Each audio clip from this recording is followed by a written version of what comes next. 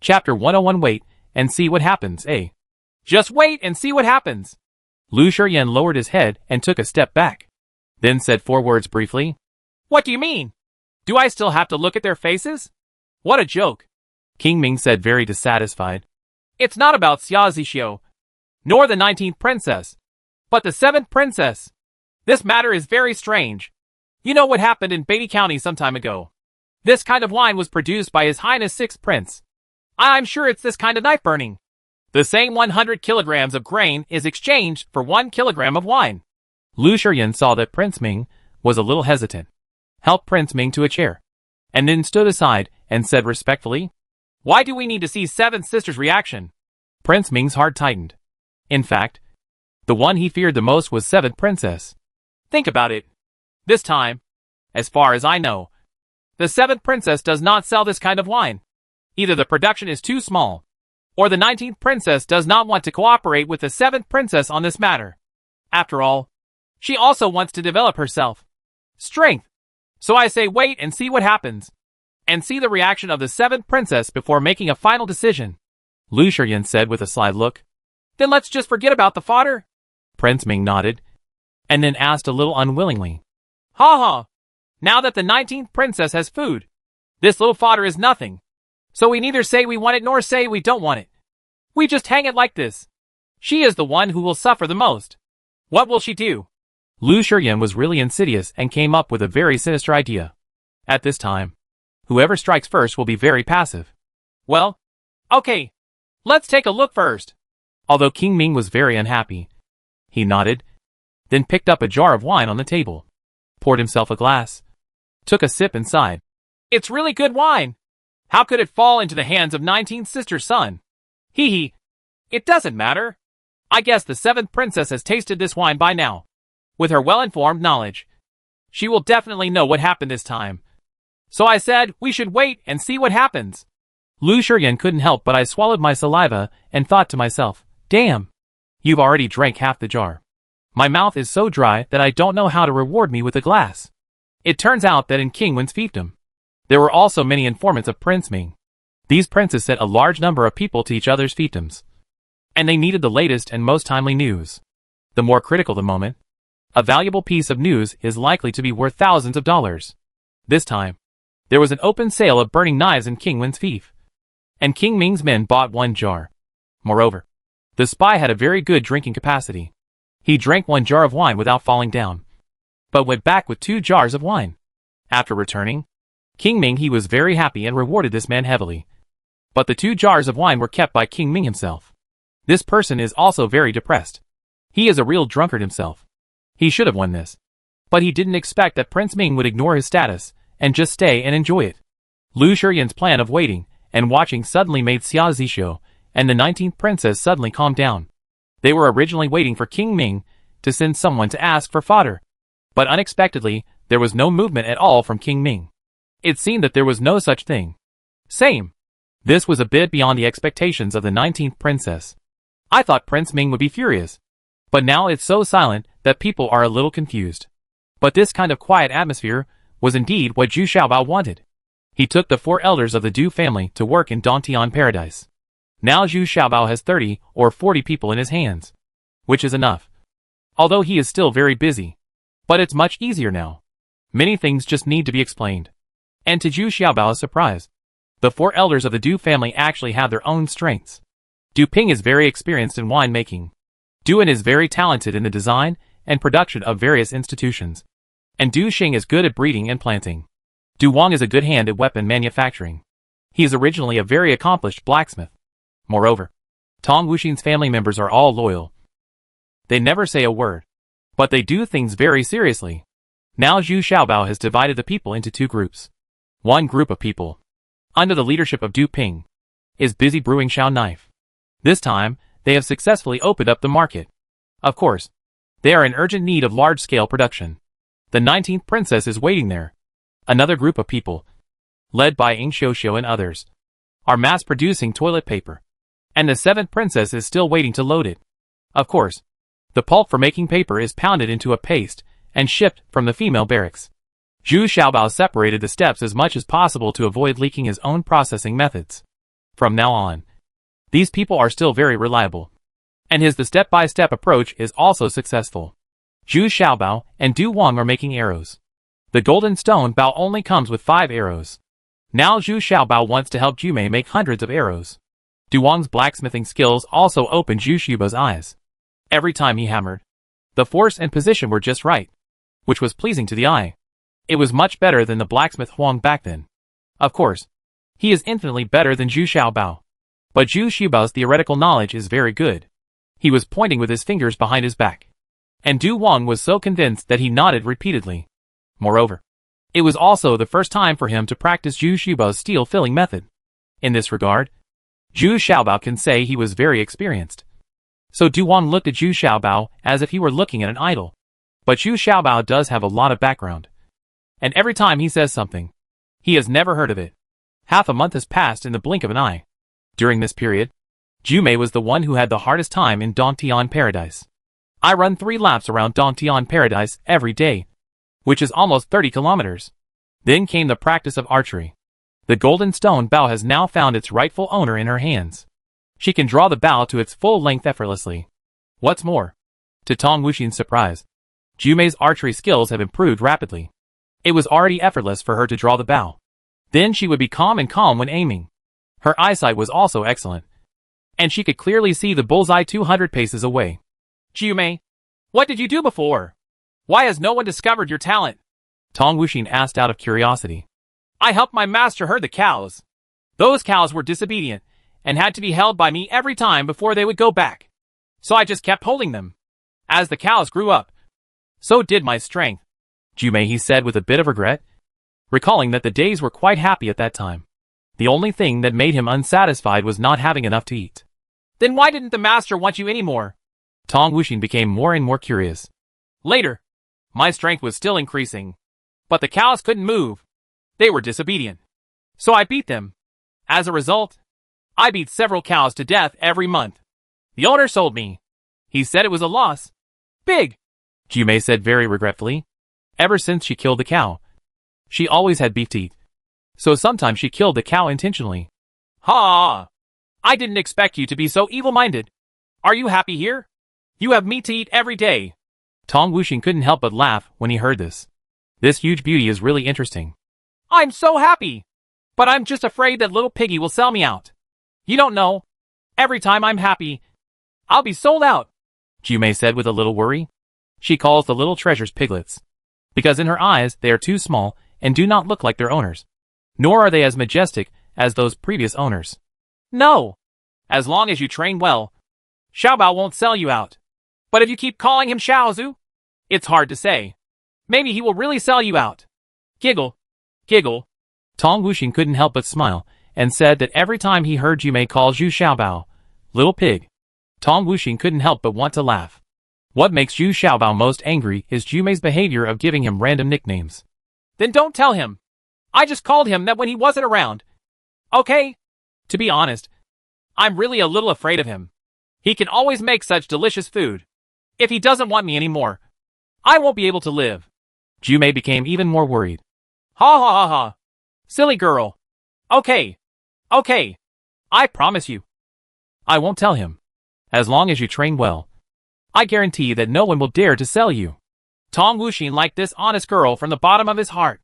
In the paper processing workshop, more than 20 people participated in the production, and the speed was greatly improved. Moreover, the pulp was processed by the female barracks. So this time 1.5 million sheets were produced in just 10 days. Toilet paper. In addition, depending on the pulping concentration and formula, Zhu Xiaobao also made 500,000 pieces of writing paper. Since toilet paper has been made public, this writing paper should be marketed directly. It's all huge profits. 500,000 sanitary napkins and 200,000 writing papers were all loaded onto the ship for the 7th princess. Zhao Shenlong and others also went back with the ship. Before leaving, Zhu Xiaobao made a special trip to see them off. I feel really sad because I don't know when we will see each other again. Tong Wuxin still had no expression on his face, but he still quietly stuffed the 2 jars of burning knives into Zhao Shenlong's bag, and simply told him, be careful. Is this a farewell? Are you too reserved? At least give me a hug or something? Zhu Xiaobao asked in disbelief. Go away. Tong Wuxing glared at Zhu Xiaobao fiercely.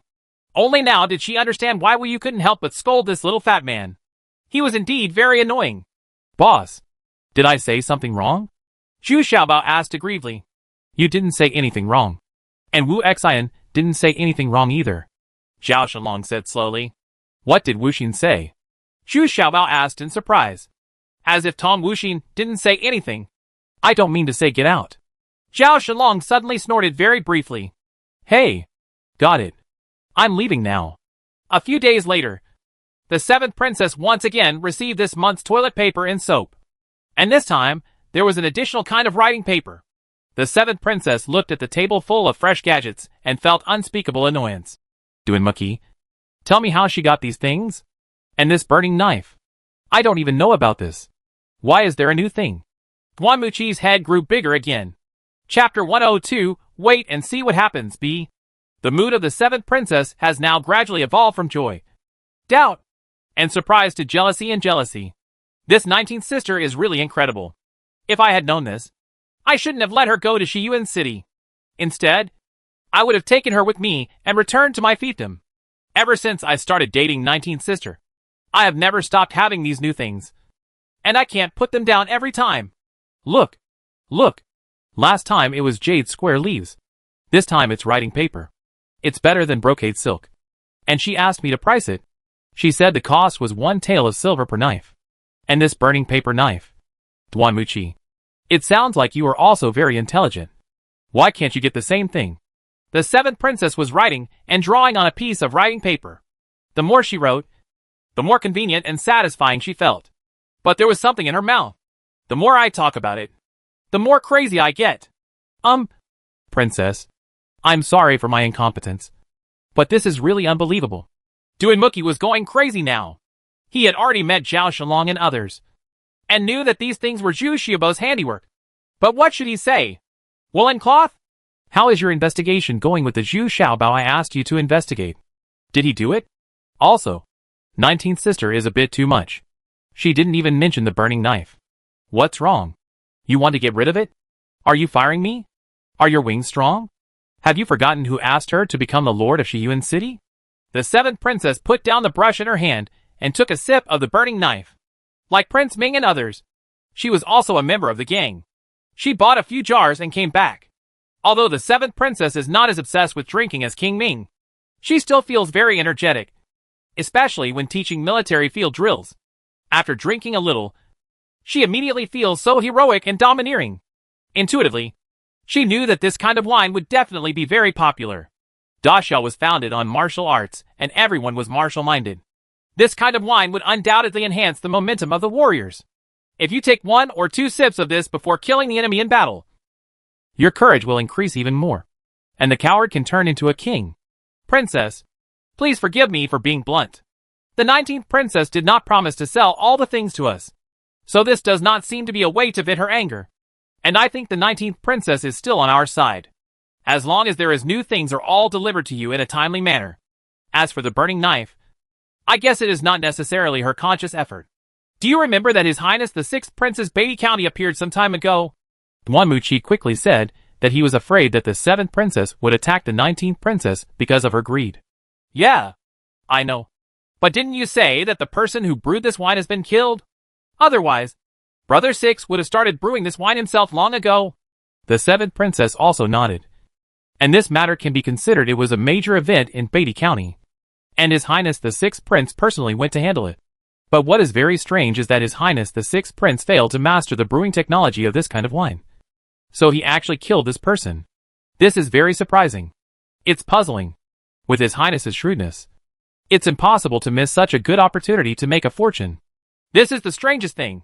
There are many rumors now, all targeting the 19th princess. Don't you think it's strange? Duanmuki reminded the 7th princess. What do you mean? She has done so many tricks. Of course she attracts attention. Hey, if you ask me, just bring her to me. It will be safer for her. The 7th princess now wants to marry the 19th princess after being brought into her own fiefdom. The 19th princess will know exactly what to do. No. Never. If this happens, we will lose control of Shiyuan City. And secondly, It will play into the hands of King Ming and others. Once the 19th princess thinks that you want to put her under house arrest, wouldn't she turn to King Ming? Or King Wen, and even some other big aristocratic families are also willing to accept her. Now the emperor is seriously ill again, and it is estimated that his end is approaching. So be careful. Duan Muqi quickly waved his hands and said. In his heart, he still thought of the 7th princess. Hegemony is the most important thing. Oh, I don't know which one is more important. But I'm just too curious. Which makes me feel uncomfortable. You'd better send someone to investigate secretly as much as possible. Who is around her who is getting these things for her? Not that Zhu Xiaobao? The 7th princess sighed and said. She was also very far-sighted. Of course she knew that these rumors were released by the 6th brother, 2nd brother and others. Otherwise, they would not spread so quickly. Yes. I heard that King Ming didn't even mention the matter of fodder. He was obviously just waiting to see what happened. When this kind of wine appeared, His Highness the 6th Prince showed no reaction at all. He was just waiting to see what happened. To put it bluntly, they are all watching your reaction and hope you can take action. Once there is a disagreement between you and the 19th princess, then, Duan Muqi said carefully, without clarifying it at the end. Humph. You can take this opportunity to win over 19th sister. Right. Humph. It's all just wishful thinking. The 7th princess snorted coldly. Yes. So not only can we not have any intention of blaming, but we also have to praise and trust the 19th princess. Besides, the 19th princess has done very well. Every time she releases a new thing, you can make more money. A big sum of money? Why not? Duan Muqi nodded. The 7th princess still had some discernment, but she was a little itchy by these new things. Not to mention the 7th princess. Even Duan Muqi himself wanted to know what was going on. No matter how talented and wonderful a person is, he cannot be proficient in everything. Come here. Please put this kind of writing paper in the shop. Well, just 20 taels of silver and knife. The 7th princess had no place to vent her anger, so she directly set the price of the writing paper at 20 taels of silver. 200 copper coins to write a letter is not expensive. If you paint a calligraphy and painting, you might even earn a few taels of silver. Duan Muqi was stunned. The 7th princess's ability to make huge profits once again made him feel inferior. This was a money grab. Back at his residence, Duan Muqi specially held a family banquet and had a meal with Duan Muqi along. Of course, Zhao Shabao and Tong Wuxi were not present, and there were only 10 people present. Zhao Shenlong also took out the burning knife and asked Duan Muqi to taste it. Oh, what a good wine! Did Zhu Xiaobao really make it? Didn't he get the recipe from Beatty County? Duan Muqi also had a drink at the 7th princess's place, but it was only 1 cup, and the 7th princess didn't drink any more. I wanted to let Duan Muqi continue to taste it. I originally bought 2 jars. For this, the 7th princess even scolded several spies lurking in King Wen's place. I don't know if I bought 2 more jars. Do you need this little money? No.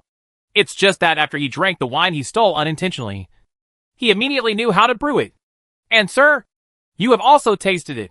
This wine is much better than the one produced in Beatty County. I think it should be he has seen this kind of wine before. What a mysterious person. Zhao Shenlong and others were absolutely honest with Duan Muqi. Yes. I have long felt that Zhu Xiaobao is not an ordinary person. Now I really don't know how to treat him. Once the fight for the top position begins, I really don't want him to be involved. Duan Muqi's words were full of emotion and deep feeling of love and affection. Such a talent will not come out even in 500 years. Well, sir, this is Xiaobao's improved crossbow. General Zhao Ming has already modified part of it. The weight has been reduced by 30%. It can be pulled by 1 person. General Zhao Ming is very satisfied. Zhao Shenlong drew Zhu Xiaobao on the road. The design sketches escaped from his arms, and were handed over to Duan Muqi. Duan Muqi snatched it away, and looked at it for a long time before asking with a complicated expression. Has anyone else seen this thing? There is no one else except General Zhao Ming. Even the craftsmen who made the remodeling were based on the drawings drawn on the bamboo slips. Sir, is there any problem? Zhao Shenlong was a little confused, because Duan Muqi looked very nervous. Rarely seen. Oh, it's okay. It's okay. Shenlong, you are a little careless. Other toilet paper, soap, and writing paper are just for convenience, and at most they involve some money. But if this thing is used by someone, I know it was designed by Zhu Xiaobao.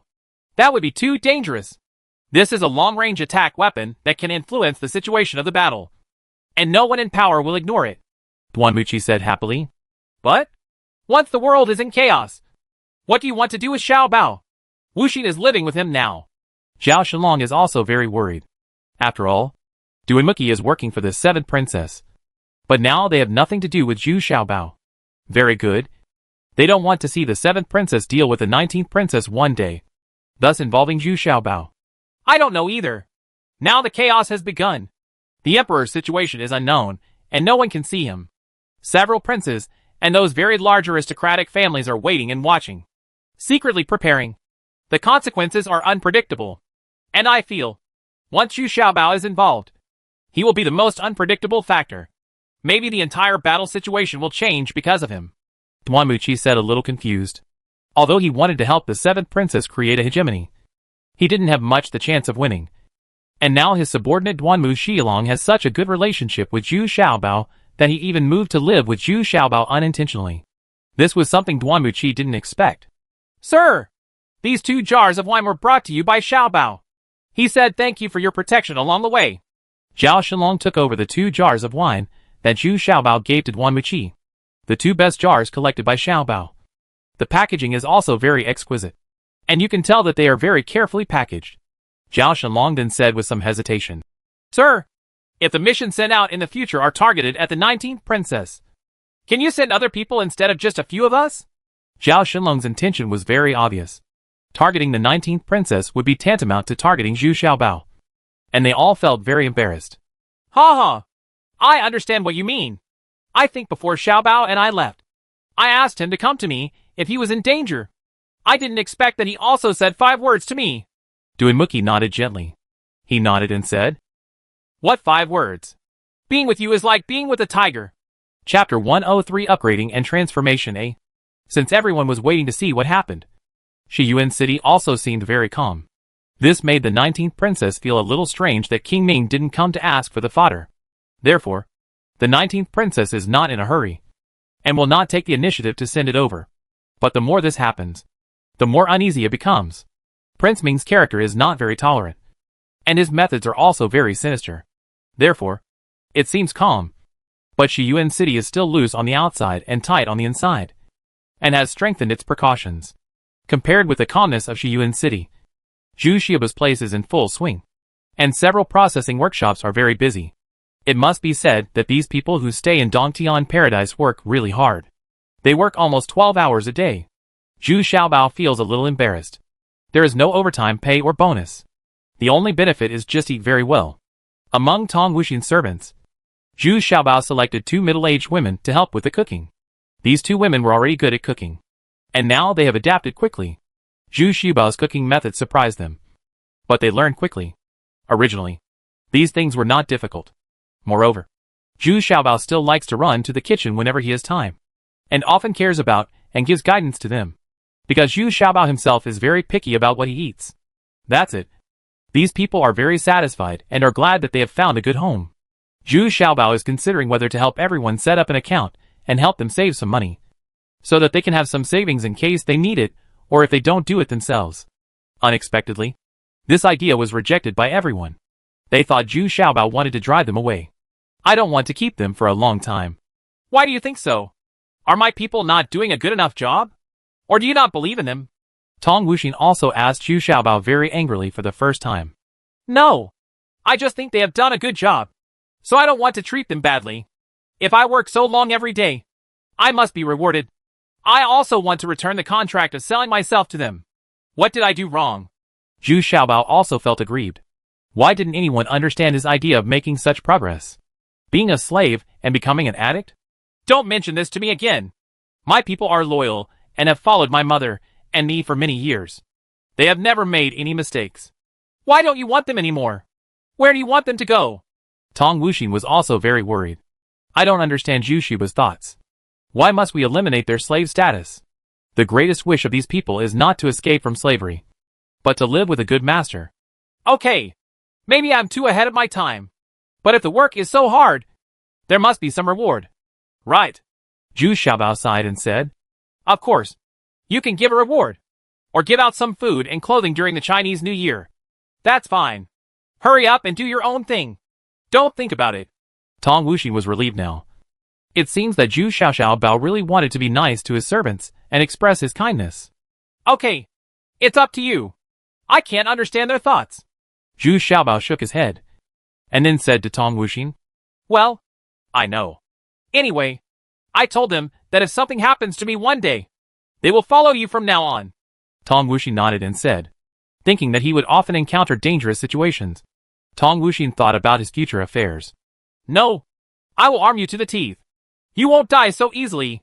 Sister, believe me. Zhu Xiaobao was startled and said quickly, People in this world regard life and death too ordinary. It's a bit unbearable. Huh? That's a nice thing to say. Tong Wuxin suddenly felt warm in her heart. Although Zhu Xiaobao called everyone sister, she could still feel that Zhu Xiaobao cared about her. She hasn't experienced this kind of caring for each other like family members for a long time. With Zhu Xiaobao's promise, these people seemed to be even more grateful. They were smiling all day long and their faces were full of satisfaction. They feel that life here is the most comfortable and fulfilling life they have ever encountered. Apart from soap and toilet paper, the largest scale is actually the brewing of liquor. Every day, new grains are steamed and sealed in barrels, and marked with dates, so that liquor can be continuously produced in the future. And according to the different raw materials used, Zhu Xiaobao also divided them into many types. He planned to brew some high-end liquor, or a higher altitude liquor that was twice distilled. There are now thousands of wooden barrels placed in the cave. 100 kilograms per barrel. 100 barrels is one batch. The largest number of people working in the liquor processing workshop. A total of 20 people. But Zhu Xiaobao still felt that there was not enough manpower, and wanted to get the people chosen by Wu Yu over as soon as possible. But it seems that it's not that simple. He also made a bet with Wu Yu to have an archery competition. Although he has Zhu Mei by his side now, Zhu Xiaobao still has to compete with Wu Yu himself. Zhu Xiaobao spends the most time in the iron workshop these days. He wants to build something very important. In this regard, Duan and Duwang gave Zhu Xiaobao a lot of help. But they learned more from Zhu Xiaobao. They simply regarded Zhu Xiaobao as a god. How could such a fat man do this? Have so many wonderful ideas? 500 meters past the iron workshop is a flat land. This is the martial arts field planned by Zhu Xiaobao. It is now specially used to train Jimei. When the number of his subordinates increases in the future, the guards can also train here. Zhu Xiaobao is holding a bow, and he is also practicing archery. Not to mention, Zhu Xiaobao has also mastered some skills recently, and his strength has also increased significantly. He can actually shoot to a distance of 60 or 70 steps. It's just that the accuracy is not very good. 2 or 3 out of 10 arrows can hit the target. Can they hit the red heart? Then you have to try your luck. The giant archery target was much further away, almost 200 paces away. In terms of shooting range, she could shoot 300 paces away, but basically there was no accuracy. At this distance, Jumei can basically hit the target, which is already very amazing. Even Tong Wuxin had to admire Jumei's talent in this area. It had only been a month, but the golden stone bow in Jumei's hands had truly found its rightful owner. Jumei also became more and more fond of this peerless divine bow. You missed the target again. My arrow hit the bullseye, Jumei said straightforwardly. She and Zhu Xiaobao each shot an arrow.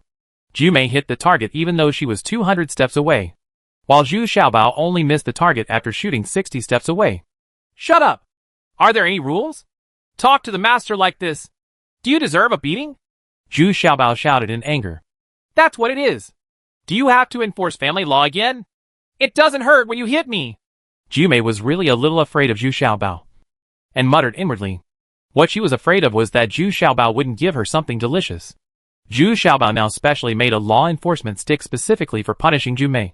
But the effect was not ideal. Jumei was very obedient, and knelt there to let him beat him. But after the beating, Zhu Xiaobao was half dead from exhaustion. Nothing happened to Mei, but she kept asking him if he wanted to fight.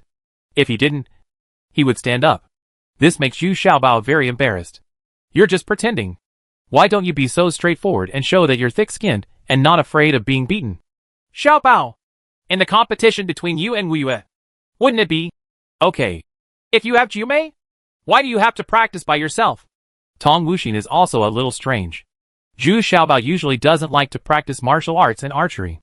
Unexpectedly, this time he was quite serious. Oh, no. Wu Yu is always cheating. If the time comes and he doesn't admit Jumei, then I have to do it. Zhu Xiaobao said a little helplessly. Wu Yu is very good at dealing with Fu Xiaobao now. Zhu Xiaobao also had a little headache. Kakik. Then you can't beat her. Within 100 steps. Wu Yu's accuracy is still very high. Tong Wuxin suddenly laughed. She had already heard about the things about Zhu Xiaobao and Wu Yu. I find it very funny every time. But I have to admit that there is still a tacit understanding between the two. At least they care about each other. It doesn't matter if you don't ejaculate accurately. If I ejaculate further than her, I win, Zhu Xiaobao said with a proud smile. What? You only have a shooting range of 60 steps? Do you want to beat Wu Yu? Don't you know that Wu Yu can now shoot to 120 steps? Tong Wuxin suddenly shouted in surprise. Humph. What's the matter? If you don't have enough physical strength, you can use your brain power to make up for it. Then she will be convinced that she lost. Hand over the person I want obediently, Zhu Xiaobao said with a sly smile. What idea have you come up with again? Tong Wuxin now knows Zhu Xiaobao very well. Every time he shows such a cunning or vulgar expression, it means that this guy has already made a plan. But she really couldn't think of any way to make Zhu Xiaobao shoot farther with his little strength. If it were a stiff bow, he wouldn't be able to draw it at all. Hey! You'll know when the time comes, Zhu Xiaobao said with a proud smile. His expression was very flattering. No, I need to know now. Otherwise, there is a rule in the family law. If you disrespect your sister, you will be punished. Tong Wuxin was very straightforward and directly picked up the law enforcement stick and threatened. Is there such a thing? Then I don't recognize you as my sister. That's okay, right? Zhu Xiaobao suddenly asked in surprise. Of course not. I haven't had enough of it yet. You want to withdraw? Double the responsibility, Tong Wuxin said arrogantly. Oh? Why is this like this? Okay. I will show you tomorrow. My peerless divine bow, Zhu Xiaobao said a little discouraged. He didn't dare to be too presumptuous about Tong Wuxin. And he didn't dare to just kidding. After all, she is Zhao Shenlong's woman. Although things between the two seem to be very complicated, Zhu Xiaobao still respects Zhao Shenlong very much. Well, that's pretty much it. Look how good it is to be a good little brother. My sister will still take care of you, Tong Wuxin said with satisfaction. Zhu Beauty, stick your butt up. Let me spank you 10 times. Zhu Xiaobao shouted angrily. Why did you hit me? I didn't do anything wrong today. I didn't steal anything either, Zhu Mei shouted aggrievedly. You were secretly laughing just now. Just pretend I didn't see it, Zhu Xiaobao said confidently. Zhu Mei, come with me and ignore him. This is a typical venting of personal anger. Wuxin laughed so hard that he couldn't stand up straight, and then took Zhu Mei away with him. Chapter 104 Upgrading and Transformation B. The next day, Zhu Xiaobao brought Du Xing and Du Wang to the martial arts arena as promised. Unexpectedly, Zhao Xiaobao also came today. He was very interested in these competitions. Moreover, the short knife made for Zhao Xiaobao has been made. Zhao Xiaobao is very happy and extremely satisfied. It is not only extremely sharp, but also very delicate. This greatly increases his chances of winning against the enemy at close range. What surprised Zhao Xiaobao even more was that the handle of the knife was inlaid with 2 pieces of crystal. And there was actually a compass inside. For Zhao Xiaobao, this was a magical sword. Seeing Tong Wuxin, Du Xing and Du Wang immediately saluted respectfully. Although Tong Wuxin was a little strange, he still waved his hand to tell them not to be formal. But I saw that Zhu Xiaobao was also holding a bow. It was not the smallest bow he usually used for practice, but one of about the same size. But the shape was very exaggerated. But you could also tell that it was a bow. Is this the peerless divine bow you are talking about? Tong Wuxin asked a little surprised. In addition to the strange shape, there are many special features. The most special thing is that there are 2 iron pulleys installed on both sides of this bow. The bowstring is also wound several times, which is a bit weird. Hey, sister, come on. Let's have a try and see how far we can shoot. Zhu Xiaobao smiled excitedly. Humph. Okay. How about 90 steps? Tong Wuxin's physique is not as strong as Wu Yu's. Her shooting skills are excellent, but the distance cannot be as far as Wu Yu's. Wu Yu has been able to shoot 100 steps away in the past few months. Okay. Just compare the range, not the accuracy, Zhu Xiaobao said shamelessly. Accuracy requires long-term practice to improve, and he hasn't improved much yet. Okay. Let's see what tricks you can do. Tong Wuxing was amused by Zhu Xiaobao at first, and then said confidently. Duxing and Duwang were also looking on excitedly, but they looked at Zhu Xiaobao with obvious eagerness, and they seemed to be more optimistic about Zhu Xiaobao. Huh? Why are you laughing? Here are 5 taels of silver. Who will win if you bet? If you bet correctly, the silver will be yours. Tong Wuxing was a little surprised, and then said with a smile, she has always been generous to her servants' families, so she often rewards these servants. Let's bet on Xiaobao. Unexpectedly, Du Xing and Du Wang hesitated with a smile, but still chose Zhu Xiaobao. This made Tong Wuxing even more surprised. Of course she won't be angry because of this. It was just an impromptu entertainment. What about you? Jiumei, I will give you 5 taels of silver to choose. Who can you choose to win? Not to be outdone, Zhu Xiaobao escaped from his arms with 5 taels of silver and asked Jiumei. I don't want money. I want soy sauce beef and roasted knives. I choose Sister Wuxing. Xiao Yu shot too close. Jiumei was very honest and shook her head. But if I wasn't careful, I called all the little treasures piggies again. Go away! You idiot with no memory! Zhu Xiaobao shouted angrily. He was really embarrassed in front of so many people today. Oh, I forgot. It should be called Young Master. Jiumei scratched her head and then remembered. Wu Xian gave her an idea, asking her to call Zhu Xiaobao Young Master. Because Zhu Xiaobao he really doesn't like people calling him Master. Let's begin! Zhu Xiaobao straightened up his chest, took a good posture, and was already standing in front. Tong Wuxing also took his own bow and stood next to Zhu Xiaobao. 2 archery targets have been placed 90 steps ahead. The 2 of them are now in an absolutely fair competition. Although it was a competition, Tong Wuxing was also very focused. After taking aim for a while, he shot an arrow with a whoosh and hit the red heart area, which was considered a bullseye. Hit the target right on target. Du Xing came out from behind the target, looked at it, and then shouted loudly. Tong Wuxing couldn't help but feel very proud. His shooting skills were quite accurate. Whoosh! Then Zhu Xiaobao shot an arrow. When Du Xing came out from behind the target, there was nothing on the target. After searching for a long time, he found that Zhu Xiaobao's arrow had hit Tong Wuxing on that archery target. Hack! I aimed wrong, but I hit the target. Zhu Xiaobao waited until Du Xing shouted before saying depressedly, Ha ha ha! Tong Wuxing couldn't help but laugh heartily. He laughed a few times, then suddenly stopped and looked at Zhu Xiaobao in surprise. How is that possible? You actually shot so far? I said it was only about range. Sister, did I win?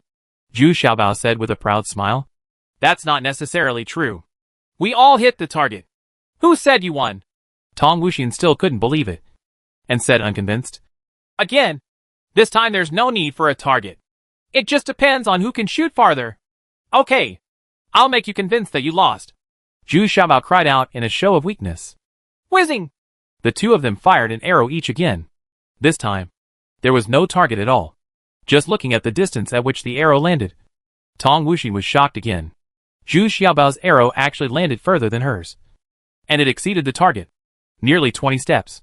Impossible. How can you have such great strength? Tong Wuxing couldn't bear it any longer. He snatched Zhu Xiaobao's bow and watched it over and over again. After knocking the arrow again, Tong Wuxing shot an arrow with this bow. As expected, the arrow fell farther than Zhu Xiaobao, and she felt that it took no effort at all. Tell me, why can this bow be fully open without a lot of effort? Tong Wuxing was extremely surprised. This is simply unimaginable. He has been practicing hard for several years, even decades, but was defeated by this little fat man. Isn't it frustrating to use a weird bow to fill the gap? Of course, Tong Wuxing's current mood is very shocked and very pleasantly surprised. In this case, wouldn't he be able to greatly increase his shooting range? Hey! This is called a compound bow.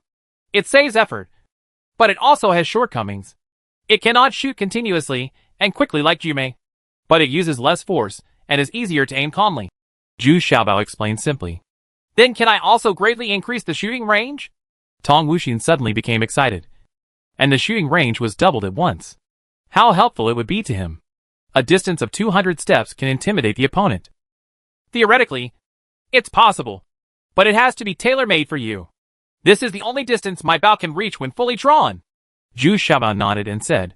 He didn't expect Tong Wuxing to be so excited. Tong Wuxin simply threw the 5 taels of silver to Du Xing and Du Wang. And the 2 old family members also thanked him happily. Jumei was a little dumbfounded. Never thought that Tong Wuxin would lose. The sauce beef is gone. And the roasted knives are gone. Look at your master who doesn't believe you. Now you know how powerful Director Xiaobao is. Right. Zhu Xiaobao patted Jumei's shoulder proudly. Looking up and smiling. Road. He likes to call himself director. Which is more modern. Jumei looked at Zhu Xiaobao aggrievedly. Even though he was so short. He always lost. And every time, he was dealt with submissively. However, Wu Xi noticed at this time that Zhao Shenbao, who always liked liveliness, was in a daze and frowned. You guys go back first. Jumei, you can practice for another half hour. Tong Wuxin said to Du Xing and Du Wang. And then pushed Jumei away. Third brother, aren't you happy to see that I defeated Sister Wuxin? Zhu Xiaobao also felt strange. Oh, it's best not to take this thing out. It's not like food. It doesn't matter whether it's there or not. But this is an absolute weapon. And it's also a very lethal weapon. Once you take it out, I'm afraid there will be endless troubles. Zhao Shenbao looked at Zhu Xiaobao. And the shock in his heart was no less than Tong Wuxin's. Yes, Xiaobao. My eldest brother Zhao Shenlong also said so. I didn't expect you to still come up with these things. Tong Wuxin immediately understood Zhao Shenbao's worries this time. She also started to say worriedly. Well, I thought about it a long time ago. But I want to ask you a question. Zhu Xiaobao also suppressed his smile and sat on the ground. You ask? As long as we know something, we will definitely tell you. Zhao Shenbao also sat down. Tong Wuxin was a girl after all. So he could only find a stone pier to pull him down. The chaos in the world is not far away. Right. What will happen to the 19th princess by then? I'm afraid the best result is to completely surrender to the 7th princess. Right. I'm afraid that all these soaps, toilet paper, burning knives, etc. will have to be handed over by then. Right. 7th, can the princess cooperate with me like Princess 19? Zhu Xiaobao asked solemnly. I'm afraid not. The 7th princess is domineering, and you alone are not qualified to negotiate with her. The 19th princess will also be relieved of her military power, although she will be guaranteed to have enough food and clothing. This should be the best outcome. Tong Wuxin said quietly. That's right. The 19th princess is soft on the outside and strong on the inside. She definitely doesn't want to be like this. So she will put up a fight when the time comes. If I don't help her, she will definitely lose. We will also die. So, even if there are risks, I will still stand by Princess 19. Zhu Xiaobao said firmly. But the 19th princess is too weak, and there is no chance at all. Tong Wuxin said a little anxiously. She did not expect Zhu Xiaobao to stand so firmly on the 19th princess's side. But she was also a little relieved. Zhu Xiaobao is a person who values loyalty and knows how to repay kindness. Princess 19 is kind to him. So Zhu Xiaobao stands firmly on Princess 19's side.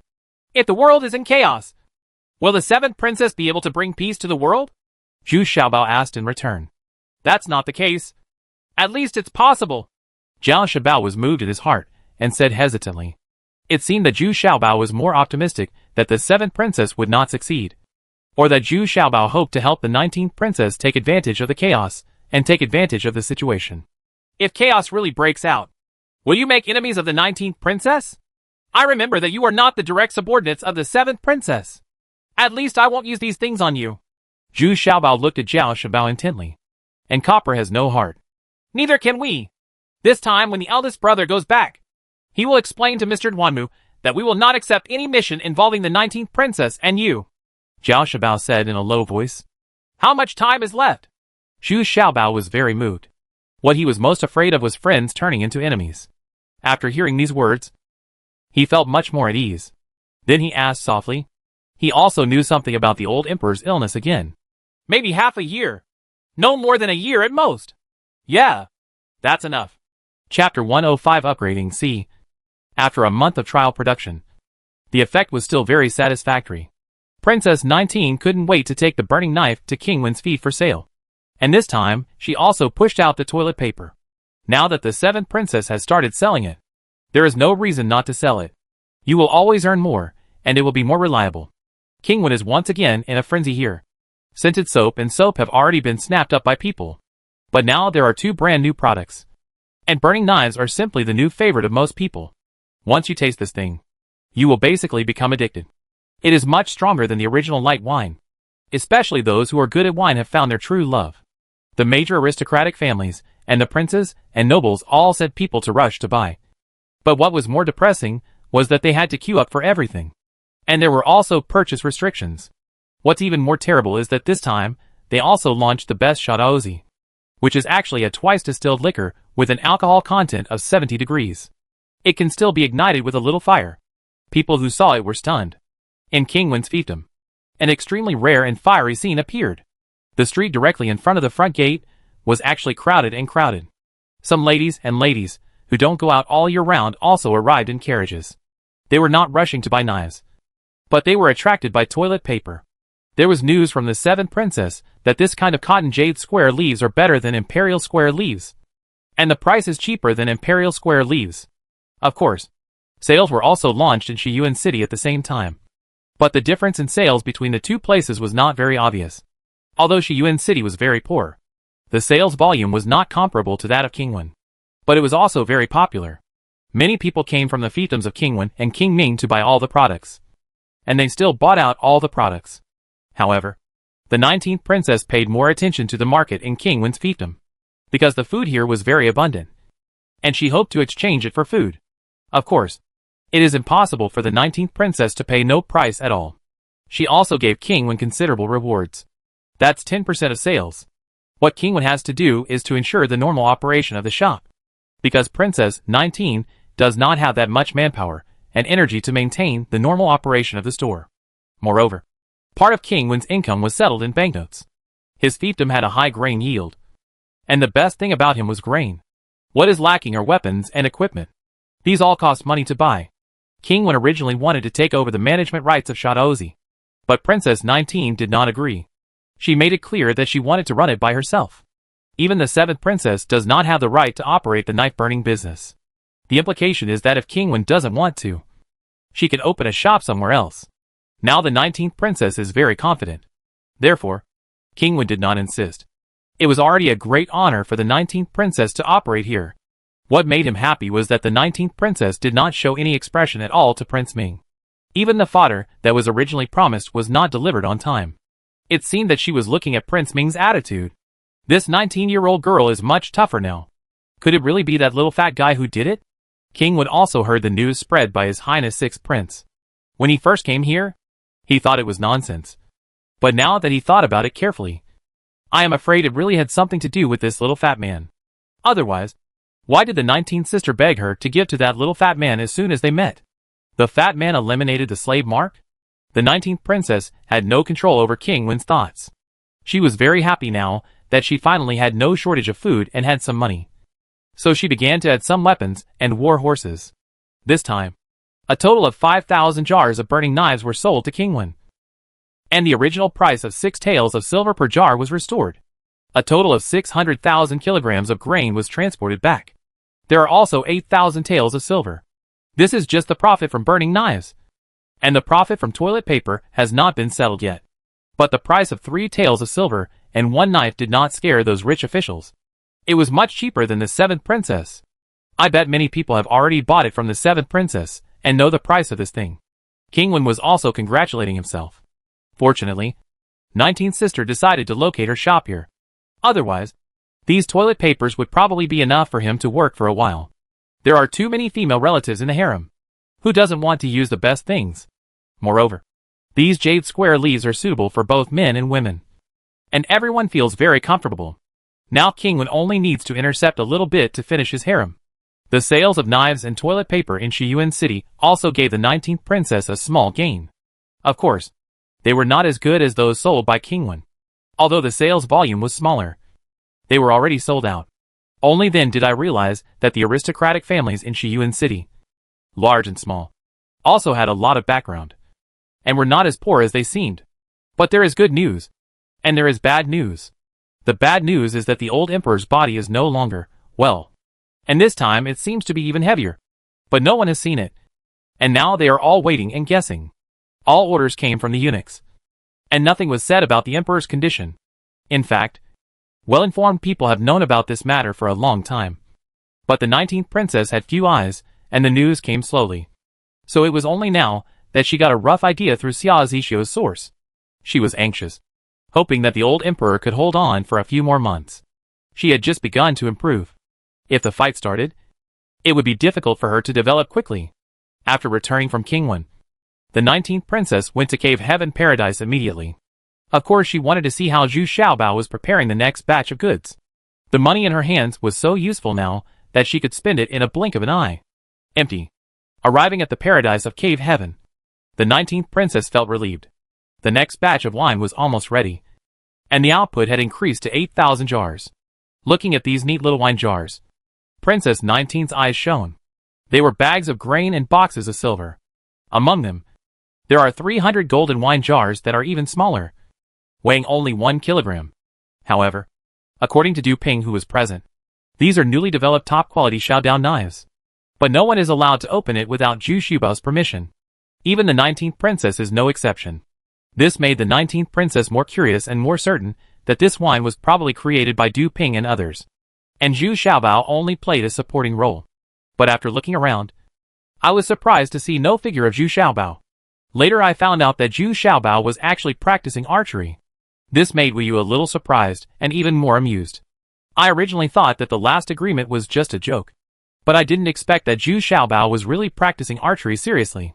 Do you really want to win against yourself? Wu Yu was a little soft-hearted and wanted Zhu Xiaobao to win. But facing the supervision of the 19th princess, she gave up the idea. Among other things, the 19th princess was even better at archery than she was. So Wu Yu was really a little confused in her heart. Wu Yu, let's go take a look too. Princess 19 seemed not to notice Wu Yu's troubled expression, and said with a faint smile, Yes. Seeing that Wu Yu remained silent, Manager Wu immediately responded. At the same time, he gently pulled Wu Yu, asking her to follow quickly. Arriving at the martial arts arena, Wu Yu was a little disappointed. Zhu Xiaobao did not practice hard as she imagined, but sat there very comfortably. Jumei is training, and there are soy sauce beef and law enforcement sticks on the table next to her. If you train well, you will have meat to eat. If you train poorly, you will be served with a big stick. Zhu Xiaobao is actually very fierce. Hit the shot again! This one missed the target again. The meat is mine. No! I shot it.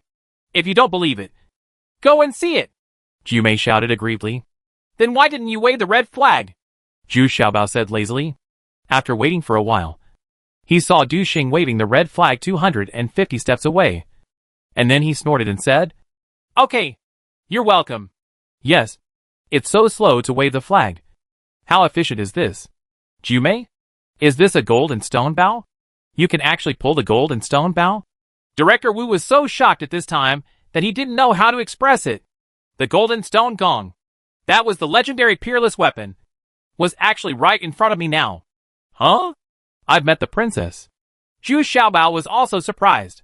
He didn't expect that the 19th princess would actually find this place. Then he stood up and bent down and said, Princess, can the promised competition begin? Zhu Xiaobao is very impatient. He is thinking about his manpower. There are still too few manpower now, and there is not enough. On the other hand, Tong Wuxin, who was next to him, was explaining to General Wu. General Zhao Ming lent it to Jumei, because Jumei can fire the full bow 5 times in a row. 5 times? Really? I didn't expect Jumei to have such magical power. Chief Wu shouted in surprise. He had long heard that General Zhao Ming could fire 5 full bows in a row during his heyday. Of course. If you eat and drink every day, if you don't gain some strength, why do you still keep her? Zhu Xiaobao snorted disdainfully. This huge beauty really made him a little upset. He secretly drank it yesterday. He has a jar of top-quality burning knives, and he is currently being punished and needs to practice more. Zhu Xiaobao, are you asking Jumei to test the range with me? Are you too rogue? Wu Yu asked, a little dissatisfied at this time. The power of this Jumei is definitely unmatched by her. Look at that Zhang Jinshi gong, and Wu Yu were both a little jealous. It was a peerless magic weapon, but Wu Yu took it and tried it, and immediately gave it back to Jumei. She couldn't pull it open at all. She could only pull it open by 70% at most. Manager Wu, it's only 80% open. Hi. Let Jumei compete with you in shooting range. That's bullying you. Jumei, let them shoot an arrow and see. If you hit the red heart, This jar of wine will be yours. If you fail, you won't be allowed to eat meat for 3 days. Zhu Xiaobao actually said proudly. You keep what you say? Jiu Mei exclaimed excitedly. Now she can eat enough every day.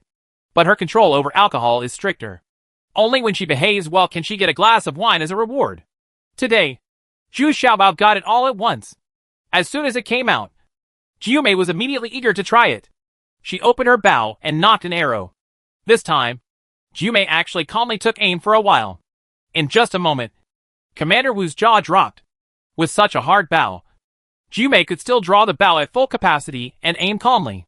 The strength is incredible. Whoosh! With the sound of breaking wind, an iron arrow was shot out at such a high speed that it was impossible to see its trajectory clearly.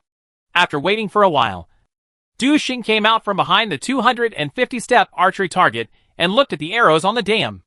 Arrow! Wave the red flag in your hand 3 times in a row, which means it hits the red heart. Humph! This jar of wine is mine. Right? Jiu Mei doesn't care whether it's red or not. What she cares about is the jar of wine. Okay. You did a good job.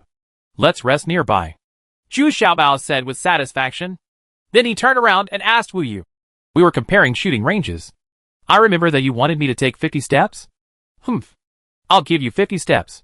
So what? Wu Yu was still very confident in facing Zhu Xiaobao. Hey. Okay. Then, you shoot an arrow first. And 50 steps back from where your arrow lands. That's my target. How about that? Zhu Xiaobao asked with determination. No problem.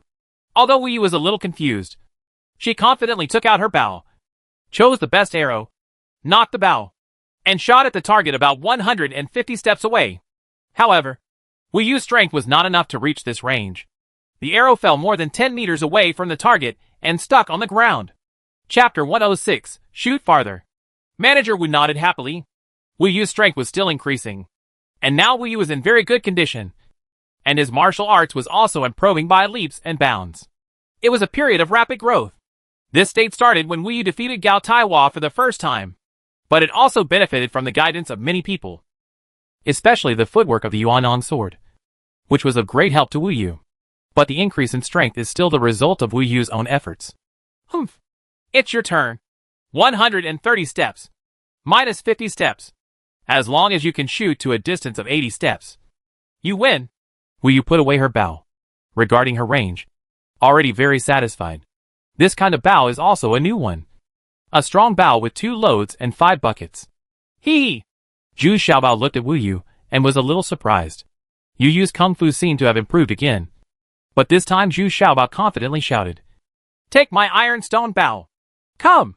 Jiu Mei's bow was made of gold and stone.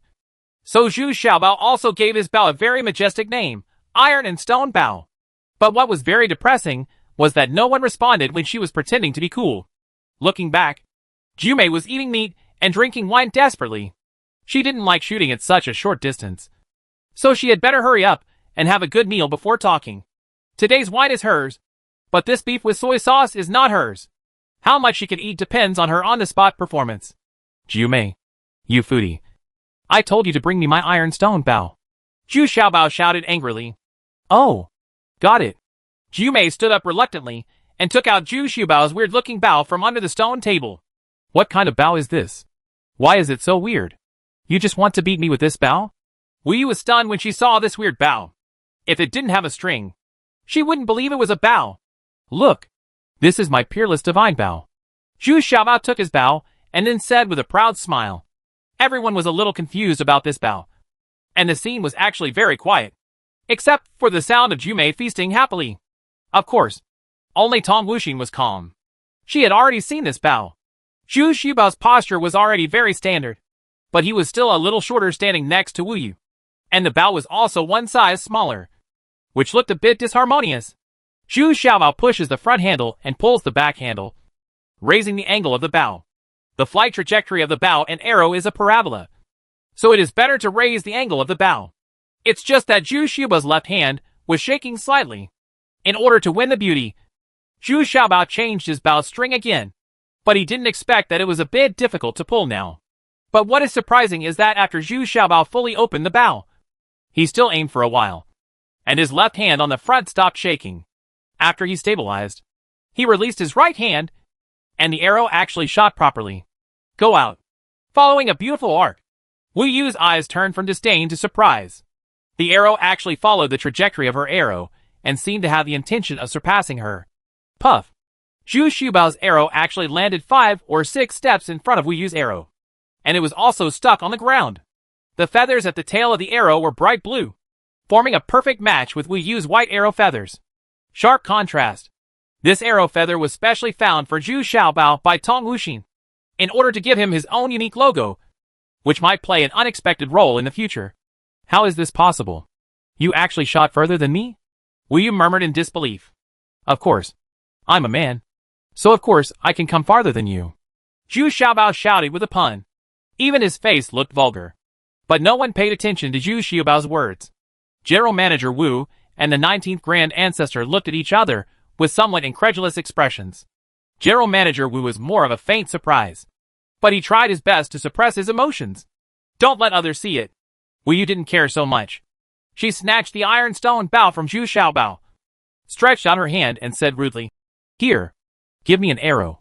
Hey, hey, hey, why are you all like this? Starting to fight when you don't agree? Zhu Xiaobao didn't expect that after pretending to be cool, the result would be the same as last time. Tong Wuxin did the same thing last time. His peerless divine bow was snatched away. Are all the women in this world so fierce? Ignoring Zhu Xiaobao, Tong Wuxin walked over and handed Wu Yu an arrow, as if he already knew that Wu Yu would not be able to help but try it. Wu Yu used all her strength to draw the bow. But what surprised her was that the bow required very little pulling force, and the bow was fully drawn at once. Only then did he suddenly realize why Zhu Xiaobao could draw his bow to full capacity. It turned out to be something weird about this bow. But as the arrow was shot, something surprising happened again in May. The arrow surpassed the first 2 arrows and actually shot a distance of 140 steps. Wu Yu turned over and looked at the bow carefully. There were 2 more pulleys on it, and the bow string was wound several times. But why could it shoot farther? And it saves effort. Xiaobao, the person you want will be sent to you immediately. Director Wu and I will have dinner at your place tonight. You should prepare it first. Princess 19 made a quick decision and immediately decided not to leave. She felt keenly Zhu Xiaobao's bow is a powerful weapon. It can make a 15-year-old person immediately have the strength of a 30-year-old person. This is equivalent to saving more than 10 years of strength training. Isn't this appalling? Oh, no problem. Princess, what do you want to eat? Zhu Xiaobao was not surprised. You must know that when the 19th princess came to his place, she was no different from a foodie. The only difference was that she was more elegant than ordinary people. Yeah. Slate barbecue. Fried stinky tofu. Pickled pepper chicken feet. Squirrel mandarin fish. Pepper beef fillet. I want to eat them all anyway. Princess 19 suddenly said with an embarrassed smile. But there was no embarrassment in her mouth at all. What a slip of the tongue. The princess has such a good memory. She can actually remember the names of so many dishes. Zhu Xiaobao was a little dumbfounded. How could such a charming princess eat so many things? Stop talking nonsense. If you are asked to prepare, hurry up and prepare. Wu Yu urged from the side. The things reported by the 19th princess had already caused Wu Yu to have a conditioned reflex, and she couldn't help but swallow her saliva. The 19th princess and General Manager Wu deliberately wanted to delay some time. They walked around the cave heaven paradise very seriously. The 19th princess and General Manager Wu were both a little surprised. There were many things in Zhu Xiaobao's place that they had not seen. It's okay, but it's very useful. For example, those pools made of cement are very strong. The iron stone bow in Zhu Xiaobao's hand was simply a killing weapon. Princess, what do you think we should do about this? Commander Wu couldn't help but ask first. Keep it secret first. This matter must not be spread outside. In addition, the people sent to Xiaobao are mainly archers. Princess 19 thought for a while, and then said slowly, Princess, I have another idea. Commander Wu whispered into the ear of the 19th princess, and then stepped back, waiting for the 19th princess to make her decision. We can't rush this matter until Xiaobao and I have a good discussion. Princess 19 shook her head in embarrassment. But time is running out. What if? Director Wu said a little anxiously. No. You must make Zhu Xiaobao willing. You can't be forced at all. Princess 19 shook her head and said firmly. Yes. I understand. Chief Wu responded with his head lowered. Just like last time. There were only the 19th princess and Chief Wu at the dining table in the inner room. And the other ones were Zhu Xiaobao, Tong Wuxin, and Wu Yu still liked to stay with the female guards outside.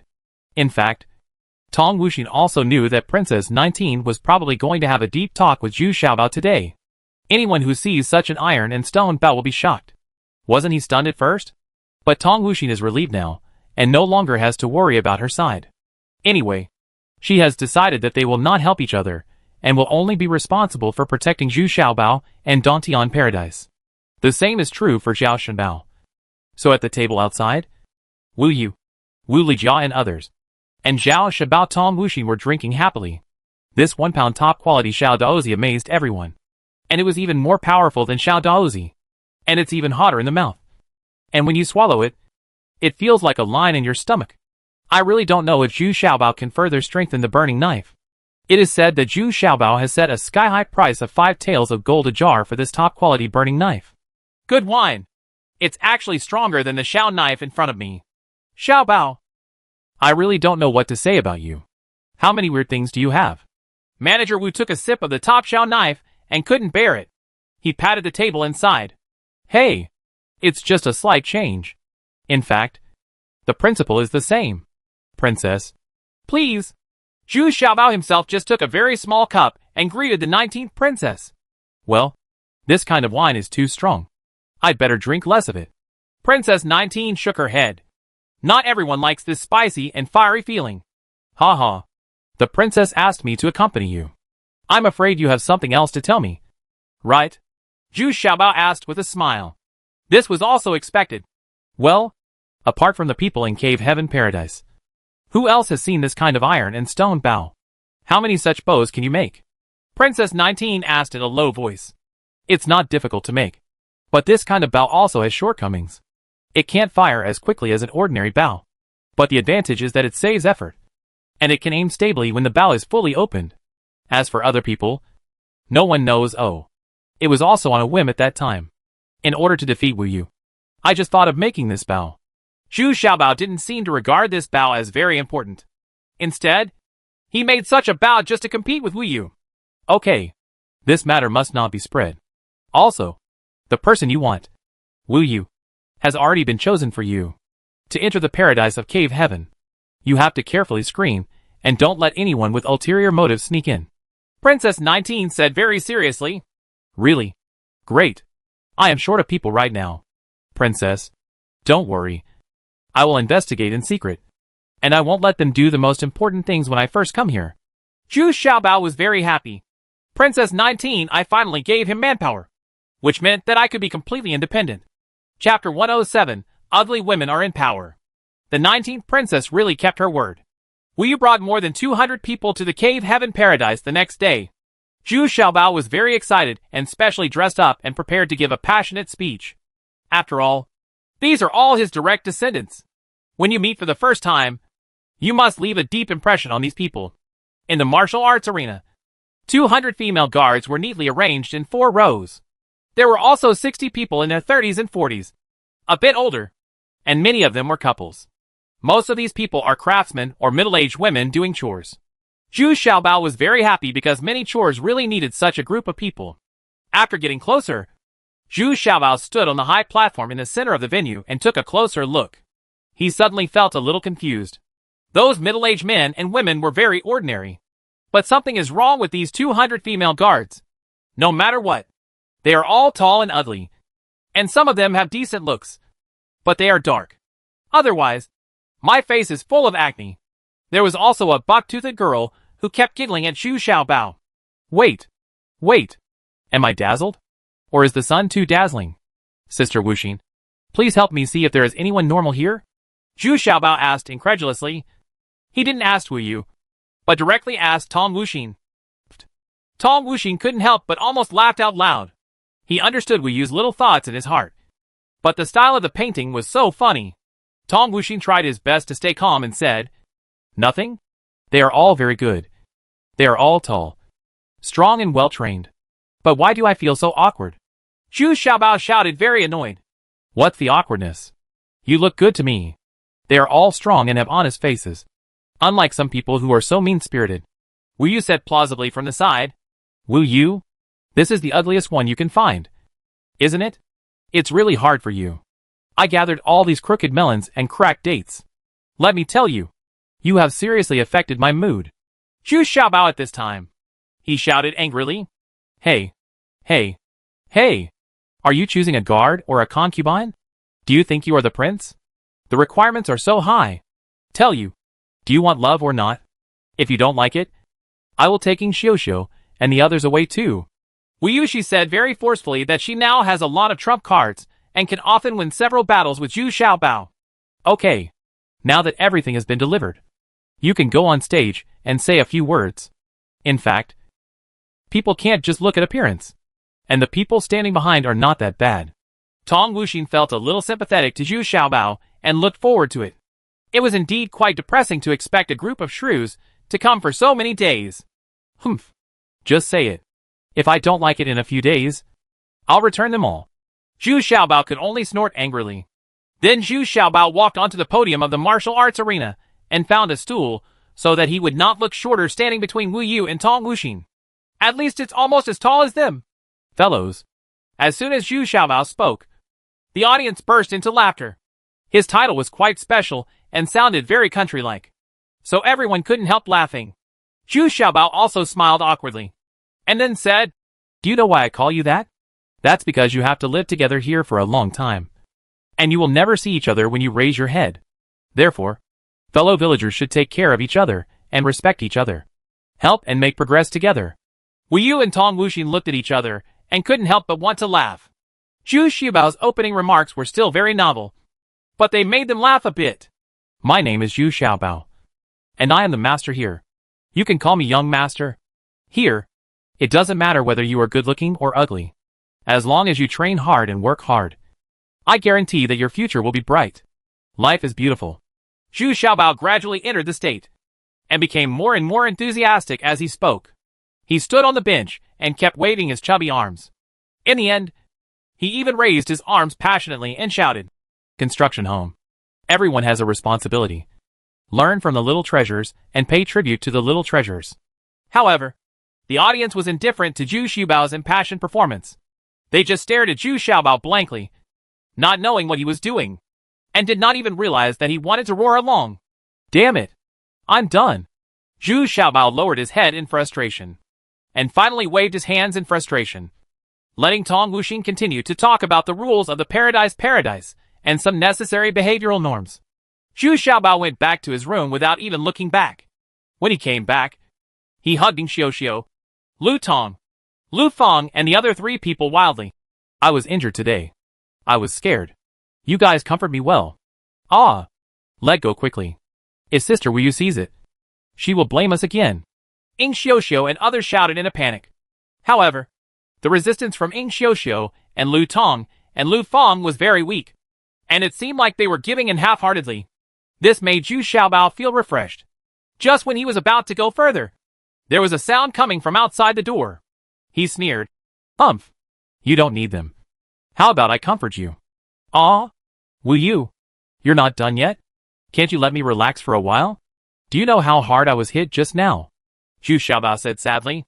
The three girls who were ready to move just now were all in a blink of an eye. It's 8 feet away from him. So, I'm here to comfort you. Why? Do you think you dislike me for not being good-looking? Wu Yu said very proudly. These people she brought today were all carefully selected by her. It can be seen that the effect is very ideal. Okay, give me a hug and ask for comfort. Zhu Xiaobao, a thick-skinned old man, leaned over and rubbed against Wu Yu's chest. Well, I'll stay here for a few days to help you train these people. Once they get used to it, I'll leave. Wu Yu didn't push Zhu Xiaobao away this time. It seemed that she really wanted to give it to him. Some benefits. That's good. Why don't you stay at my place tonight? We can study the coordination skills of the Yuanyang sword in depth. Zhu Xiaobao suddenly exclaimed full of surprise. Humph. That's a good thought. Take out your hand. Wu Yu snorted softly and scolded in a low voice. Zhu Xiaobao's hand had already reached into her arms. Wu Yu was trembling a little at this time, but still warned reluctantly. Next to them, Ing Xiuxiu and the others were watching with their eyes wide open. Eh? This is my special move of yuan knife. Don't you think it's very familiar? And it's very weird. It can hit the target immediately. Seeing that Zhu Xiaobao was about to succeed, he pretended to do it and hurriedly said, I want to go further. Ah! Let go! Wu Xian is coming. Wu Yu shouted in a panic. She felt that she was almost unable to resist it. It was as if she had no martial arts and could not get rid of Zhu Xiaobao's sure kill skills. Ah? Where is it? Where is it? Zhu Xiaobao was startled and quickly retracted his hand. When he looked back, he immediately knew that he had been fooled. He couldn't help but feel angry and annoyed. But the opportunity just slipped away. Got it. Hee. I'm staying with Wuxin at night, and the two of us need to discuss how to train these people. Wu Yu finally asked Zhu Xiaobao, and immediately stepped aside, saying with a smile, Let's work together. Let's discuss it together. I promise I won't stop talking. Zhu Xiaobao shouted closely as he followed behind. Roll. Starting from the next day, these new guards began their trial training in Cave Heaven Paradise. Because after Zhu Xiaobao, Wu Yu and Tong Wuxing discussed it. They planned to inspect them carefully for a period of time. So this period of time can only be regarded as trial training. If you want to become a guard of the Cave Heaven Paradise, you have to observe it carefully for a period of time, including the servants who do chores. These female guards did not expect that there was no systematic training when they came here, and they actually worked from dawn to dusk every day. Because Zhu Xiaobao wants to lay a cement road around the outside of this Cave Heaven Paradise. He calls it the Ring Road. In fact, it is a 5-meter wide cement road. However, this road around the island is quite long, almost more than 7,000 meters long. More than 200 people are working on it at the same time. It takes almost 12 hours a day to barely complete the 300-meter section. This is because volcanic ash, river sand, gravel, pebbles, etc. are continuously transported from the bottom of the mountain. These collection tasks are completed by the female barracks of the 19th princess. What is surprising is that Tong Wuxing and Wu Yu also actively participated in it. They were also very active. However, Zhao Shabao was a bit too arrogant. In the end, he was arranged to go down the mountain to purchase war horses. Zhao Shabao was very good at this. He is very familiar with the nearby markets, and also knows some dark markets. Although the prices are relatively high, good things often appear, but the origins are a little shady. The reason for doing this is mainly to observe these new people through high-intensity labor. Who is dissatisfied? Who cuts corners? And who is playing tricks? Many things can be clearly understood through some small things. It is true that some female guards are gradually recorded. They think that they are female guards and their status has been improved by 1 level. So they are unwilling to do these jobs. Some of them think that life here is very hard. It's harder than their training. What I eat every day is not as good as the legend says. Just take care of yourself. On the other hand, the new servants basically have no complaints. They work very seriously and work hard. Both men and women can endure hardships and have a good mentality. They go to bed after finishing their work and get up early the next day. Work. In fact, this was a decision made after discussion between Tong Wuxing and Wu Yu. Although Wu Yu had already carefully screened it before. But now it has to be screened again carefully. And the best way is to go through this kind of process. Tired, hard and monotonous physical work to observe their performance. For 5 days in a row, there was no intention of stopping. And there was no basic training. Every day was just work. The road around the island has been built for 1,500 meters. I didn't think much of it at first. But after it was built for 1,500 meters, it looked very spectacular. Directly on the edge of the cliff facing the sea along the outer edge of the ring road is a city wall more than 1 meter high. There is a beacon tower every 300 meters. Bao plans to build the entire perimeter defense. Chapter 108, a huge project. Although the project of the ring road is huge, normal production has not been left behind. There are dedicated people responsible for the production of toilet paper and liquor. And now a production chain has been formed. As long as it is completed as planned, it will be okay. The fermented food every day will be if you want to increase production. You have to start by cooking grains. The same goes for toilet paper and writing paper. Although the pulp production in the female barracks has increased, the servants in the Blessed Land are now very skilled. And Ing Xiuxiu and the others can have their hands free. Ing Xiuxiu and the other 3 people, as well as those brought by Tong Wuxing, clearly showed their sense of ownership. They ran to the construction site as soon as they had free time and actively participated in the construction of Dantian Paradise. After another 5 days, it was obvious that some people couldn't bear it anymore. I thought I could eat well and live well by following Zhu Xiaobao. But I didn't expect it to be so hard. And the food is no better than in the female barracks. There is no treatment like we use female guards. After 10 consecutive days of high-intensity construction, they finally had a day off. Wu Yu and Tong Wuxing gathered these people together to convey the 19th princess's will. Those who did not want to stay could put forward their wishes, and they would not be forced to do so, but absolutely voluntarily. Sure enough, more than 40 female guards asked to go back to the female barracks. In addition, Tong Wuxing named a dozen more female guards, all of whom she did not approve of. The performance of those servants was quite good, and only one was sent back by Tong Wuxing for taking advantage of others. Even Wu Yu was a little embarrassed this time. Normally, he would not have noticed that after 10 days of intense work, coupled with personal participation in labor and secret observation, so many people would be unqualified. It seems that 60 more female guards will be selected for Zhu Xiaobao. This really gave Wu Yu a headache. But what I didn't expect was that after hearing Wu Yu's report, the 19th princess was very happy and asked Wu Yu to choose 60 more from her guards. These people were all familiar with Zhu Xiaobao, and they actually showed up. The scene of competing to go to the Cave Heaven Paradise. Among them is Wu Lijia. In fact, Wu Lijia is a very suitable candidate, but she has the best martial arts among all the female guards and has great leadership skills. This makes the 19th princess a little embarrassed. But if Wu Lijia goes, she and Wu Yu was replaced, which was acceptable. But Wu Yu was a little less happy. Although Wu Lijia had a very good relationship with her, Wu Yu was still not happy for Wu Lijia to come to Cave Heaven Paradise because Wu Lijia was too unrestrained. If she was not here, she would have to take advantage of Zhu Xiaobao. Although Wu Lijia is 26 and 7, she is very open-minded and is the absolute head of the family at home. Her husband does not dare to go out and do random things, but she dares to have a one-night stand outside. In recent years, she has become more restrained, but I still don't trust it in the Cave Heaven Paradise. Hey! Wu Yu! You let me go! I don't know about your little thoughts. Besides, do you think you are just like you? You treat this little fat man as a treasure? I still don't like it. This is the advantage of dating Wu Lijia. He is straightforward and quite straightforward. Screw you, Sister Lijia. I don't like that little fat guy. If you want to go, just go. Wu Yu blushed a little, and she didn't mean what she said. She still doesn't want to admit her thoughts. Sometimes, I still fantasize about the great hero I once was. It's just that the big hero in my mind is no longer so tall and powerful without even realizing it. And he's also getting a little fatter. In this way, the manpower of Dantian Paradise suddenly became very powerful. Similarly, when I arrived at the Paradise of Cave, I continued to participate in overloaded labor. But the scene immediately changed and became lively and full of vitality. The reason why the 19th princess is so generous is that she also has her own plan. But she has not implemented it yet. Now the 19th princess is very busy. And 5,000 soldiers are coming one after another from Qingyang Mountain. This is the trump card that the 19th princess has been hiding. And there are still 20,000 soldiers who are preparing to join in. It was because her income was now guaranteed that the 19th princess began to slowly increase her number of people.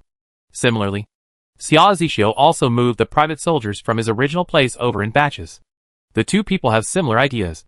And they also reached a consensus when discussing state affairs. Seeing that there is not much time left, they must seize all the time to develop their own strength. What makes the 19th princess a little depressed now is that part of Xia Zixio's food is also provided by her. This is the result of the 19th princess taking the initiative to give in after the two quarreled. Because after Princess 19 made some money, her first thought was to reduce the taxes in Shiyuan City. But Xia Zixio disagreed. He believed that the people of Shiyuan City should be able to afford it. But the 19th princess was thinking about how to appease the people as quickly as possible. Therefore, he had no choice but to take on the food problem of part of Xia Zixio's army. But Princess 19 still thinks it's worth it, because she has begun to gain her own prestige in Shiyuan City. Xia Zixio, on the other hand, pretended not to know. What he was thinking now was that the 19th princess would marry him anyway. So wouldn't the prestige, the army, and the people's support still belong to him? The same 19th princess also fell in love with Xia Zixio's troops. Those who followed Xia Zhongquan were quite capable and well-trained, all of which were trained by Xia Zhongquan. If the two armies were added together, they might be able to reach 60,000 people, which is quite a strength. Princess, do you really want to marry Xia Zixio? I think this person is not worthy of the princess's commitment to marry. Please think again. Princess. Director Wu said a little dully. He and the 19th princess had already argued over this matter. After doing this many times, General Manager would look down upon Xia Zixio very much. This person simply did not have the talent of Xia Zhongquan back then, and was flashy. Now that the 19th princess was able to support herself, there was no need to marry this person. Uncle Wu, I know you are doing it for my own good, but I can't help myself. It's better to have multiple internal assistants than multiple opponents. Even if he is not an opponent, if the two of them develop independently, they will both suffer losses and be defeated by each. Princess Tenjiu also sighed and said, now Princess 19th's original sweet and exciting feeling is gone, replaced by a weighing of interests. At the same time, Xia Zixio somewhat disappointed her. It seemed that he had never been very passionate, and he was always polite and polite. He never acted inappropriately, not even to the point. Sometimes Princess Sergio hopes that he can act like Zhu Xiaobao did to Wu Yu and appear more rogue, which at least shows that he has thoughts, intentions, and desires. But so far, not once. Even the 10 princesses have become a little doubtful. Is it really like the legend? Or is it really that noble? The old man thought. But after delaying it for so long, you have done a good job now, and there is no need to rush to get married. Manager Wu nodded. He also knew that now was a critical moment. It seemed that things were going well, but there was no need to rush to get married. The crisis is getting bigger and bigger. The key is that the emperor's illness will not last long. Well, I know. I don't have any thoughts about getting married now. I have to seize all the time to grow up quickly. Princess 19 nodded a little tiredly, but she was still a little excited under the fatigue. She seemed to see a hint of it. Chance! An opportunity to develop into the kind of 7th sister. So this time when loading the goods for the 7th princess, the 19th princess also packed 500 jars of burning knives, and the price was set to be sold in King Wen's fiefdom at a discounted price of 5 taels of silver. It can be regarded as giving face to the 7th princess. But it also means that this wine does not want the 7th princess to participate. So the 19th princess was still a little uneasy, not knowing how the 7th princess would react. What? What? 5 taels of silver a jar? Then what else can I earn? It's only been a few months. And your wings have hardened. And you want to get rid of me? The 7th princess shouted angrily in her study. Below are the butler who came to report was Duanmu Qi. Princess Qi. That's what's written on the cargo list. And this time there are more soaps, toilet paper, and writing paper. It should be that the 19th princess has started mass production. The housekeeper under him was also a little confused. And the 7th princess seemed not very happy. Duanmu Qi. How is the situation of Wu Xiaobao you were asked to check? You are talking. Don't you feel surprised? 19th sister actually wants to get rid of me. The 7th princess asked with a gloomy face. Replying to the princess. I have found out some information. That Wu Xiaobao. That is, Zhu Xiaobao is not in the 19th princess's mansion now. The specific place is unknown. As for this wine called Shadozi, as far as I know according to the investigation, it was not made by Zhu Xiaobao. Instead, the strange man from Beatty County had another descendant. But he just escaped to the 19th princess. This is the reason why the 19th princess can produce this kind of wine now. I'm afraid, Duanmuki said, then seemed to hesitate a little and stopped. Speak. Come on. Don't hesitate. I'm not in the mood to play charades with you. The 7th princess urged impatiently, and poured herself a glass of Shao knife. This kind of wine can be used to vent anger at this time. I'm afraid that the 19th princess is also cooperating with that person and has not mastered the secret method of processing and production. So her profit is limited. So she cannot cooperate with you. I think the 19th princess has already shown her sincerity. The selling price at King Wen's is 6 taels of silver, and the one sent to us is 5 taels. Please consider it. Princess. After Duanmuki finished speaking, he stood with his hands down. We can only see what the 7th princess thinks about this kind of thing. Oh, you mean the 19th sister didn't want to get rid of me? But since that person has this secret method, why not come to me? I can provide him with a better environment and greater room for development. The 7th princess nodded slowly, and then asked reluctantly, Ha ha. I'm afraid he is willing to cooperate with the 19th princess because it is easier for him to hide and escape there. If he gets here, He will be rich and luxurious. However, I guess what he needs more is to leave a place for himself. There is no way out. His Highness the Sixth Prince's original method was too cruel. Duanmuchi still lowered his head and said, Humph. He's quite a smart man. The seventh princess said with a frown. Chapter 109, Great Pressure A. The seventh princess secretly cursed His Highness the Sixth Prince. Even if he wanted to kill this idiot, he only waited for a few batches to be trial produced. If there is no problem, then kill him.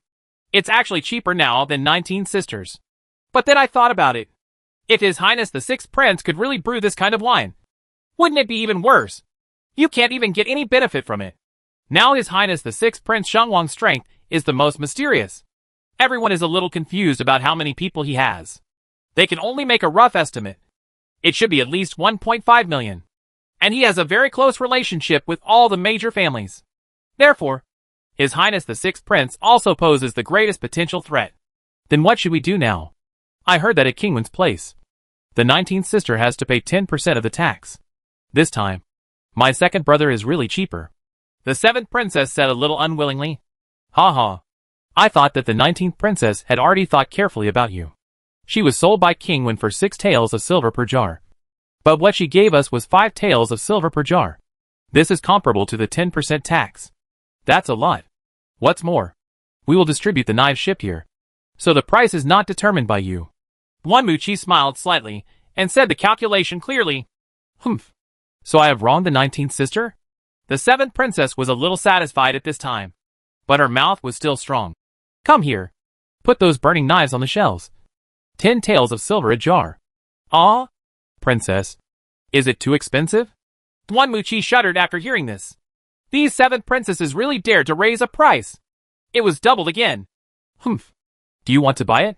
Do you think it's too expensive? Let them go to Shiyuan City to buy it. The 7th princess hummed very domineeringly. Now she has developed a habit. She is already uncomfortable if she doesn't earn him a lot of money. Got it! I admire you. The princess is still domineering. But if I buy it, can I pay the original price of 5 taels of silver? Duanmuchi quickly bowed deeply and then asked. Humph. Here you go. A 20% discount. Just 8 taels of silver for being careless. The 7th princess said with a sly smile. That's really not cheap. I'd better wait for the princess's reward. Duanmuchi also said with pain. Ha ha ha. You old thing. Can't you let me earn some money? The 7th princess suddenly laughed happily. The only one who can play some humor with the 7th princess is Duanmuchi. Others don't dare to do this. Presumptuous. I am very poor. Roll. Duanmuchi left the princess's residence, but her smile faded. He didn't tell the truth just now. The successor of Beatty County's wine brewing was simply made up by the 19th princess. Duanmuchi also wanted to protect Zhu Xiaobao.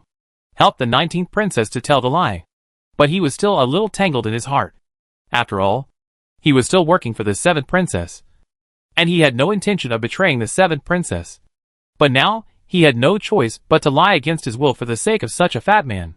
But Duanmuchi knew that the 7th princess was very shrewd. And she seemed to let the 19th princess go easily now.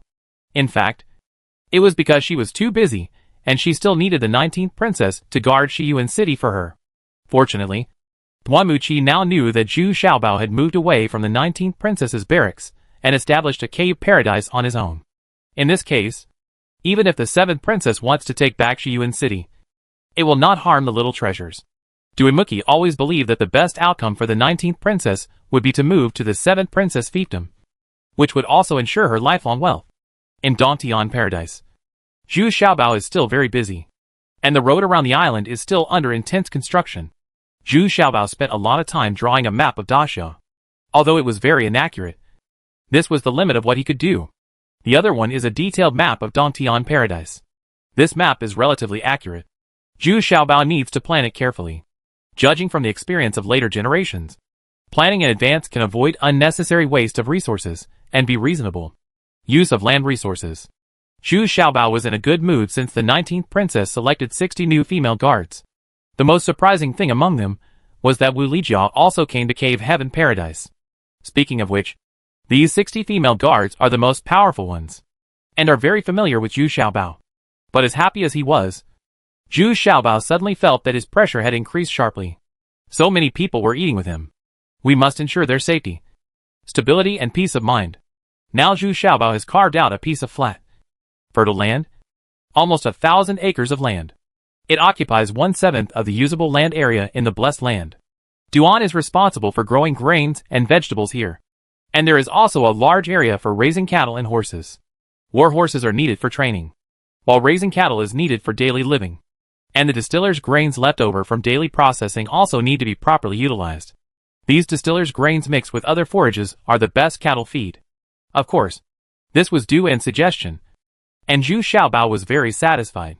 So now 50 of the servants have been transferred to help Duan level the land and build fences. Another 40 or 50 people started building bathrooms and toilets for the female guards. Now that you have selected your people, of course the construction of supporting facilities has begun. And it is much more convenient to build these facilities here, because there is already a hot spring, eliminating the need for tedious tasks such as boiling water. In addition, 2 ponds were dug next to the hot springs to facilitate the female soldiers' laundry. Another place is where you can soak in hot springs in the open air. Zhu Xiaobao thought very carefully. In fact, the bathroom has not been built yet, and the female guards are bathing in the open air. Zhu Xiaobao is not polite at all, and secretly visited several times. It's a pity that Wu Yu and the others were not seen. Does she know I want to peek? Why is it so well hidden that no one can be found? Zhu Xiaobao is very depressed. However, Wu Lijia and Jumei were accidentally seen by Zhu Xiaobao. Zhu Xiaobao felt bad all over. He kept thinking in his heart, from now on, you must limit the height and weight of your wives. It's terrible. Wu Lijia is like this. Strong and muscular. That huge beauty is like Tarzan. There are also female guards chosen by Wu Yu in the early stage. And they are all very powerful. Make Zhu Xiaobao feel that he is too small. This time when Wu Lijia came to Cave Heaven Paradise, she also brought something else, which was saltpeter scraped from pig pens, latrines and other places where Zhu Xiaobao asked her to take the female soldiers. Although Wu Lijia didn't know what he was going to do, he still helped these little treasures search several large bags very seriously. What's the use of this thing? Wu Lijia asked very dissatisfiedly.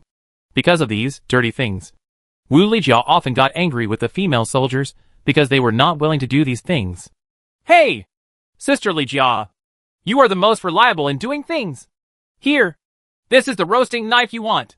Zhu Xiaobao said very affectionately, and then whispered, this is the best roasting knife worth 5 taels of gold a jar. Knife. Be careful when you drink. Don't get drunk. Humph. That's pretty much it. Wu Lijia's eyes lit up after hearing this. Among the many female guards, she was the best drinker and had a huge capacity for drinking.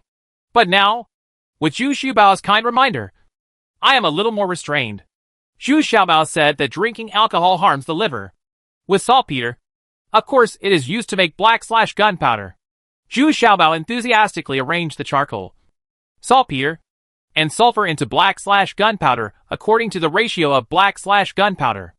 This is the benefit of theoretical knowledge. There is no need to explore and experiment bit by himself. It can be configured. However, after the configuration was completed, Zhu Xiaobao discovered that it was not as simple as imagined. The proportions of various materials would produce different effects. Increasing the proportion of sulfur will produce a stronger flame. Increasing the proportion of saltpeter will increase the intensity of combustion. And increasing the proportion of charcoal will increase the sustainability of combustion. It seems that the most appropriate ratio needs to be determined through practice. It turns out that what Zhu Xiaobao is most worried about is the entrance to the cave where Tong Wuxin first brought him. Although it is very secret. Doesn't the giant bandit Ao Yang know that entrance? And if someone were to enter from there, the consequences would be disastrous. Therefore, Zhu Xiaobao wants to create a mine. In this case, if a mine array is set up, let alone Ao Yang, even Wu Zun who is being transferred will not be able to come in. Zhu Xiaobao asked Du Ping to bake dozens of small clay pots, put the prepared gunpowder in them, and then found a place where no one was around to start testing. But the effect was not ideal. The clay pot he made was too small. Although it could explode after being detonated, its lethality was limited. It seems that we need to increase the loading capacity. Zhu Xiaobao walked out of the cave with a disgraced look. He didn't want others to know about this. So I did it all myself. So it's not surprising that my face was all gray and black. What did you do to make it so dirty? Unexpectedly, not long after they walked out, they bumped into Wu Yu and Tong Wuxin. The two of them were secretly practicing the compound bow behind their backs. Didn't Director Wu say that external rumors are strictly prohibited? So Wu Yu and Tong Wuxin were also practicing quietly. They were both very interested in this kind of compound bow. It was so exciting to think about how they could increase their shooting range with just one bow. Something. Wu Yu naturally took out the face towel and helped Zhu Xiaobao wipe the dust from his face. This made Zhu Xiaobao very comfortable. He didn't expect Wu Yu to have such a gentle side. Asking you, what did you do? But before Wenwen had finished enjoying it, Wu Yu grabbed her and asked, what's going on? I just wanted to praise you for becoming gentle. But then you do it again. I'm studying gunpowder. Zhu Xiaobao said, very dissatisfied. But seeing that they were the two people he trusted the most, Zhu Xiaobao didn't hide it from them either. Then he grabbed Wu Yu's face towel and wiped it hard on his face. He was too gentle just now and didn't wipe it clean at all. Gunpowder? What is it? Is it like the signal arrow I gave you? Tong Wuxin reacted quickly and immediately thought of her signal arrow, which is specially used to call for help or send signals in emergencies, mainly composed of sulfur and other flammable substances, installed in the middle of a small section of bamboo. When using it, first twist and ignite the medicine outside, and then shoot it into the air. It can be seen from miles away. Xinba? Well, this one can be improved a bit. It should be better than yours. After hearing this, Zhu Xiaobao suddenly felt something in his heart and murmured to himself. Chapter 110, High Pressure B. However, Zhu Xiaobao's experiment this time was not successful. He had seen all the things in the past, and even the crossbow had been personally experienced in Zhao Ming's camp. But this time, I had to figure it out on my own before. It worked, because we have only seen things like landmines and bombs in movies and TV series, but never in real life. At most, I have only a little impression of firecrackers. Wu Yu and Tong Wuxin both showed great interest in Zhu Xiaobao's new experiment. The two of them are now obsessed with Zhu Xiaobao's inventions. I feel that the greatest pleasure in this paradise is that I can see some surprising things from time to time, and many of them are very useful. So this time was no exception. Wu Yu and Tong Wuxin followed Zhu Xiaobao closely, wanting to find out.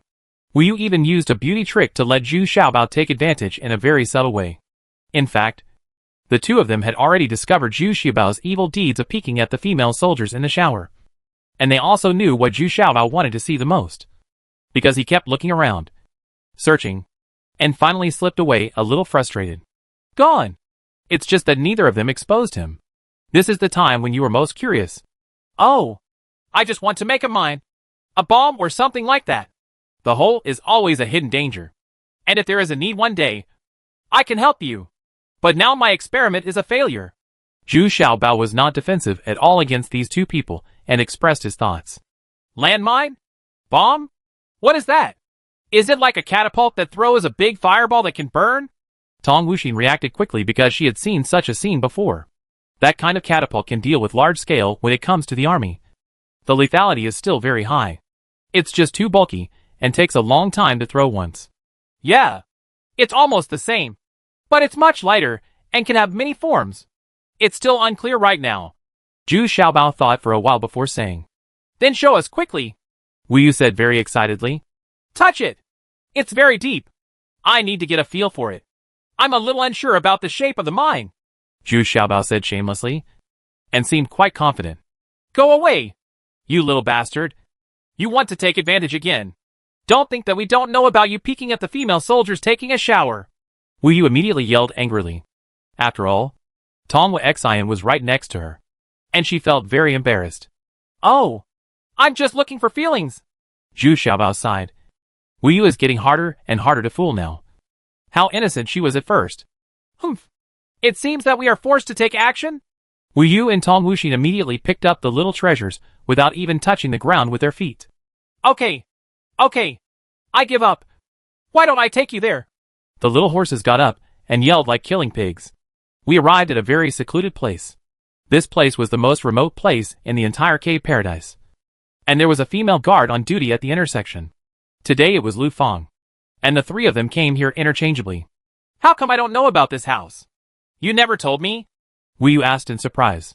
The key is that Ying Xiuxiu and Lu Tong and Lu Fang did not report to her, which made Wu Yu very worried. Dissatisfied? As the person closest to Zhu Xiaobao, he didn't know about this place. I designed it from the beginning. Many very important experiments and equipment cannot be known to others. Except you two. Of course. Zhu Xiaobao walked in front and said without looking back. When he saw Lu Fang, he was still very excited. He touched it skillfully. Although the movement was very hidden, Wu Yu could still see it clearly. Wu Yu couldn't help but glared at Lu Fang fiercely, which made Lu Fang almost cry with grievance. After entering this oversized room, I found that it was divided into several single rooms. But there was nothing particularly novel. There was only one of them, and the table was covered with various pots and bowls, as well as many strange-shaped containers. Basically, they are all fired, and some are made of wood. Ing Xiuxiu was sitting there, holding cotton thread in her hand and twisting it with some core threads wrapped with black powder. She looked at Ing Xiuxiu doing it very seriously and very skillfully. It seemed that Zhu Xiaobao was doing this. Things are a little old. On the other side, Lu Tong was filling a clay pot with black powder. She was not surprised to see Zhu Xiaobao. But when she saw Wu Yu and Tong Wuxin, she smiled a little restrainedly, and then said to Zhu Xiaobao, Xiaobao, this tube contains formula number 3. It has been filled. Yeah. Got it. Put it on the sample rack first, and then bring me the smallest jar. After waiting for a while, Zhu Xiaobao led everyone outside and said to Wu Yu and Tong Wuxin, Look, this is the smallest jar. Let me open your eyes. Wu Yu and Tong Wuxin looked at each other, neither understanding what use such a small tube could do, because the jar was too small. As big as a fist. There is a small hole on it. After filling it, a piece of cotton thread was inserted, which was the thing that Ing Xiuxiu had just processed. The piece of exposed cotton thread was half a foot long. Zhu Xiaobao touched his body, and then asked Tong Wuxin, Do you have any huozizi? Yes. Tong Wuxin carried a lot of these bits and pieces with him, and he took out several items at once, all of which could ignite fire. So many? What is this? Zhu Xiaobao looked at it and was stunned. Unexpectedly, there were all kinds of fire starters in this era. He pointed at a thin stone piece and asked, This is a flint grinding stone. It's the fastest. Look. Tong Wuxin couldn't help but exclaim with some pride, and then took out a piece of wood. It could be seen that it had been processed, and the front part of the wood piece was stained with a lot of gray-white stuff. Tong Wuxin pressed the wood piece hard against the thin stone piece, and then scratched it along the stone piece.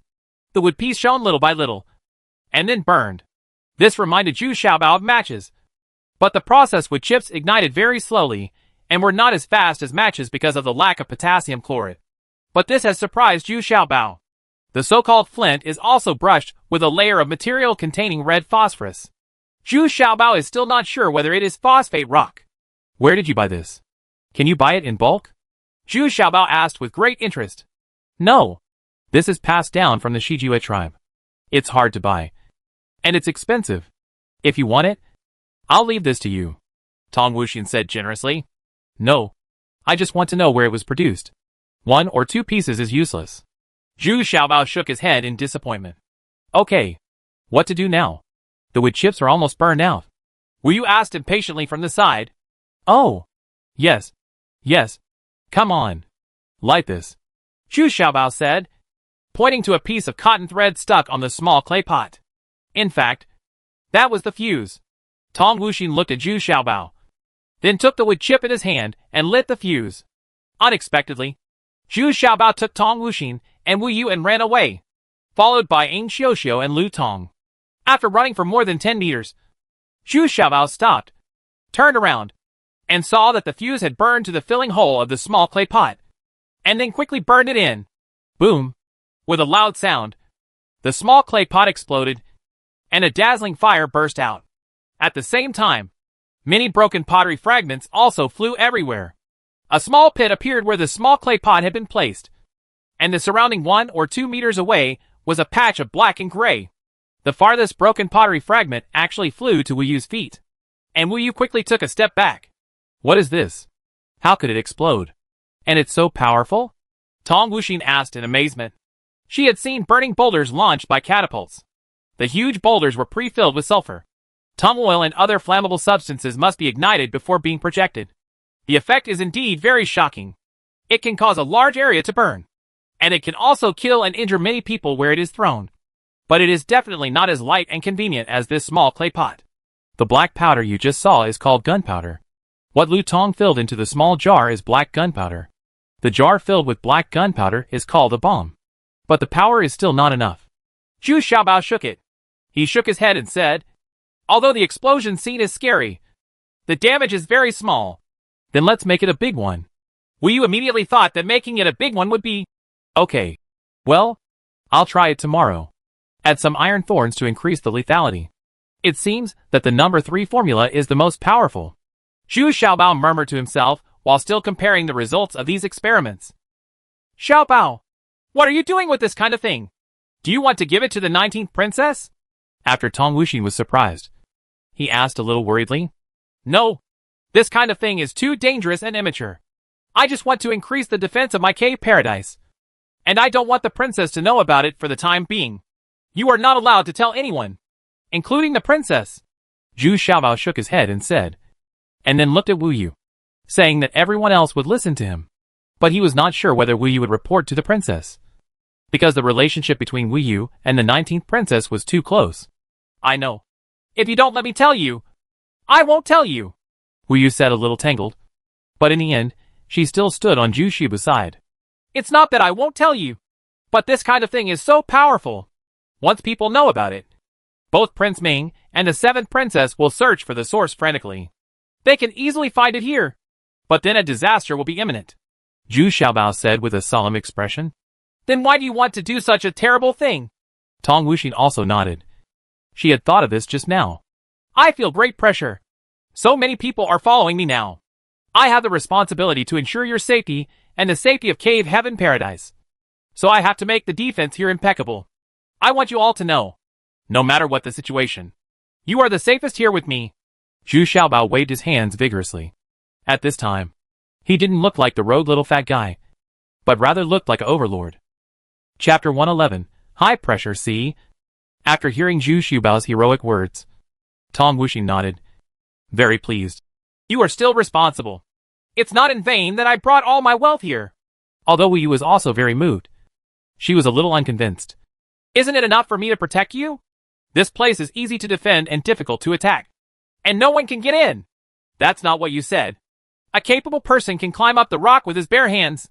Besides, Shiyuan City will not be peaceful in the future. It is always good to make more preparations. Zhu Xiaobao shook his head. He shook his head and said, Zhu Xiaobao still cherishes his life very much. Let's go! Xiaobao is right. It's always good to be well prepared.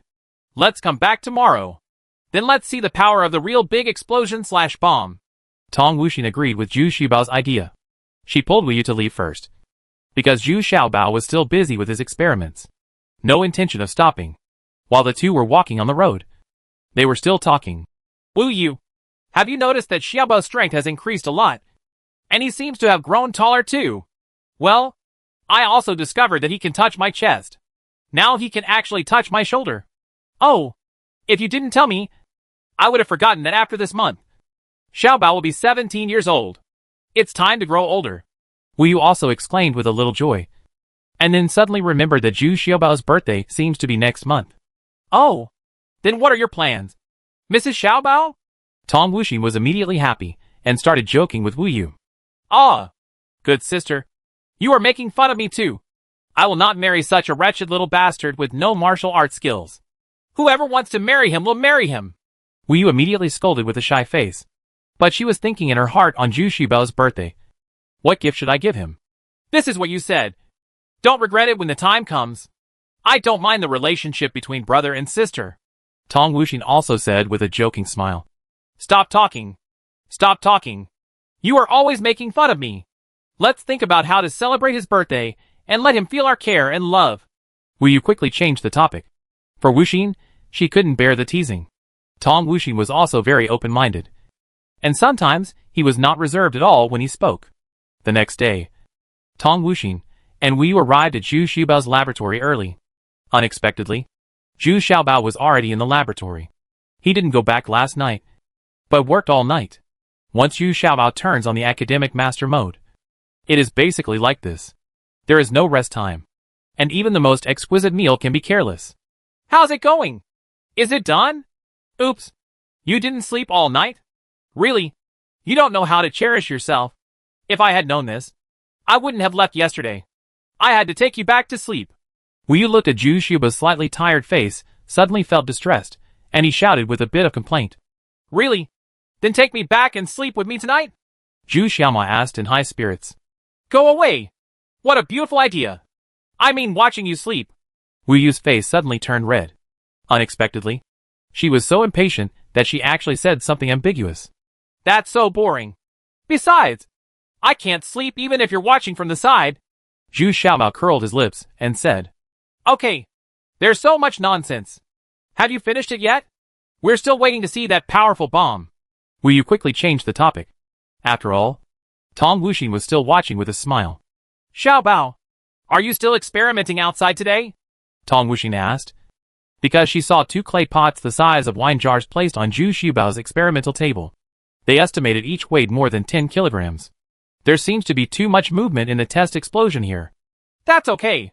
Everyone in Cave Heaven Paradise can hear this explosion. Besides, if a big hole is blown up, I have to find someone to level it again. Let's go outside. We can also find something useful. Materials.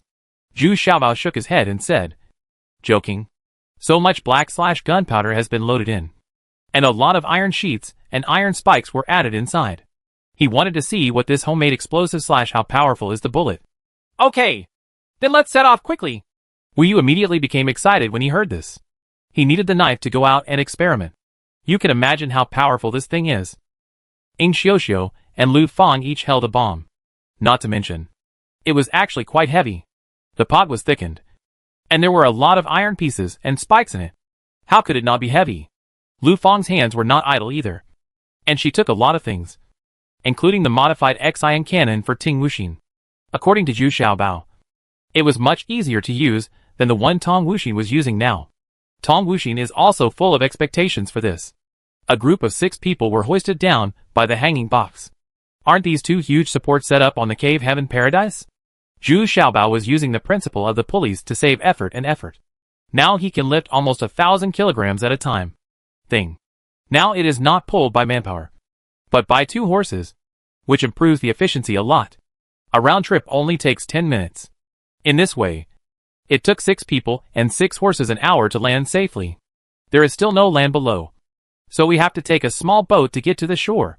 So Wu Yu was very curious as to why Zhu Xiaobao still thought this place was not safe enough. In her opinion, it couldn't be safer. After riding a horse for nearly an hour, we entered the forest to the west, where wild animals often appeared and there were few people. But in order to test the destructive power of soil bombs, Zhu Xiaobao wanted to find a wild boar for testing to see if it could be killed by the explosion. And he could also bring back some game meat. So several people were very excited, not only coming out to do experiments, but also going out to hunt.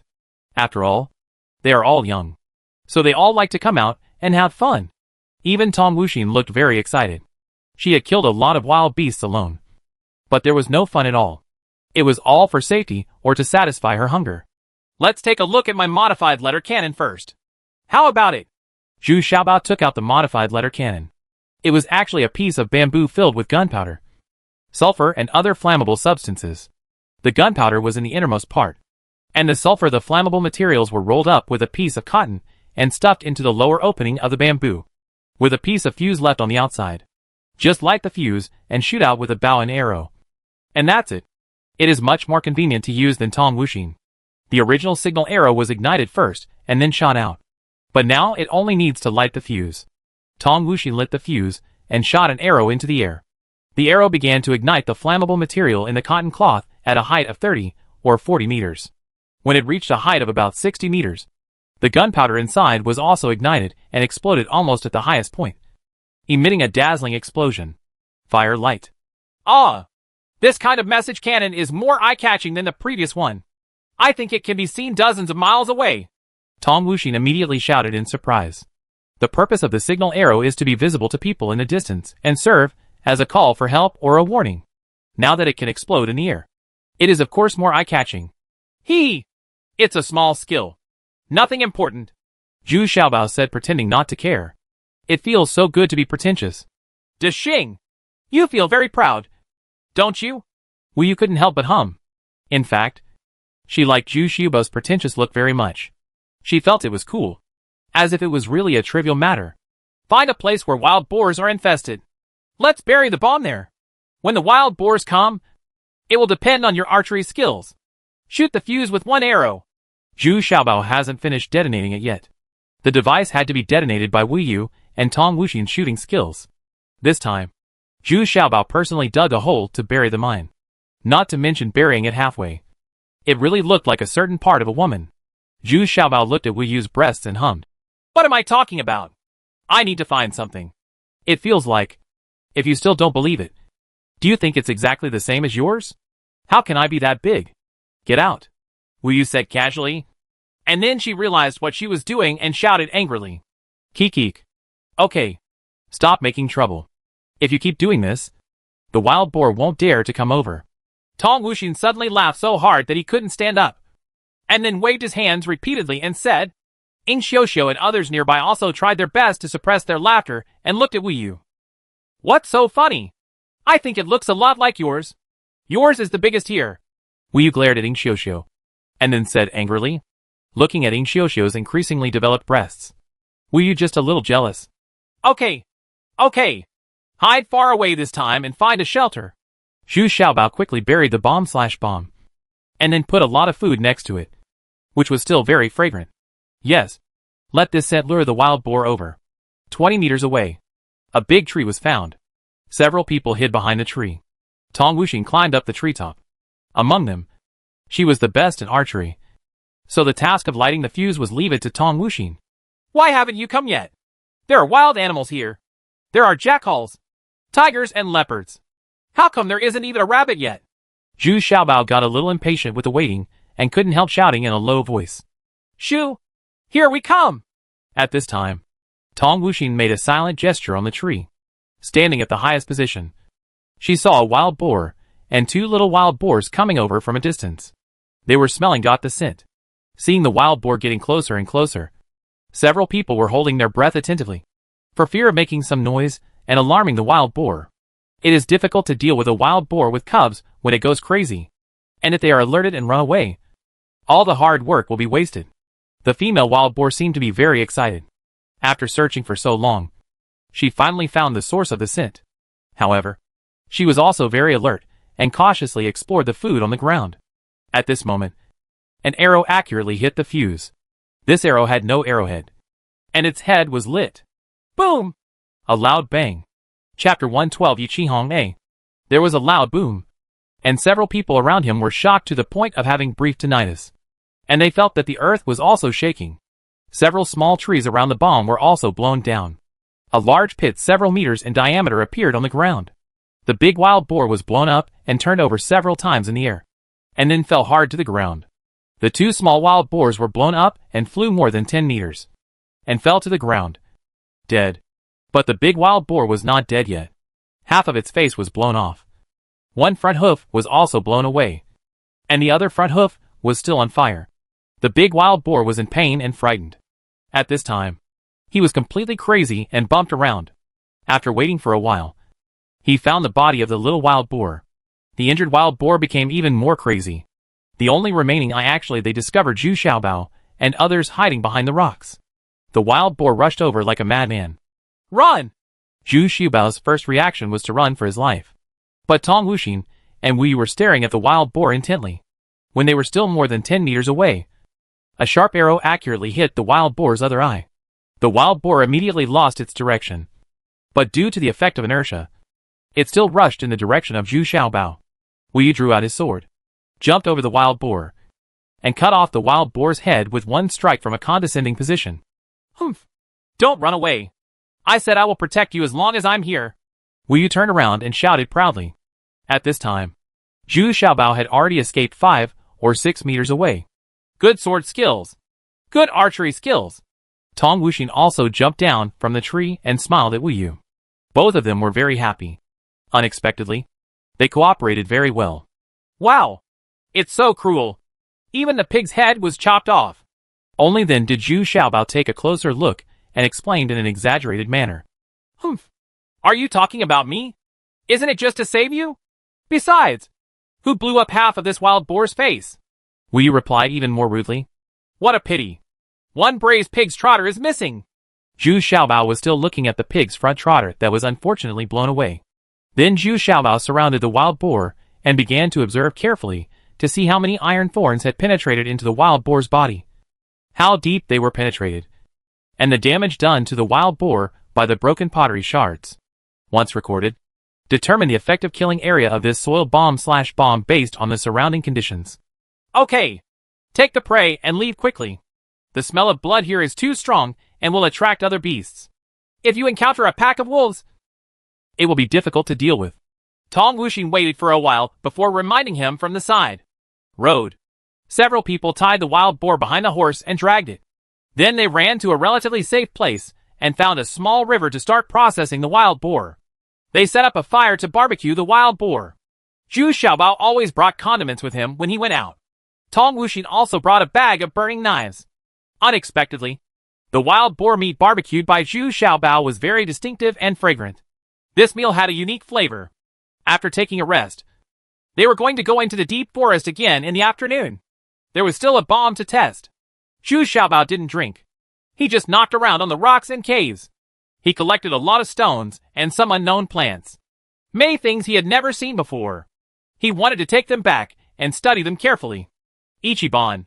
Several people were shocked by the experiment just now and were still talking about it. But Zhu Xiaobao was a little dissatisfied. With so much black fire/powder, not even a wild boar was killed. And it felt that it was not very powerful. Not sure how effective another bomb/bomb would be. Another soil bomb/bomb is an incendiary bomb, which is divided into two layers. One layer is made of explosives such as gunpowder, and the other layer is made of sulfur, the flammable substance of tung oil. Zhu Xiaobao's idea is to detonate it with explosives. And then when igniting these flammable substances, I just don't know how effective they will be. After listening to Zhu Xiaobao's introduction, Wu Yu and Tong Wuxing were even more excited. The bomb just now shocked them. What would the second one look like? Entering the depths of the forest again, I followed Tong Wuxing and learned a lot of knowledge along the way. They also encountered a trap laid by a hunter. If Tong Wuxing hadn't discovered the mark left by the hunting tiger, Zhu Xiaobao would have almost stepped on the trap. It turns out that when these hunters have laid traps, they will leave marks to alert other hunters to prevent accidental injuries. Another meaning is that there are already people in this place. Please go hunting elsewhere. This knowledge can only be learned through practice. This time Tong Wuxing found a new place, and everyone once again planted the bomb, and then hid far away, waiting for the prey to take the bait. I originally hoped for a wild boar, but after waiting for a while, a deer came. This was an adult stag, very alert, looking back and forth from time to time. However, the baits placed by Zhu Xiaobao did not attract the deer, and the deer began to eat grass just a few steps away. This was a bit unexpected. After waiting for a while, Zhu Xiaobao decided not to wait any longer and gave Tong Wuxing a signal. The same flaming arrow hit the fuse. There was a muffled sound, not as violent as the previous one, and the vibration was not big. But the flames caused by the bomb/bomb collision were very violent, and the surrounding rocks and trees were on fire. The stag was also injured, but he's not dead. He's on fire, and he's running for his life in panic. Chase. Wu Yu excitedly shouldered her bow and arrows, and she and Tong Wuxing immediately gave chase. Before leaving, she asked Ying Xiuxiu and others to protect Zhu Xiaobao. Then he chased after him with confidence. The injured stag ran and jumped. Tong Wuxing chased after him and actually shot 2 arrows in a row. Only one arrow hit, and it hit the stag's hind legs. The deer was in pain and frightened. Faster. Wu Yu and Tong Wuxing chased even more closely. Unconsciously, he ran out of Zhu Xiaobao's sight. Zhu Xiaobao didn't pay attention, but walked to the place where the explosion had just occurred to see the effect. The direct damage this time was obviously much worse, but the sustained damage was very powerful. Many trees and rocks were damaged. Fire. And still burning. Yeah, the effect is pretty good, but the power of the explosion needs to be further improved, and the proportion of saltpeter needs to be increased. But this saltpeter is too difficult to get. Where can I get it? Zhu Xiaobao became a little worried as he thought about it. After walking around again, he picked up any different stones he saw and looked at them, or put them directly into a bag and took them back to study them carefully. When he encounters unfamiliar plants, he digs them out and takes them back. Anyway, Zhu Xiaobao is like a rag picker when he goes out. He has to pick up everything.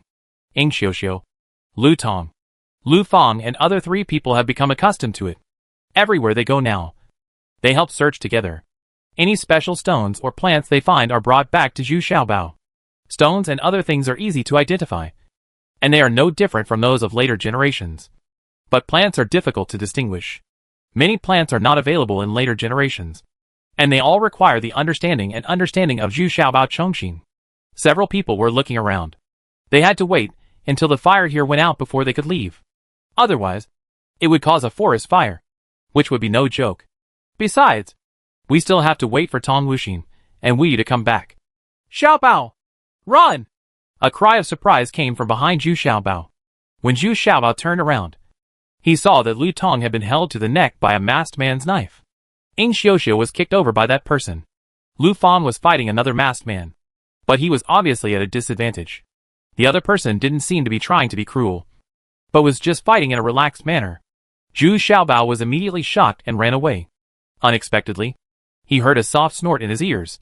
The masked man who had just clamped a knife on Lu Tong's neck had actually appeared in front of him. I'm dodging, Zhu Xiaobao explained, then flexibly twisted his chubby body and actually used the Yuanyang sword's footwork to slip out from this person's side. Huh? You still have this ability? I'm looking down on you. The man screamed in surprise, and the voice turned out to be a woman. It doesn't matter whether she is a man or a woman. I will run away first. Zhu Xiaobao twisted his body again. Unexpectedly, he failed this time because his neck was already grabbed by a hand. So he twisted for a long time before he could get back and forth with his feet. Randomly climbed up, but still didn't move. Only then did Zhu Xiaobao realize that Lu Tong had been knocked unconscious. And Ing Xiuxiu and Lu Fang had also been restrained. There was not just one person on the other side, but 4 people. Hey! Hey! Hey! Be gentle. Your neck is about to break. You let go and I promise not to run away. Okay? Zhu Xiaobao shouted with his teeth bared. This technique was much more powerful than Wu Yu Sheng. Although Wu Yu I often do this. But now that I think about it, it still feels very gentle. Okay. Then I will let you go. If you dare to run away, I will kill them. I didn't expect that the woman behind me would actually send Zhu Xiaobao. But after listening to this woman's words, Zhu Xiaobao didn't intend to run away anymore. There was no way they could outrun them. And besides, Ing Xiuxiu and the others were still in their hands. Sister Hong, get rich. Get rich. These people are full of good things. Look, this is soap. This is the most popular toilet paper recently. And there is actually a burning knife in it. Also, this short knife is actually a treasured sword. At this time, a bearded man was rummaging through the things on the horse. Zhu Xiaobao went out with 5 women this time. So the messy things were even with Zhu Xiaobao. No one knows how much they brought with them. Anyway, I dug out 2 pieces of toilet paper from the package. Zhu Xiaobao's heart twitched. What are you prodigal ladies doing with so much toilet paper in one trip? Well, let me take a look. It is indeed something you can't even buy on the market. You can easily come up with a lot here. It seems that I have found the right person. Zhu Xiaobao? That woman. I looked at the looted items with great satisfaction. Then he looked at Zhu Xiaobao and asked slowly. Oh? Do you know me? Who are you? Zhu Xiaobao was a little surprised and asked with doubt. Yi Qinghong? Chapter 113 Yi Qinghong B. Yi Qinghong? The woman said her name very calmly. But it shocked Zhu Xiaobao. What kind of luck is this? He ran into a bandit when he went out. And he was one of the most famous bandits? Ah? Bandit? Zhu Xiaobao couldn't help but exclaimed. And then he regretted a little. Why did he ask the person's name? I heard that once the bandit's face is seen clearly, the other person will kill him and silence him. Isn't this asking for trouble? Yeah. Almost. But my reputation is not as good as yours now. Yi Qinghong actually didn't get angry. Instead, he took off his mask. And the long hair tied behind his head also swayed. A kind of unique feeling for women. The style also comes out. I saw Yi Qinghong in front of me with a delicate face and a calm expression. The corners of her eyes and brows still have the unique charm of a mature woman. But her lips are flaming red, which is very visually impactful. I heard that Yi Qinghong is not young anymore. But now, he looks like he is in his mid-20s. But there was a fierce and murderous look in her charming eyes. She is tall. If Wu Yu is 1.75 meters tall, then Yi Qihong is about the same height as Tong Wuxin, and should be 1.72 meters tall. However, Yi Qihong is more like a mature young woman, with more feminine charm than Wu Yu. Ah! Did you even see his appearance? You're dead this time. Although Zhu Xiaobao was surprised by Yi Qihong's charming charm, he was more worried about his own life. He was thinking about what the other party wanted to do. Did you come here specifically to find yourself? Unexpectedly, even Yi Qihong knew about the news spread by His Highness the Second Highness. It seems that he is really famous now. Zhu Xiaobao, what are you thinking about? I tell you not to think about how to escape. Otherwise the end will be ugly. It's not much better than that wild boar. Yi Qihong saw Zhu Xiaobao looking at him, his eyes rolling around. So Anu warned. Oh, you have been targeting me for a long time? When Zhu Xiaobao heard this, his heart suddenly went cold. He dared that his lover had already followed him. The wild boar that Yi Qihong was talking about was the wild boar that was killed in the bombing in the morning. This shows that his martial arts skills are higher than Wu Yu and Tong Wuxin. So he has never been found to be followed. That's right. Didn't you release a signal arrow? It's really good. You can see it from a long distance. Yi Qihong said with a slight smile. Oh? Isn't this a cocoon of self-defense? Zhu Xiaobao suddenly thought with a little annoyance. What kind of false bombardment was there for nothing? And this also attracted the giant bandit. Hee. Don't be so regretful. I already knew it as soon as you got off the mountain. I can't find anyone I want to find unless you never go down the mountain. Yi Qihong couldn't help laughing when he saw Zhu Xiaobao's annoyed expressions. Road. Okay. Why are you looking for me? Jia Kai. To be honest, I don't have much money now. Jia say. Well, forget it. I'm still young and I don't look very upright. I feel so wrong to you. I really want to. What's the point of looking for me? Zhu Xiaobao shook his head and said. Seeing Yi Qihong's appearance, he was no longer afraid. Yi Qihong didn't seem to have any ill intentions. Giggle. Zhu Xiaobao. You are really self-aware. The robbery? You can imagine it. Yi Qihong couldn't help but smile at Zhu Xiaobao's words, and then said, Don't worry. I neither rob wealth nor sex. I just invite you to come and sit at my place. How about it? This isn't too much to ask for. Right. Sister, can I refuse? Zhu Xiaobao complained secretly in his heart, but asked very solicitously. Of course. But my men will tie you up. Yi Qihong nodded seriously and said, Then I'll go with you by myself. Can I take a guard with me? It's my first time traveling far away, so I'm a little scared. Zhu Xiaobao looked at Yi Qihong pitifully and asked, Humph. It seems that the 19th princess really takes good care of you, and even arranged a guard for you. Which one do you want to take? Yi Qihong looked at Ying Xiuxiu and the other three, and then asked, Just her. Zhu Xiaobao pointed at Ying Xiuxiu and said, Ying Xiuxiu has been following him the longest. The key is that Ying Xiuxiu's martial arts is slightly better than Lu Tong and Lu Feng. No. Just bring this. Don't be verbose. Don't you want to wait for Wu Yu and Tong Wuxin to come back to rescue you? Yi Qihong also kept a careful eye on the people chosen by Zhu Xiaobao. But she deliberately did not choose them. She was referring to Lu Tong. Okay. Zhu Xiaobao nodded, saying that Lu Tong's thoughts were more thoughtful, and it might be more useful to have him with him. But what Zhu Xiaobao didn't expect was that Yi Qihong knew the names of Wu Yu and Tong Wuxin clearly, which showed that Yi Qihong had already started to pay attention to him. Or in other words, he had started to pay attention to the 19th princess. Xiaobao! Ying Xiuxiu saw that Zhu Xiaobao was about to be taken away. She screamed like a killing pig, and was immediately knocked unconscious by the big man's palm. Then Lu Feng was also knocked unconscious. Zhu Xiaobao is riding a horse, and Lu Tong's hands are tied together, but not tied behind his back. So he can ride a horse. But it is impossible to run away. She didn't want to run at all. Out of the forest, he turned to another mountain road, and then started to gallop. After waiting for almost half an hour, Yi Qihong's men blindfolded Zhu Xiaobao and Lu Tong, then turned around again and ran away again. Almost half an hour. When Zhu Xiaobao was shaken and couldn't stand it anymore, he finally got off the horse and walked up the mountain for a while. However, Zhu Xiaobao was blindfolded, so he didn't know where he was going. Where are you? Okay.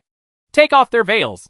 Following Yi Qihong's soft instructions, Zhu Xiaobao could finally see the surrounding situation. After a while, Zhu Xiaobao returned to normal and began to see clearly where he was. Unexpectedly, This place turned out to be a huge cave. The other end of the cave was similar to the cave paradise. It was also an open area.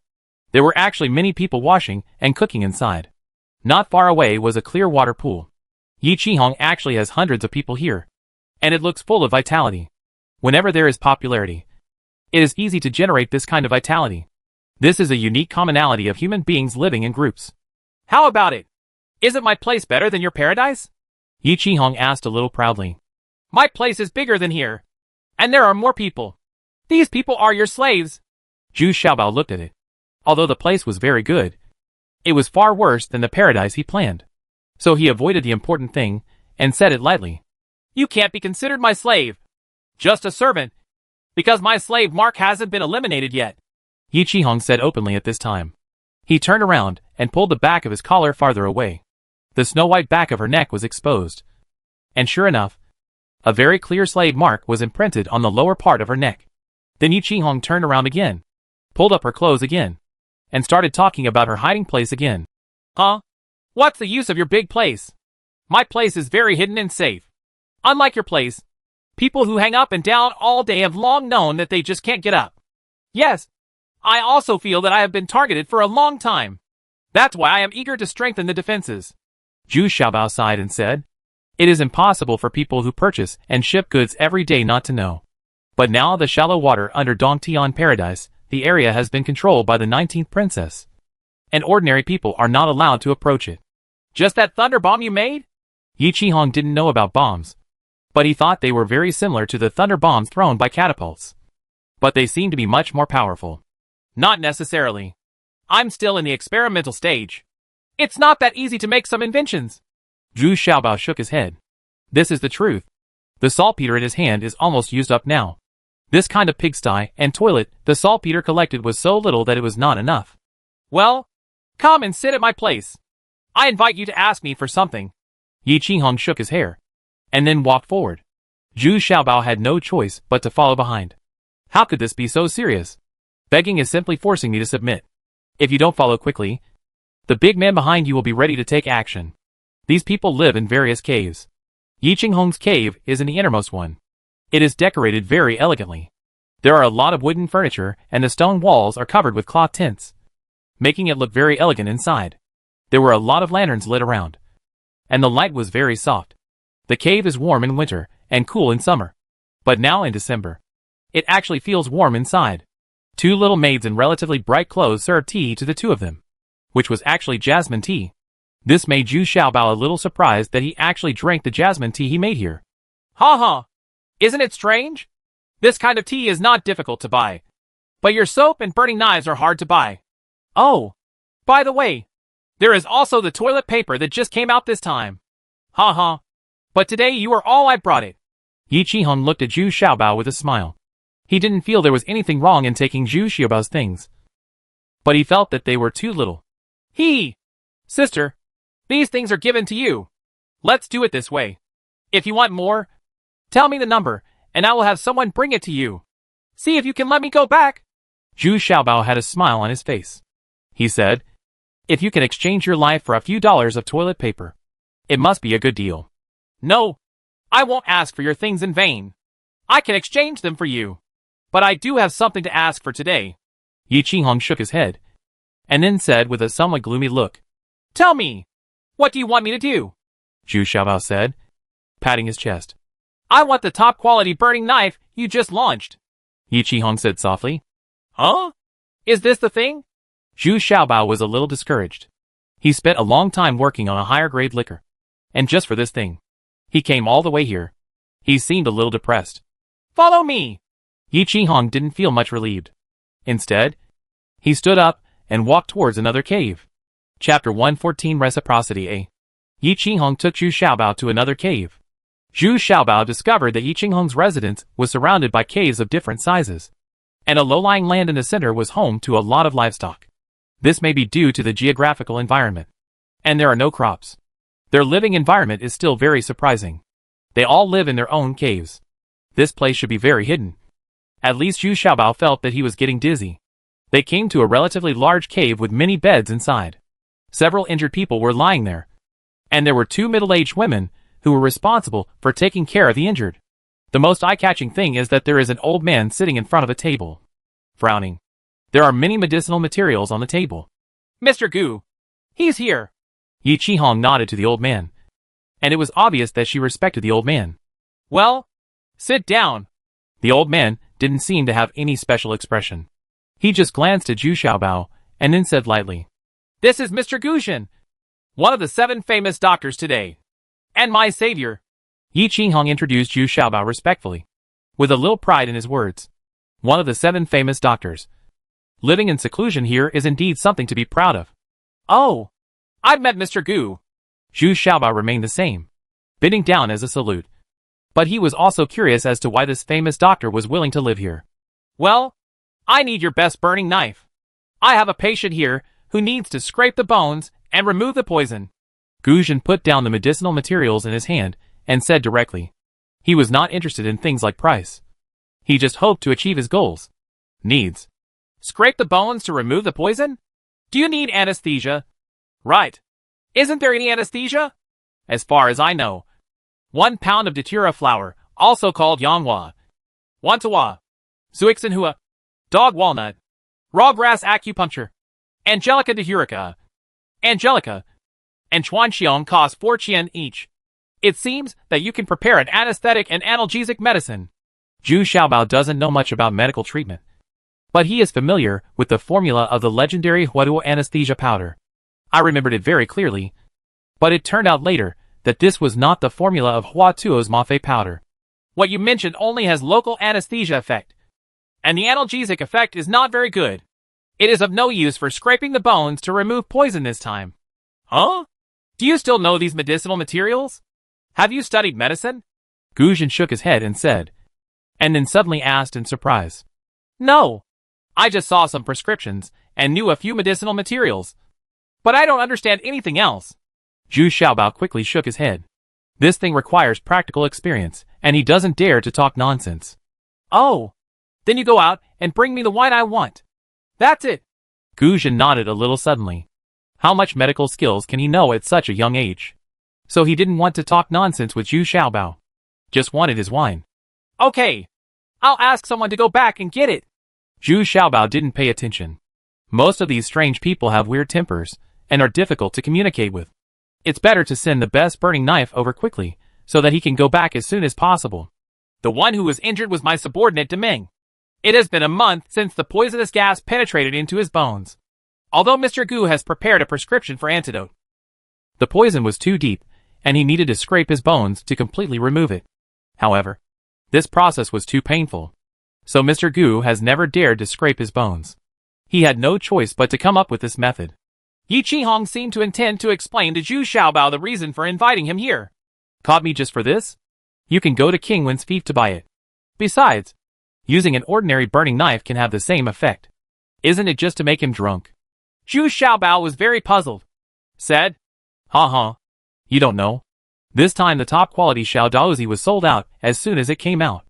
I did buy 2 jars of the ordinary Xiao Daozi. But Deming's alcohol capacity was too strong. And he was not drunk at all. Also, not to mention the effect of being drunk. That's why I thought of trying it with a top quality burning knife. Yi Qihong said helplessly. Deming's drinking capacity is almost the same as Wu Yu's. And he can't get drunk at all. But not everyone can bear this kind of bone-scratching pain. A large part of the people who die from injuries every year are not unable to be treated, but die because of excessive pain during the treatment process. Deming is the leader of the 4 most important Vidras under Yi Qihong, so she has to be cautious. Then let my guard go back and get you some jars of top-quality burning knives. Okay, I'll stay here, so you can rest assured.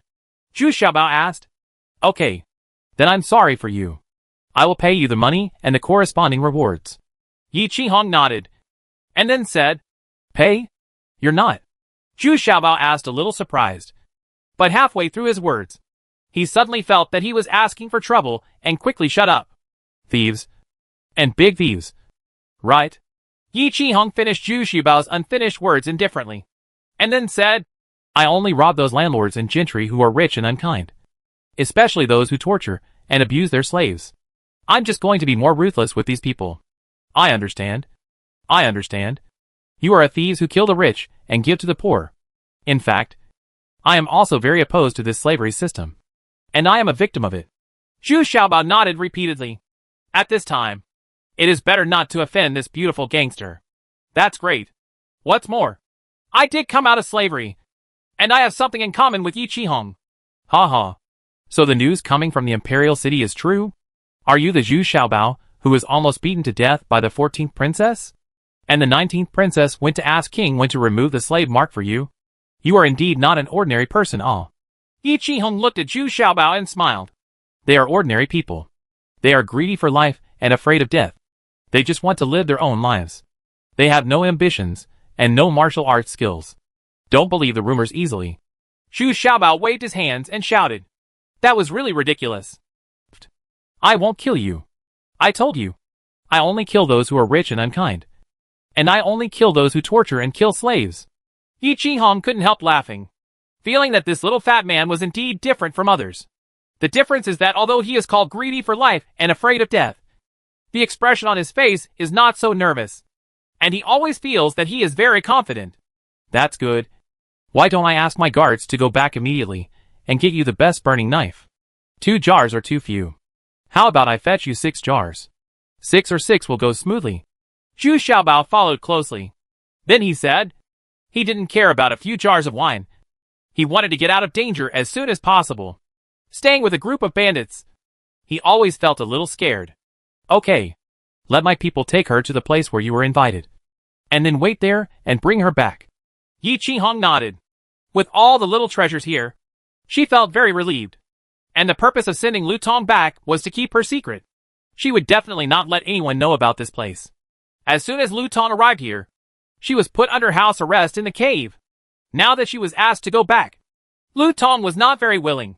She was a little worried about leaving Zhu Xiaobao here alone. Strangely enough, Lu Tong was not very scared in his heart. So he always acted calmly and guarded Zhu Xiaobao all the time, which made Yi Qihong secretly surprised.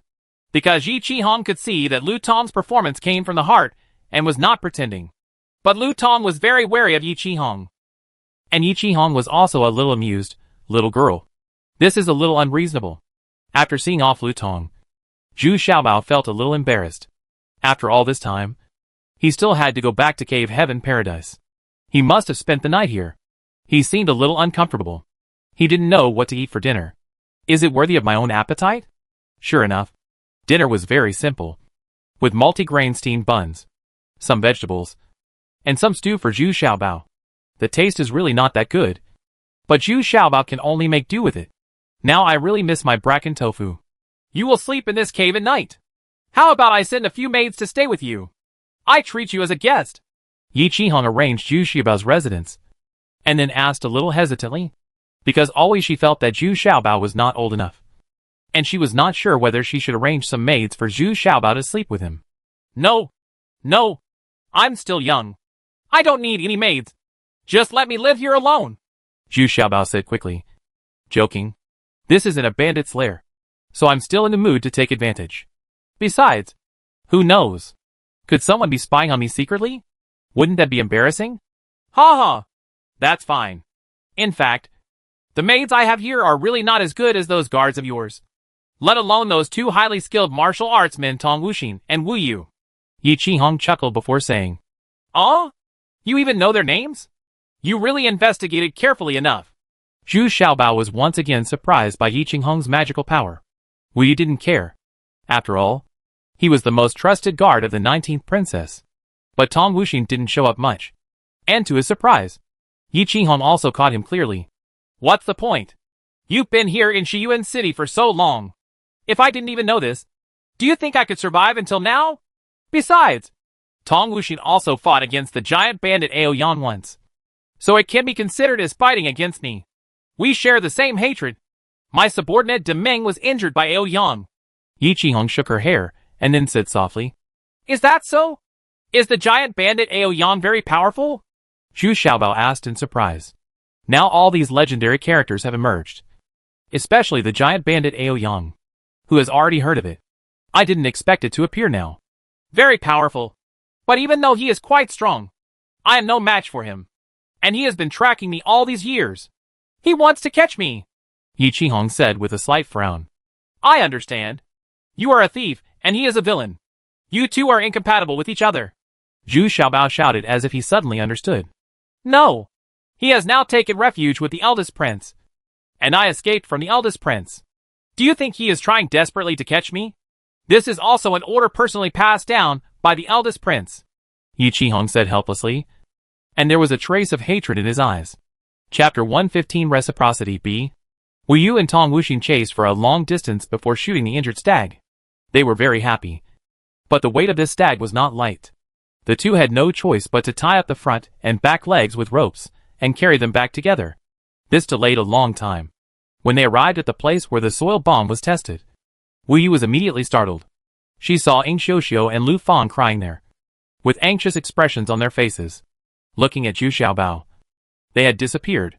Wu Yu immediately dropped the stag in his hand and ran to Ing Xiuxiu's side. When he heard that Zhu Xiaobao had been captured, Wu Yu immediately fainted and fell to the ground.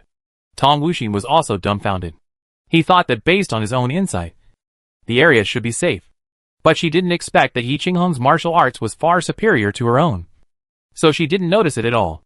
After a while, Wu Yu woke up, grabbed Ing Xiuxiu and Lu Fang, and asked angrily, What's going on? Why don't you protect Xiaobao with all your life? Nothing happened to you too? Sister Wu Yu, it's not that we don't work hard. They are too strong. We are no match at all. And Xiaobao is also in their hands. We don't dare to do anything, Ing Xiuxiu said loudly. Lu Fang was also there. The people beside them were crying and nodding. They really wanted to protect Zhu Xiaobao. But unfortunately, their martial arts were far behind others. Who are they? Have you left any names? Tong Wuxin asked with a serious expression. Still calm. That woman said her name is Yi Qihong, Lu Fang whispered. Oh? How could it be her? Tong Wuxin was also shocked. He didn't expect to meet Yi Qihong this time. What? That giant bandit Yi Qihong? Then isn't that little treasure very dangerous? Whoa. Oh. I really shouldn't have left little treasure to chase this deer. If anything happens to little treasure, I don't want to live anymore. Wu Yu was extremely upset at this time, and couldn't help but shed tears. Speaking of Yi Qihong, she was no stranger to him. She had already fought against him once, when she first came to Shiyuan City. Yi Qihong showed great strength that time. He shot an arrow more accurately and farther than Wu Yu. Don't worry. Yi Qihong is not a murderer. She may have some conditions for taking Zhu Xiaobao away. Or she may want something. Fortunately, she didn't meet Aoyang. If she had met Aoyang, then it's really a dead end. Tong Wuxin gently patted Wu Yu's shoulder to comfort her. Tong Wuxin knew something about Yi Qihong. She came to Shiyuan City several times to find Yi Qihong. It was not because she wanted to find Yi Qihong, but because she was following Duan Muqi's order. Because the 7th princess wanted to take Yi Qihong under her wing. It is said that the 7th princess turned against the eldest prince, and was also separated from the eldest prince. Therefore, over the years, I have had no contact with the eldest prince, and have maintained relative harmony with the other princes and princesses. So after Yi Qihong became famous, the 7th princess wanted to take Yi Qihong as her own. Of course, she also heard that the giant bandit Aoyang was used by the eldest prince. So the 7th princess also wanted to take Yi Qihong as her own. But Tong Wuxin came several times, but failed to find Yi Qihong. Instead, he met Aoyang. The two had a fight, and Tong Wuxin was no match at all. So they escaped to the paradise of Cave Heaven, which was a blessing in disguise. Really? You said Yi Qihong wouldn't harm him? Wu Yu was still twitching, but after hearing Wu Xian's words, she still had great hope. Well, it should be like this. These bandits just want some money and food. Do they also want to rob sex? Besides, Xiaobao's appearance may not necessarily be appreciated, and only you can do that. I like him. Tong Wuxin tried to say it as casually, as he was the only one who was more experienced among all the people now. Wu Yu was completely confused. No different from Ing Xiuxiu and the others. What should we do now? Should we go back and report the princess immediately? Wu Yu was still the same as before. Whenever something happened, she immediately thought of reporting the 19th princess. This had become a habit. No! If the princess is alerted and the news is leaked, Xiaobao will be harmed. And if other people know the news, they may take advantage of it. In that case, we will be even more passive. Tong Wuxin shook his head. She didn't want to alarm the 19th princess. First of all, even if the 19th princess knew about it, it would be of no use. Yi Qihong has not been caught for so many years, and not many people have even seen her.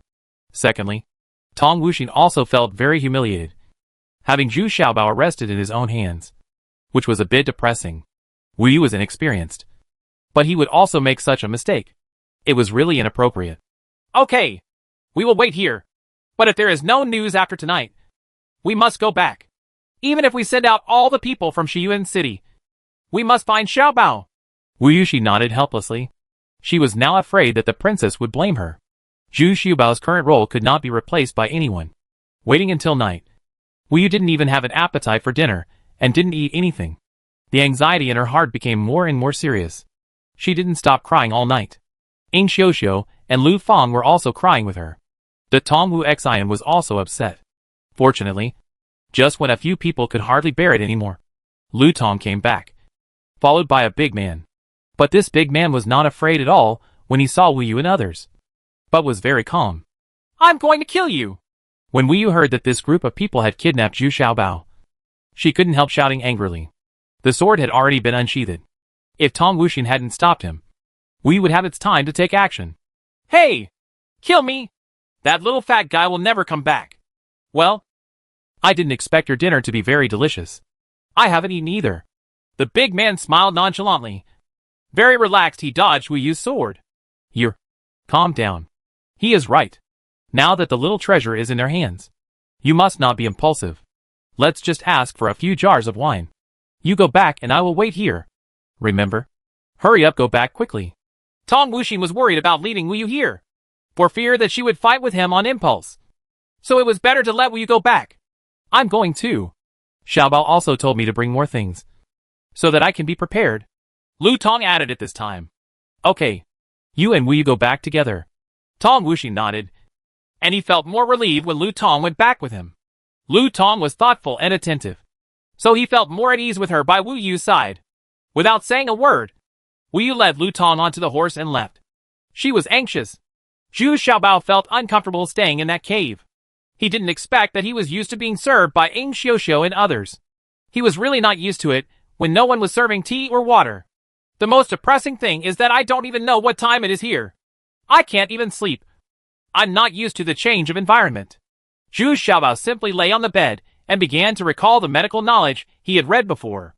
Fortunately, his mind is still very clear, and he can clearly remember everything he has seen.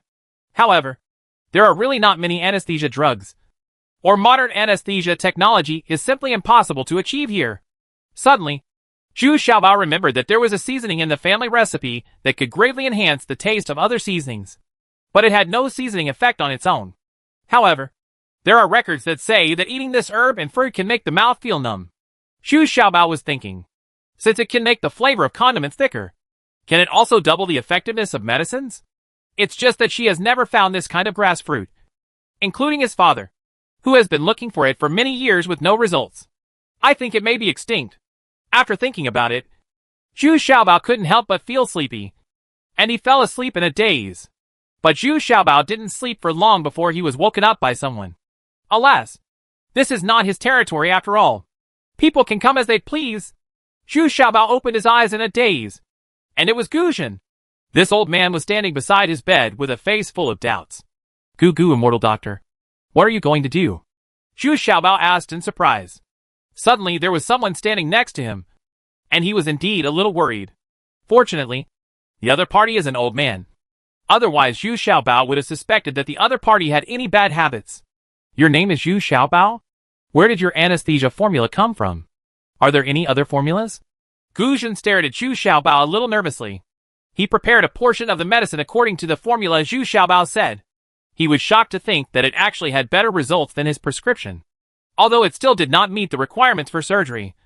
It was already very shocking to him.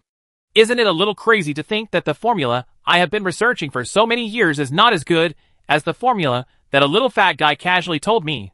I saw it from other places a long time ago. Other formulas are not as good as this one. If you want, I can tell you. Zhu Xiaobao said a few more words about the anesthetic formula that he had just recalled. Individual. After hearing this, Guzhen shook his head a little disappointedly. These recipes were similar to those he had researched. There is no substantial difference. Now we can only wait for Lu Tong to deliver the best roasting knife. Coupled with Zhu Xiaobao's formula just now, it should be able to scrape the bones and remove the poison. Guxian doctor, I also have a question to ask. Zhu Xiaobao suddenly stopped Gu Zhen, who wanted to ask about the unknown grass and fruit. Oh, please tell me. Gu Zhen's voice was a little cold, but thinking that Zhu Xiaobao had revealed such a secret formula to himself without any reservations, it seems that he should also reciprocate. Although he is a bit old-fashioned, Gu Zhen still understands some truths. Besides, doctors are not open and honest among themselves, and any prescriptions are kept secret. It was an unexpected surprise that I got a prescription from Zhu Xiaobao. I want to find this kind of grass fruit, but I don't know its name. I just know its shape and color, Zhu Xiaobao said, dipping his fingers in water and drawing a sketch on the table. Huh? This is the scorpion fruit. Oh, is there really such a grass fruit? Chapter 116 Reciprocity C. Gu Zhen thought for a moment, and then said, This kind of grass fruit has 2 petals, like the 2 pincers of a scorpion, and because it is extremely poisonous, it is called the devil scorpion fruit. But it is very rare now, because it grows in the grass, so it is extremely harmful to livestock such as cattle and sheep. Once eaten by mistake, it will be poisoned and die. Therefore, when people find the scorpion fruit, they will eradicate it. Now it is rare. Oh, no wonder it has become extinct in later generations. So, can the ancient immortal doctor help me find this magic scorpion fruit? I only need a few to see its effects. Zhu Xiaobao still refused to give up and came up with his own recipe. It clearly states that it can be used as an excipient. But why has it turned into a highly toxic substance? Well, if I can find it, I will send it to you. But I advise you not to study it. It has no effect. Doctors of all ages have tried this herb, but it has no medicinal value. Gu Zhen has a weird temper. I don't want to discuss too much with Zhu Xiaobao. He has already studied these things, so he doesn't want to waste time. The reason why he agreed to help Zhu Xiaobao look for it is just to repay the prescription given by Zhu Xiaobao. That's all. Then thank you to the ancient immortal doctor. Zhu Xiaobao didn't pay much attention to it. Most of these capable people were a little unkind and difficult to communicate with. However, Yi Qinghong, who was behind Gu Zhen, said Lo a little sheepishly. Zhu Xiaobao, don't be offended. Mr. Gu is like this. He usually only focuses on studying medical skills and doesn't pay much attention to other trivial matters. It's nothing. I just remembered it suddenly. So I asked. Ordinarily, my guard should be back. Right. Zhu Xiaobao waved his hand and said. Yi Qinghong's attitude towards him was quite polite. Not unlike him. He is a giant bandit, which makes Zhu Xiaobao feel a lot more reassured about his safety. Although the hostility between the two people has been reduced a lot, there is no further communication. After all, they are somewhat wary of each other, so there are not many topics to talk about. In fact, both of them are very fond of each other's experiences. Interested, but didn't elaborate. The story of Zhu Xiaobao cannot be justified at all, and Yi Qinghong was too embarrassed to talk about her experience. She had suffered too many hardships, and it was cruel and humiliating, so she never wanted to mention it to anyone. Fortunately, in the middle of the night, Lu Tong came back with the big man. The big man was still cursing after he came back. He had a fight with Wu Yu because Wu Yu had to follow him, so the two had a disagreement. When the fight started, not to mention, Wu Yu relied on the sharpness of the sword to fight this man to a draw. If Tong Wuxin hadn't persuaded Wu Yu in the end, this big man might have suffered a loss, because Wu Yu's footwork was weird. He was a little passive, although his martial arts is superior. Little bastard. If you can't heal my big brother's injury, I'll cut you into pieces. This big man was the fourth among Yi Qinghong's men, and the injured big man was his big brother. You are so impudent. Why don't you back down? Yi Qinghong immediately lowered his face and scolded him. It doesn't matter. Maybe Wu Yu is too impatient. Sister, this is the best roast knife you want. Come and have a cup each. I wish you a successful operation. Zhu Xiaobao was very straightforward. He opened the small wine jar first and gave it to himself. He and Yi Qinghong poured a small glass each, which also prevented the other party from suspecting that something had been done to the wine. Okay. Yi Qinghong was not polite and drank it all in one gulp. Then he was shocked and couldn't help but praise. Good wine. It's really hot and strong. This kind of wine should make Demeng a little tipsy. I hope so. Zhu Xiaobao also very much hopes that Demeng's surgery can go smoothly. Otherwise, when will he be able to escape? Would you like to go and take a look? Mr. Gu's medical skills are quite impressive. Yi Qihong seemed to be deliberately showing off her knowledge here. No. I don't feel comfortable seeing those scenes. My guard hasn't eaten yet. Can you lend me the stove to cook some food? Zhu Xiaobao didn't want to see those scenes of surgery. And he was a little hungry. So he used the excuse that Lu Tong hadn't eaten yet. But actually he wanted to get something to eat. No problem. Yi Qihong agreed simply. This time Lu Tong not only brought 6 jars of top-quality burning knives, but also brought back a lot of soap and 20 tons of toilet paper. It was obvious that Zhu Xiaobao wanted to sacrifice his wealth to save his life and escape as soon as possible. This made Yi Qihong feel embarrassed again. She didn't want to take these things by force. But she didn't seem to have anything in exchange. But these things are what she wants very much. What should she do? Yi Qihong left Zhu Xiaobao's cave both happily and hesitantly. I am thoughtful and considerate. You guys understand me well. Zhu Xiaobao happily patted Lu Tong on the shoulder. He originally wanted to hug him. But there were still people around him staring at him. I was worried about myself. So I had to give up. I saw that you didn't eat much for dinner. So I knew you weren't satisfied with the meal. So I brought some ingredients and condiments. Who knows how many more days we will stay here? Lu Tong said shyly. Actually thinking in her heart I'm very happy. And I don't even want to leave here right away. Ha ha. Let's take a look. What have you brought? Ha ha. Why did you even bring this? Zhu Xiaobao looked at what Lu Tong brought back and couldn't help but exclaimed. Lu Tong actually bought him a small bottle of salt brine for making tofu. I see they still eat bean cakes here. I wonder if I can make them eat better. Lu Tong is still very caring and actually wants to improve the food here. Well, that's okay. Leave the brine to them so that they can eat better. Well, this method can also be tried in Shiyuan City. Zhu Xiaobao suddenly thought that he could also try it in Shiyuan City. As for the introduction of tofu, as long as the salt brine is in your own hands, wouldn't it be able to greatly improve the diet structure of Shiyuan City?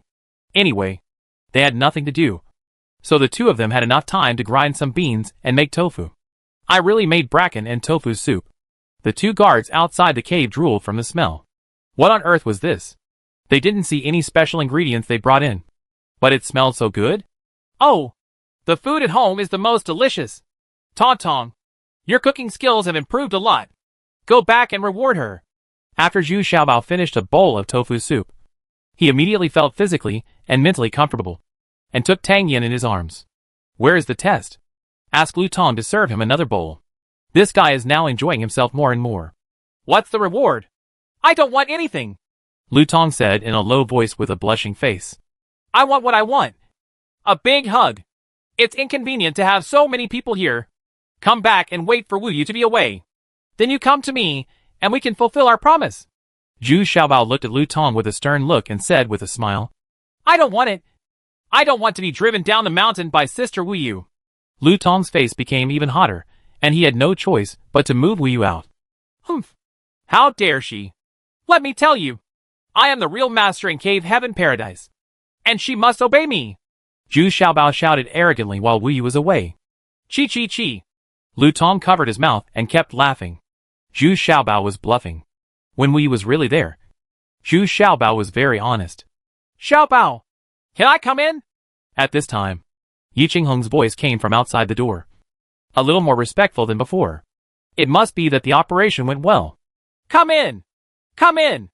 Zhu Xiaobao quickly put Yi Qinghong and rang into the cave, and then shouted to Lu Tong. What are you still doing? Give your sister a bowl of tofu soup. Oh, yes. Lu Tong smiled a little sheepishly, and then quickly went to fill a bowl of tofu soup. Huh? Xiaobao, what is this? So delicious? Yi Qinghong asked about the tofu soup before he could tell his purpose. This little fat guy really has some skills. And he came up with something like this when he came here. It's also very tempting, and makes you feel very comfortable eating it. This is called tofu. It's made from beans. I think you all make bean cakes. And they taste terrible. Processed like this, it tastes much better. And tofu can also nourish qi, clear away heat and moisturize, and promote body fluids. It has the effect of quenching thirst and cleansing the stomach. Zhu Xiaobao said while shaking his head. Really? That's great. Can we make it here? Yi Qihong couldn't help but his eyes lit up. This kind of food is much better than bean cakes. In fact, beans are the least valuable crops and are difficult to process into delicacies. Hee hee. Sister Yi, it seems that Demeng's surgery was successful. Should I let me go back? Zhu Xiaobao actually didn't answer Yi Qinghong's question, but asked with a smile. Well, after drinking the best Xiao knife, Damon was finally a little drunk. And with Mr. Gu's anesthetic, the poison on the bones was finally removed. So there should be no problem, Mr. Gu said. Next time if necessary. Please give me a helping hand. Xiaobao, do you really want to leave? Can't you stay? You will be safe with me. Yi Qihong said hesitantly. She really didn't want to let Xiaobao go now. Bao left. Ah, sister, I don't have much room to develop here. I still have to return to my own territory. This is how to make tofu. I will bring you some stew on a regular basis. In this case, your food here will be better. It will be greatly improved. Zhu Xiaobao was shocked and quickly handed over the method of making tofu. Oh, that's right. My place is too small, and you can't use it. I don't have the ability of the 19th princess to help you sell all those things. I owe you a big favor this time. Tell me, what do you need? Or what do you want me to do for you? Yi Qinghong sighed and said. She also knew that she could not keep Zhu Xiaobao, and she was a wanted gangster, so she was somewhat depressed. It seems like there is nothing I need you to help me with. I will be safe when I return to Cave Heaven Paradise. Besides, I call you sister. So why are you so polite? I don't think you are a bad person. We should be considered the same kind of people. We both started from you came out of a slave. Zhu Xiaobao shook his head and said, the reason why I have a good impression of Yi Qihong is largely because she was also born a slave and has her own world. Oh, speaking of this, I want to remind you that Ao Yang has come to Shiyuan City, and this time he is targeting you. You have made such a big noise. Even the eldest prince can't sit still. Yi Qihong suddenly he remembered the news he had just received and said solemnly, Ah? Who have I provoked? Isn't it just to come up with something to make the people rich? Is that what it is? Zhu Xiaobao immediately shouted angrily. Ao Yang, this ferocious giant in the legend, actually targeting yourself? Can this not make Zhu Xiaobao angry? Let's do this. You have done so much for me, and I can't treat you badly. I will share my information resources with you from now on. All the information you need. I will send it to you in time. Yi Qihong seemed to be depressed. He said it with great determination. Then are we mutually beneficial? Zhu Xiaobao asked very happily. Didn't you call me sister? Do you think it counts? That doesn't count. We should support each other. Chapter 117. Everywhere, eh?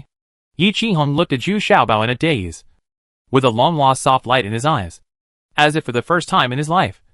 There were relatives who cared about him. This feeling has never happened before. Well, if you say it doesn't count, it won't count. Anyway, my sister owes you a favor.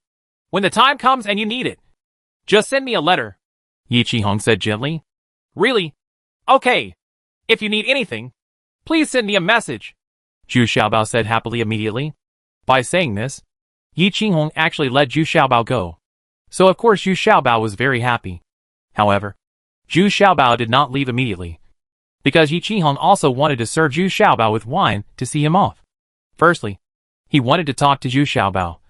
And secondly, Gu Zhen also wanted to see Zhu Xiaobao again. Then come and eat at my place. Lu Tong and I will cook a few dishes. Let you try my cooking. Zhu Xiaobao was very happy, and even took the initiative to cook. Not long after, a sumptuous table of dishes was placed on the table. Even Gu Zhen, who had an eccentric temperament and could not express his emotions, was a little surprised. He had never seen so many dishes, let alone tried it. During the dinner, Zhu Xiaobao briefly talked about the pharmacological effects of tofu, and Gu Zhen nodded repeatedly. This thing really suits him. He is old and likes this kind of soft tofu. Lu Tong did not accompany them to eat together, but taught the two women how to make tofu. In fact, the process was very simple, and the main thing was the finishing touch. Zhu Xiaobao promised that Yi Qihong would regularly deliver some brine to ensure their consumption. This made Yi Qihong very happy. Gu Zhen is also in a good mood. Not only did he successfully scrape Demeng's bones and remove the poison today, but he also got several prescriptions. What's even more amazing is that this top-quality burning knife can really make people drunk, relieve pain. Therefore, Gu Zhen also gave Zhu Xiaobao a medical book. which should be considered relatively ordinary. But many of them are Gu Zhen's own experience. And they are already very expensive. Zhu Xiaobao had no interest in medical skills. But in this era without developed medical treatment, these things were still needed. So he stood up and gave Gu Zhen a deep bow to express his gratitude. Sister, did you say that Ao Yang has arrived in Shiyuan City and came to see me specifically? Is your news accurate? Zhu Xiaobao poured Yi Qihong a glass of wine and asked. What he is most worried about is his own safety. Well, my news is not wrong. Ao Yang has not come to Shiyuan City in the past 2 years. This time he came here because of you. Or to come up with these things for you. The eldest prince and Ao Yang is a very good drinker. Of course, he won't be able to sit still after drinking this kind of wine. Yi Qinghong's face was already a little flushed. Not everyone has as good a drinking capacity as Wu Yu. Where did you get the news? Zhu Xiaobao was still a little skeptical. To be precise, he didn't want to believe it. It was not a happy thing to be beaten by a giant bandit. Oh, let me tell you this. I have a huge information network under my command. Those slaves are all willing to provide me with information. So my spies are everywhere. Sometimes even those like King Ming, King Wen, etc. The prince's news is not as good as mine, Yi Qihong said very proudly. It turns out that she has always worked for slaves, specializing in killing landlords who abuse slaves. Therefore, although she is a giant bandit, she is quite prestigious among slaves, and many people are willing to provide her with information, and also intended to help her. Oh, my sister is so powerful. She really has something special. Zhu Xiaobao couldn't help but praise. He suddenly thought of the all-powerful beggar gangs in later generations. Yi Qinghong's abilities were probably even better than those of the elders of the beggar gangs. Ha ha. So, don't underestimate my sister. If you have any difficulties, come to me, Yi Qihong said proudly. Okay. Oh, by the way, sister, I'm leaving. Can you give me back my things? I'm not talking about those soaps and the like, but those stones and flowers. Zhu Xiaobao suddenly thought of the stones and objects he collected were all robbed by Yi Qihong, and he wanted to come back before leaving. Oh? You? Yi Qihong was a little surprised at first, thinking that Zhu Xiaobao wanted to take back soap, toilet paper, and other things. Speaking of which, Yi Qihong already liked these things, so how could she give them back to him? Later, when he heard that he only wanted those stones, he couldn't help but feel a little dazed. Xiaobao, what do you want those stones for? And those flowers and plants? Yes. Sometimes I really can't understand your strange behaviors. Hey, I can't tell. Anyway, I haven't found anything useful so far, but I can definitely find it. Zhu Xiaobao also said with a sigh. These things need to be taken back for analysis to determine what can be sent. It's useful, so it's really hard to say now. Then it's okay if I ask someone to help you find it. My people have a wide network of contacts and are exposed to a lot of strange and weird stones. Who would care about these things?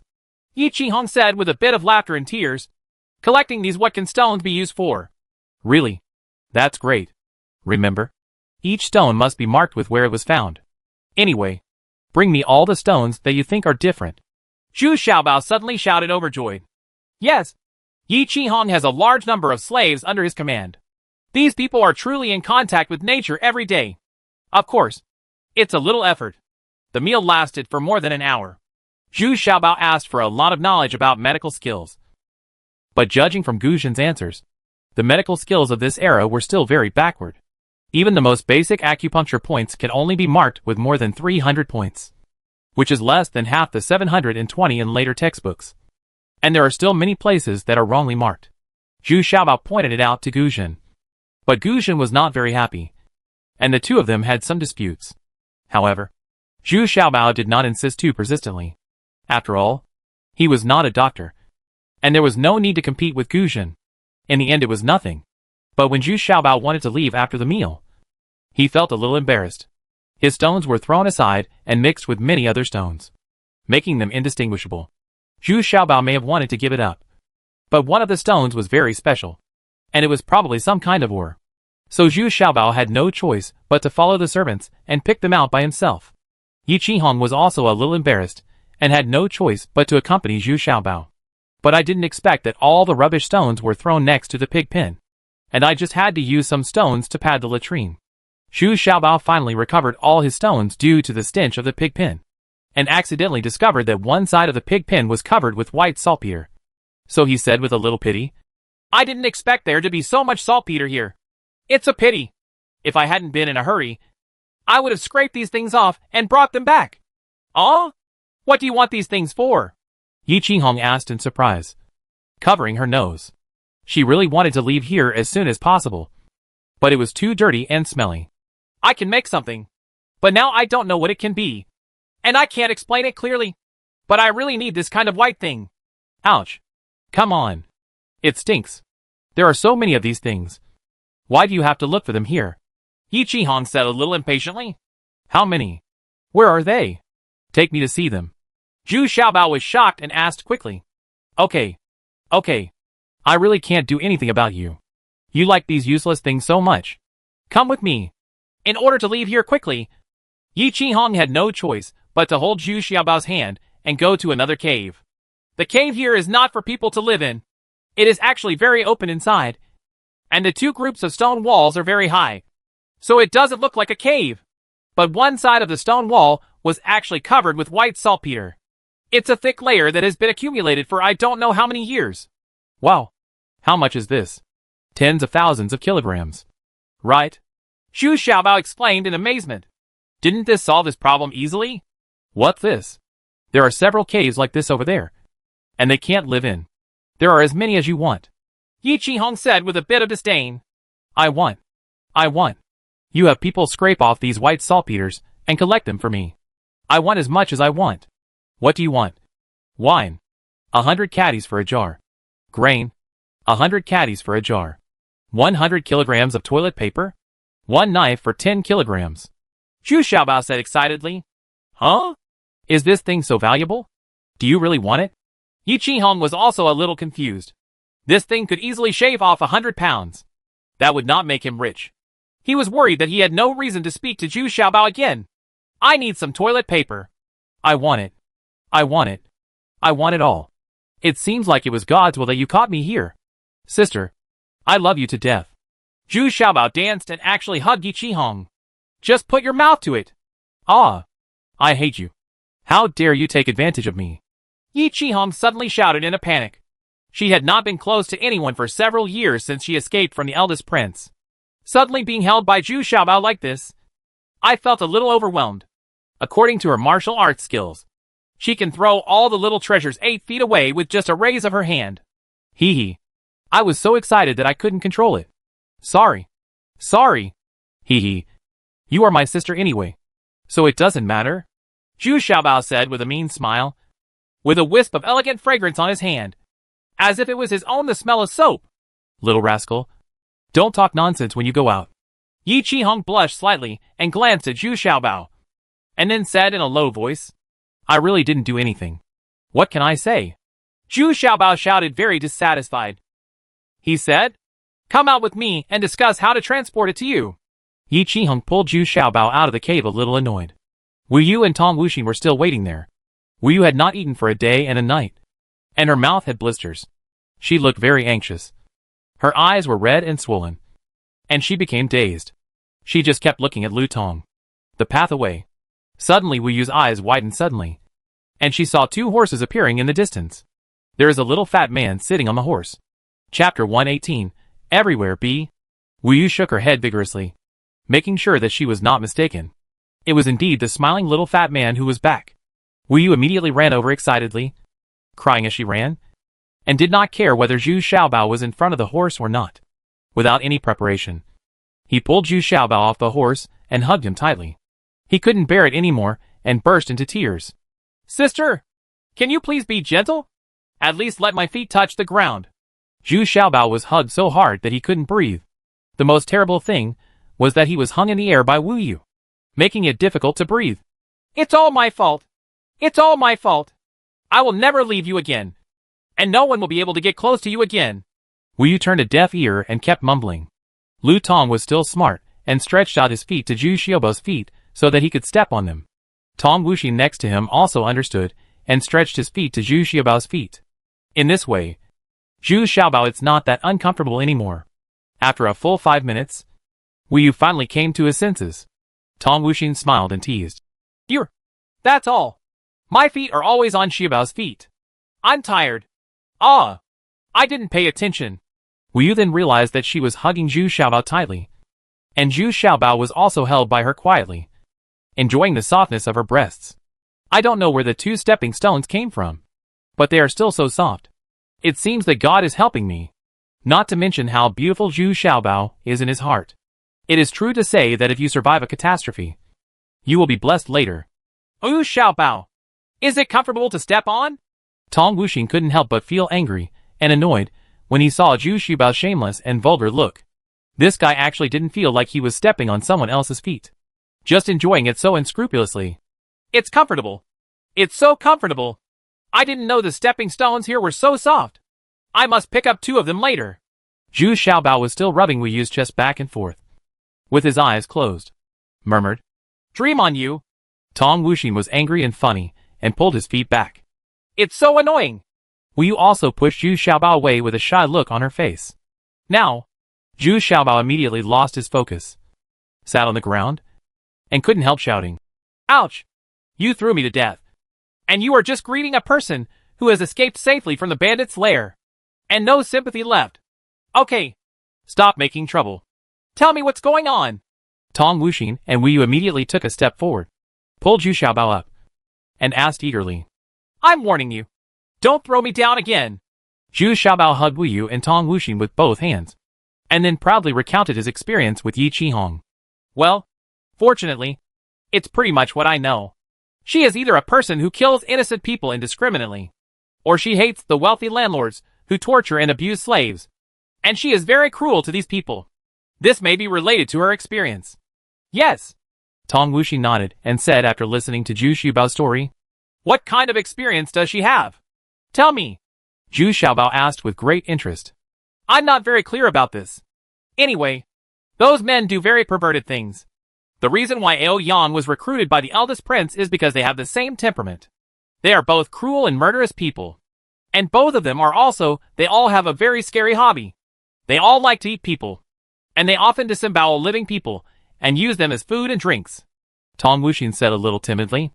Even though she had met many opponents, she met someone like Ao Yang. She is still very afraid of people. Even very scared. She was not afraid of death. But she was afraid of falling into the hands of people like Ao Yang and the eldest prince. Has Ao Yang really come to Shiyuan City? We need to be more vigilant. This kind of person is indeed very difficult to deal with. Wu Yu also heard about it. So she suddenly felt worried in her heart. If Ao Yang really is coming for Zhu Xiaobao, that would be such a headache. Go back first. Don't tell anyone about my cooperation with Yi Qihong for the time being.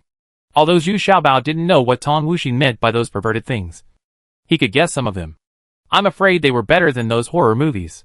Things inside are even more terrifying, because these people don't take human life seriously at all, let alone those who are slaves. Okay. Go back first. Let's discuss it carefully. Maybe Yi Qinghong's information can really be of great use. Tong Wuxin felt very keenly that Yi Qinghong's information network was quite powerful. I'm afraid even the 19th princess can benefit a lot, riding their horses and galloping all the way to the paradise of cave heaven. Zhu Xiaobao's riding skills improved a lot, and he could actually keep up with Wu Yu and the others. But this time Zhu Xiaobao was no longer picky, but practiced very persistently. He feels that if you want to survive in this era, you still need to be proficient in many things. The group of 6 people took out a lot of things, but they came back with even more things, because Zhu Xiaobao's items were too tattered. And there were also 2 bags of saltpeter scraped from Yi Qihong, which were treated as treasures. Even Wu Yu and Tong Wuxin now know that this thing is the key to making gunpowder. But when they arrived at the bottom of Cave Heaven Paradise, they already noticed something was wrong before they took the boat to the hanging box. The number of guards around them had obviously doubled, and Zhu Xiaobao and the others promptly informed the 19th princess as soon as they came back. What's going on? What happened? Why did the number of guards increase so much all of a sudden? Wu Yu immediately had a bad feeling and asked quickly. Sister Yuewu, you are finally back.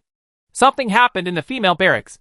A female soldier was tortured and killed by Ao Yang. So the 19th princess was very worried about the safety here and asked us to send more manpower. Once you come back, we will notify you. 19th princess. A female soldier leading the team quickly reported to Wu Yu. Oh? Already here? How did you know it was Aoyan who did it? Wu Yu suddenly became confused. She didn't expect Aoyan to come so quickly. And Yi Qinghong's news was still very accurate. Yi Qinghong already knew about it 3 days ago. But she had no friendship with the 19th princess. So there was no need to tell the 19th princess. Go and tell the 19th princess that we are back, Zhu Xiaobao also said with a solemn expression at this time. He felt that this matter should be discussed carefully with the 19th princess. After all, she and the 19th princess are still the same person. Those in the camp must share Yi Qinghong's information channels together to minimize losses. Now Aoyan is in the dark, and they are in the light. Already very passive. Go! Just say that Xiaobao is back. Wu Yu nodded. It would be best for Zhu Xiaobao to do this. The last thing she wanted was to hide something from the 19th princess. Not long after returning to her residence, Princess 19 had already arrived, with an angry look on her face. It turned out that the person who was killed was a female military battalion team leader. At that time, she was patrolling the outskirts of Shiyuan City with 200 people. Although nothing has happened since arriving in Shiyuan City, General Manager Wu still requires patrols and shifts every day. After all, the area outside Shiyuan City is too big, and the guards on the city wall alone cannot see very far. And it's part of troop training. But I didn't expect that the team of 200 people would be easily defeated by Aoyan. It turned out that the team leader happened to go to the woods for convenience at that time. But unexpectedly, he never came out again, and could not be found. After waiting for more than an hour, her body was found in the place where she disappeared. What is even more frightening is that the female soldier was naked, with a big hole in her chest, and her heart had been dug out. What makes people even more angry is that he actually left a few words on her body. Aoyan is here for a visit. Looking at the body of this female soldier, her leg bones and sternum were broken in many places. Her lower body was even more bloody. And there was a branch stuck in her buttocks. She was completely tortured to death. This female soldier is supposed to be able to lead a team. Her martial arts skills are not weak, and she has a strong body. But she was kidnapped by Aoyan in front of everyone's eyes without even making a sound. This shows that Aoyan's kung fu is already at its peak, much higher than her. So the 19th princess seemed very angry at this time. And at the same time, she was also very worried about Zhu Xiaobao's safety. What are you doing? Do you know how worried I am? Princess 19 asked in a panic as soon as she saw Wu Yu, Zhu Xiaobao and others. This was the first time that Princess 19 showed urgency and anger. Usually, Princess 19 showed her urgency and anger. They are all very calm and collected. We met Yi Qinghong. Zhu Xiaobao shocked the 19th princess as soon as he spoke. Unexpectedly, in just 2 days, 2 giant bandits appeared at the same time, which made the 19th princess even more uneasy. Fortunately, after Zhu Xiaobao finished telling what happened, the 19th princess felt a little more relaxed. Yi Qinghong and Aoyan were not on the same page, so she felt more relieved. She actually wants to cooperate with you. This is something I didn't expect. Princess 19 looked at Director Wu and said a little surprised. I don't think this is a bad thing. Although Yi Qinghong is a giant gangster, there is still a bottom line. Let's not worry about the people she killed before. Those people indeed deserve to die. Manager Wu nodded deeply. They are also excusing Yi Qinghong. Now they want the information about Yi Qinghong. Of course, they are avoiding the important and ignoring the important. Aoyan can be used by the eldest prince, so Yi Qinghong can also be used by the 19th princess. What should we do now? According to Yi Qinghong, Aoyan came here for Xiaobao and had no scruples at all. He tortured and killed a female soldier when he came here. Princess 19 was still very angry. First, Xiaobao can no longer go out casually. There must be enough guards to accompany him. Secondly, our purchasing and shipping routes must increase manpower. I will select the most elite soldiers. Thirdly, Xiaobao, the defense here must also be carefully inspected. And it must be foolproof. Aoyan must not be allowed to touch the cave heaven-blessed land. Manager Wu was still relatively mature and immediately put forward his own suggestions. Can you tell me about this Aoyan? Zhu Xiaobao asked at this time. He had heard some legends, but he had no idea about the origin of this person. Chapter 119 Aoyan. Faced with Zhu Xiaobao's questions, everyone was silent for a while. And then Chief Wu said, Oh, it's really outrageous to say. What this Aoyan did is so cruel and creepy. In fact, after arriving in Shiyuan City, General Manager Wu began to investigate everything related to Shiyuan City, including the giant bandits Ao Yang and Yi Qinghong. Speaking of it, Yi Qinghong's sins were really nothing. They just touched some families, interests and authority. So the government ranked her second. Of course, it was also due to Yi Qinghong's strength. The other bandits all had average martial arts skills and didn't have much strength. So they only did piecemeal business. In fact, life is very difficult, because they not only have to face the pursuit of the government, but also face the battles between their peers. So many people join this industry every year, but the power of the bandits has not grown. Among them, there are only Ao Yang and Yi Qinghong. Ao Yang became famous because of his absolutely super strength and cruel and brutal crime methods. Yi Qinghong was famous for killing those landlords, who were cruel and abused their slaves. It should be said that Ao Yang had never been wronged. On the contrary, his original master was quite good to him. He had trained him carefully since he was a child, and even sent him to the military camp, hoping that he could behead 100 people in front of the battle and escape from slavery. Because Ao Yang had already shown outstanding talent in martial arts when he was a child. Under the careful cultivation of his master, he was already very good at martial arts. Moreover, he also developed feelings for the young lady who lived in the house. Therefore, the owner of the house hoped that he could escape from slavery membership. But since entering the military camp, Ao Yang's temperament has changed drastically, because he was in the army of the eldest prince. And these people were very cruel people. At that time, the eldest prince had been named King Yong'an, and he led the large army, and the Jew people went to war. Because of his good performance on the battlefield, Ao Yang was recruited into the eldest prince's direct troops. These people were strong, but also very cruel. They were usually lawless, both against the Shijua people and the common people. Yi Yan, this also affected Ao Yang. It turns out that life can be so free and unscrupulous, and he can do whatever he wants. But the good times didn't last long. Ao Yang had a conflict with a veteran while fighting for a woman. He injured the other person and was sentenced to be beheaded. It's just because he is not a direct member of the army, but was recruited later. So he was sentenced to be beheaded. But fortunately, his immediate superior cherished his skills and finally interceded for him and spared him from the death penalty. However, the heads he had captured were cancelled, and he was given a heavy punishment of 80 military sticks. And then, he was returned and still a slave. Ao Yang's master was very disappointed with him, and gave up the idea of marrying his daughter to him, and asked him to be a housekeeper. In fact, this was quite a sign of taking care of him. After all, after being out for 3 years, not only did he not receive any rewards, he was actually given back. Even the owner also paid a large fine. The only thing worth bragging about is that Ao Yang beheaded 400 people in the past 3 years, which far exceeded the lower limit for escaping from slavery. However, half of these 400 heads were ordinary people, and they used them to make up the number after being killed by them. However, Ao Yang did not thank his master for this, but was very dissatisfied. So he always behaved very negatively. Later, the eldest lady was getting married, and Ao Yang couldn't bear it anymore and finally broke out. He broke into the eldest lady's boudoir overnight, raped the eldest lady, and then killed the owner's family. Not only that, Ao Yang did not escape immediately after committing the crime.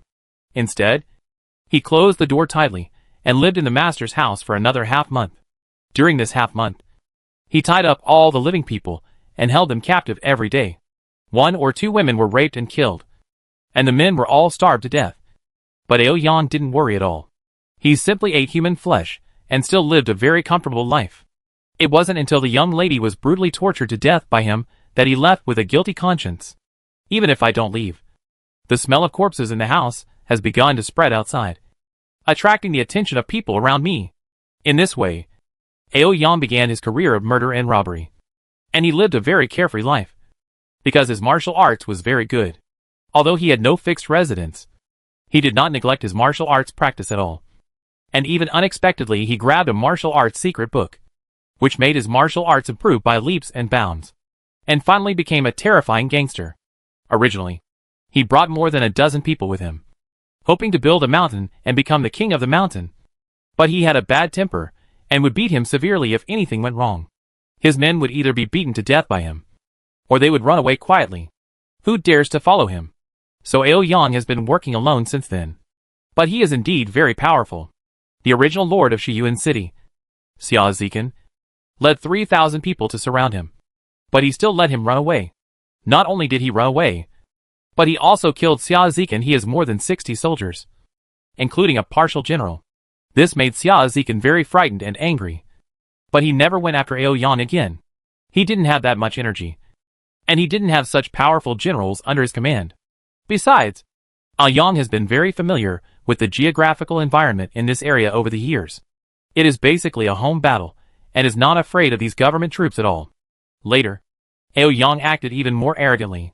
He simply posted notices on the doors of wealthy families, and went to withdraw the money when the time came. At first, few people were willing to submit. But Aoyang killed 2 wealthy landowners, stripped their wives and daughters, and hung them on the gate. All the men were killed. He also set fire to the house. Only then did people feel the terror of this giant bandit. After that, some people began to sacrifice their wealth to save their lives. Later, when they saw the notice, they immediately actively prepared money and waited for Aoyang to pick it up, without even filing a lawsuit. Just kidding. If Aoyang finds out that you file a lawsuit, then the whole family may be dead. But in the past 2 years, Aoyang has suddenly disappeared, and no one knows where he is gone. Only Yi Qihong knew that Aoyang was recruited by the eldest prince. It turns out that although Aoyang is rich, he has no place to spend his money.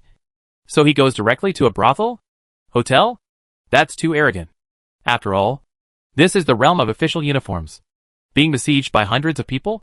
He is not that arrogant. Besides, he has to be careful when sneaking into Shiyuan City. If he is plotted, it cannot be resolved by martial arts alone. Moreover, Aoyang was tired of those ordinary people.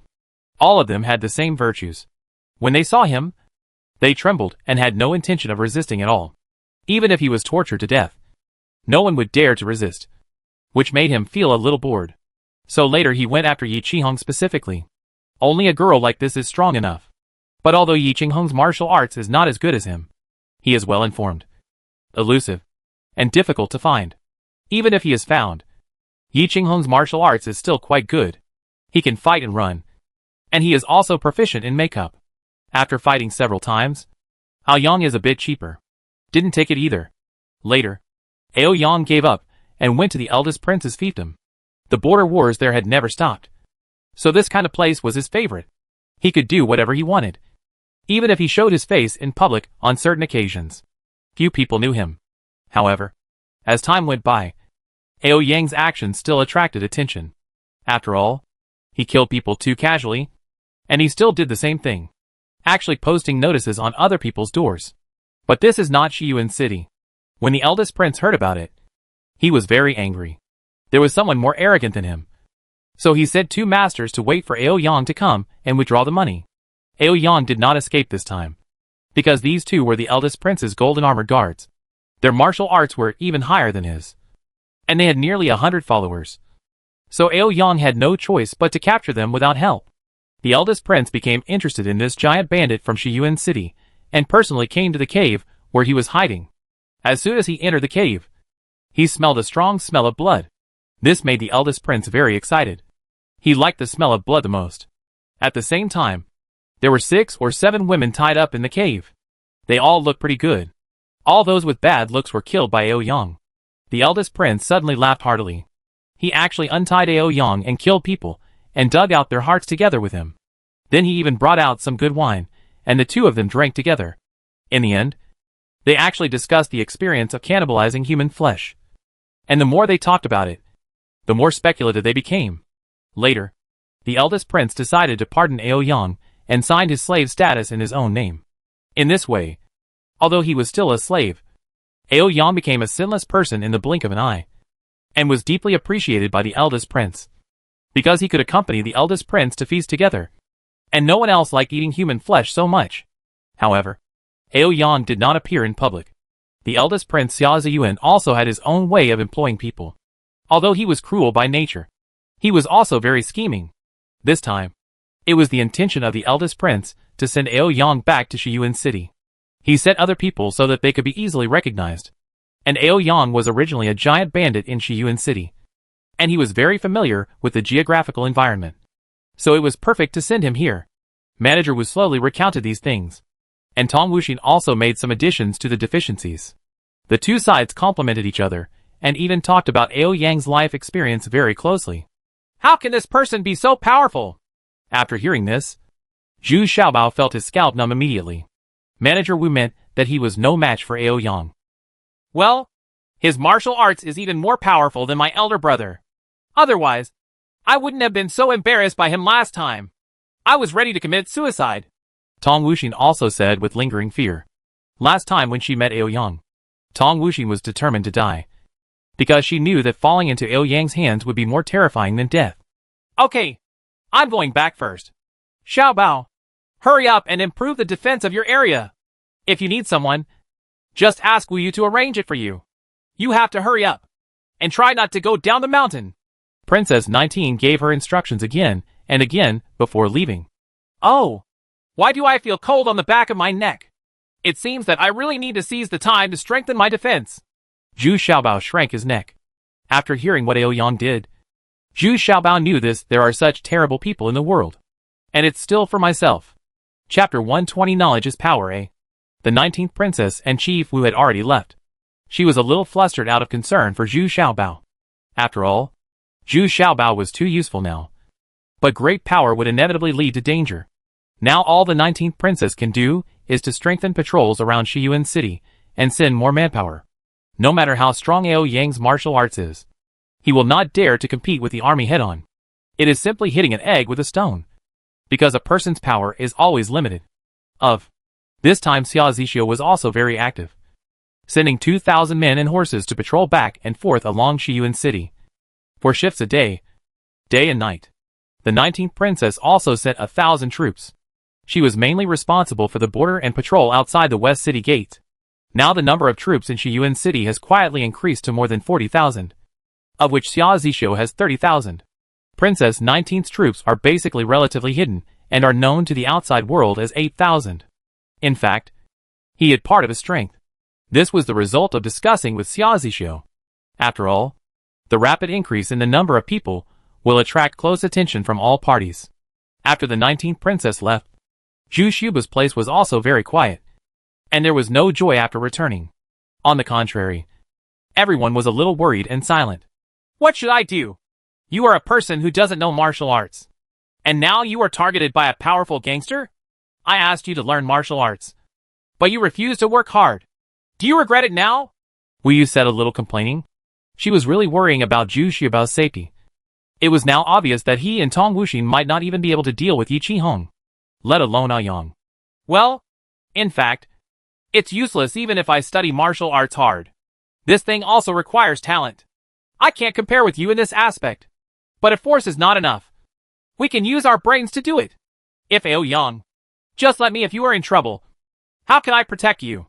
Zhu Xiaobao looked at Wu Yu and Tong Wuxin in front of him, then at Ying Xiuxiu and Lu Tong and Lu Fang who were standing below, and then said, at this time Zhu Xiaobao looked at Xiaobao feels that he is their backbone.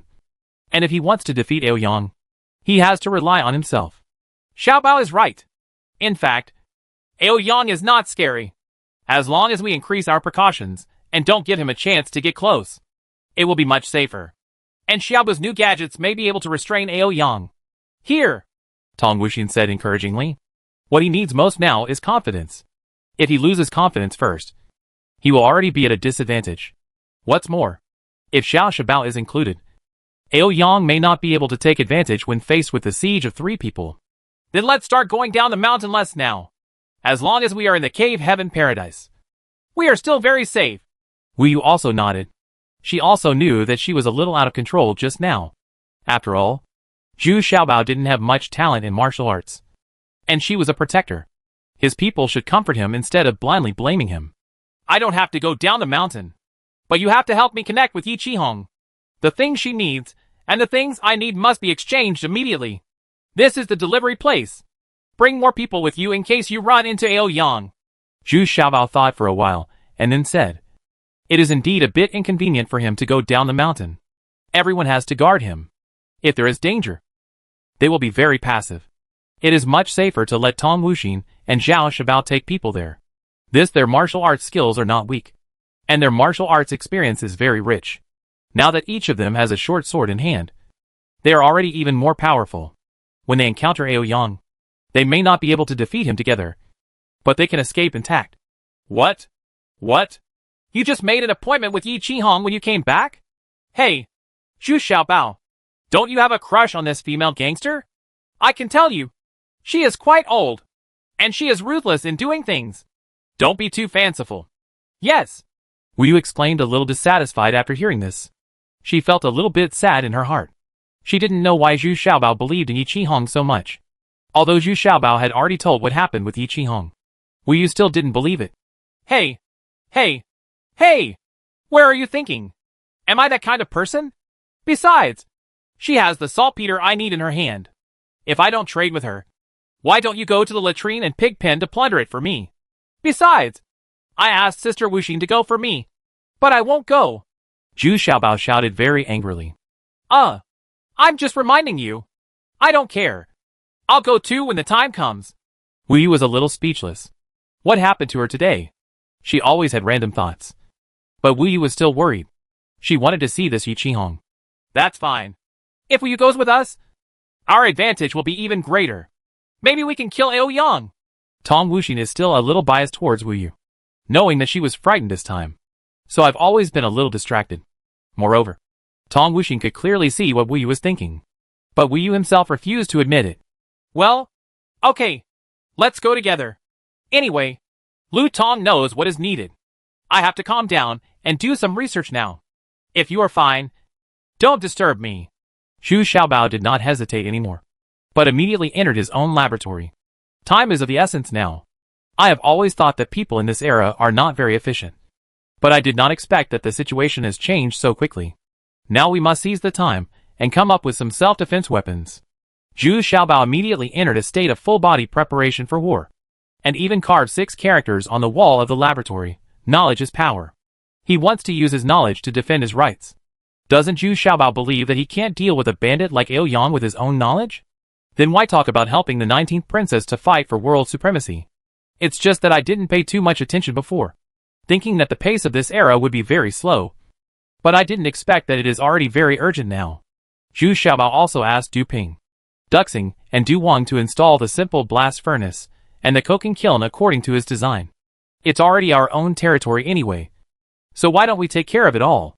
He also invited Carpenter Li from the original 19th princess's mansion. He had helped Zhu Xiaobao build the blast furnace in the first place. Now that it was time to employ people, Zhu Xiaobao didn't care so much anymore. Everyone who could be used was invited. 500 more people have been assigned to help build the Island Ring Highway in Cave Heaven Paradise. Now Zhu Xiaobao no longer has to worry about it. Tong Wuxing is watching over these things. Cave Heaven Paradise suddenly seemed tense and busy. Just because of Zhu Xiaobao's hard work, everyone felt a sense of tension racing against time. The first thing Zhu Xiaobao had to do was to get the detonation device out, because the safety of the cave entrance was always a hidden danger. Fortunately, this kind of detonation device is not complicated. Even the gorillas and Tubal Road could make it with simple facilities back then. So it is not a problem here for Zhu Xiaobao. Originally, he wanted to do something more ruthless and get a fire barrel or a cannon. But the existing facilities were not enough to make these things, and there was no time. So Zhu Xiaobao gave up this idea for the time being. Once the landmines are removed, the safety factor will be greatly improved. Tong Wuxing took Xiao Shenbao, Wu Yu and others to the exchange location. Tong Wuxing and Wu Yu saw Yi Qihong for the first time.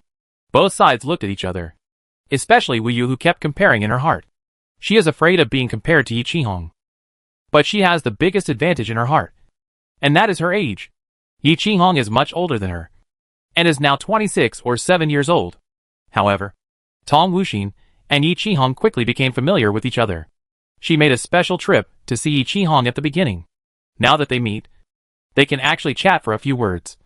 And when they talk about Aoyang, Yi Qihong also gives he received a lot of help and told the story of the fight between himself and Aoyang in detail, including Aoyang's weapons, body skills, and some habits of walking in the world. Then the two sides began to count the exchanged items.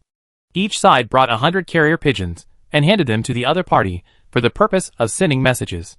In this era, this is a very important means of communication, but it requires the domestication of many carrier pigeons. This started as soon as Zhu Xiaobao entered the Cave Heaven Paradise. And now those carrier pigeons can be used. What Tong Wuxing brought was soap, toilet paper, 20 jars of knives, and some brine for processing tofu. Yi Qinghong, on the other hand, had more than a dozen bags full of scraped saltpeter. She had too many of these things, so she could only scrape them off a little. There were also 2 bags of rocks, but she didn't know if they were of any use. In addition, Zhu Xiaobao also asked Lu Tong to bring some soy sauce beef, pickled pepper chicken feet, stinky tofu, etc. Anyway, Zhu Xiaobao is quite fond of his sister. Ha ha! I didn't expect that this younger brother I picked up halfway is really good. So thank him for me. Go back and tell Xiaobao that if you need anything, you must come to my sister, Yi Qinghong said with a slightly embarrassed smile, feeling the value of what Zhu Xiaobao gave her far exceeded what she could offer. Well, you should be careful. Ao Yan has started to do evil here, and he probably won't leave easily. Tong Wuxin also told Yi Qinghong what happened recently. I know. I have been fighting with Ao Yan for so many years, and he can't do anything to me. His biggest flaw is that he only has one person. As long as you stay together, he has no chance. Yi Qinghong waved his hand and said, Thank you for your advice. Tong Wuxin clasped his fists before breaking up with Yi Qinghong. From the beginning to the end, Wu Yu remained silent and looked at Yi Qinghong angrily. However, Yi Qinghong looked at Wu Yu seemingly inadvertently before leaving, and smiled slightly. Humph. She's so coquettish. I don't believe Xiaobao will fall in love with her. Wu Yu snorted very angrily. Who said Xiaobao likes her? Are you just imagining it? Tong Wuxin couldn't help but laugh. Now Wu Yu's IQ has dropped sharply, and everyone can see this. Chapter 121 Knowledge is Power B. I thought this exchange was a bargain for Yi Qinghong. But Zhu Xiaobao was really happy to get these things, and thought it was worth it. This was a bit unexpected for both Wu Yu and Tong Wuxin. But even if Zhu Xiaobao didn't explain it clearly, they wouldn't understand the reason. Wu Yu has now decided to stay in Dongtian Paradise for a while, and she must wait until she understands what happened in Aoyang before she can rest assured. But now she doesn't see Zhu Xiaobao often, because Zhu Xiaobao was in the laboratory all day long. He often neglected to even eat. Ing Xiuxiu and others brought food to him. Sometimes, when he went in to deliver food at night, he discovered that Zhu Xiaobao didn't even eat lunch. This can't help but worry Wu Yu a little. Now Zhu Xiaobao doesn't bother her to take advantage. But Wu Yu feels empty in her heart. The most difficult thing is that she still has to pretend to be indifferent. And Tong Wuxin has been practicing martial arts all day, and the two of them are now training wholeheartedly. Because it was only when he arrived at Shiyuan City that he realized that his martial arts skills were nothing in front of these fierce bandits. Even Tong Wuxin felt a sense of crisis. That is Zhao Shenbao, who has nothing to do all day long. He has a good mentality and rich experience in the world. He knows how to protect himself. He does not just want to increase his force value as quickly as possible. On the contrary, he was very interested in Zhu Xiaobao's various experiments, and followed him shamelessly to help. This is good. Zhao Xiaobao has suffered a lot. Zhu Xiaobao's experiments were very dangerous. Although the smallest can was used, the power after detonation should not be underestimated. Zhao Xiaobao helped Zhu Xiaobao for 3 days, before he was so frightened that he ran away. In these 3 days, Zhao Xiaobao had 3 of his fingers injured, 1 of his eyebrows burned off, and 6 iron thorns stuck in his back. My body caught fire 3 times. Once if I hadn't reacted quickly and jumped into the water in time, I would have been burned into a rose-suckling pig. Is this how people live? Zhao Xiaobao was frightened by Zhu Xiaobao's experiments, and no longer dared to break into his laboratory casually. In fact, not only Zhao Xiaobao, but also Ing Xiuxiu and Lu Fang had a lock of their hair burned off. Lu Fang's forehead was also pricked by an iron thorn, leaving a long scar. This made Lu Fang sad all night. Fortunately, Zhu Xiaobao guarantees that nothing will be visible after this scar heals. This can be considered as coaxing her. TSK. TSK!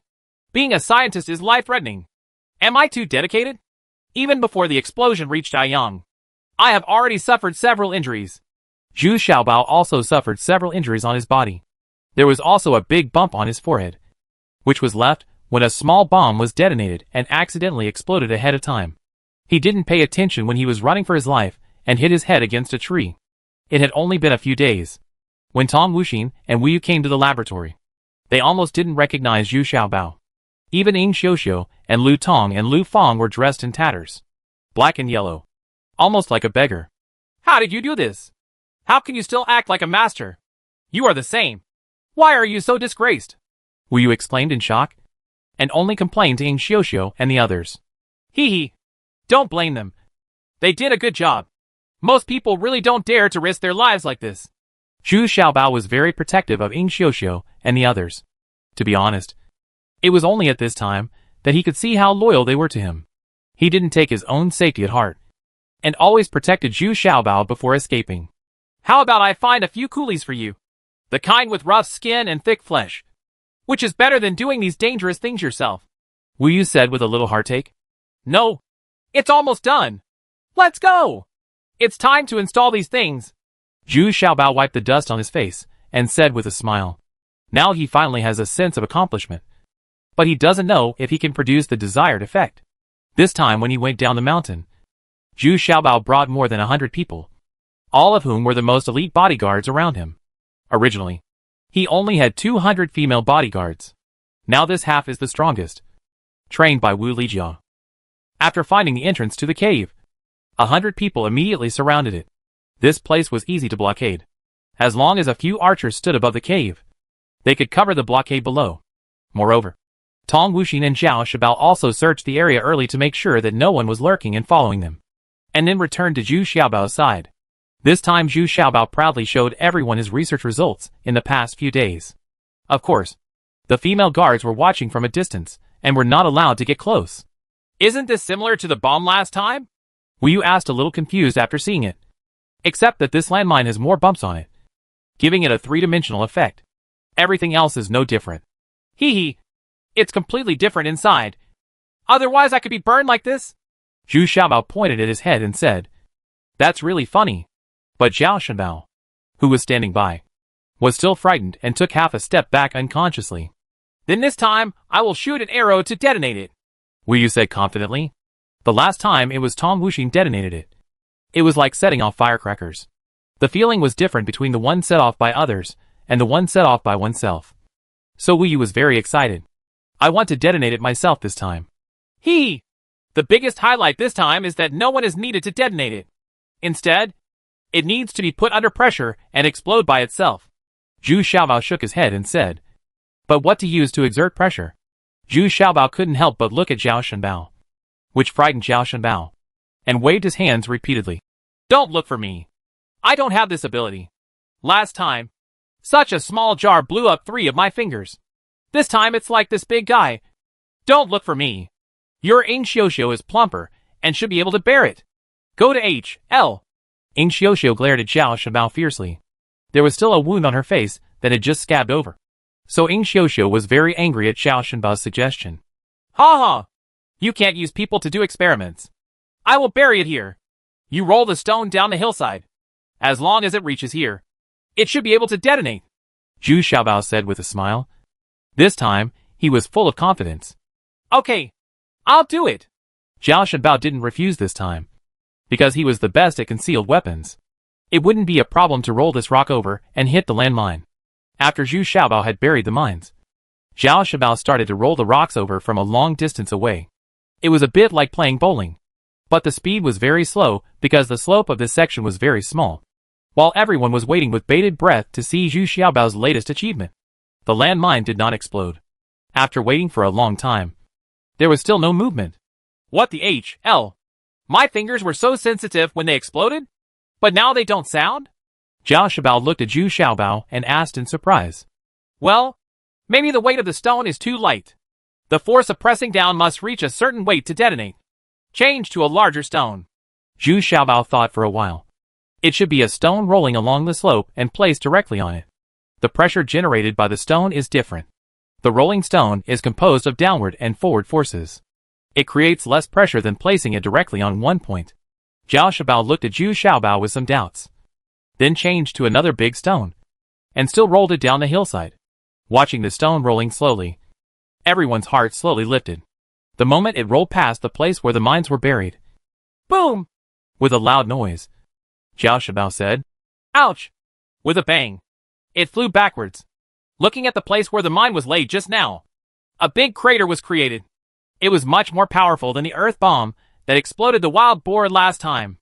A wave of air made everyone excited. I felt suffocated for a while, followed by flying sand and rocks hitting my face. This was still more than 30 meters away. Ouch. Why am I always the one who gets hurt? Zhao Shibao groaned and climbed up from a short distance away. Originally, he would be fine as long as he lay on the ground. Zhu Xiaobao had told him a long time ago. But the key point is at that time, Zhao Shibao relied on his own experience and flipped backwards, thinking that it would be safer to stay far away. No. It resulted in such tragic consequences. How is this possible? If something like this is buried here, who would dare to get close here? Tong Wuxin was the first to think of the horror of such a thing. No matter how high your martial arts skills are, you may still be seriously injured. Why does it explode when it is pressed? Is this amazing? Wu Yu also said very excitedly. If this was used on the battlefield, it would be of great use. TSK! It seems to be too powerful. If it were placed in a cave, wouldn't it blow up the cave as well? Zhu Xiaobao thought of another problem. This seems to be difficult to balance. This cave is not only the entrance to the cave paradise, but also leads to a mezzanine along the pond inside, where a lot of wine is stored. This is also the invisible wealth accumulated by Zhu Xiaobao. What are you thinking? Not satisfied with such great power? I think even 10 Aoyang wouldn't dare to come in? Wu Yu asked excitedly. No. That's it for today. It's too powerful. I have to go back and make changes. Otherwise the cave inside will be blown up. Zhu Xiaobao shook his head and said, feeling a little depressed in his heart.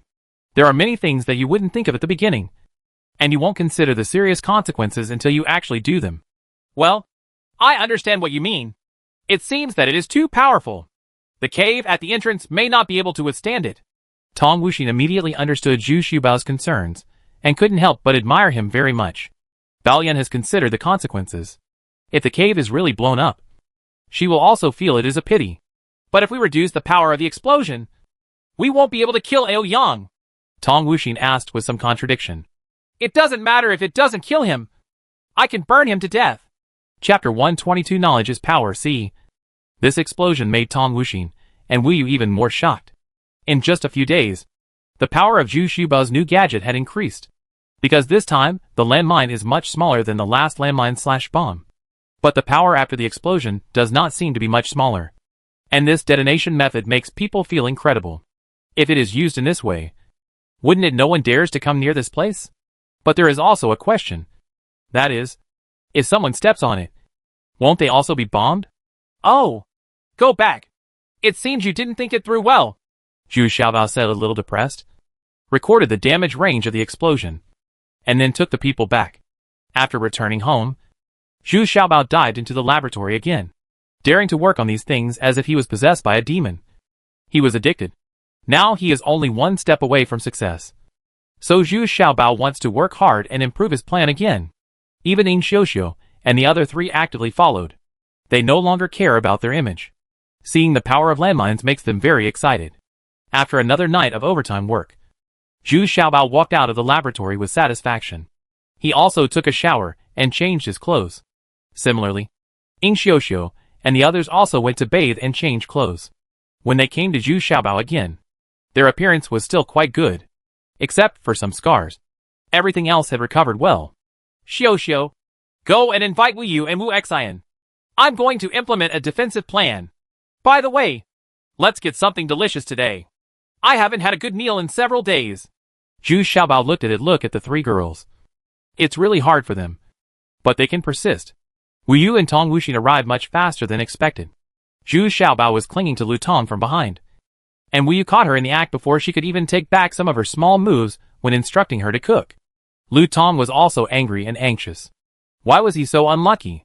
He was caught by Wu Yu just once or twice. Hey! Hey! Hey! Let go! I really didn't do anything. I was just teaching her how to cook. If you don't believe me, just ask her. Zhu Xiaobao shouted with his teeth bared. Wu Yu grabbed his ears and dragged him out of the kitchen. I don't need to ask. I've seen it all. When teaching her how to cook, do you need to put both hands on her chest? Wu Yu said angrily. I told you. I was looking for inspiration.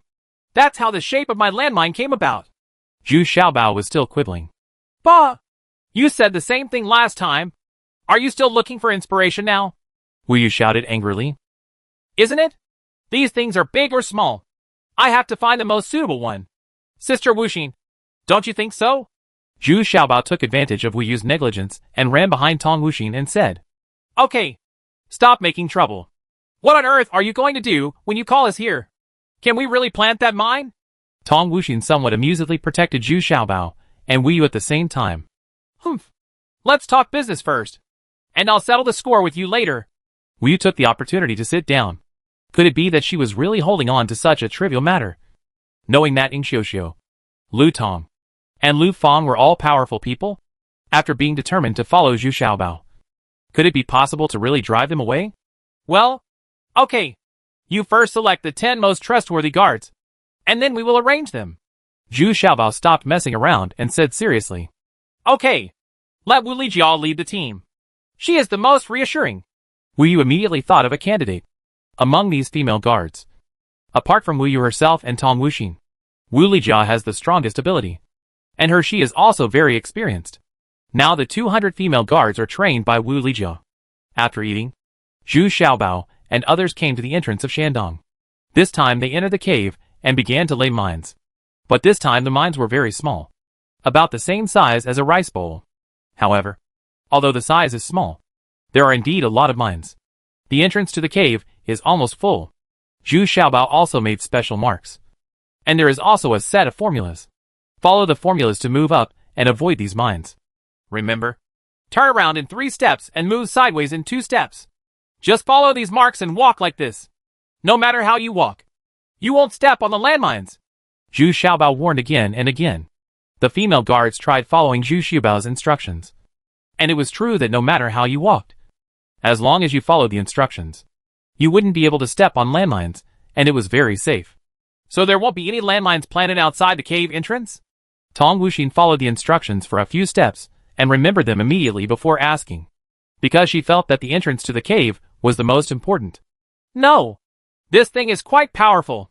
It blew up all the grass and shrubs next to the cave entrance, but exposed the cave entrance, and it was buried outside the cave entrance. If a hunter passes by, wouldn't it hurt innocent people? Zhu Xiaobao also made this decision after careful consideration. So when you enter the cave, you will immediately see a warning, do not enter. Otherwise you will be responsible for the consequences. The city lord's seal was also stamped below. Well, okay. Just follow your plan. Tong Wuxin nodded. I have to say that Zhu Xiaobao was very thoughtful. That's it here. Next, let's go to the other side of the pond. That's the key point. Zhu Xiaobao saw that the mines at the entrance of the cave had been laid. So he rowed the famous boat to the other side. You could enter the cave heaven paradise here. So this is the most critical place. Of course, the pond itself is a natural defense. But Tong Wuxin saw that the mines planted here were different, because there was a string on the top of the mine. There were also 20 mines buried inside and outside the hole. But they all had a string. In the end, the slender rope was also buried underneath. But the other end of the rope was given to Wu Lijia and the others, asking them to remember the mines corresponding to each rope. It turns out that this is a mine, and it will not explode if you step on it. In order to reduce the destructive power of the explosion, Zhu Xiaobao specially changed the mines here to mainly burn. The explosive power is not great, and the surrounding rocks, the rock wall, can withstand it. What surprised Tong Wuxin even more was that Ing Xiuxiu also brought 10 specially made repeating crossbows. They also had pulleys on them and had weird shapes. But they were not big in size. They were only over a foot long and a foot and a half wide. The crossbow arrows above are only less than a foot long. But what is surprising is that this kind of repeating crossbow can actually hold 2 crossbow arrows on the upper and lower sides, for a total of 4. What is this? Why are there 4 crossbow arrows? Wu Yu also saw this new type of repeating crossbow for the first time. But it can be seen that the principle is similar to that of the compound bow. But it is very compact. It is easy to carry, and reinstalling the crossbow is also light and quick. This is the big killer weapon I prepared for Aoyang. The 4-shot sleeve crossbow has huge lethality within 30 steps. It also shoots 2 crossbow arrows at once. In a short period of time, it can kill twice in a row. That is 4 crossbow arrows. It should be enough for Aoyang to drink a pot. Zhu Xiaobao said with a smile. Is it really so powerful?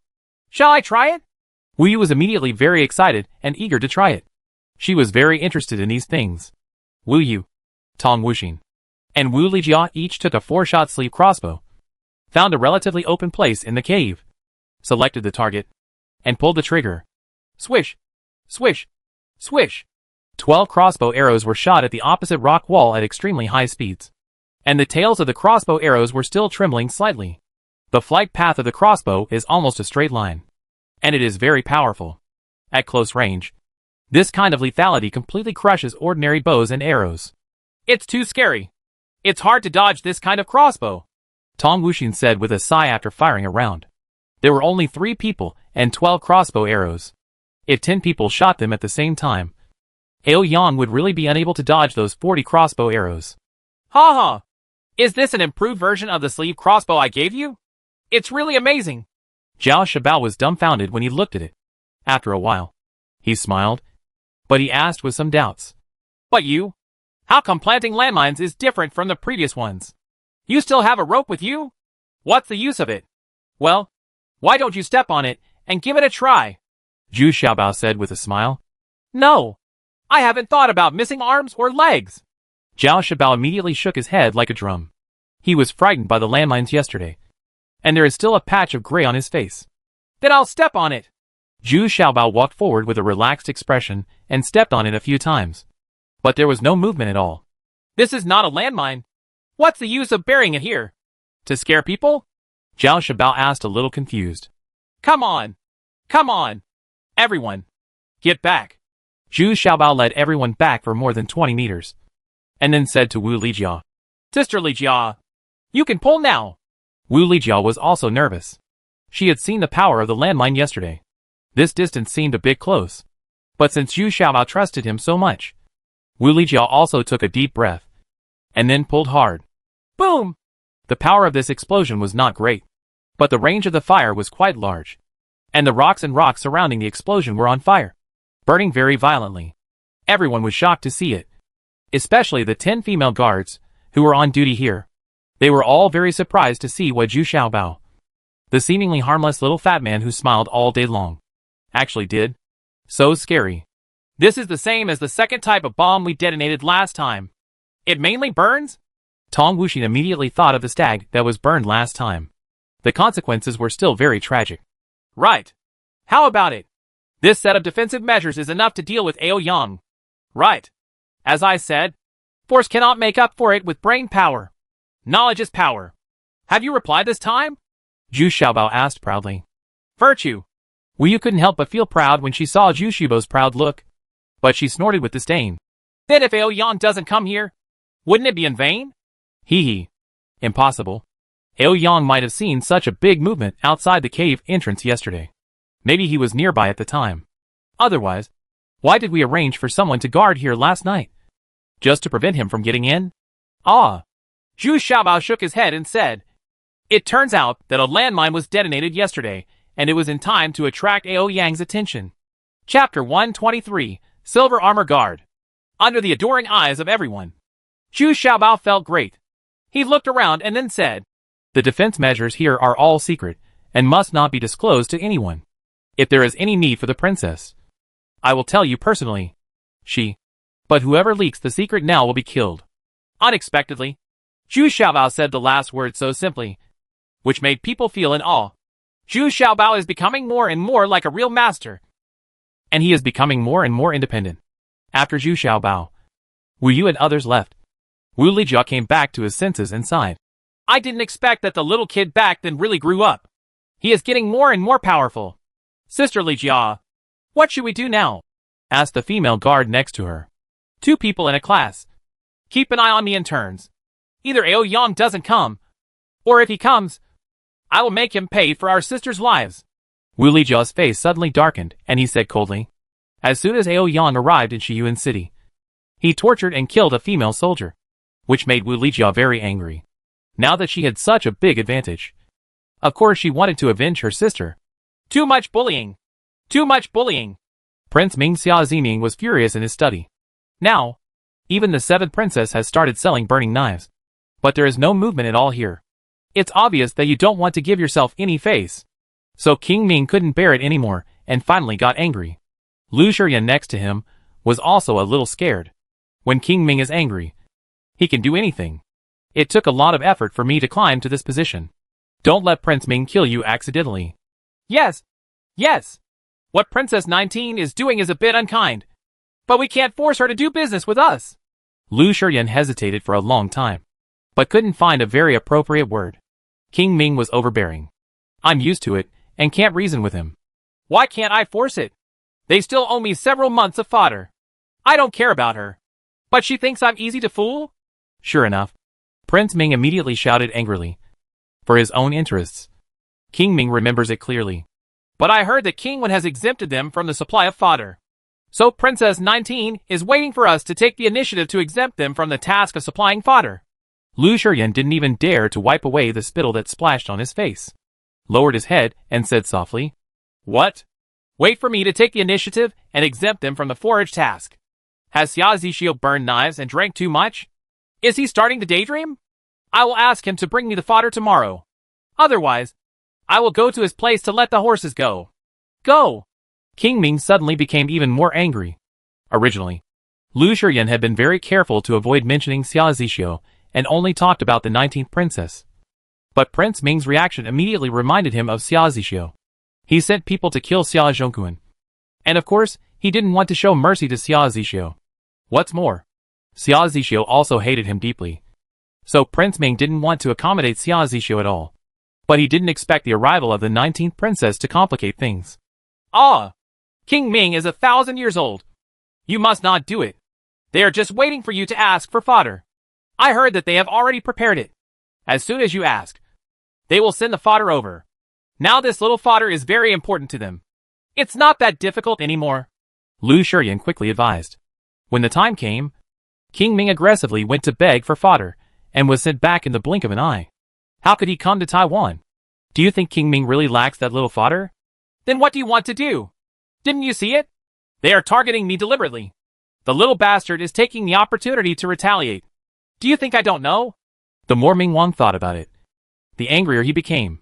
He always thought that this matter with Xia Zixio was obstructing him, because 19th sister respected him very much, while Xia Zixio was determined to defeat him to the death. King Ming is 1,000 years old. I think this is it. Let's be patient for a while. Aoyang has arrived at Shiyuan City now, and he is targeting the 19th princess. I heard that he was ordered by the eldest prince to capture the brewer, the man with the knife. I don't think Aoyang will succeed easily. Let's see what kind of trouble Aoyang can make. Lu Shiyan said cautiously. Hey! What kind of trouble can a little bandit make? Even in Shiyuan City. If he were here, I would have killed him long ago. King Ming snorted with disdain. For these bandits? King Ming, I don't like it at all. No. This time Aoyang has brought 8 silver armored guards of the eldest prince. They are all experts at the peak of first-level martial arts. Moreover, Aoyang is a giant bandit in Shiyuan City, and he is very familiar with the geographical environment. So, it is very likely that he will find some clues. Besides, you also want to find this person who brews and burns knives. If it is really used by you, the momentum of the 19th princess will immediately drop by more than half. Lu Shiyan is very scheming. He nodded and smiled sinisterly. What do you mean? Come on. Stop hesitating. Do you want to get slapped? Prince Ming shouted impatiently. Yes. Yes. What I mean is that you also send your black armored guards to keep an eye on Aoyang. If he really succeeds, then we will have an aureole behind him. If Aoyang fails, then we can still do it yourself. This is more practical than going out to ask for a few bags of fodder. Lu Shiyan asked flatteringly. Are you saying that there really is such a person? Or did he escape from Beatty County to Shiyuan City?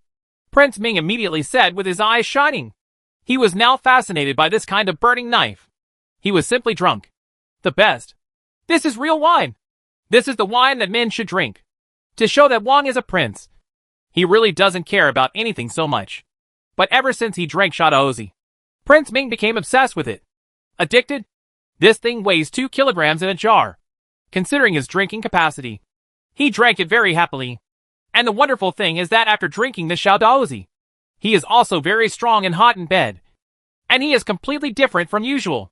Ever since his men bought him 2 jars for the first time, Prince Ming had been thinking about it. In the second month, he sent people everywhere to buy them and brought back 12 jars. But it was still not enough.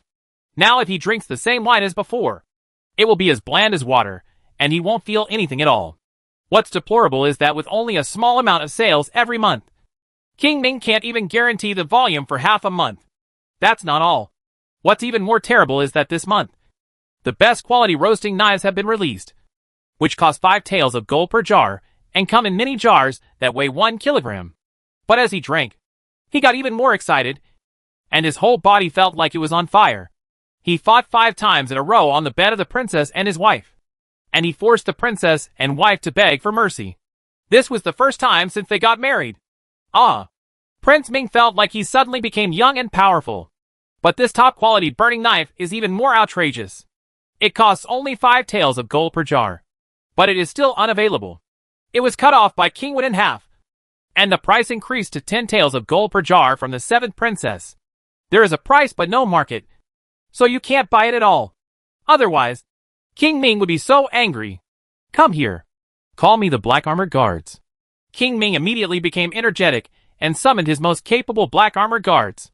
He secretly arranged the mission and sent out 6 Black Armored Guards. Prince Ming's Black Armored Guards and the eldest prince's Gold Armored Guards are on the same level. Both are masters at the level of great martial arts masters. General Ao, there has been nothing going on in that cave since the last big commotion. But yesterday, another group of people entered, but they came out quickly. The little fat man among them was also in the middle, and it seemed that they were still the same people. The leader? A golden armored guard reported to Ao Yang, who was sitting there and devouring people's hearts. Ao Yang has no official position and is not willing to be a golden armored guard. However, he and the eldest prince share the same evil destiny and are deeply appreciated by the eldest prince. So the guards under his command do not dare to neglect him and respectfully call him general. The explanation behind the scenes is that the general cannibalizes human flesh. Although the silver armored guards were usually very arrogant, they were very afraid of Ao Yang. This guy was cruel by nature, no worse than the eldest prince. Now he has just finished hacking a snatched woman, and now he is just disemboweling her and feasting on her heart. The heart in his hand was still beating slightly. The leader of the silver armored guards was also frightened.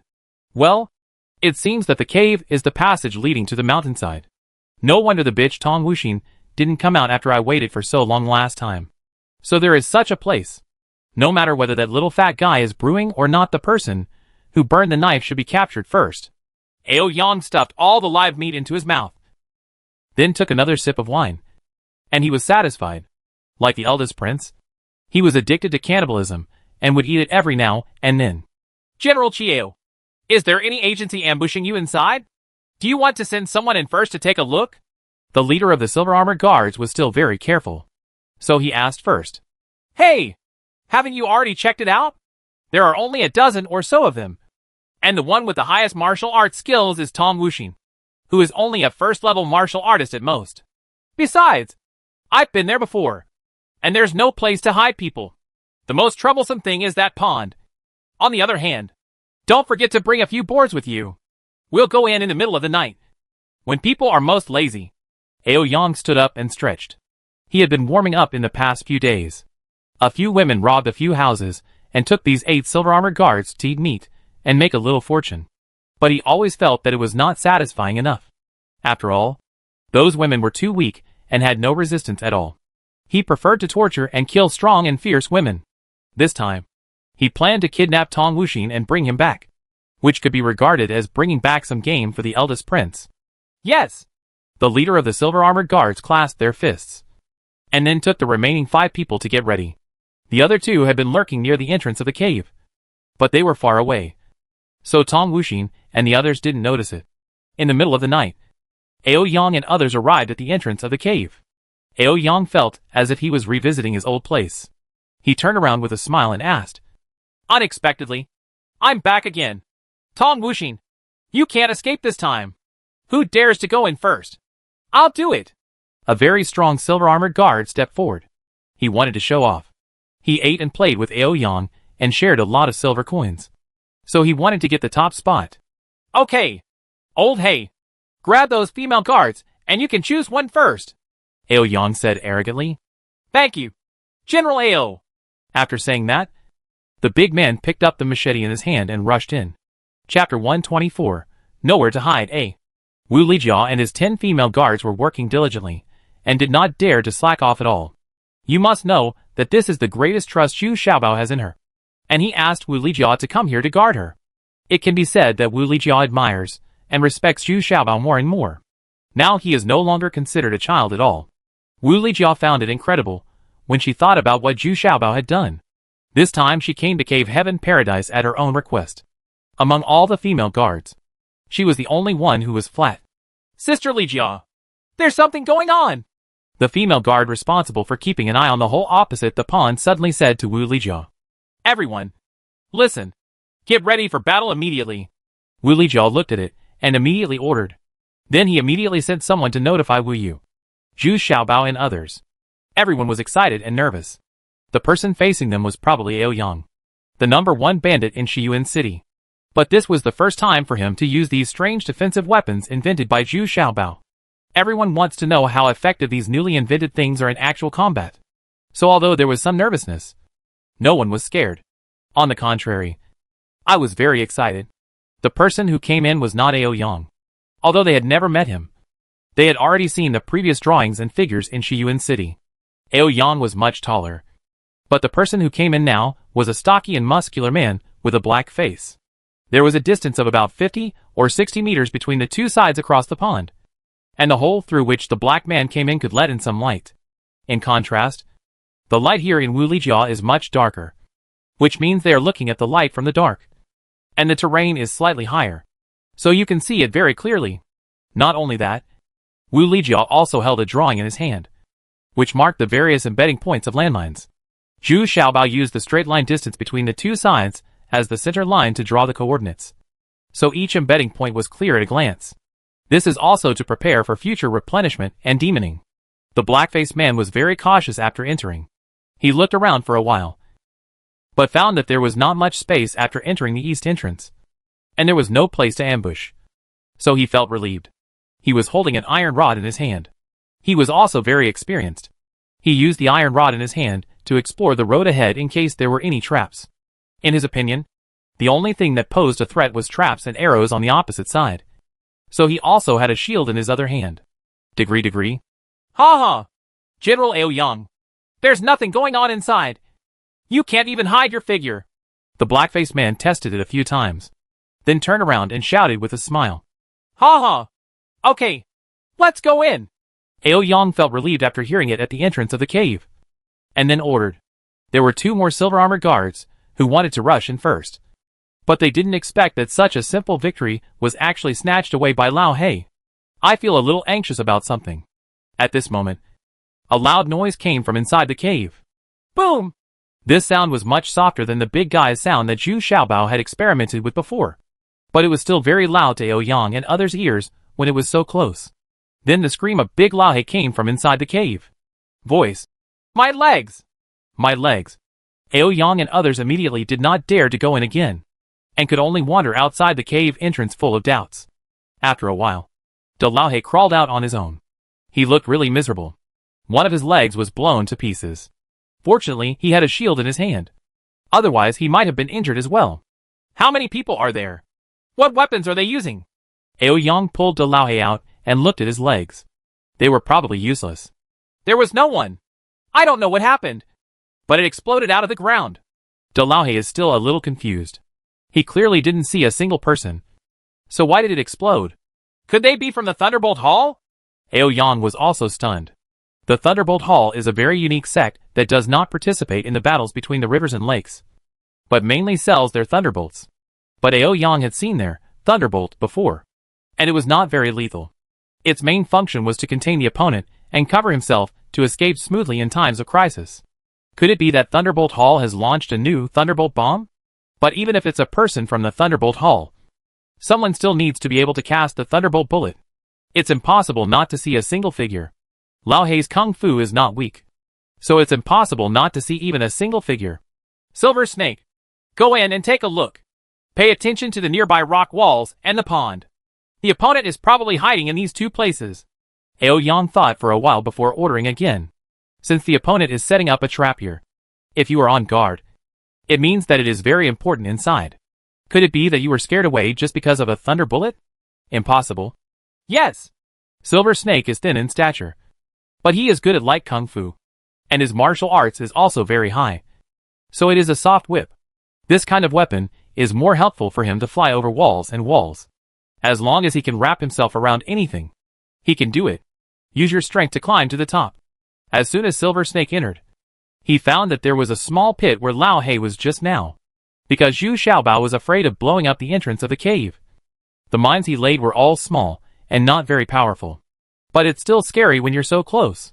Sure enough, the Silver Snake's soft whip wrapped around a raised rock, and the man climbed on it, looked around, and shot a few hidden weapons into the water. There was nothing unusual about it. This time he was sure that there was absolutely no one here. Come in! He has already escaped! Silver Snake landed at the same spot again, indicating that he was quite experienced. It is not easy to try places that have not been visited before. Ao Yang walked in cautiously with 6 other golden armored guards. They were all very experienced. They took out a lot of hidden weapons and projected them around to prevent any ambush such as crossbows. Ha ha! I'm very careful, but it's useless unless you stand there and don't move. Wu Lijia couldn't help but sneered when he saw this scene. The explosion that injured the Laohe just now almost made them cheer. Although it only injured one person, it also showed them the power of this kind of landmine. A strong black man with high martial arts skills was seriously injured in the blink of an eye. The legs are useless. But Wu Lijia was not satisfied with the current results of the battle, so he only injured the other person. This was too unsatisfactory. To arrange these defensive measures, Zhu Xiaobao is a genius and a devil. But when it comes to actual combat, Wu Lijia is very experienced. How to fight in this situation? She still needs to be on the scene to direct. Listen to my order. Prepare your bow and arrow, and shoot among them. Take aim! Wu Lijia put down his weapon, fired his bow and knocked an arrow, and at the same time ordered the other 9 female guards. Swish! Swish! Swish! Followed by 10 arrows shooting at Ao Yang and others, and the dormitory. This was not Zhu Xiaobao's newly invented repeating crossbow, but the bow they usually used. This kind of bow has a longer range.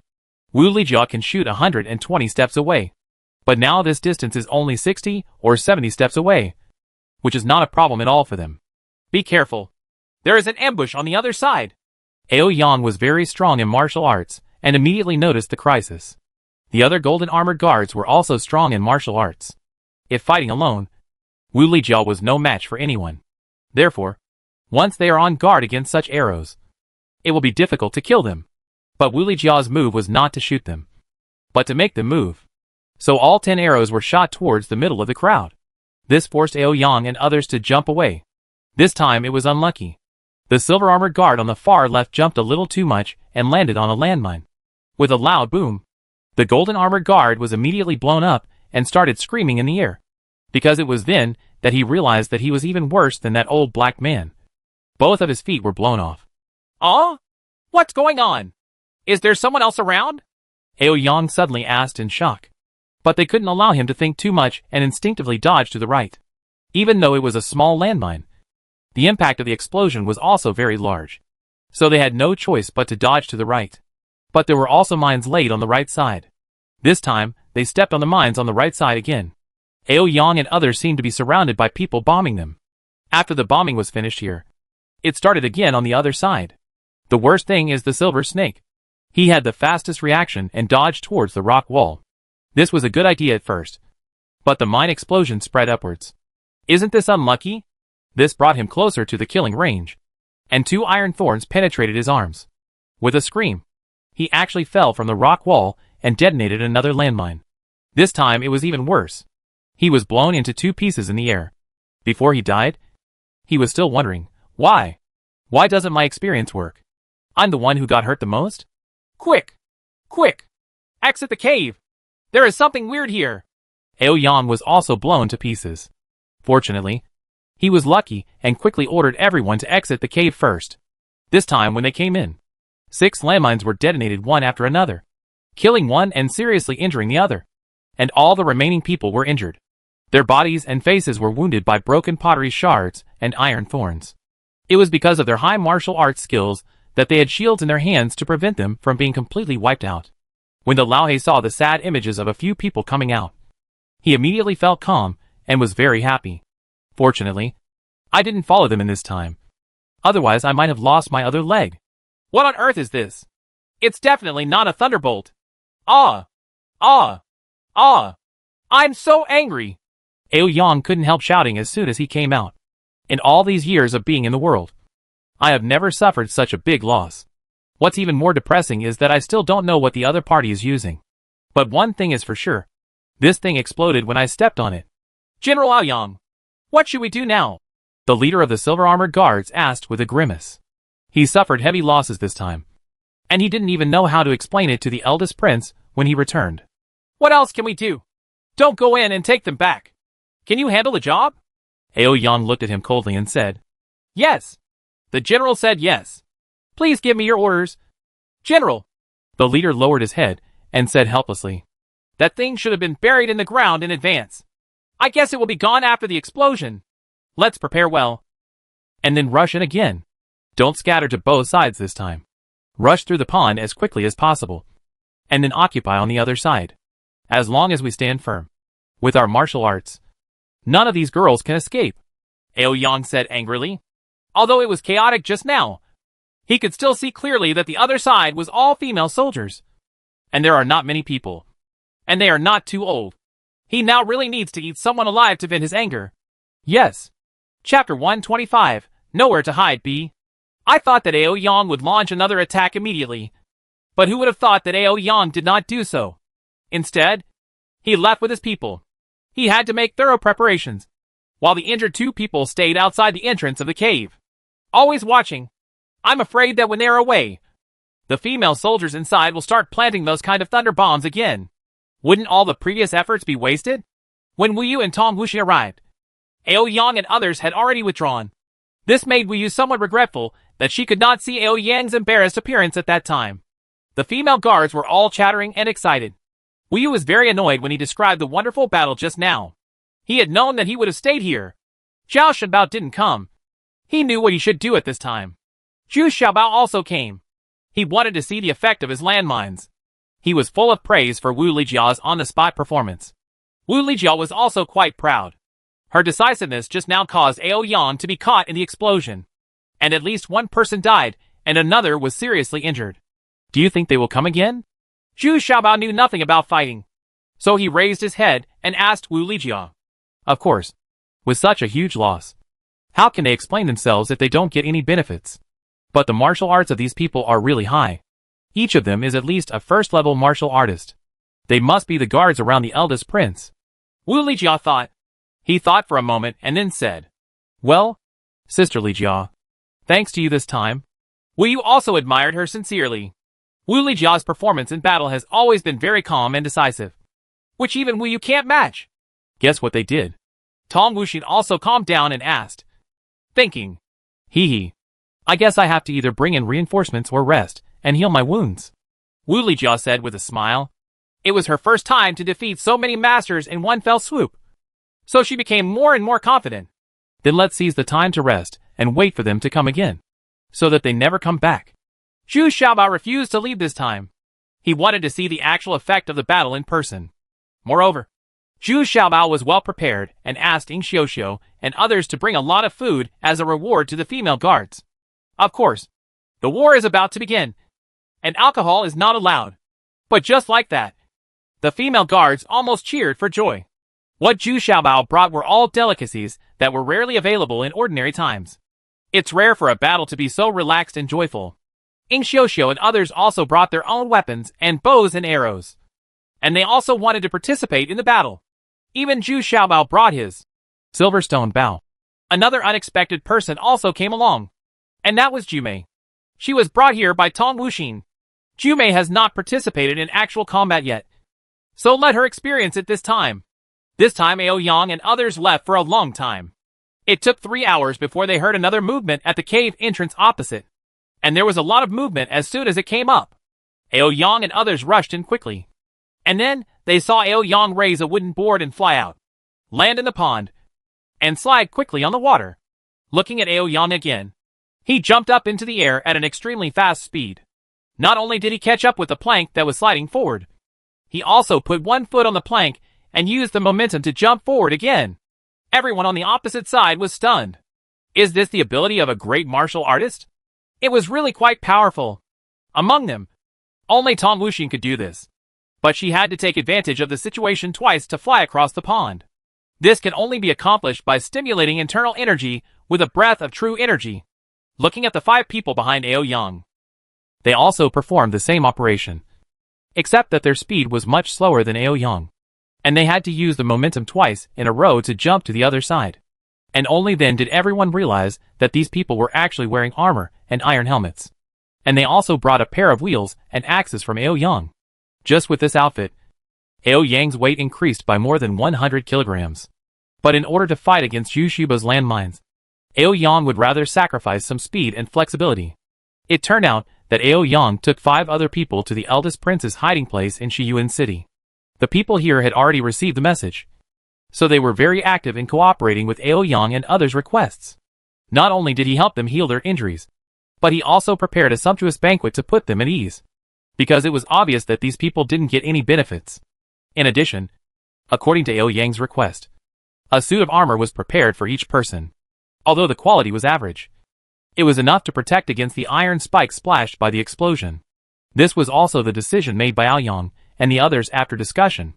Although it was a bit cumbersome, it could effectively prevent being killed or injured by bombing, because judging from the explosion effect just now, as long as it is not too close, it can still be withstood. Thinking about what happened to Silver Snake, it can only be said that it was relatively unlucky, and it happened to fall on a landmine. Tong Wuxin and Wu Yi were both surprised. They didn't expect Aoyang to come up with such a way to resist the landmine. While the two of them were surprised, they still wanted to laugh. This method is good, but if it is used in the wrong place, the result will be even worse. Zhu Xiaobao also understood, but he grinned. Be careful. Wu Lijia is experienced after all, and has been keeping an eye on Aoyang and others from the beginning. Aoyang's location was well chosen. It was at the very edge of the pond. There was definitely no way to bury anything here. And as soon as Aoyang landed, he punched out a handful of iron lotus seeds in his hand, even though they were still more than 30 meters away from Wu Lijia and the others. The speed and power of these dozens of iron lotus seeds were very powerful. That is to say, there is no emphasis on accuracy, and the intention is to suppress the opponent. Everyone quickly lowered their heads and lay on the ground. Wu Lijia even pressed Zhu Xiaobao under his arms, for fear that he would be hurt. Just from this hand, you can see how extraordinary Aoyang is. Such a series of operations allowed the 5 people behind him to get ashore very calmly. And as soon as these 5 people landed, they also shot a lot of iron lotus seeds around them, just to test whether there were any iron lotus seeds around them. Just something that explodes. But what puzzled Aoyang this time was that there was no movement at all, and a bold silver-armored guard flew past, hit several places in succession, and then jumped back, unscathed. Is there really no protection here? Impossible. If it were me, I would definitely have planted those terrible thunder bombs here. Although he was doubtful, Aoyang's movements were not slow at all. It seemed that they had planned it long ago, using various methods one after another.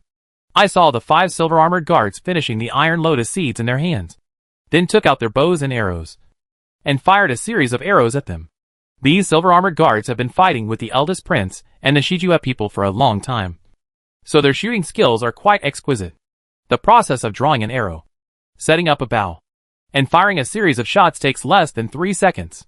He could actually think of it as a continuous shooting, suppressing Wu Lijia and others on the opposite side. In the blink of an eye, the 20 arrows in the arrow pot were all shot. Wu Lijia and others raised their heads from the suppression of the violent arrows. The shock in their hearts was also very strong. Is this the strength of the elite on the battlefield? It was indeed very terrifying.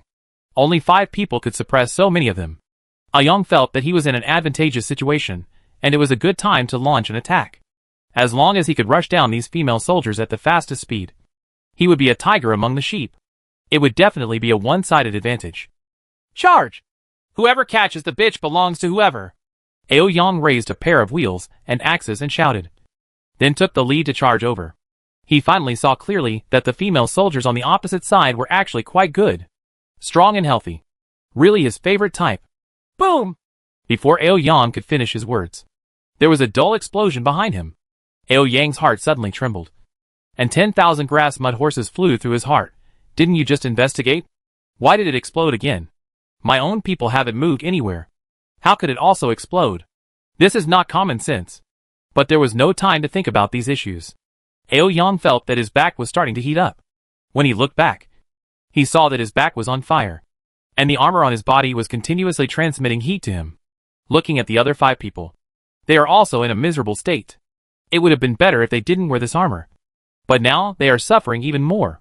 Not only is my body sluggish, but it's also extremely hot. Suddenly several people were shouting and wailing. Some people want to take off their armor, but it is difficult to put it on and troublesome to take it off. There is simply not enough time. Because Wu Lijiao waved his hand, and the 2 female guards pulled hard. 2 landmines detonated again in Ao Yang. And it was like it had eyes. And it exploded among them. This time it didn't have much lethality. And they were all wearing heavy armor. But the terrible thing was that the explosion splashed out extremely flammable things. It starts to burn when it touches the body. And it lasts for a long time. The armor all over their bodies was already scalding hot. And some people were starting to smell burning. Charge forward! There is no weird thing ahead. Ao Yang's eyes were already red with rage at this time. If this continues, he will be burned to death. Ao Yang took off his helmet and rolled on the ground. It was really difficult for him to roll up in such a suit of armor. But only then did Ao Yang realize that he couldn't put out the fire at all. Because the landmine was half explosive and half burning. And the burning material was mixed with tung oil. It would not go out unless it was burned out. Then 4 more landmines exploded. This time more powerful. And these people were all on fire. The ghosts cried and howled in agony. But they couldn't put out the fire. But Ao Yang took off his helmet. Fortunately, a small amount of flame splashed on his head. This time, even his hair was on fire. I'm going to kill you! Ao Yang was already furious. He held a pair of wheeled axes, jumped up high, and flew towards Wu Lijiao and the others. He wanted to go all out. Repeating crossbow. Fire! Wu Lijiao was calm and composed. He did not panic, but gave the order calmly. Swish! Swish! Swish! 40 short crossbow arrows were shot out almost at the same time, completely covering Ao Yang.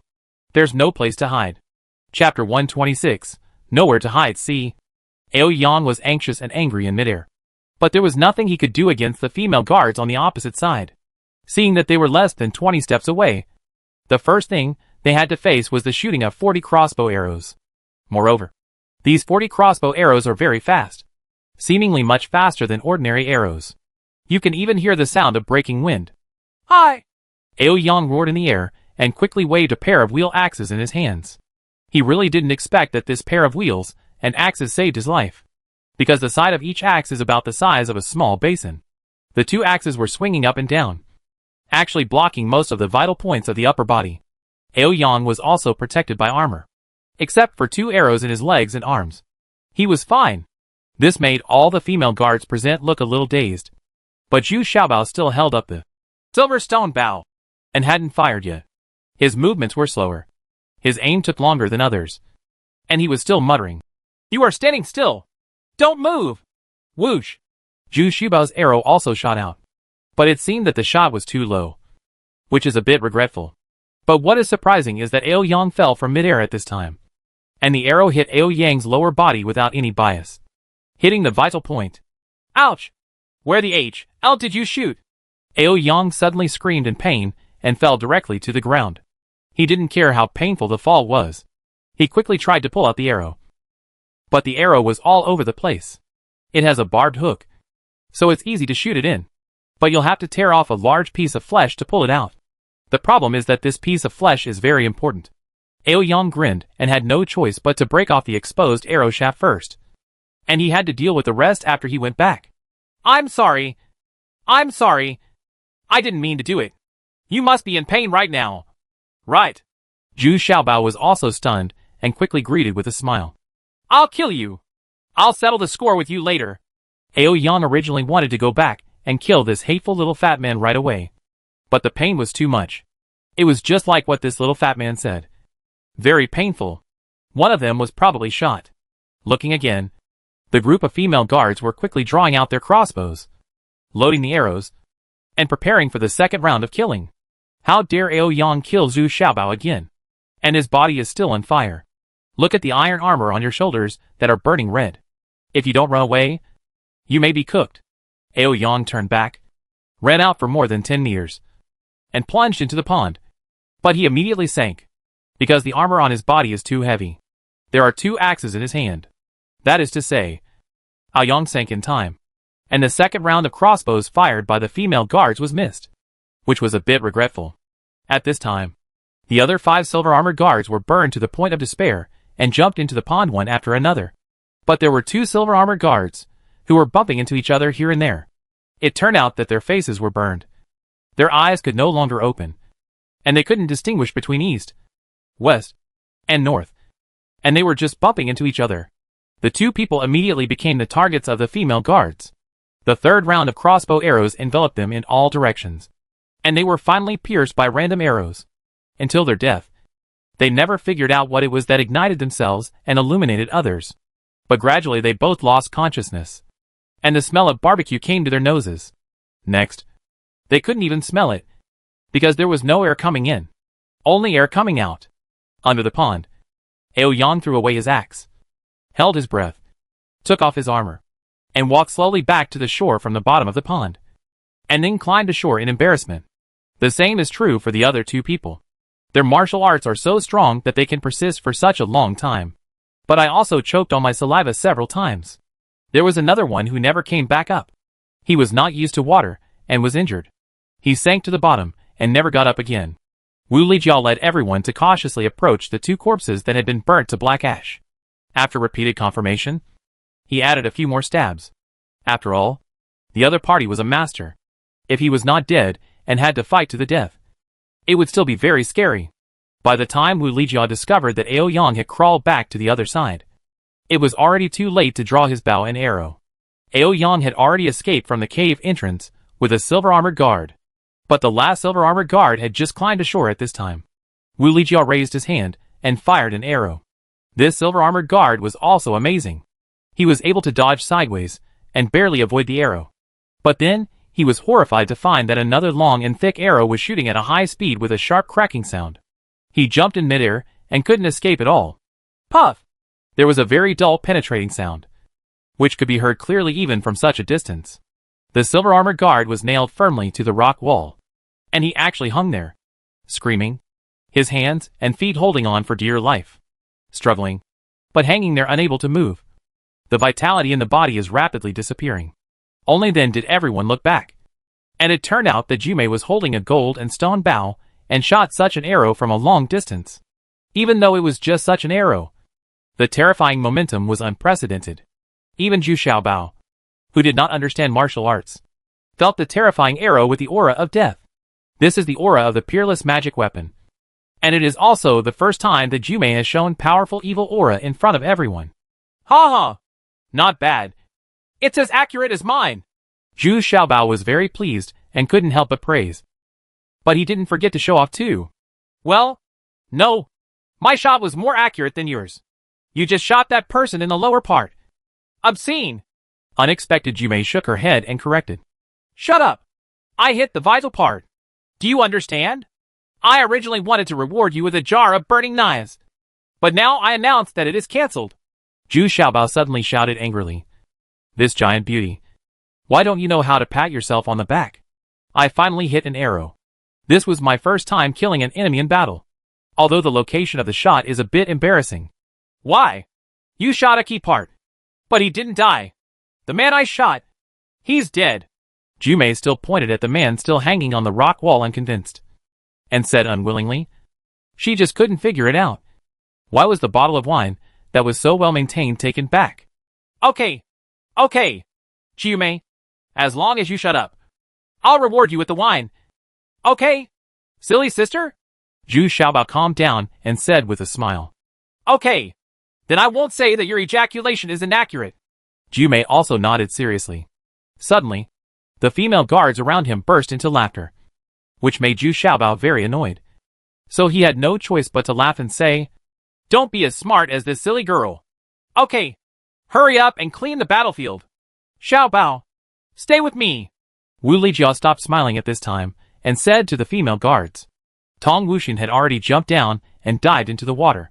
She was thoughtful and anxiously realized that someone was missing. So she dove into the water.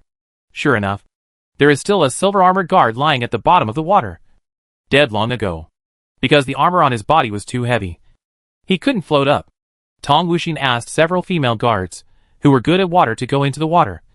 And together they dragged up the body of the silver-armored guard. And at the same time also picked up Ao Yang's pair of wheel axes. This pair of axes is heavier than Wu Lijia's pair of copper hammers, and it can be regarded as Ao Yang's famous weapon. Tong Wuxin climbed to the other side. At this time, she was no longer afraid of Ao Yang. She was injured by arrows and burned, so she was no match for Tong Wuxin. What's more, signal arrows were shot in from the entrance of the cave. It was a signal from Zhao Shenbao, indicating that the entrance of the cave was safe. Sure enough, when they came outside the cave, Ao Yang and others had already disappeared. But surprisingly, there were 2 corpses outside the cave, one of which committed suicide. It turned out that Ao Yang escaped with a silver-armored guard. And the silver-armored guard, who was seriously injured first, knew that his death was coming. If Ao Yang returned victorious, then he still had hope, and those companions would carry him back. Now when he saw the miserable appearance of Ao Yang and the leader, he knew that he was doomed. The operation failed. Can you two leave? If you can't leave, just leave it alone.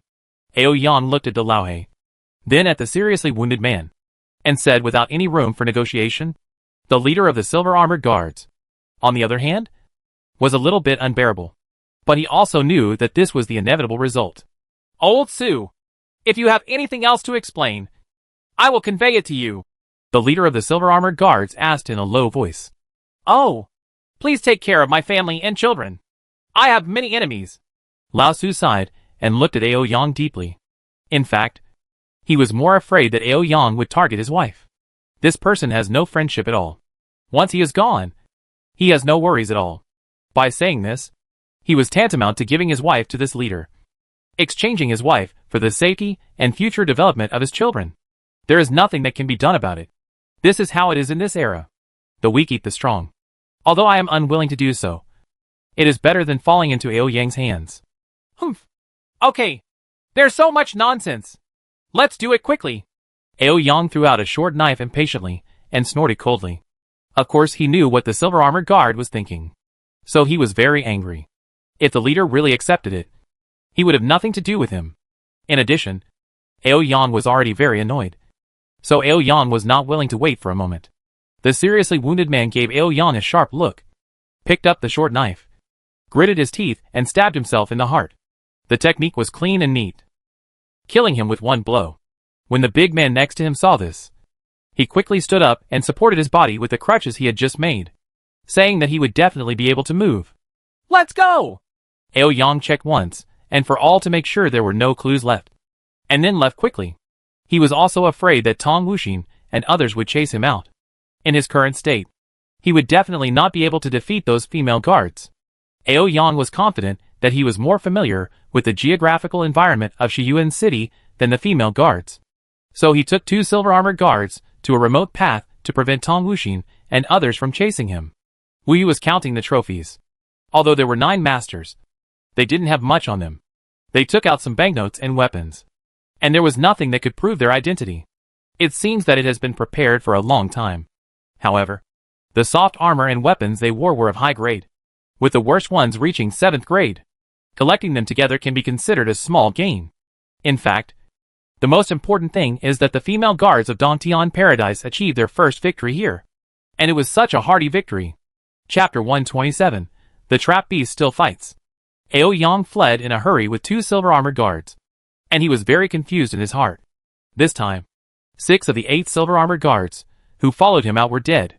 Now there is still this old black man who is considered useless. Even if he recovers from his injuries, his martial arts skills will be greatly reduced. It will be good to be an instructor for training new recruits. How should I explain to the eldest prince when I get back? He deliberately left. But he was still injured. This kind of injury was really inappropriate. He didn't have the ability to treat it. So he probably had to ask the eldest prince for help. So Ao Yang endured the pain along the way, and was making calculations in his heart. Why did this damn little fat man hit such a vital part? Did he do it on purpose? It's really painful now. After walking for a long time, Ao Yang suddenly felt that someone seemed to be following him. There were quite a few of them, and their martial arts were not weak. At least they were higher than the 2 silver-armored guards around him. Therefore, the 2 silver-armored guards around him were not aware of it yet. Ao Yang was shocked. Could it be that the 19th princess people are really chasing her? Isn't it? Didn't he just torture and kill one of your female soldiers? But if it's not the 19th princess, then who is it? Attention! Someone seems to be following us. The leader of the Silver Armored Guard was not bad at it. He also felt something. But he was not as sure as Ao Yang. His kung fu skills have almost reached the level of a great martial artist. Now that the other party was closer, he also noticed it. Well, Lao Hei, give me your iron rod. Ao Yang reached out and took the iron rod from old Hei. Didn't his pair of wheel axes fall into the pond? Now I have no choice but to use Lao Hei's iron rod. However, for a high-level defender like him, it would not be a problem to use any weapon. So the difference is not very big. Lao Hei also lost one of his legs, so he had to hold a cane in one hand. And he couldn't use an iron rod. He could only use a single sword, which he took off from other guards. Come out! You've been following me furtively for so long. It's time to show up. Ao Yang turned around and shouted not far behind him. Ha ha! Ao Yang, the #1 bandit in Shiyuan City. You really have some skills, but I underestimate you. At this time, 6 figures flashed out from behind a tree about 30 meters away, all wearing masks. Eerie. It seemed to be unhurried, but it was here in a blink of an eye. Ao Yang sensed the opponent's aura carefully and was shocked. All 6 of the opponent's people were at the level of great martial arts masters. Who could do such a big thing? This can't be the 19th princess. She is not so strong yet, and she just sent 6 great martial artists casually. If so, she wouldn't have let a group of female guards fight with her just now. Are you going to surrender on your own? Or do you want us to do it ourselves? If we do it ourselves, there will be no good results. The leader of the men in black said with a sinister smile. I really have to thank Ao Yang for bringing them here. In a remote place. It is so easy to do it now. Who are you? Don't you know that we are the eldest prince's people? Ao Yang had no choice but to bring out the eldest prince's tiger skin, hoping to calm the other party. Ha ha! I know. They are just the silver armor guards of the eldest prince. TSK. They look vulnerable. Even a group of female soldiers can't deal with them. The leader of the men in black said disdainfully. What do you want to do? Ao Yang's heart sank. The other party had even found out their origins clearly. It seemed that they had been targeting him for a long time. It's nothing. I just want to invite you to come and sit with us. Don't worry. We will let you go back then. The leader of the men in black said with a smile. But what he said was simply unbelievable. And he doesn't care if his opponents believe it. Ao doesn't want to beg for mercy yet. Please give way. Ao Yang sneered and set up the iron bars. He would not believe the other party's lies at all. Then we can only do it ourselves. Ao Yang, if you are not injured, we are still a little wary. Now! Hey, do it. The leader of the man in black smiled and waved his hand. The 5 black armored guards of the Grand Martial Master level under his command suddenly released the powerful aura of a Grand Martial Master, making Ao Yang feel frightened.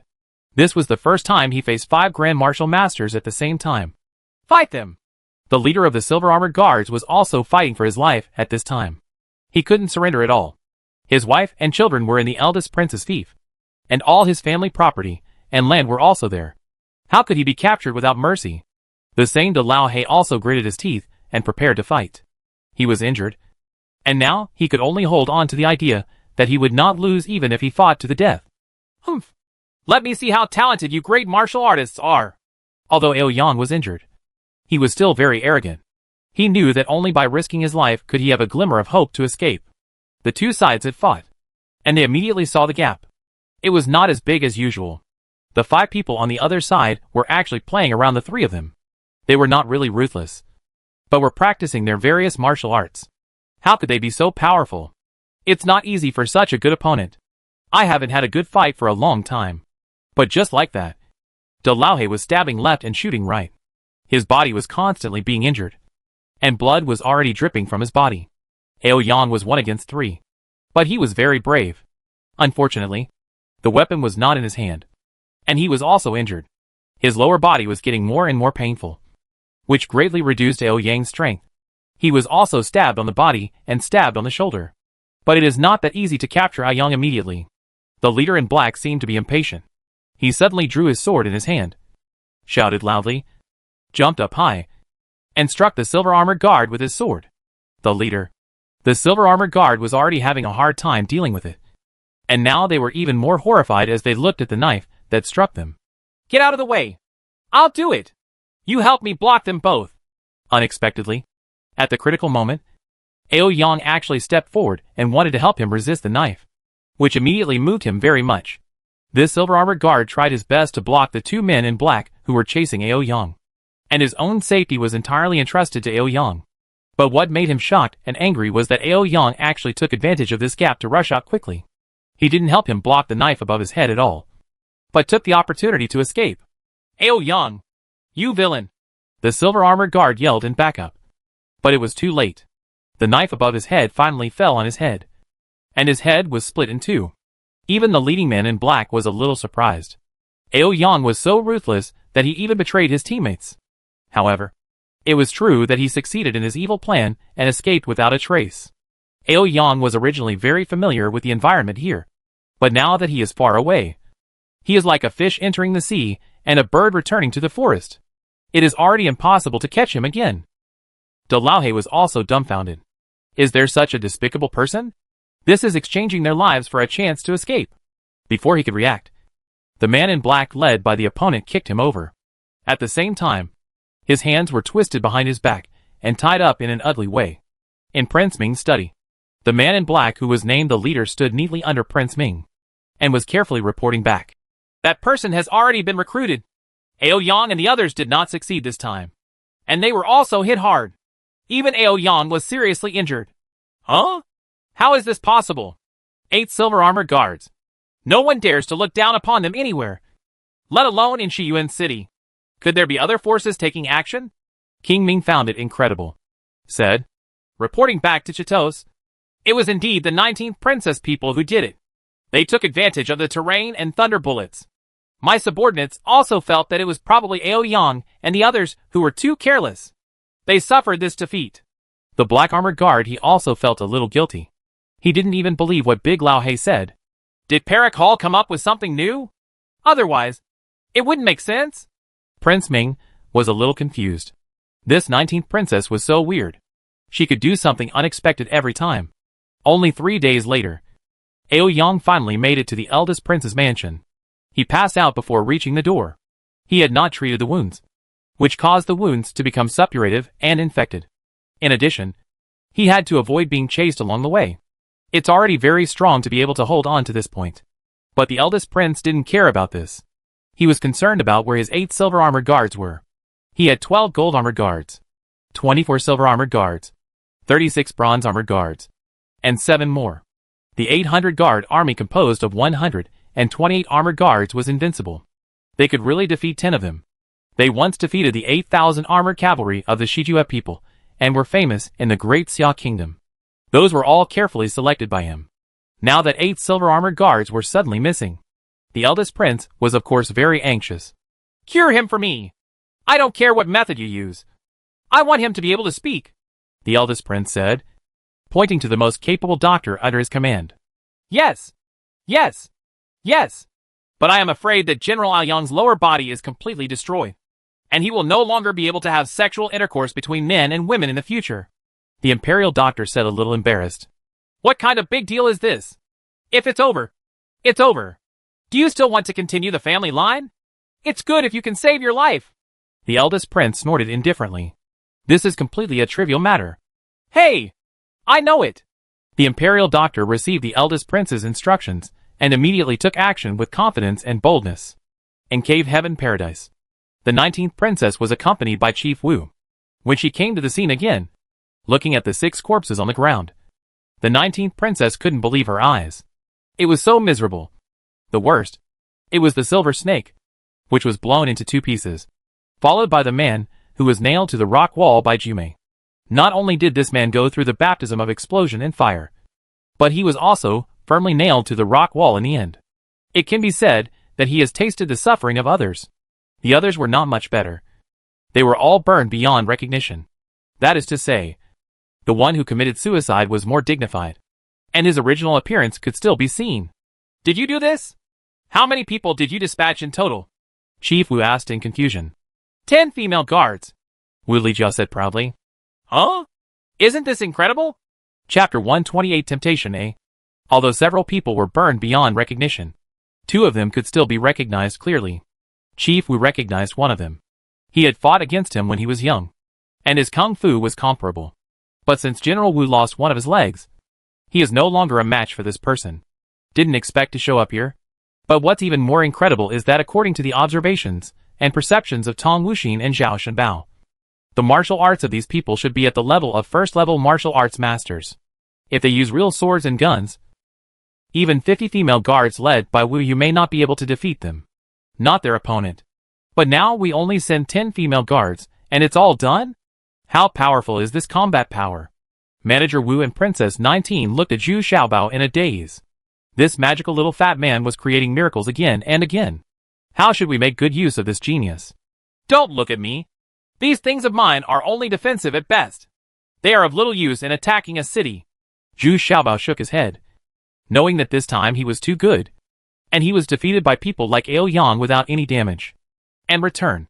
I'm afraid Aoyang's situation isn't much better now. I want to see those thunderbolts of yours. Princess 19 still couldn't remember these new terms for Zhu Xiaobao, so she still confused these things with those from Thunderbolt Hall. It's very expensive. Shouldn't you watch it? Zhu Xiaobao said, a little distressed. In fact, he didn't want the 19th princess to be too shocked. Now that he had defeated Aoyang, he could have more time to study other things. He has a lot of research projects now, which take a lot of time. I want to see it. No matter how expensive it is. I want to see it. Princess 19 insisted with dissatisfaction. The only one who dared to refuse her so politely was this little fat man. Okay. You are the princess. You are the oldest. But I hope it's better not to let Xiao Zixio know about these things. Zhu Xiaobao said a little helplessly. Yes. I understand. Princess 19 nodded. Of course she understood that Zhu Xiaobao was right to worry. Once these things were known to Xiao Zixio, it would inevitably make him swell. Because the current Princess 19 was already I can't suppress my desire. Although the living environment is very difficult, her hope is slowly increasing. She is now looking forward to further strengthening her strength. Zhu Xiaobao's role is unconsciously huge. This time, the experiment was conducted directly at the martial arts field of Dongtian Paradise. Originally, the reason for going out was to keep it secret. Now that everything is known, how can we keep the secret? Why not experiment with 2 smallest-sized soiled balls in the martial arts field? Bomb. Send the 19th princess away. The experiment in the martial arts arena is much more convenient. And of course, it still needs to be kept confidential. Except for Wu Lijia's guards, who sealed off the martial arts arena. There were only a dozen people left in the arena. Wu Lijia demonstrated the cable mine, and Zhao Shenbao used a stone to accurately hit a mine 30 meters away. Moreover, the effects of the 2 types of thunder are completely different. One is mainly explosive damage, and the other is mainly burning damage. Although Wu Lijia has already experienced actual combat, he is still very excited. Every time you see the firelight bursting out, you will feel a huge power that transcends the human body itself. This is what Zhu Xiaobao calls the lack of force and brainpower to make up for it. This was the first time for Princess 19 and Chief Wu to see such an explosion. Wu Yu vividly described the different effects of the 2 types of landmines and their specific performance in actual combat. Her face was full of pride, as if it's just like her patent. After seeing the results of the experiment, Chief Wu immediately concluded that this was not a thunderbolt bomb at all. This thing was much more powerful than a thunderbolt bomb. Even though the smallest size was used now, the explosive power and flammability were all displayed. Extremely powerful. The 19th princess looked at the effect in front of her, and stood there for a long time without speaking. It was not until everyone calmed down and looked at the princess that the 19th princess seemed to have come back to her senses and smiled. And then said, "You all should leave and tidy up this place. I want to talk to Xiaobao alone. Well, Wu Yu, stay with me." Chief Wu waved his hand and shouted loudly, "Come here. Bring the princess's reward." The voice seemed to be intended for Zhu Xiaobao to hear. Sure enough, Zhu Xiaobao couldn't help but look back. What a good guy. Several boxes of silver ingots. And several boxes, which are filled with various kinds of silk and satin, as well as quilts. Various exquisitely carved tables, chairs, and benches. And even more exaggeratedly, there is a bed. All specially made for the princess. Customized according to the standards of princes and nobles. "Princess, What does this mean? Are you planning to marry Wu Yu to me? Zhu Xiaobao suddenly became energetic and asked in anticipation. It's not interesting. I just want to make your life more comfortable. As for Sister Wu Yu, as long as she is willing, I have no objection. Princess 19 smiled lightly, and then walked forward on her own. Don't think wrongly. I just want you to live more comfortably. Wu Yu hummed with a blush on her face. Then I don't need such a big bed? Zhu Xiaobao shook his head and said, This bed looks like it can sleep 3 people. Manager Wu heard Zhu Xiaobao's words clearly, and couldn't help but grin. This little bastard really missed his daughter. But judging from his performance, it was okay. Just a little short. But it should still last longer. Wu Lijiao looked at Manager Wu with a smile. They women had heard it. So they were whispering enthusiastically at this time. All talking about Wu Yu and Zhu Xiaobao. General Wu couldn't help but clear his throat. Ahem. Listen. This time the battle was a complete victory. The princess was very happy. All the guards who participated in the battle were rewarded with 20 taels of silver each. The other guards participated in the cave heaven paradise. The construction is also indispensable. And I will be rewarded with 10 taels of silver. In addition, each person will have a jar to burn knives. Immediately, these female guards cheered for joy. 20 taels of silver was a lot. And this time it was a simple win. There was no risk at all. What's more, although the burning knife was produced here, it was not something they could usually do. Easily obtained. Zhu Xiaobao, who walked to the other end of the martial arts arena, couldn't help but look at the 19th princess. He admired her approach and was very good at winning people's hearts at the right time. In this way, these female guards were still very dedicated to the 19th princess. This is my intention, so that they know that even though I left the guard camp, I have not ignored them. You won't object? Right. Princess 19 looked at Zhu Xiaobao with a smile and asked. No way. I just want to reward them.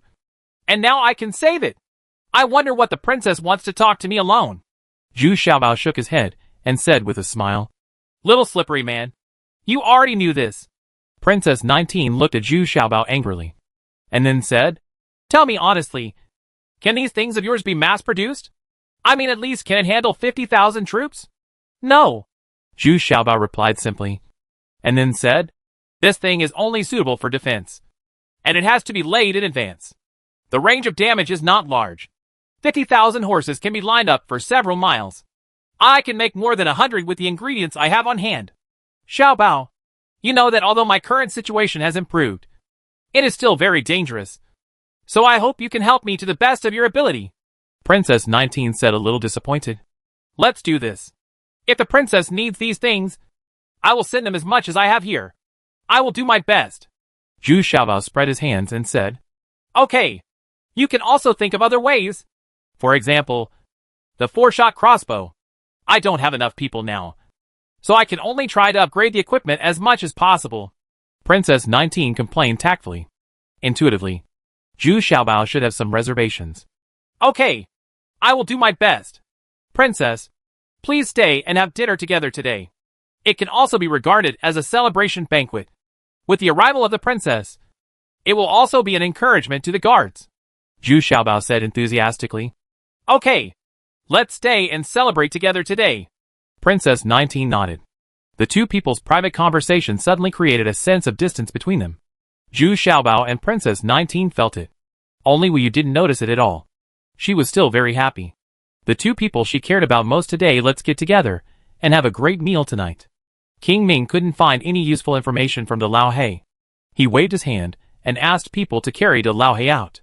He didn't want to kill him yet, since he was already half a cripple anyway.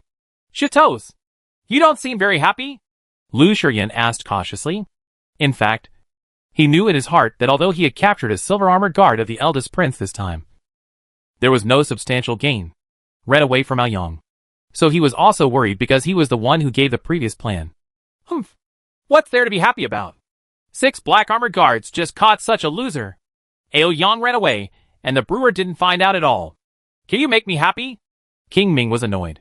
Looking at Lu Shiyan, he asked with a sneer. This King Ming is 1,000 years old.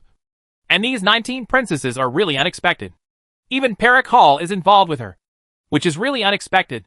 Lu Shiyan broke out in a cold sweat. I thought to myself that my strategy didn't work when it came to the 19th princess. This matter has nothing to do with Pai Lai Tang. I have already asked. Pili Tang is nothing new at all recently. Even their Pili bullets have not sold many. King Ming waved his hand and said, his message, the channels are very wide. And there are many things that Lu Shiyan doesn't know at all. What does King Ming mean? Lu Shiyan didn't dare to come up with blind ideas this time.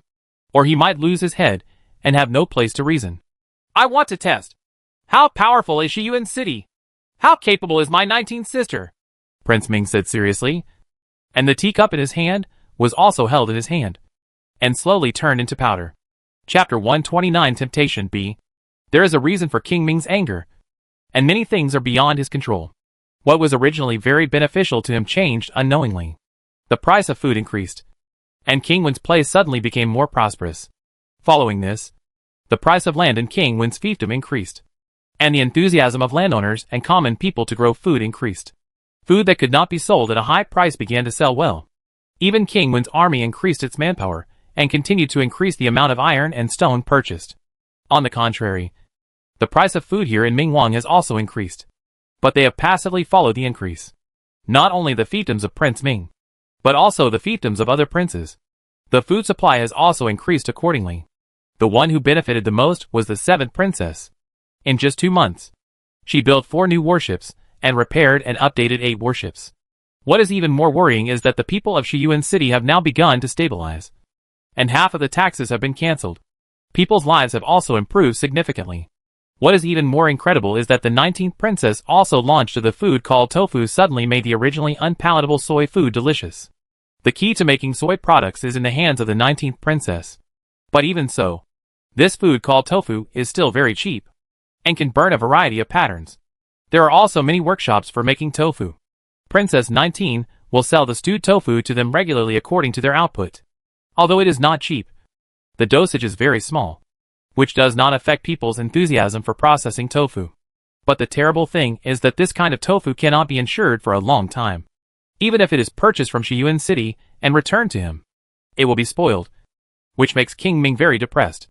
And this kind of tofu processing workshop soon appeared in King Wen's place. It was a processing workshop opened by King Wen. Princess 19 did not set up another tofu processing workshop in King Wen's fiefdom because she did not have so many manpower, and could not put all the tofu processing workshops. Business is under control. Just by controlling the recipe, you can already make a lot of money.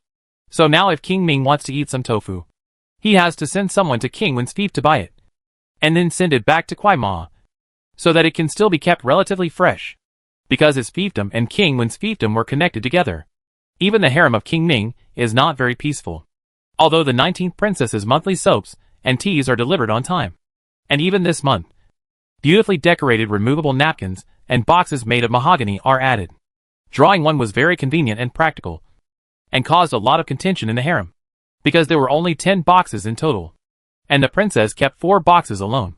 The remaining 6 boxes have to be snapped up.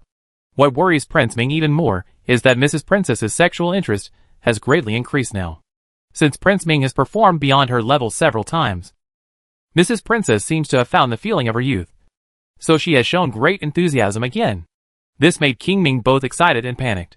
He relied on the burning knives to give him strength. But the burning knives he could snap up every month were not enough for him to drink. Not to mention that sometimes he has to have a few drinks with the princess before he can get into a more passionate state. Anyway, none of the items from the 19th princess are easy to buy. Every month when they are released, there is a long queue at the door of the store. It seems that everyone is very rich, and there are more people. They were all driving carriages loaded with food, and they were excitedly waiting to buy a jar of burning knives. They had been thinking about it for months. What's even worse is that the current rush to buy burning knives requires identity checks to prevent anyone from joining forces to buy. This makes Prince Ming several intelligence points in Shiyuan City, and King Wen's fiefdom complain endlessly. If things go on like this, these intelligence points will be exposed. Therefore, King Ming was resolute this time, and had to give Shiyuan City a warning. It's not that he can't understand. On the contrary, he can see further than Lu Shiyan. The current development is very unfavorable to him. King Wen was determined to cooperate with Princess 19. And behind the 19th princess, there is the support of the 7th princess, which is undoubtedly a very big potential threat to Prince Ming. What is worrying is that the series of measures taken by the 19th princess have begun to benefit the people of Shiyuan City a lot, and have begun to gain widespread support from the people. Shitos, you need to be careful about this. It is a taboo for military strategists to use troops rashly. Lu Shiyan still boldly advised. As a counselor, you must be able to stick to your own opinions at critical moments. That's enough. Why use troops rashly? I'm going to let the horses go. Let that little brat Xia Zixio see the power of our armored army. Come here. Give me the order to send 20,000 armored troops to the border of Shiyuan City. Send more go to Shiyuan City and write a letter to Xia Zixio, asking him to send me a lot of the fodder for the past few months. King Ming ignored Lu Shiyan and gave the order directly. Shitos, think twice. You will only become more passive if you do this. Lu Shiyan wanted to hold Prince Ming back and give him some more advice. That's enough. I've had enough. Your ideas are useless. Can you guarantee that I can burn 30 cans of knives every month? Can you help me deal with the princess's entanglement? Now every moonlight is the army's food will only cost 80,000 taels more. Can you earn it for me? King Ming shouted angrily. King Ming felt miserable. It was very difficult to deal with the princess now. This month, he had not been to the other concubines' rooms. Firstly, he had no energy. Secondly, he did not dare to go. Every concubine was complaining, saying that they did not get fragrant napkins, not enough soap, not enough toilet paper, and some complained that even the supply of tofu could not be guaranteed. There are hundreds of women in King Ming's harem. Why don't you worry? Report to the city lord.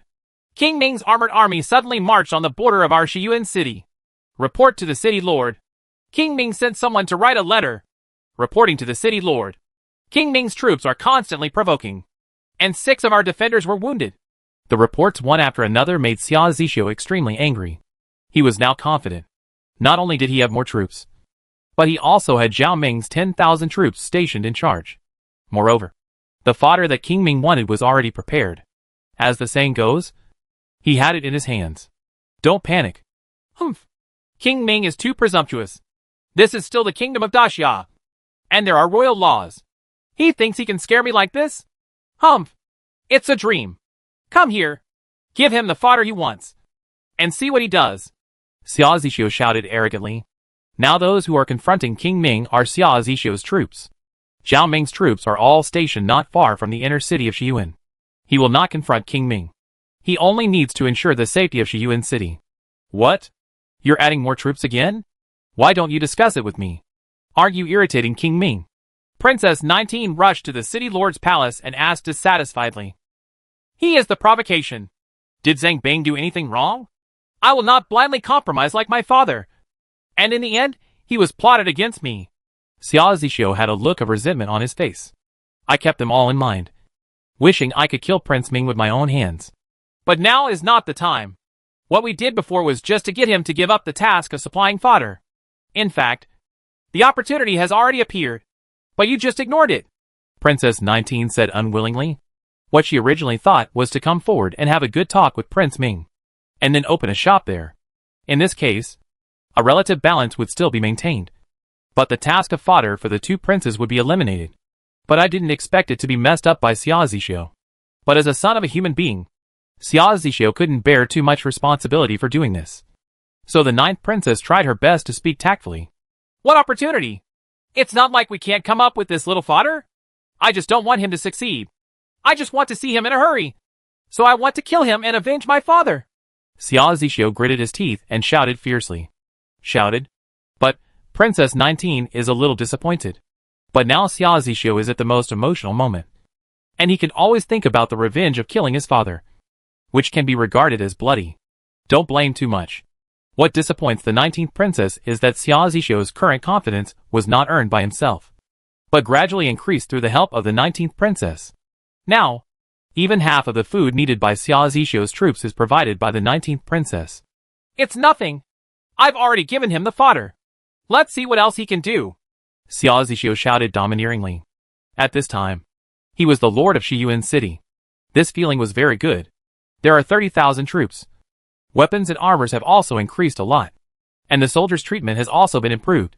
So now they are very powerful. Xia Zixio also felt confident. Said it? Hey. He was indeed prepared. No wonder the little brat is so arrogant. Do you think everything will be fine after it is sent? I will withdraw my troops? You are so naive. After hearing the report from his subordinates, King Ming couldn't help but think sneered. Chitos, do you have any other good ideas? Lu Shiyan asked respectfully from the side. Now, he can no longer persuade him. I can only try my best to help Prince Ming regain his face. A good idea? Of course there is. Come here and send the spoiled fodder back to him in 2 days. Then tell them that the fodder they sent is unqualified and ask them to send it again. King Ming took a sip of Xiaodao and was very proud of it. Hummed. Yesterday, I bought another 12 jars of burning knives from King Wen's fiefdom. This is the most I have ever bought. In addition, I have almost returned from my trip to Shiyuan City and the 7th Princess fiefdom. I estimate that I can still buy a lot more by then. So now Prince Ming is in a very good mood. Because last night, he was proud again and completely hacked the princess. As a last resort, the princess had to ask a personal maid next to her to do it. It can handle the fierce harvesting of King Ming. Prince Ming did not dare to look down upon his wife, as she had a very wealthy family behind her. Prince Ming's greatest support came from his wife. What's more, the princess's martial arts skills were quite high at her peak, and could reach the strength of a first-level martial artist. That is to say, she has lived too comfortably in the past few years, and her figure has begun to gain weight. But she should still have the skills of a third-level martial artist. What? It's spoiled and moldy? Impossible? I didn't expect Prince Ming to resort to such a despicable method. Xia Zixio was stunned when he heard the report from his subordinates. Chapter 130 Testing C. Batch after batch of fodder was sent back, and the seals on each drive were still there. This was to prove that it was indeed sent by Shiyuan City. This time it was Xia Zixio's turn to be dumbfounded. What he sent this time was not a month's worth of fodder, but the sum of the previous months. How could he prepare so much fodder? Even if it was offset by food? That is also a big expense. But upon closer inspection, I saw that this was indeed the fodder that I had sent out, and the seal on it had not yet been torn off. It turns out that King Ming didn't have so much spoiled forage. He was so ruthless that he directly poured water on it and left it for a few days. Of course, the forage became moldy and spoiled. Xia Zixio was a little panicked and couldn't think of a way to deal with it now. What's more, he didn't want to lose face in front of the 19th princess. You can't reach out to the 19th duke again and ask for it. Right? I have already received a lot of food subsidies, and they are all free of charge. Of course, the 19th princess did this in order to reduce the taxes in Shiyuan City.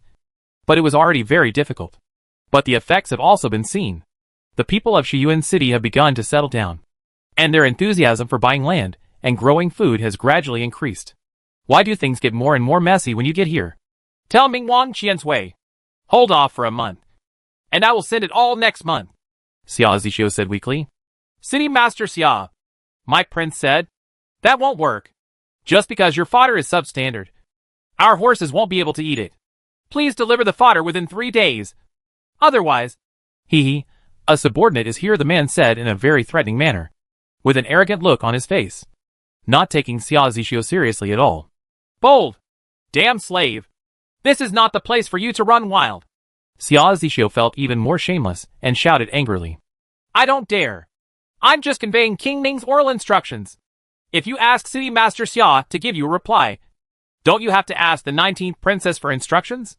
In that case, I might as well ask the 19th princess directly. The man didn't say anything. They said, how outrageous. I said, postpone it for a month. And this is the reply. Someone didn't drag this damn slave out and punish the 80 army stick. The 19th princess is at the mercy of others and has no ability to make her own decisions. This was also a major pain point for him. When he arrived at Shiyuan City, it was indeed the 19th princess who turned the tide and made the situation smoother. But a lot of rumors started to spread, and they all said that Xia Zixio was completely supported by the 19th princess, and he had no ability at all. So now Xia Zixio finally couldn't help it anymore. Hey! Hey! Hey! Xia Zixio, you dared to come here as an envoy. Do you want to fight with King Ming Qian's? The messenger exclaimed. But he didn't show any fear at all, and even called Xia Zixio by his name. It angered Xia Zixio even more. Zhu Xiaobao practiced the Yuanong sword, then shot dozens of arrows, followed Yumei for half a circle, and then sat on the ground panting. He is very reluctant to abuse himself like this, but he has no choice. In this era, it seems that it is really not possible without some real skills. At least, he should train his body to be stronger first. Even though Jumei is so tall, she weighs at least 200 kilograms. But Jumei doesn't take it seriously when running around the cave heaven paradise. She has completely adapted to it in the past few months. Zhu Xiaobao now devotes 3 hours to training himself every day. Firstly, to enhance his physical fitness.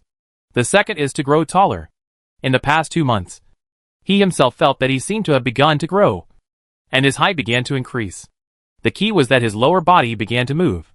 What was even more incredible was that he actually had his first wet dream in his life, which was about horse racing. Isn't it too damn late? I am already 17 years old. Zhu Xiaobao has finally figured it out now. It seems that he has really just started to grow. But this feeling of being ready to burst out is really uncomfortable. Nowadays, the lower part of the face is raised very high, making it difficult for people to guard against it. Ying Xiuxiu and the other 3 people all saw these changes in Zhu Xiaobao. They were also a little panicked and reported to Wu Yu in time. Otherwise, who knows what Zhu Xiaobao will do? These 3 people have almost zero immunity to Zhu Xiaobao. Yeah, I know. This is a good thing. I really hope he can grow taller, Wu Yu said with a bit of heat, and then immediately warned you very seriously. I'm warning you. There is no such thing. If you have the self-control, don't mess with him. Especially Ying Xiuxiu. She usually wears bigger clothes and the clothes are bulging. My heart skips a beat just looking at her. Okay. You all go down. Wu Yu is kidding you. Tong Wuxin, who was next to him, couldn't help but laugh, and then quickly asked Ying Xiuxiu and the other 3 to go back. These 3 girls performed quite well. They worked hard and mastered many skills. They are now Zhu Xiaobao's most capable assistants. Hey! What are you doing? I'm teaching them how to do things, so that they can't control themselves and cause trouble. Many things need to be nipped in the bud. Wu Yu shouted with some dissatisfaction, looking at Ying Xiuxiu's face. The more I looked at her back, the more I became frightened. This girl's figure was getting plumper and plumper. And even her, but was upright and upright. She really shouldn't have left Ying Xiuxiu with Zhu Xiaobao in the first place. Oh, then you can get there first. You won't have to worry so much. Look at you. You look like you are guarding against thieves all day long. In fact, these 3 girls will also be Xiaobao's people sooner or later. Tong Wuxin felt a little helpless said. Wu Yu has been holding on to it, because she is unwilling to admit her feelings for Zhu Xiaobao. But she doesn't want Zhu Xiaobao to get close to other girls. And she behaves very contradictory. In fact, it was because there was still a big gap between what she yearned for. I'm not calling him. I'm afraid that he will be addicted to women and stop making progress. And at the stage of growth, he definitely can't do those things. Wu Yu whispered with a blushing face. In fact, at the thought of committing herself to Zhu Xiaobao, a little fat guy like him has always been very worried. Fortunately, he is still young and has not reached the most critical time. You are so thoughtful, Tong Wuxin said with a teasing smile. Wu Yu's mood was somewhat understandable. After all, every girl hopes to find a tall and powerful hero with super martial arts skills. Handsome. It seems like none of the little treasures can be reached. TSK, what should I consider? I don't have time to think about these trivial matters now. Now the border of Shiyuan City, King Ming and Shen Bing, is about to start a fight. Will I still care about these trivial things? Do you think there will really be a fight? Wu Yu behaved like a mature military commander. She was quite excited now, and wanted to participate in actual combat. I think it's difficult. It's just a small-scale conflict at most. King Ming is just testing the reaction of King Wen and the 7th princess. Of course, this has a lot to do with Xia Zixio's improper response. This person is really a bit annoying disappointed. Tong Wuxin shook his head. They had known about Prince Ming's provocation for a long time, and didn't pay much attention at first.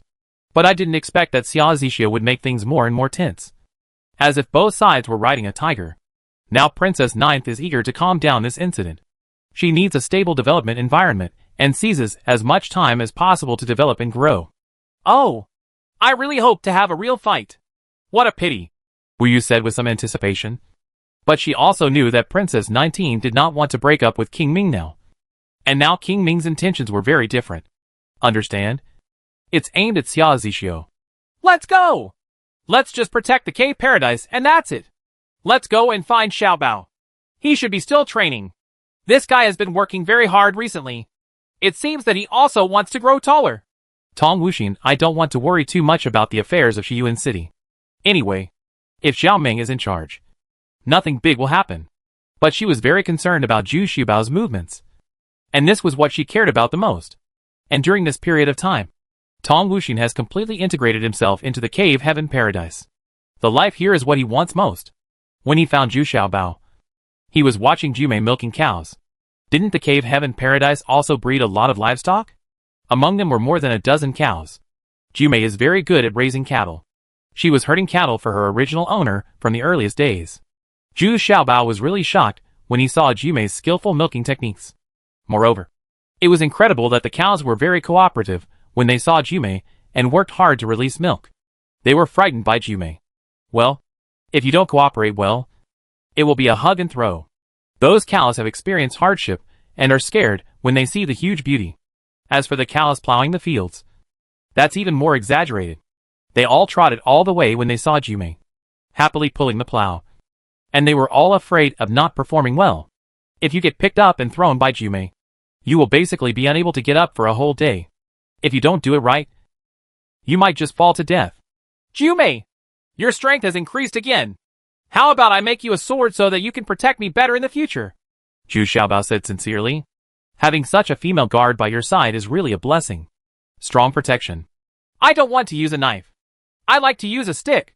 Sweep a large area. That's exciting. Jumei shook her head and said, this silly girl is always so straightforward. She never expected that Zhu Xiaobao would take the initiative. What an incredible opportunity. I was born to use a stick. What kind of stick do you, a silly old girl, use? Zhu Xiaobao said, very depressed.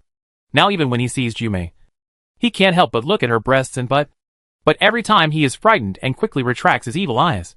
Because these parts of Jumei are too exaggerated. And the butt is better than that cows are even stronger.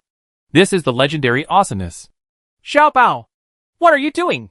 What's so good about this? Wu Yu and Tong Wuxin rushed over and asked in surprise. Awesome. So beautiful and mighty. Huh? What are you talking about? Chapter 131 Soft Armor. Seeing Zhu Xiaobao waving his fists and cheering for Jumei, Tong Wuxin and Wu Yu couldn't help but be stunned. This little fat guy still seemed so heartless. He seemed to have grown up when they were talking about him just now. But now it seems like it's still the same. Hey!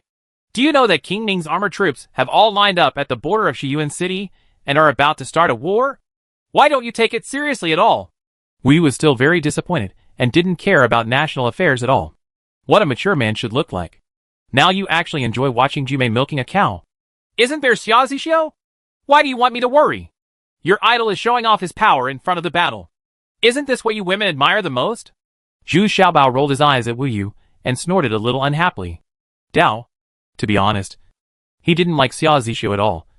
Just because Xia Zixio's appearance was too coquettish. And he kept Zhu Xiaobao away from him until he didn't know where to go. That's right. A man is very handsome when he mounts his horse in front of the battle to kill the enemy and performs meritorious deeds. My father was like this back then, Wu Yu said with admiration. She has been influenced by Chief Wu since she was a child. So the concept has always been like this. So I am very dissatisfied with Zhu Xiaobao's lack of ambition. Humph. With brute strength and iron all over. How many beheadings can you do? Zhu Xiaobao snorted disdainfully. If he wanted him to go into battle and kill the enemy, he would probably have no hope in this life. Moreover, Zhu Xiaobao also disdained this method. He risked his life to kill an enemy general. And maybe both sides would suffer. What is there to envy? I won't tell you anymore. Have you tried the customized armor this time? Why don't you wear it? This thing is really useful at a critical moment. Wu Yu also knows that Zhu Xiaobao's talent is impossible to become a capable person. A general who goes into battle to kill the enemy. It's just a little regret in my heart. But unconsciously, this regret has become less and less. But when it came to actual combat, Wu Yu began to yearn for it. Don't wear it! That thing is too heavy, and it's just a burden. Hee hee. You guys are here just in time. Look at the clothes I designed for the guards. These are the most advanced and scientific ones. Zhu Xiaobao shook his head. This time, the armor sent by the 19th princess were well made. They were all bright silver armor, and made of high-quality materials. The female soldiers looked very impressive after wearing them. And they were not very heavy. Zhu Xiaobao also had a set of customized armor, which was designed and supervised by Wu Yu himself. It was somewhat based on the style of Xia Zishou's bright silver armor. But Zhu Xiaobao put it on once and threw it aside. Too heavy. Moreover, Xia Zishou looked smart and handsome in his clothes. But when Zhu Xiaobao put it on, it looked like a moving silver ingot, which made all the female guards laugh when they saw him. So Zhu Xiaobao threw it aside in anger. However, Zhu Xiaobao was not idle either. He personally designed a set of soft armor, which was mainly made of leather. The color was grass green. This was to incorporate modern concepts. Grass green is easier to conceal. Hard to find. I originally wanted to get a camouflage uniform, but I don't seem to have the conditions yet. The current dyeing process is to dye the whole color. So the only way to use grass green is outstanding. Zhu Xiaobao doesn't attach much importance to that kind of armor, and feels that it is not very useful, especially when facing opponents who use heavy weapons. That thing is just a decoration. And when it comes to hammers, iron rods, maces and the like, the heavy weapon, no matter how thick the armor is, will kill you on the spot. Therefore, his opinion still favors Tong Wuxin and Zhao Shenbao's soft armor, which is light and practical, and has a certain protective effect against ordinary hidden weapons and swords. Okay, let's go take a look. Although Tong Wuxin does not wear heavy armor, she still insists on letting the female guards wear them for training every day, because in real large-scale battles, this kind of armor still has a certain effect. Wu Yu followed her to the martial arts arena with some chest tightness. Wu Lijiao and the others had all put on lightweight clothes designed by Zhu Xiaobao. Although the styles were a bit weird, they maximized their flexibility. The key parts were sewn with leather armor. When fighting in close combat, flexibility is very important. The helmet also completely abandons the bulky iron helmet, and instead uses a soft hat that fits the contours of the head very well. It is also sewn with leather armor. What is this? The enemy's machete and hammer have no effect at all? Wu Yu asked, a little surprised after seeing it. Although the female soldiers stood together and were very energetic, the defense seemed too low. I don't ask them to fight the enemy head-on. When it comes to close combat, they will do it as a last resort.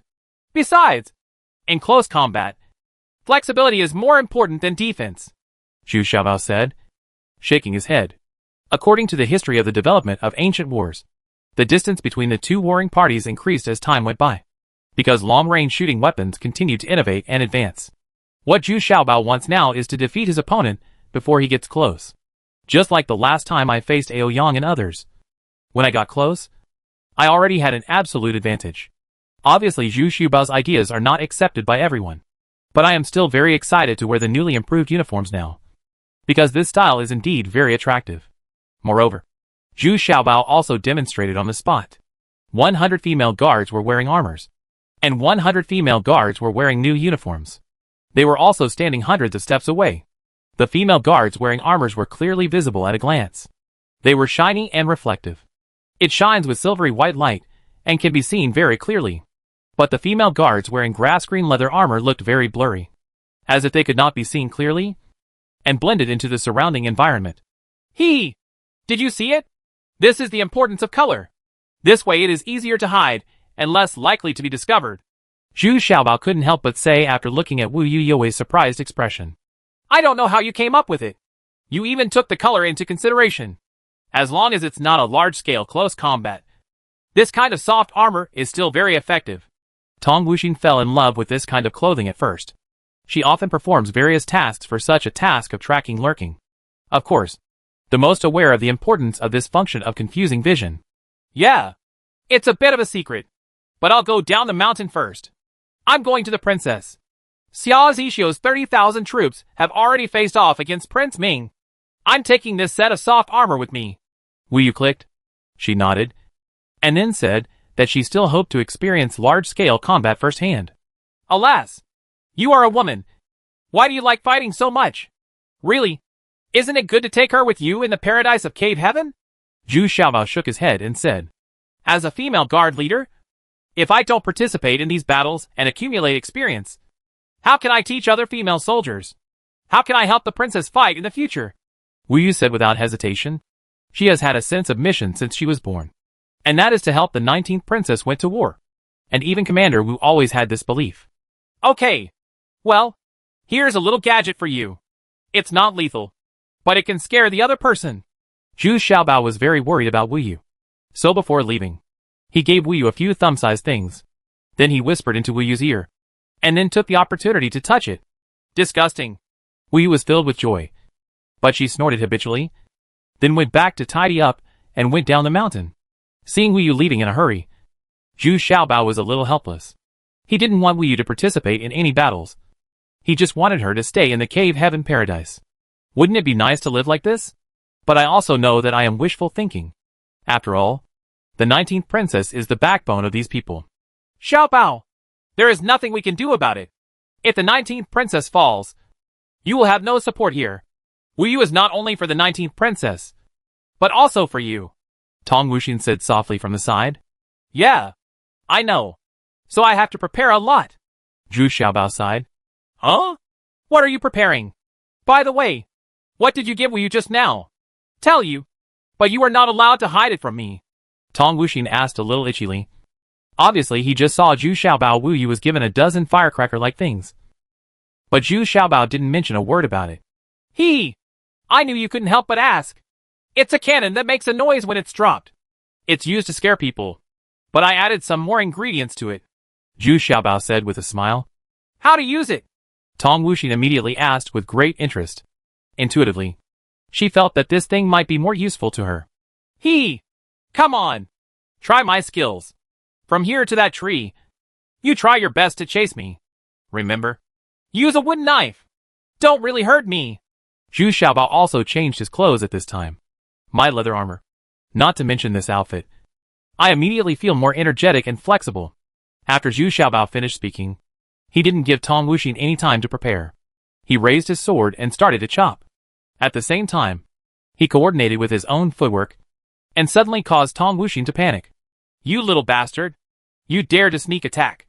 Tong Wuxin shouted angrily. But he was also a little surprised by Zhu Xiaobao's kung fu. This guy can actually be so flexible. He has really improved a lot. Zhu Xiaobao will have no choice but to escape from now on. He was no match for Tong Wuxin at all. But he was really good at escaping. He turned left and right, and used the Yuanong sword footwork very well. Seeing Zhu Xiaobao getting closer and closer to the tree, Tong Wuxin also speeded up. But just when he was about to get closer to Zhu Xiaobao turned around and threw out a throwing cannon. Tong Wuxin has been guarding against Zhu Xiaobao's secret weapon for a long time. The cannon was knocked down with one swing of the knife. Snapped! A very clear explosion really startled Tong Wuxin. But this thing is indeed as Zhu Xiaobao said. It has no lethality.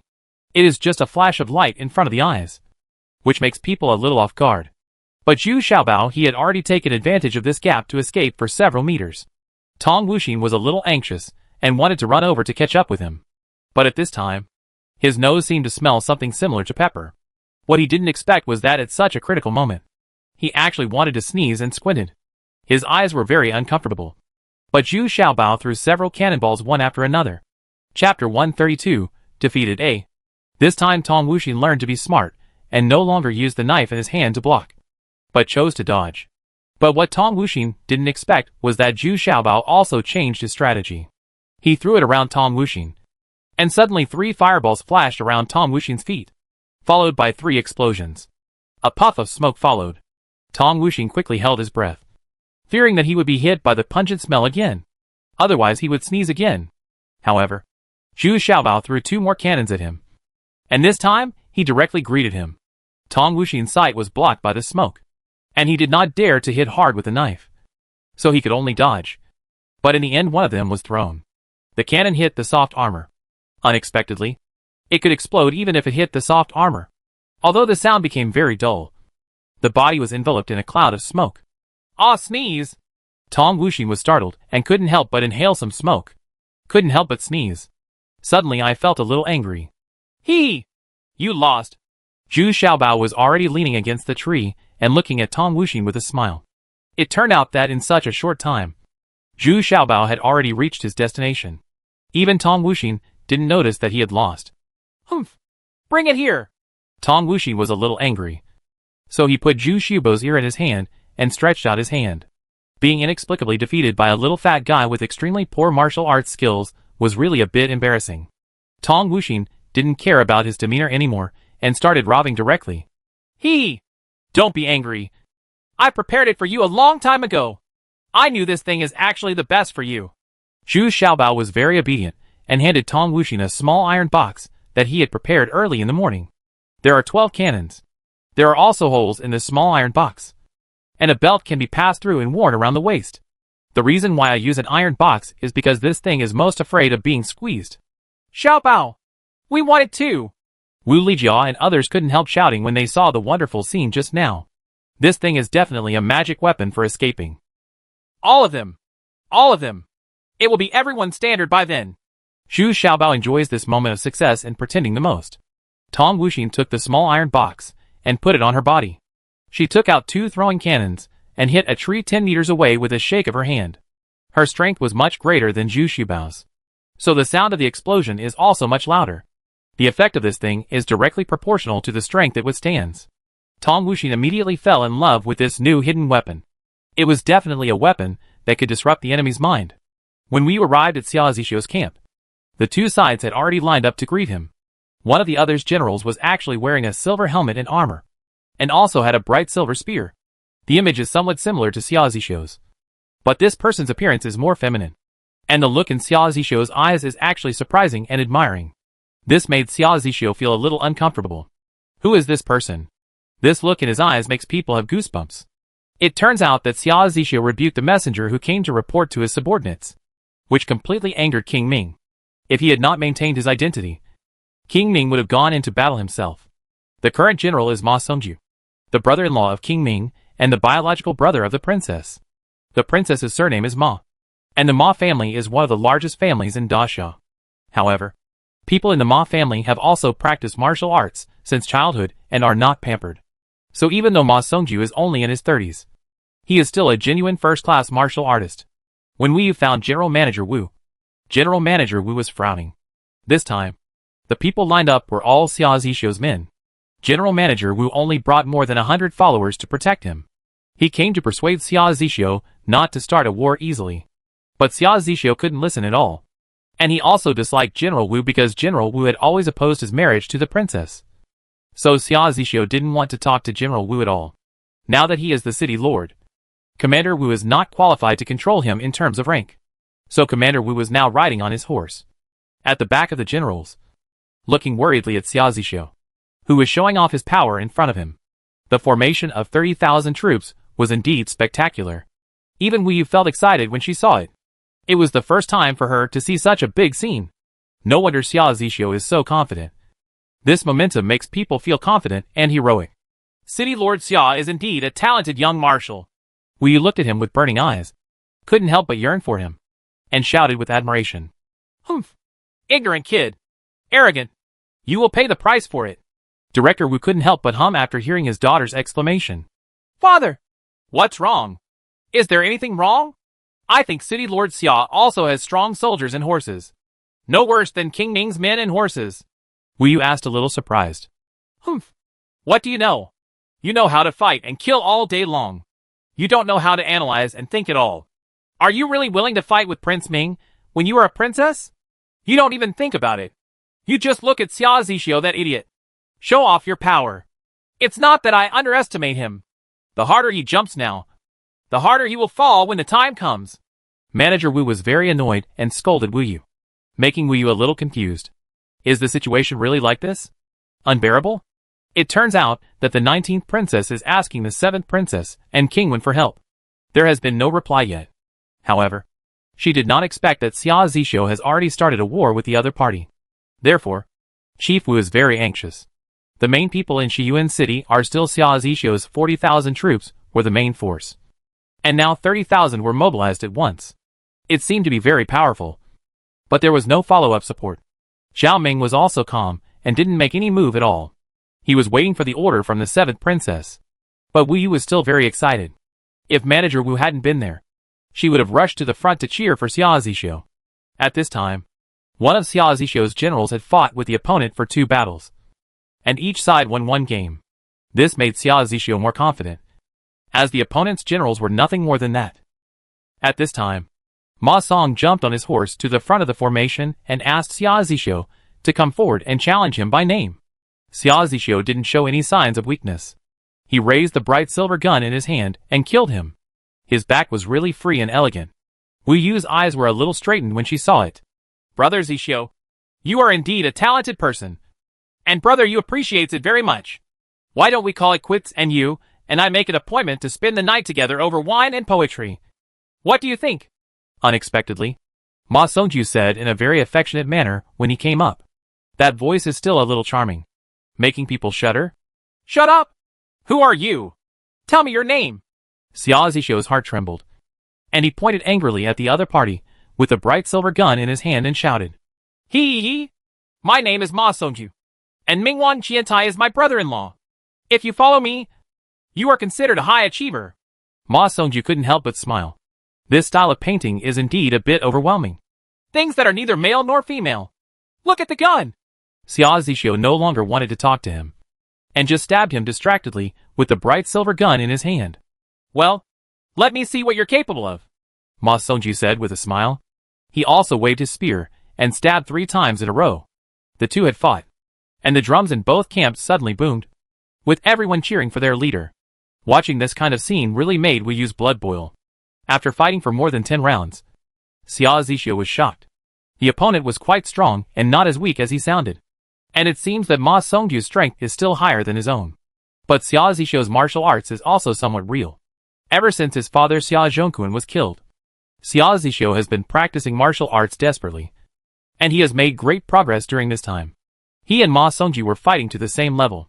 You must know that Xia Zixio was only a second-level martial artist before, but now he has stepped into the ranks of a first-level martial artist. Ha ha! Not bad. Not bad. But I don't know how it is in bed. I'm really looking forward to it, Ma Songju said while smiling. It seemed that he was much more relaxed than Xia Zixio. Xia Zixio was angry and anxious, wishing he could fool Ma Songju immediately. As soon as the 2 horses were separated, Xia Zixio took off his bow, turned around and shot an arrow straight into Ma Songju's back. Unexpectedly, Ma Songju was well prepared and easily dodged the arrow as soon as he leaned down. The two met head-on again. Unexpectedly, Ma Songju also had another trick. He held the spear with one hand and pulled out the sword with the other hand. He cut off the tip of Xia Zixio's spear with one blow, and the half-foot-long spear tip fell to the ground. On the ground, Xia Zixio was suddenly shocked. When he looked at the bright silver gun in his hand, it turned into a fire stick. Xia Zixio managed to deal with a few more moves, but he couldn't hold it anymore. Without the tip of the spear, many of his moves became just decorations. On the other hand, Ma Songju's attacks became more and more sharp. Xia Zixio was tired of dealing with it, and his defeat was certain. Xia Zixio quickly turned his horse's head and fled back towards his own camp. Only then did Wu Yu realize that Xia Zixio, who was originally very elegant and chic, was very embarrassed. And this very embarrassed man no longer looked attractive at all. Fire the arrow! Fire the arrow! Xia Zixio shouted while running. Swish! Swish! Swish! Immediately, both sides faced off with crossbows. The sky was full of arrows flying toward the other side's camp. Both sides held up their shields and retreated step by step. A storm of arrows shot past. Xia Zixio waved the fire stick in his hand and shouted angrily. Charge me! No! General Wu immediately wanted to stop him, but it was too late. The army surged forward like a tide, while the opponent's camp was still retreating in an orderly manner. Chief Wu looked at it for a while, and then suddenly shouted, No! At this moment, the men and horses from the opposing camp suddenly dispersed on both sides, and a dark square formation appeared in the middle. What followed was the heavy sound of horse hooves, a shocking sound made by tens of thousands of heavily armored war horses advancing at the same time.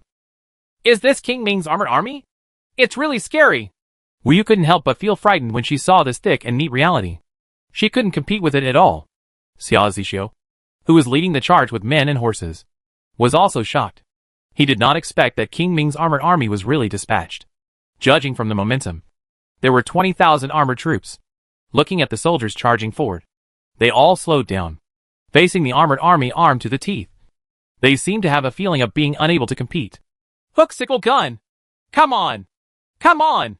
Xia Zixio waved his hand and shouted hurriedly. Chapter 133, Defeated B. Xia Zixio knew it was over as soon as he saw these armored troops. Unexpectedly, the armored army that King Ming relied on most was so majestic and powerful. With an overwhelming momentum, You must know that although they are fighting, the two sides only have some conflicts and generally do not use this most powerful combat power. After all, the cost of training this kind of armored army is quite high, and it is almost made of money. This kind of war horse of the Iron Armored Army is not an ordinary war horse. It is specially trained and bred, and then selected from hundreds of miles away. It has been trained since childhood. Its endurance and load-bearing capacity are quite amazing. The iron armor on its body weighs 200 kilograms, plus the weight of the knight's equipment and weapons. Each horse's load is about 500 kilograms. It is taller than ordinary war horses and has a horse's butt. This kind of horse is tenacious and persistent. It is not panicked by fire and does not care about minor injuries. It strictly follows the owner's orders and moves forward bravely even if there is a sea of fire in front of it. Normally you won't be frightened at all. The knights on horseback are also carefully selected, with strict requirements on body and strength. Not only can they use spears, but they can also use machetes. Finally, when the enemy is close, they can also wield heavy swords. When attacking from a distance, they were assisted by bows and arrows. So this kind of armored army was the most proud combat power of King Ming. Unexpectedly, 20,000 riders were dispatched this time. The hook-and-side gun team coming from behind has no effect at all. Originally, this kind of hook-and-side gun can only play its role in positional warfare and defense. It must also match the terrain, dig gullies in advance, and ambush in the ravines, rockets and barricades to stop the ironclad attack. Now the hurried team of hooks and sickles has no effect at all. Before they can reach the horse's legs, the knight on horseback has already stabbed him with his spear. This kind of spear is more than 10 feet long, which is longer than the hooks and sickles. There were so many, so before they could hook the horse's legs, these soldiers had already been stabbed by the spears. Originally, Xia Zishou's team was charging, but now it was in chaos. Who dared to collide with the armored army? Those stabbed members of the hook and sickle gun were crushed to death by the heavy armored troops as they lay on the ground in the blink of an eye. Xia Zishou's army was already disorganized and in chaos. The initial momentum had completely disappeared, but the armored army on the opposite side was still crushing them, which was very disappointing. Retreat! Retreat! Cover with bows and arrows! Xia Zishou issued orders repeatedly and angrily. But it was already chaos, and not many people were following his military orders seriously. Most people turned around and ran away, leaving Xia Zishou at the end. Only then did Xia Zishou realize that there were not many people around him. The other party had already rushed over. He turned his horse and prepared to retreat. But at this time, Ma Songju rushed out very quickly, drew his bow, and shot an arrow at Xia Zishou's horses, but Xia Zishou's horse screamed and jumped in pain, forcing Xia Zishou to fall down. He was wearing armor, so it would be very troublesome to get up, and there was no chance at all. A row of armored soldiers had already rushed forward, with more than a dozen spears pressed against his chest. Xia Zishou had no choice but to surrender. Chief Wu saw clearly from behind and couldn't help but stamp his feet. This idiot was finally defeated. And he was defeated very quickly and completely. He even became a prisoner of others. In desperation, General Wu had no choice but to order a volley of arrows to block the opponent's charge. At the same time, everyone was ordered to retreat quickly. However, these heavy armored troops had no intention of stopping and continued to advance step by step. This surprised General Wu. Did King Ming really dare to blatantly enter Shiyuan City? At this moment, more than a dozen war horses rushed from behind the team. Wu saw them and quickly followed them, because it was the 19th princess who came. The 19th princess came in such a hurry that she didn't even have time to change into her armor. She just wore soft armor and held a bow in her hand. He shot an arrow from a long distance. The soldier carrying the flag behind Ma Songju fell to the ground. Ma Songju was also surprised. The distance was probably more than 150 steps. He didn't expect that the 19th princess's shooting range was so far. It was not as usual. So weak. The 19th princess dared to shoot arrows. But Ma Songju did not dare. The other party was a real princess.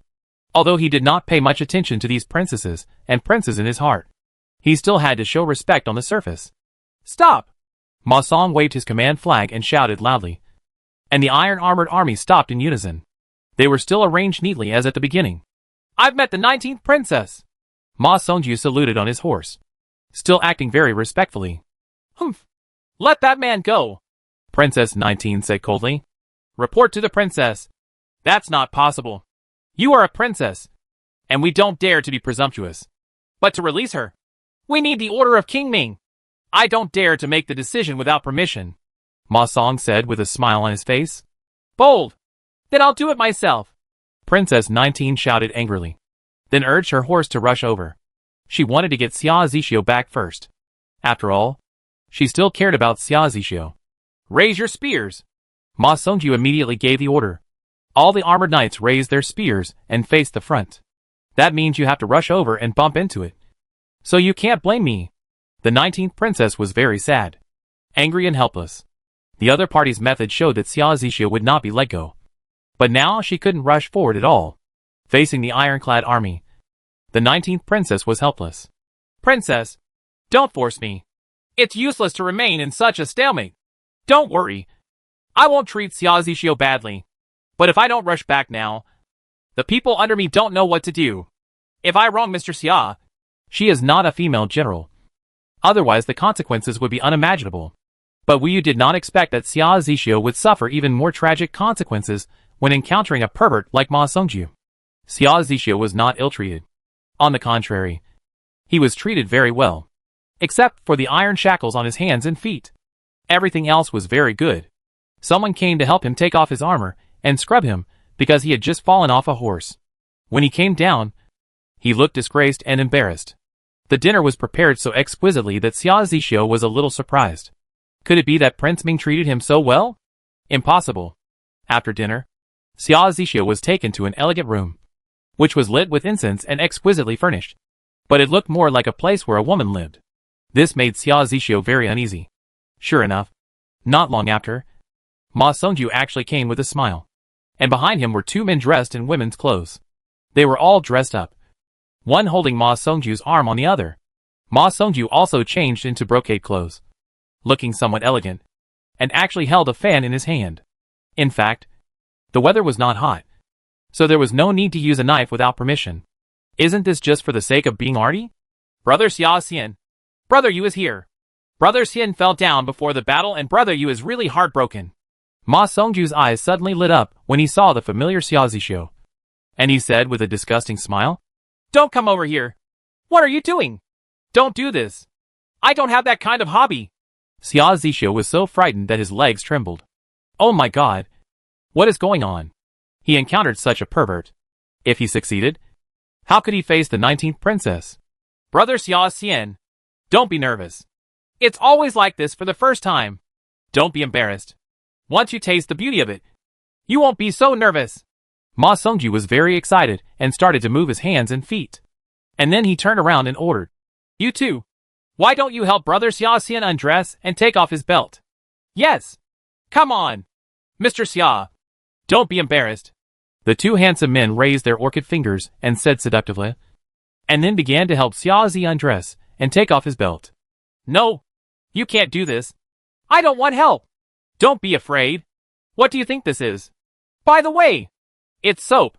What you 19th princess made is really good. It's much better than using lard. In fact, my name here is not Ma Songju. My name is Ma Songju. Ma Songju said with a sweet smile, holding a piece of soap in her hand. But her eyes were glowing green.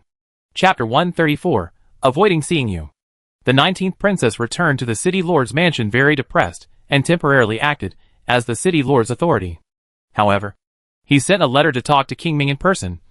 But the reply he got was that King Ming was unwell and would not receive him. At this glance, it was clear that King Ming was deliberately avoiding the 19th princess, which made the 19th princess feel very passive. Facing the civil servants and generals standing below the meeting hall. Most of them were Xia Zixio's people. Everyone was watching. Where is the 19th princess? Although they were defeated miserably, they still wanted to rescue Xia Zixio. Most of them were brought out by the old city lord Xia Zhongkun. Although they were a little disappointed with Xia Zixio, their loyalty was still there. Chief Wu was a little hesitant. In his opinion, this was a good opportunity. If Xia Zixio was really killed, then the 19th princess could successfully take over Shiyuan city. And these troops would belong to the 19th princess. And now Princess 19th's prestige among these people has been gradually established. Okay. Stop arguing. If we can deal with King Ming's armored army, we won't be in this situation now. You go down first and train your troops and horses. Don't be passive and lazy. Let me think about the city lord's matter. Just think about it. Princess 19 waved her hands very tiredly. And after a while, only Chief Wu and we were left in the meeting hall. General Manager Wu expressed his thoughts as if there were no outsiders. But the 19th princess shook her head. What we can think of? Can't Prince Ming think of it? Besides, this will also involve me in injustice. At that time, it's even more chaotic. And it's even more terrifying when the chaos starts from within. Yes, I thought it was too simple. When Chief Wu heard this, he was immediately shocked. Princess 19's mind was very clear, which was really gratifying. On the contrary, he only saw a little benefit in front of him. So he couldn't help but somewhat ashamed. Ha ha! It's okay. Uncle Wu, I know you are thinking about me. But you are just a little too anxious. But you are indeed very passive now. I didn't expect Zixio to turn things into such a situation. Let alone that he would be captured. Now we can only wait and see what King Ming has planned. Princess 19 forced a smile and said, although there are some disagreements with General Wu these days, General Manager Wu is truly one of our own people and a true person. They are thinking about themselves. At the same time, King Ming was having a banquet for the officials in his palace. Today happened to be the princess's 40th birthday. So King Ming was having a banquet for the officials in his fief. But he was very low-key to the outside world and did not make too much publicity. The current situation is very complicated. So King Ming doesn't want to invite outsiders. And he won't come if he does. However, the nobles of the palace still sent people to send congratulatory gifts. Except for King Wen. Didn't King Wen break off all contact with her because King Ming molested Princess Wen? The 7th princess and His Highness the 6th prince also sent congratulatory gifts. But the superficial formalities still have to go. However, what made Prince Ming a little embarrassed was that the eldest prince, Prince Yong'an Xiaoziyuan, did not say anything this time. Prince Ming somewhat understood that the eldest prince must have suspected him because of the deaths of those silver-armored guards. But Prince Ming didn't care, since there was no real evidence anyway. So the eldest prince could only suffer the loss of being dumb. The 19th princess was no exception. She was sent a congratulatory gift. But the 19th princess's gift was very coveted. It was actually 20 jars of top-quality burning knives. And she also gave the princess 100 pieces of exquisitely carved soap. Toilet paper costs $100. It is the most popular among many congratulatory gifts. The princess was so happy. Prince Ming was really happy now. Not only did he suppress Xia Zixio's momentum, he also captured Xia Zixio alive. This made Prince Ming very relieved. In the main hall, King Ming was still discussing the matter with the civil and military officials. Of course, most people still advocate killing Xia Zixio. Anyway, the hatred between the two families has been forged for a long time. So it is better to eliminate the hidden danger as soon as possible. However, there are also far-sighted people who oppose killing Xia Zixio. Obviously, once Xia Zixio is killed, the 19th princess will take over as the acting city lord. Which means that the 7th princess will gain the most. Now that the 7th princess is very powerful. And now that she controls Shiyuan City, the southeast and southwest are all under her control. This is obviously making wedding dresses for others. The person who led the opposition was Lu Shiyan, who was relatively rational in this regard. He knew in his heart that if he wanted to gain a foothold, he not only had to be able to flatter him, but he also had to really make suggestions for Prince Ming. Ha ha ha! How is that Xia Zixio doing now? I really want to see him, King Ming said with a smile. And at the same time, he asked everyone to drink a cup. Prince Ming was very happy. He poured himself the best roasted knives and used an exquisite small wine glass. But everyone under the Grand Highness could only have ordinary water and wine. Of course, it was also very good wine. All sent from the 7th princess. But everyone is still very depressed. Damn. Just drink it yourself and enjoy it. Even if you get a small cup per person. It's still a problem. In fact, King Ming wanted to do this. But if he weighed 1 cup per person, he would have to divide up 10 jars of the best roasted knives. And he really couldn't bear to part with it. This thing is not only enjoyable, but also a guarantee for him to show off his power at night. Reporting to King Wen, that Xia Zixio is currently locked up in Ma Songju's camp, and General Ma is taking care of him. Someone from His Highness immediately reported the report to King Ming, and when he said it, he looked a little gloating. Not wanting to appreciate Ma Songju's hobby. Almost everyone knows it. Oh? Ha ha ha ha ha. Okay. Let Ma Songju entertain him properly. Upon hearing this, King Ming was stunned for a moment, and then suddenly laughed heartily. Normally he disliked Ma Songju very much. If it weren't for his brother-in-law, he would never reuse him. But now, he suddenly started to accept this brother-in-law. This is more satisfying than killing Xia Zixio. I dare to ask Chitos, what are you going to do with Xia Zixio? If you don't kill him, just locking him up like this is not an option. Although Lu Shiyan was also willing to see Xia Zixio be humiliated, he was more worried about what would happen next. The current 20,000 armored troops at the border of Shiyuan City are, after all, very eye-catching. Well, I'll let him go for a few days, so that my 19-year-old sister will know that I, Prince Ming, are not that easy to fool. Prince Ming thought for a moment before saying. Everyone agreed. Now, while King Ming is happy, of course, he should say more words of praise. Anyway, he has the initiative. What he wants to do is not a matter of King Ming's words. In Dantian Paradise, Wu Yu has returned. This time she seems very dull, and she is no longer in the mood to bicker and quarrel with Zhu Xiaobao. As Zhu Xiaobao said, ideals are very full, but first they are very skinny. He never expected that the young talent he admired would be captured alive like this. There is no news at all. The only thing that is certain is that he is definitely still alive. Hey! What did I say?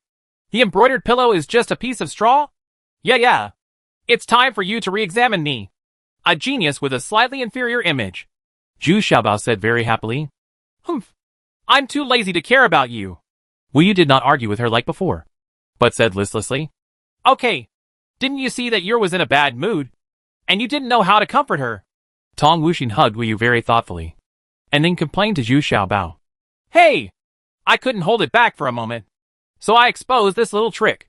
Seriously, please describe the situation on the battlefield carefully, and see how powerful this armored army is. I don't believe it. 30,000 troops actually have no power to fight back. Zhu Xiaobao laughed dryly at first, and then asked seriously. He had never seen such a large-scale battle with his own eyes. The attack methods and means of the Iron Armored Army are not clear at all. Having said this, Wu Yu cheered up and thought about what she saw in detail. She was still frightened when she said it. The overwhelming momentum was so terrifying that it was impossible to resist it. So powerful.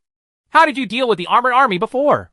Zhu Xiaobao was a little surprised after hearing Wu Yu's description. It is indeed difficult to compete with this armored army armed to the teeth. In the past, defense was the main focus. There was a way to deal with the Iron Armored Army. Digging a few trenches would make it impossible for the Iron Armored Army in heavy armor to get through.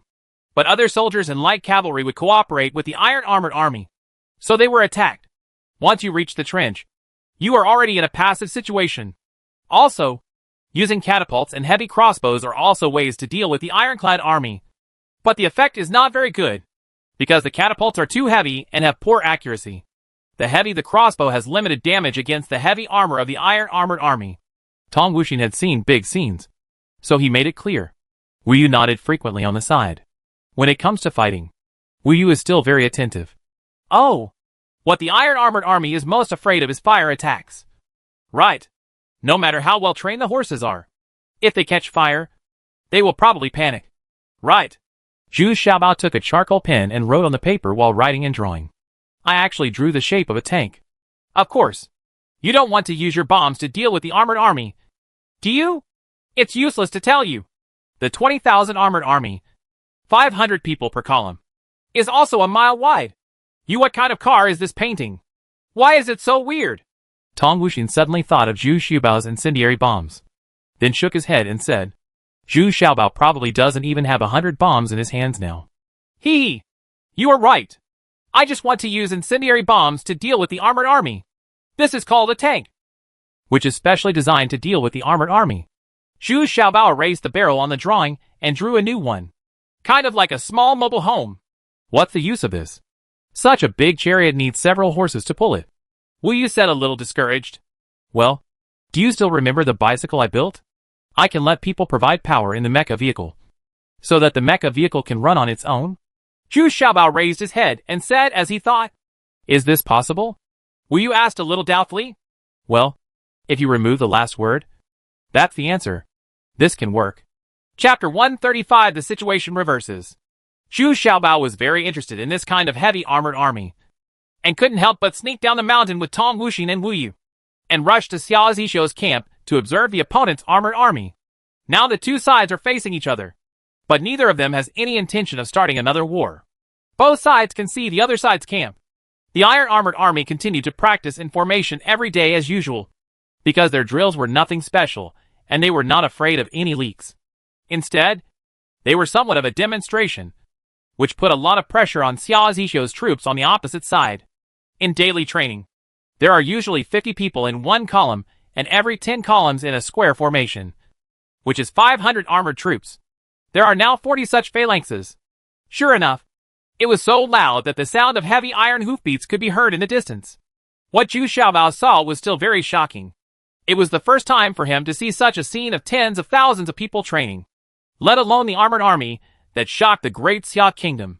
Looking at Xiao Zishou's troops, their momentum was obviously low, and the entire camp looked dull. The capture of the coach severely damaged their momentum. In addition, the opponent's armored army is indeed very intimidating. It is not surprising that such a scene occurs. Zhu Xiaobao and the others had smooth access in the camp, because Wu Yu often followed the 19th princess in and out of Xiao Zishou's camp, so she was already very familiar with it. The soldiers were quite enthusiastic when they saw Wu Yu. After all, they were in the army. It is rare to see a female star with such a hot figure and a beautiful face. Wu Yu's temperament and characteristics are more in line with the aesthetics of those generals. Isn't it awesome? Facing such an armored army. Is there any better way? Wu Yu said, a little depressed. In fact, she was worried about the 19th princess. So far, the 19th princess has not a decent unit with special lethality. There are only a few of those heavy crossbows, let alone catapults. It can be said that it is still in its infancy. Well, there's a long way to go. But that's all the iron armor army is. Even though it's so powerful, it still has its own shortcomings. I still believe that mechas can definitely defeat iron armor, Zhu Xiaobao said with confidence. Humph. Bragging again. We all know that we won't fight again now. Whatever you say. Forget it. I won't go back today. I'm going to the princess. The princess hasn't had a good rest these days. She's been here all day worry. Wu Yu curled her lips and said, and then broke up with Zhu Xiaobei Tong Wuxin. She really cared about the condition of the 19th princess, and now was the time when she needed to be by her side. Tong Wuxin and Zhu Xiaobao didn't say much. Zhu Xiaobao was in a hurry to go back. He already had a preliminary idea and needed to draw it on the drawing immediately. For 7 days in a row, the 19th princess was still at a loss. Although the fodder needed by Prince Ming had been prepared in the past few days, and a considerable part of it was paid with grain, Prince Ming remained calm and continued to explain that he was not feeling well. The 19th princess was not seen at all. This is very embarrassing. Now I don't even give him a chance to send fodder over. But Xiao Zishou was detained, which made the 19th princess very passive. It seems that King Ming will not give up without making things difficult for him a few times. But things always turn around inadvertently. Unexpectedly, on the 8th day, King Wen's men suddenly rushed to the border of Shiyuan City. Wasn't Shiyuan City connected to the fiefdoms of King Wen and Ming? So although King Wen they arrived, but there was no end of the month. Instead, they deployed 20,000 soldiers on their own territory to confront King Ming's men from a distance. At the same time, Zhao Ming's 10,000 troops also started to move. They actually sided with Xiao Zishou's camp and clearly told Ma Songju to let their troops return to their fiefdom, because these people of King Ming have crossed the border. Therefore, Zhao Ming's request can be said to be very reasonable. Of course, Zhao Ming only took action after receiving a message from the 7th princess. If he had his way, he wouldn't care about Xiao Zishou's life or death. Damn it! What do they want to do? Did they discuss it? Do they want to unite to deal with me? Is the third brother also lost his mind? Is he just that little strength? King Ming was very angry and went crazy in the hall. And everyone, both civil and military officials, looked at each other, not knowing how to respond. There is a lot of knowledge here. Ahem. Prince Ming is 1,000 years old. In fact, the reason is very simple. Because it involves the interests of both their families. Both Prince Wen and the 7th princess made a lot of money from the 19th princess. Now the 19th princess is affected. So temporarily delivery. This makes both of them unable to sit still. Lu Shiyan was the first to step forward and said, So what? Do they think I'm afraid of them? If they piss me off, I'll kill the third one first. King Ming shouted even more angrily.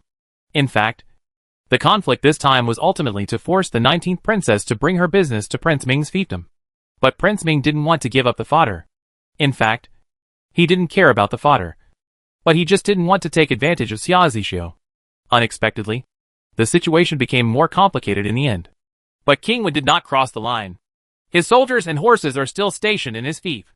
When the 19th princess delivers all the fodder, we will get nothing, Lu Shiyan said cautiously. What should I do? Did I really let Xia Zixio go and retreat in despair? Dreaming! I want to see. Zhao Ming really dares to fight with me. After hearing Lu Shiyan's words, Prince Ming immediately said after a meal, yes, the third child is really naughty. Even if he is stationed in his own fiefdom, it can be regarded as a support for the 19th princess. But in this case, it is my own fault. Wouldn't it be a joke to really go back? Therefore, King Ming suddenly felt in a dilemma. I think we should just give Princess 19 a face. Let Xia Zixio go, and then discuss with Princess 19 about opening a shop here. At least we should be treated the same as King Wen. Lu Shiyan's mind transfer was very fast, and I immediately gave my suggestions. Equal treatment? Wouldn't that make me give up the supply of fodder? Wouldn't that be an advantage to that little brat Xia Zixio? Prince Ming glared and shouted. This idea was a bit too frustrating. After making trouble for a long time, I still lost money. The 19th princess suddenly became energetic now. The change of situation suddenly turned in her favor. This was really a bit of an unexpected surprise. She thought that the 7th sister and the 3rd brother were both standing by and watching. But unexpectedly they took action at the same time. This time, the 19th princess was not so anxious. On the contrary, she sent out the goods from King Wen and the 7th princess in full quantity first. And it was very high profile. Just to let King Ming know that he was no longer in a hurry here. And the initiative had now changed hands.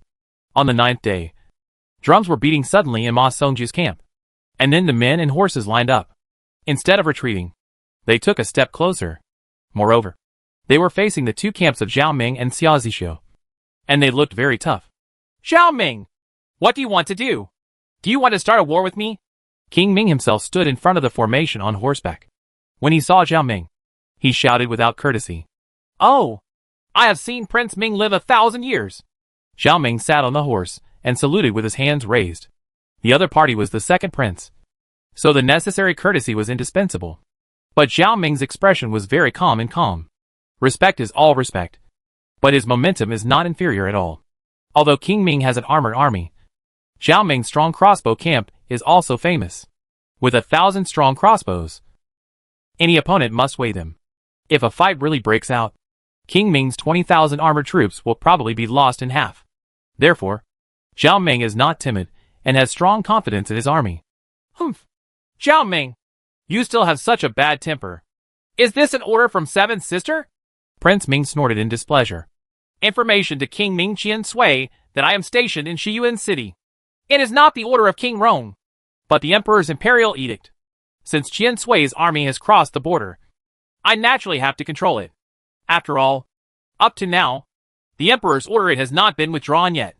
It is also my duty to maintain the stability of Shiyuan City. Zhao Ming's answer was very clever. He did not mention the 7th princess at all, but only emphasized that he was in charge of the holy purpose and was absolutely acting in accordance with the order. Humph. Okay. It's really a good plan. Then just wait here. Prince Ming was a little depressed. Zhao Ming's words were accurate, which made him a little embarrassed. And the 1,000 heavy crossbows behind Zhao Ming also made him have some scruples. Prince Ming turned the horse's head, ignored Zhao Ming, and just left Zhao Ming there. However, Zhao Ming showed no dissatisfaction at all, and stood there calmly and straight away. 19th sister, how are you? I haven't been able to meet you for the past few days because I haven't been able to meet you. Please forgive me. 19th sister. Ha ha ha. Prince Ming rode his horse to the front of the 19th princess formation, and his gloomy expression suddenly changed. He is very kind and sincere. This kind of professional acting skills makes the 19th princess admire him very much. He is worthy of being King Ming and can be regarded as a hero. He has mastered this kind of acting skills so skillfully. Ha ha. I've met my 2nd brother. I heard that my 2nd brother is unwell, and my little sister is also very worried. I wonder if he can recover now. Princess 19 also smiled and saluted back. She felt that her acting skills were also improving rapidly. and he is becoming more and more skilled. It seems that to become a person like Seventh Sister, one must learn these things. Thank you for your concern. Sister 19. I just recovered yesterday. No, I'm here today. In fact, it's not a big deal at all. Why should it get so tense? This Xia Zixio is still too young. Prince Ming laughed. He said, as if he was not the first to start the war. In the blink of an eye, it was all blamed on Xia Zixio. Well, this time it was City Master Xia who was reckless. Please forgive me, second brother, but I don't know if I can let City Master Xia go now. I have prepared the fodder you want. Princess 19 wants to resolve the matter as soon as possible. Even if you suffer a little loss, you will admit it. Ha ha! I originally thought so too. But now City Master Xia has another suggestion. It makes me very embarrassed. King Ming said seemingly helplessly. Ah? Zixio? What did he say? The 19th princess was stunned when she heard this. Did Xia Zixio suffer some kind of punishment? Was beaten into submission? And agreed to some unreasonable conditions for Prince Ming? Chapter 136 Mecha Chariot A. In fact, Prince Ming had not even met Xia Zixio. He was afraid that he would lose control and kill Xia Zixio. All the information was forwarded by Ma Songju. Ma Songju was so full of ambition these days. He was enjoying life so much that he made Xia Zixio's legs tremble and shudder when he saw him. Every day feels like a year. But the 19th princess didn't know about it. And she couldn't help but be surprised when she heard Prince Ming mention Xia Zixio. I saw King Ming laughing very heartily and saying, 19th sister, don't worry. Xia Zixio is living a happy life now. I didn't treat him badly. But if I want to let him go, I have to show some sincerity. After all, he is very disrespectful to me. The prince, not only did he blame my messenger, he also took the lead in using force. I can't just let it go so easily. Otherwise, how can I convince the public? Then what should we do according to the emperor's wishes? Princess 19 was also a little helpless. Now that Xia Zixio was in someone else's hands, it was up to Prince Ming to set out the conditions. It's very simple. The fodder supply must be delivered on time with high quality and quantity. In addition, 19th sister has opened multiple shops in Lao San's place. Shouldn't she also open shops in my fief? We are also imperial brothers. Why do we favor one over the other? Huh? King Ming said, very dissatisfied. In fact, the reason for provoking trouble this time was for the popular goods of the 19th princess. Especially when he saw that King Wen and the 7th princess were both making a lot of money. He felt very unhappy. What's more, he was now obsessed with burning knives. And the effect was amazing. I can guarantee that the fodder will be delivered on time. However, the production capacity of my products is limited. And I have no plans to open a new store for the time being. The main reason why I went to the third brother to open a store is that the third brother exempted me from the fodder supply. And third brother's place has plenty of food, which is what I need most. As for 7th sister's place, I think you also know that 7th sister and I have been working together in the imperial city. Princess 19 said with a frown. Sure enough, King Ming still took a fancy to the huge profits brought by those novel products. But King Ming was too greedy. Not only did he want to earn the money, he was not ready to give up the supply of fodder, which made the 19th princess very reluctant. Does that mean you don't want to give second brother this face? Prince Ming's expression turned pale. He didn't expect Sister 19 to reject him tactfully. It's not impossible. The third brother has the food I need. The second brother can also exchange it for the iron stones from your fiefdom. What do you think? Princess 19 said with a slight smile. She now has food guaranteed. And for iron smelting, however, iron stone is in great demand.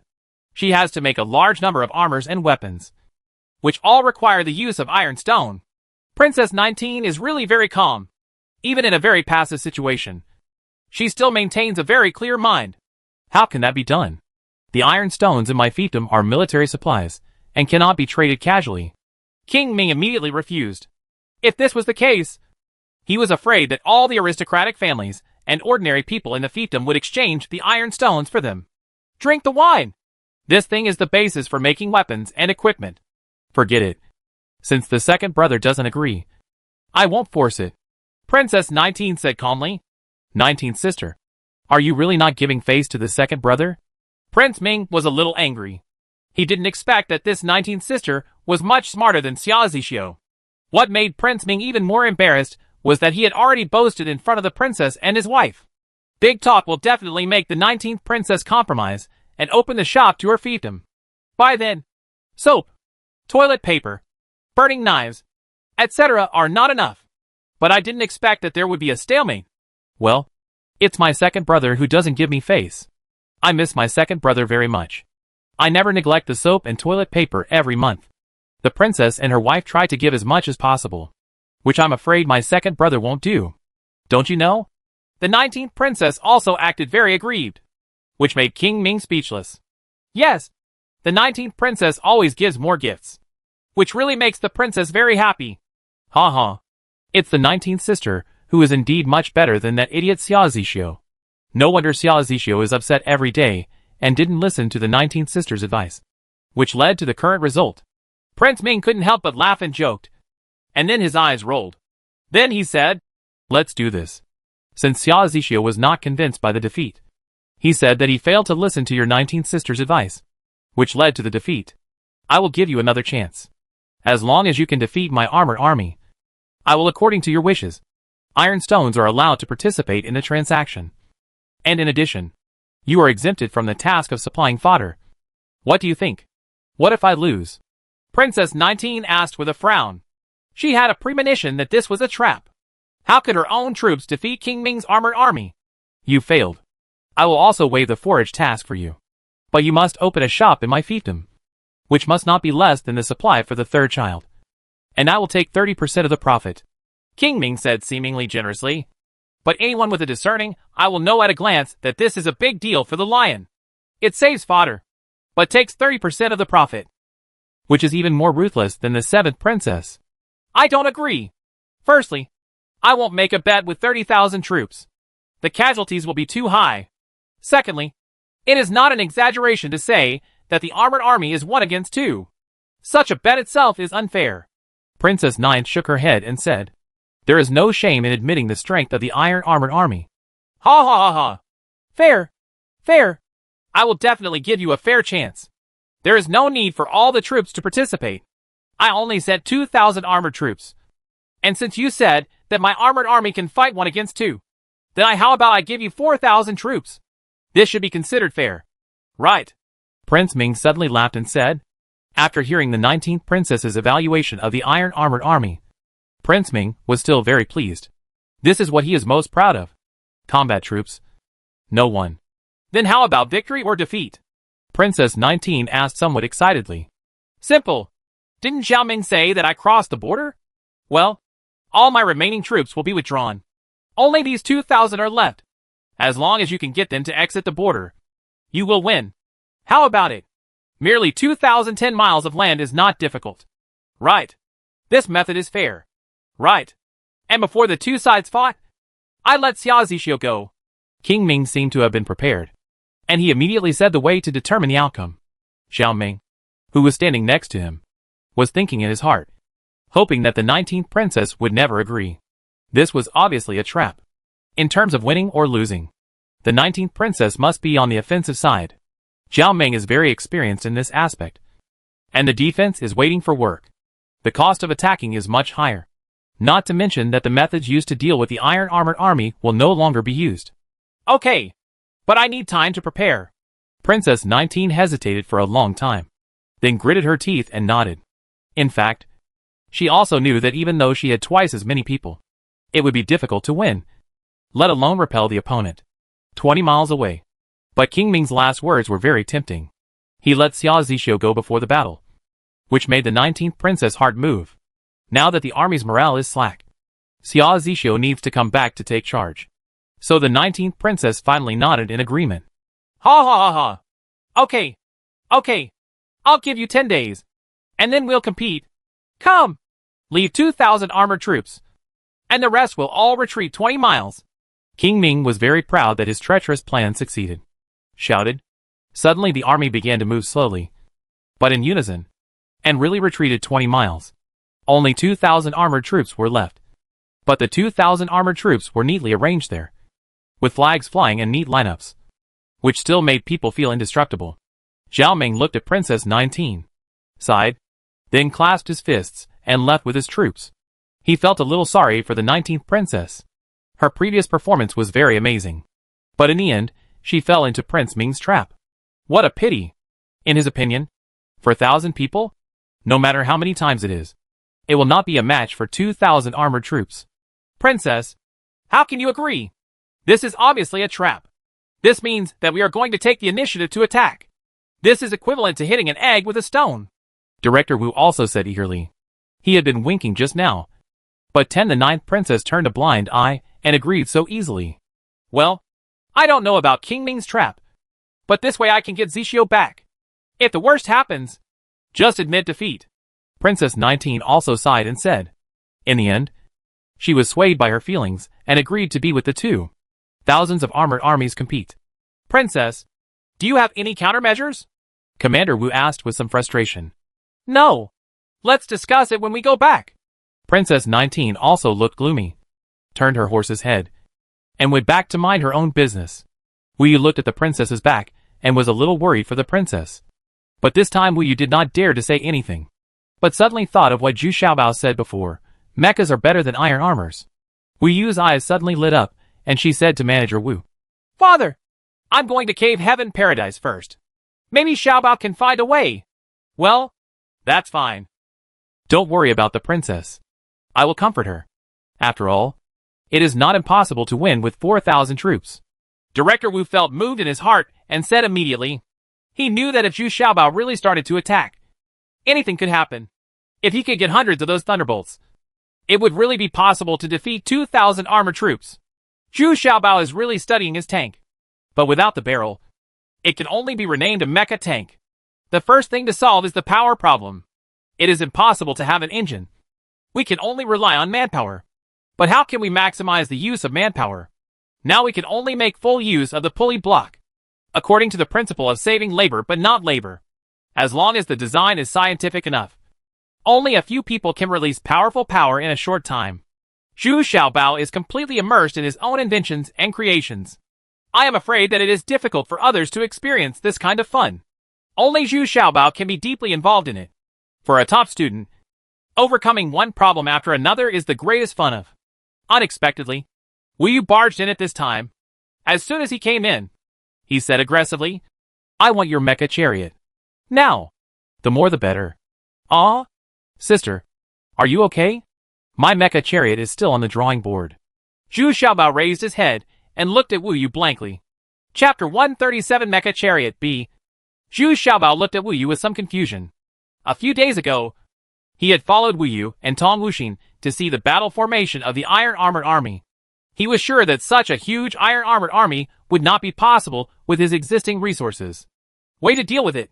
Design and research are now entirely his interests. Because when he was studying, he loved the powerful weapons like tanks the most. Especially the German Tiger tank, which could often fight 1 against 3, which fascinated him. Even now, some of the data of the Tiger tank are still remember it clearly. Now Wu Yu suddenly said that he would use an armored chariot. How could this not surprise Zhu Xiaobao? But looking at Wu Yu's look, it didn't look like he was joking. And there was also some anxiety. So Zhu Xiaobao concluded that something happened that couldn't be solved. At this moment, Tong Wuxin, Wu Lijia and others also arrived. They all saw Wu Yu rushing to Zhu Xiaobao as soon as she arrived on the mountain, with anxious expressions on their faces. This is a delicious fragrance that has never been tasted before. So everyone rushed here in a hurry. After all, they still care about the 19th princess. He was currently confronting King Ming's men. Something very serious must have happened. Otherwise Wu Yu would not have returned to Cave Heaven Paradise at such a critical time. Tell me, what happened? Xiao, bring a bowl of tea to Wu Yu. Zhu Xiaobao was very calm. Here, he is the real master, and this is the safest place. 10 days later, the princess will go to war with King Ming's armored army. Wu Yu took a sip of tea, then sat down and talked about it in detail. But at this time Wu Yu's mood suddenly became much calmer. As if under Zhu Xiaobao's guidance, it was like having someone to rely on all of a sudden. And this feeling had become a habit without even realizing it. Ha! Then let's fight. Who is afraid of whom? He has the Iron Armored Army. And we have Xiaobao. Wu Lijiao was very happy and shouted excitedly. Yes. This time we are going to join the war too. The small leaders of the guards behind Wu Lijiao were also eager to try. They were a little unwilling to fail to participate in the ambush of Yang last time, because the victory was so exciting. Now these female guards have completely found a sense of belonging and regard this place as their own home. He is no longer so restrained in front of Zhu Xiaobao. Do you think it was as easy as last time to deal with Yang? That was the Iron Armored Army. Xia Zishou's 30,000 troops were defeated in one encounter. Even Xia Zishou was captured. Wu Yu said angrily. Humph. I don't believe in this evil. I only believe in Xiaobao. Didn't Xiaobao say that mechas are better than iron armors? Not to mention, we are now 4,000 versus 2,000. Isn't that right? Xiaobao? Wu Lijian now said to Zhu Xiaobao. Bao is absolutely convinced. She has a strong physique and strong martial arts skills. So it will not be as complicated as we thought. Yes. Yes. Yes. I didn't expect that the opportunity for me to show off my skills would come. Look. It's a bit insufficient to deal with tens of thousands of horses. But now there are only 2,000. So that's another matter. I didn't expect that my design can really be put into practice. It's time to take action. Zhu Xiaobao waved his chubby arms and shouted excitedly. Is it really possible? Xiaobao? Tong Wuxin asked expectantly. She didn't care about the condition of the 19th princess, but she was fascinated by Zhu Xiaobao's various whimsical thoughts. You can feel a surprise every time, and you can learn a lot from it. So this time Tong Wuxin also wants to join the war. Just watch it. By the way, Wu Yu, go and gather all the carpenters and blacksmiths. Sister Wuxin, go to General Zhao Ming's camp and lend me 2 heavy crossbows. If you use them well, I need to borrow 40 heavy crossbows in a few days. Let Du Ping and the others start working quickly and make 400 or 600 clay pots for me. I have already thought of the sizes. Find the third brother again and let me go and find out the terrain of the battle in detail for me. Zhu Xiaobao said in an orderly manner, which made Wu Yu look a little crazy. Unexpectedly, this little fat man was quite charming when he was doing things seriously. He used to, why didn't you find it? After finishing the arrangement in one breath, Zhu Xiaobao stood up and said, Now, all of you go out, and no one is allowed to disturb me. Just leave Lu Tong to help me. Zhu Xiaobao's arrangements made everyone in the cave heaven paradise run rapidly like a machine. Everyone's face was full of passion and energy. They wanted to experience a heart-pounding victory again. Wu Yu also quickly went down the mountain to report to the princess. Princess 19's eyes suddenly lit up. She did not expect that Zhu Xiaobao would be so active this time. And with Zhu Xiaobao's action, Princess 19 suddenly had more than half the chance of winning. Quick!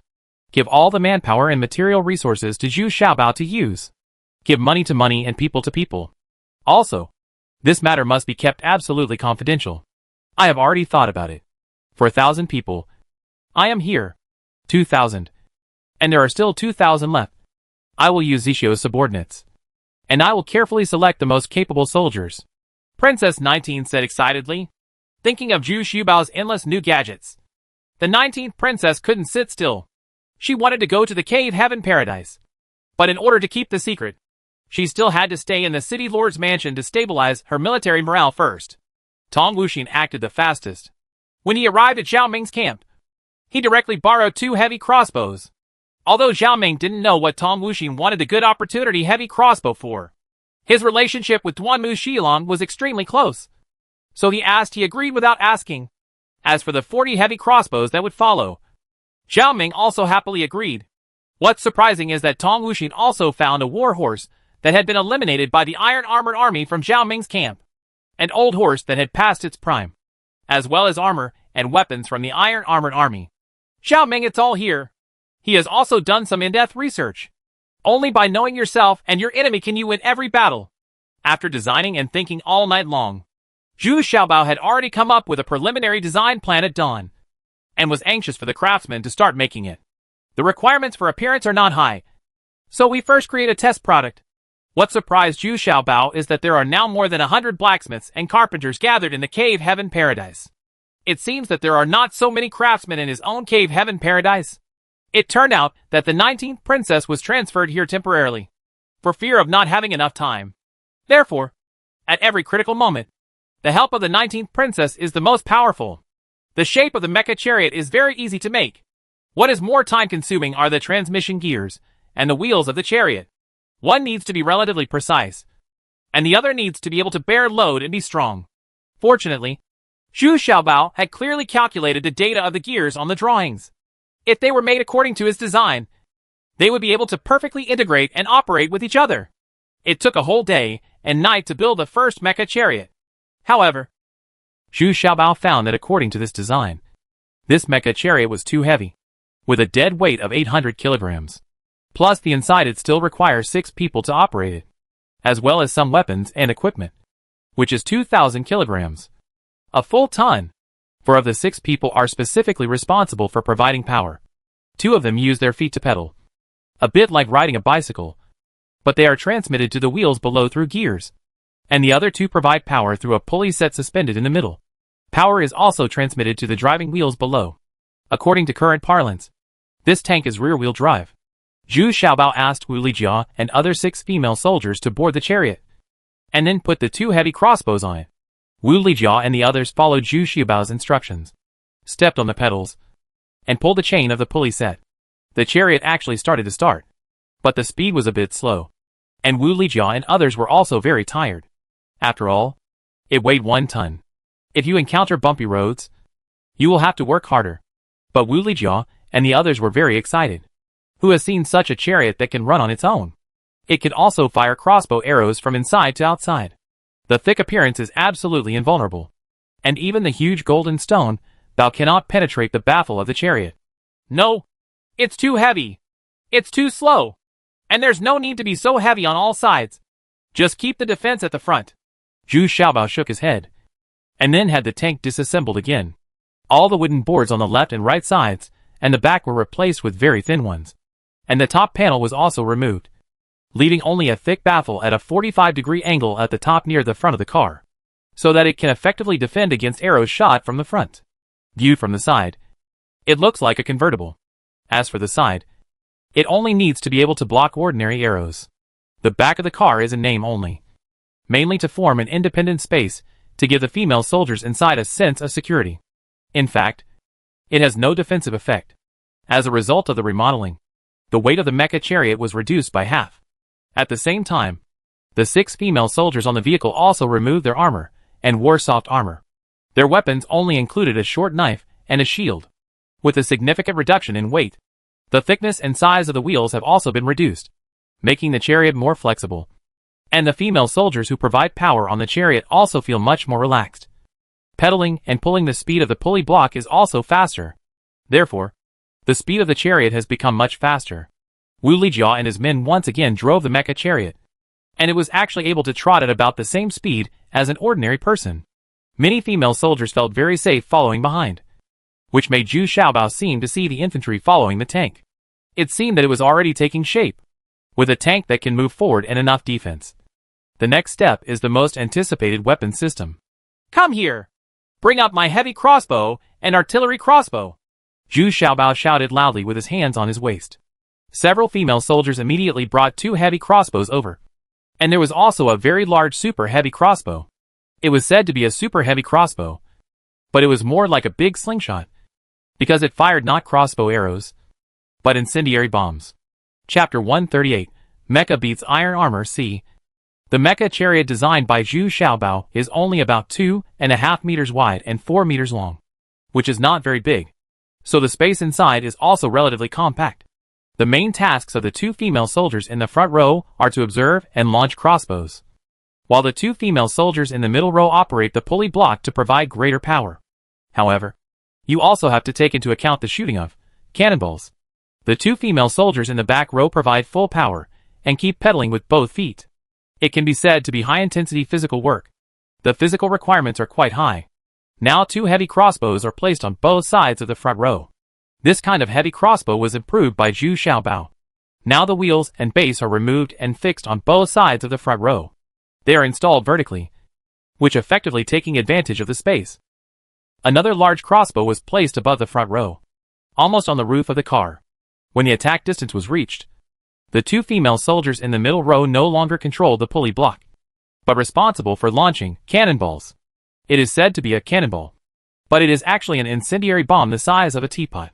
The fuse is lit before launching, and then launched through the large crossbow above. Now that there is no ability to process the barrel, Zhu Xiaobao can only use this method.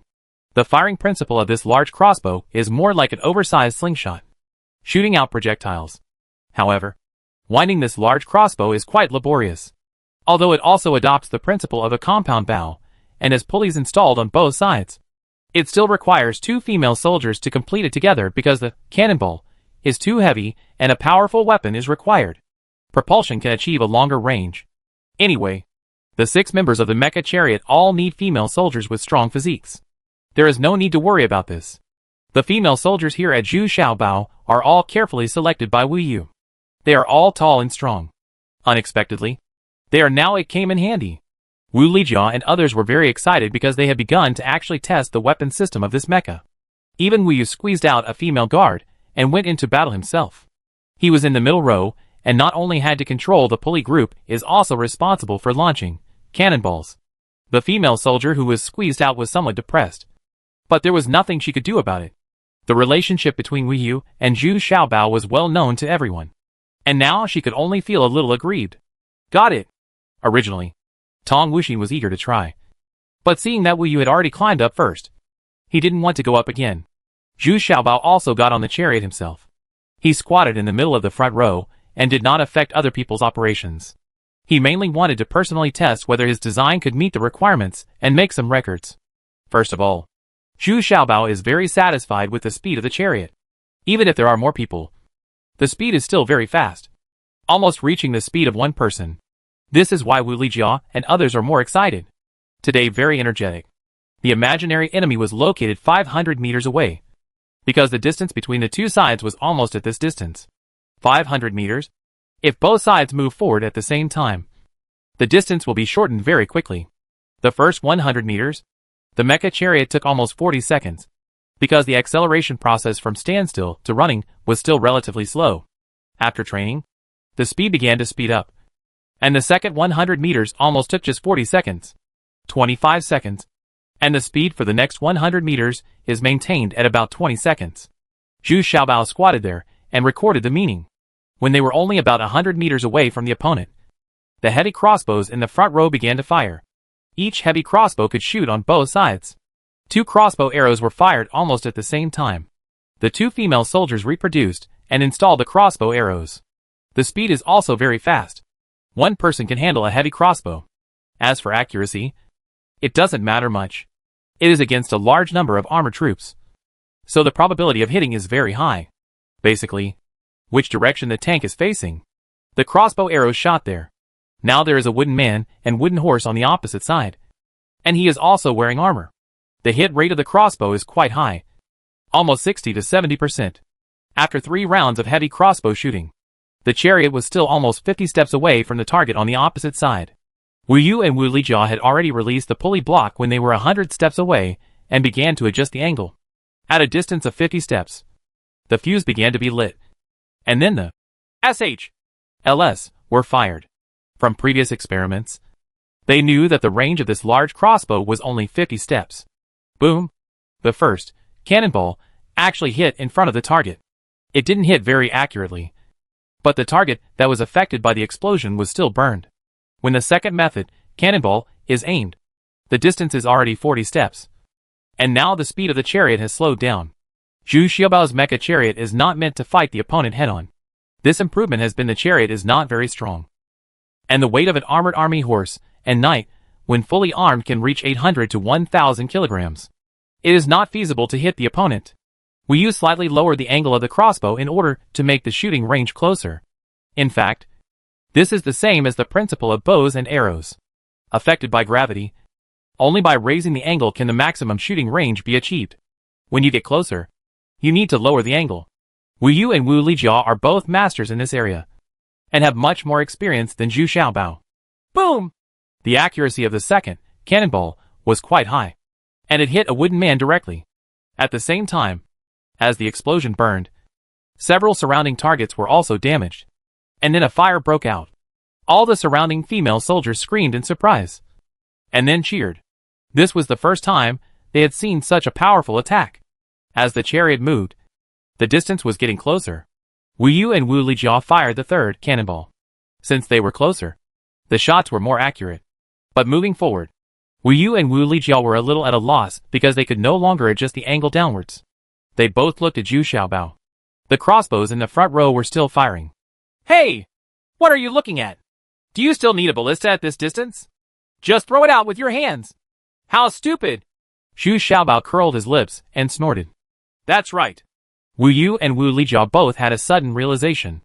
They were used to a fixed pattern and didn't think of changing it. So they were both a little embarrassed. Especially Wu Yu, who was called stupid by Zhu Xiaobao. Annoyed. But it was that simple.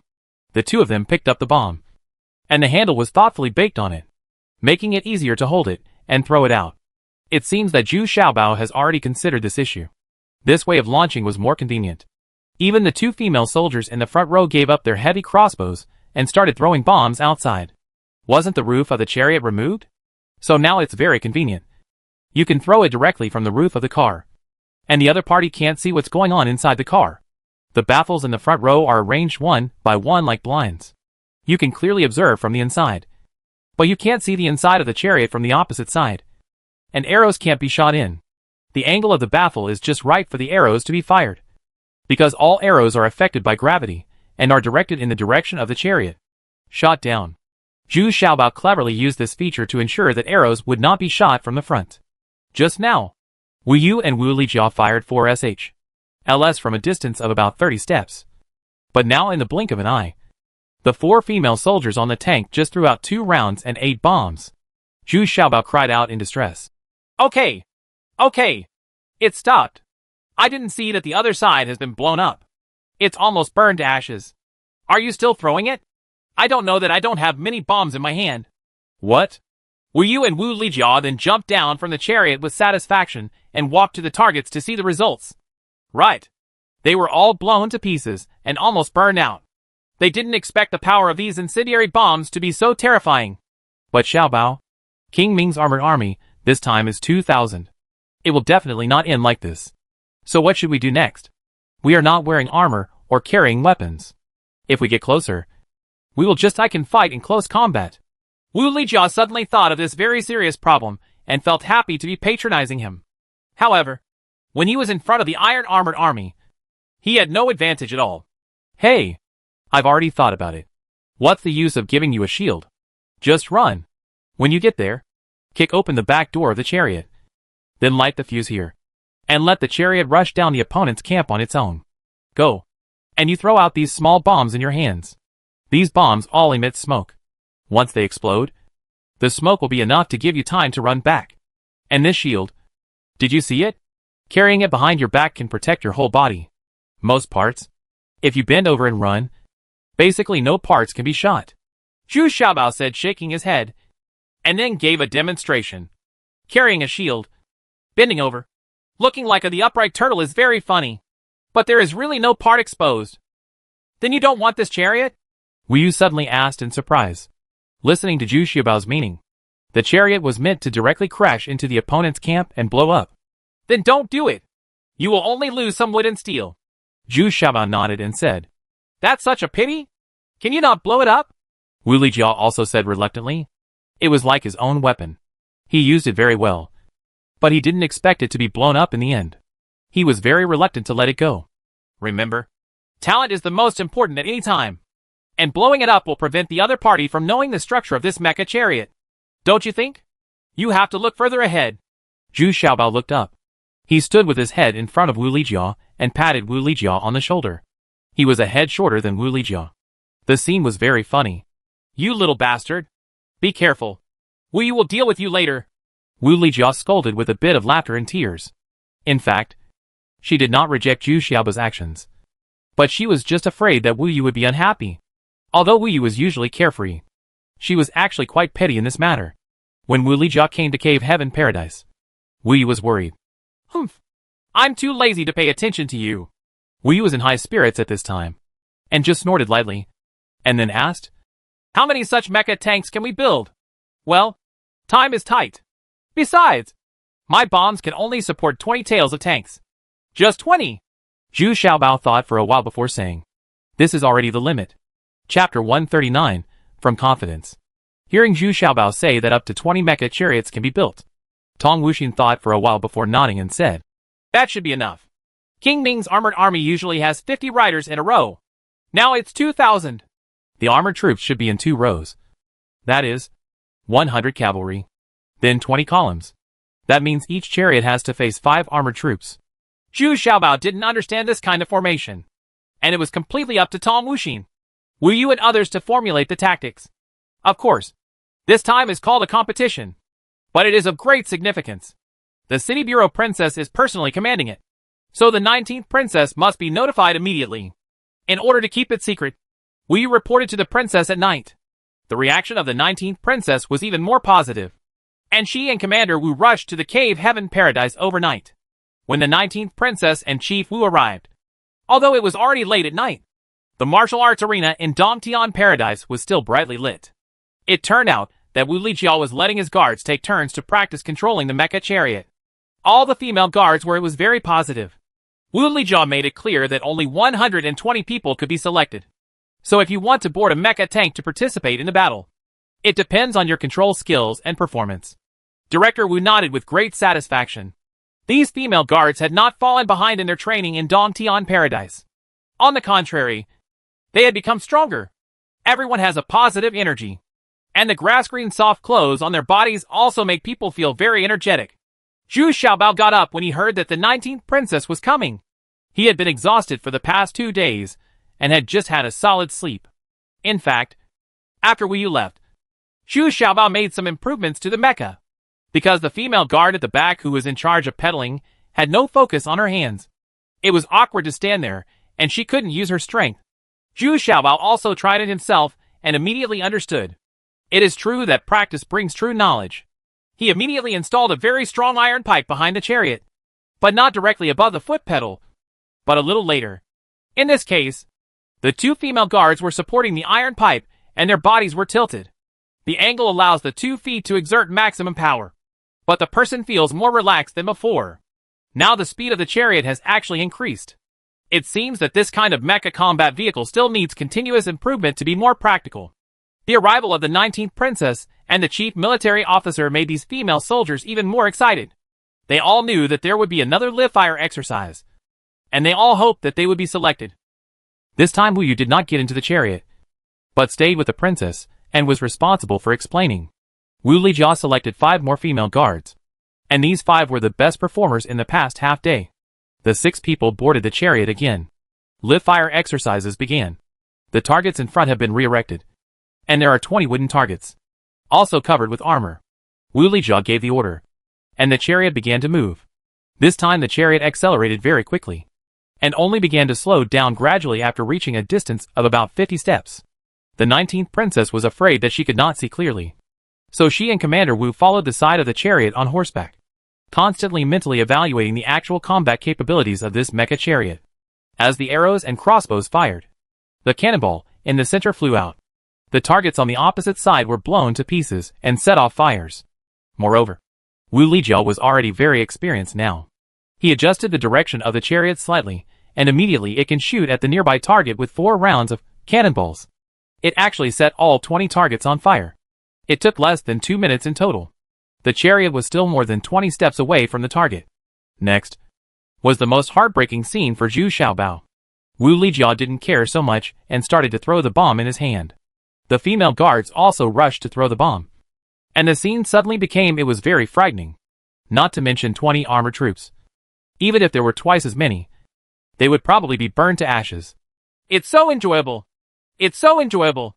Wu Lijiao jumped down from the back of the mecha, shouting happily as he walked. The female guards were also shouting and jumping excitedly. Sister, can't you save some for me? The last ones that were thrown out meant that it was. Okay. But you still threw them out? Zhu Xiaobao cried out heartbroken. Ha ha. In a war, of course you have to go all out. Okay. Okay. Look at your stinginess. Wu Lijiao said with a happy smile. The 19th Princess and Chief Wu were both stunned at this time. Although they had seen the power of the earth bomb demonstrated by Zhu Xiaobao, such a use was still very shocking. And the effect was indeed too terrifying. The corners of Mr. Wu's mouth twitched a little as he looked at it. This guy was not a human being. What he created was so terrifying. He was still smiling all day long and looked harmless. It was a real treasure to bring him back. Uncle Wu, What do you think of our chances of winning? Princess 19's performance was relatively calm, but her shock was still revealed when she spoke. And she was actually trembling a little when she spoke. Oh? Princess? Commander Wu came back to his senses, and then said a little worriedly, I estimate that I have a 90% chance of winning. But I am worried that this style of fighting will be too fierce. There will be too many casualties. It will inevitably lead to Prince Ming's dissatisfaction. Alas, there's nothing we can do about it. I want to ensure our victory first. Of course, Princess 19 understands Commander Wu's worries. After all, they are not real life and death enemies, nor are they a real life and death vendetta. But the 19th princess didn't want to lose. If you lose, you will be very passive, and it will not be easy to face King Wen. After all, King Wen only takes 10% of the tax. Prince Ming suddenly increased his power by 3 times. This must be a hidden danger. That's right. Besides, when the time comes, the opponent will be a real armored army. They will be living people, not these rigid targets. They will also fight back. I don't think they are powerful enough. Wu Yu glanced aside at this time. She glanced at her mouth and said, to be honest, Wu Lijiao's performance just now really made her feel a little itchy. It was so enjoyable, but I really couldn't participate again. Yeah, you are right. It's true that we have gained some strength, but we have neglected the combat effectiveness of the Iron Armored Army. Ha ha ha. After hearing this, Director Wu laughed heartily. And he could still think of his daughter. This level is also very happy, feeling that Wu Yu was following Zhu Xiaobao. Her thoughts became much more thoughtful now. Similarly, not long after she was happy, when she heard that these 20 chariots would eventually be burned down. Even the 19th princess was unhappy. What a sharp offensive weapon. Just burned down? What a pity. However, Chief Wu nodded. Compared with these 20 mecha tanks, the technology and structure are the most critical and important. Now the 19th princess finally has a long-lost smile on her face. This smile comes from the heart. And she still looks so charming and innocent. This is the smile a girl should have. All the little treasures were a little stunned. They didn't expect that the 19th princess was still so charming and charming. What are you looking at? Give me the soft armor suit you designed. Princess 19 actually blushed slightly and scolded. Oh, thank you for your hard work, Princess. Zhu Xiaobao sighed. In fact, Zhu Xiaobao also knew how difficult the life of the 19th princess had been for such a long time. In order to gain a foothold in Shiyuan City, Zhu Xiaobao spent a lot of energy. Perhaps only the princess herself knows this kind of suffering best. Well, thanks to you. Princess 19 suddenly felt very sad and wanted to cry a little. But she still acted very calmly in front of everyone. Xiaobao, let's get a bowl of bracken and tofu soup. The princess hasn't had dinner yet. Chief Wu said with a little heartache. Princess 19 has been very worried these days. She is full of worries every day. It was really hard to comfort Xia Zixio's men. Okay. Zhu Xiaobao responded happily, then turned around and shouted to the female soldiers. I'll treat you to bracken and tofu soup. 2 chicken feet with pickled peppers, and 4 pieces of meat for each of you. Steamed stuffed bun. Suddenly, the martial arts arena began to cheer again. These are their favorite things. And now they can enjoy them early in the morning. In Prince Ming's inner room, Princess Ming was collapsing on the bed contentedly. She could only watch Prince Ming venting his anger on his personal maid. She had no choice but to do so. The situation had been reversed recently. Prince Ming's fighting power was astonishing. Although she is the year of the wolf and the tiger, and he has been defeated repeatedly, so he can only let the maids around him take the lead. Ha ha ha. How is it? How is my fighting strength now? King Ming laughed proudly while sprinting with all his strength. Well, I've already given in. Haven't I? Mrs. Ming Wang opened her eyes slightly, looking a little unwillingly at Ming Wang, who was still sprinting. But she really didn't have the energy to fight anymore, and her whole body was lazy and limp. Humph. When I finish the matter in Shiyuan City, I will let you beg for mercy every day. Hey! With a low shout from King Ming, it was finally over. Then you asked Ma Songju to lead 2,000 armored troops this time. Isn't it a bit too much? 4,000 people can't compete at all? You should be more generous and let them have 6,000. So that we don't bully her. Let me tell you clearly. When the time comes, save some face for Sister 19, and don't kill too many people. Princess Ming also said, a little worried. Of course she knew how powerful her armored army was.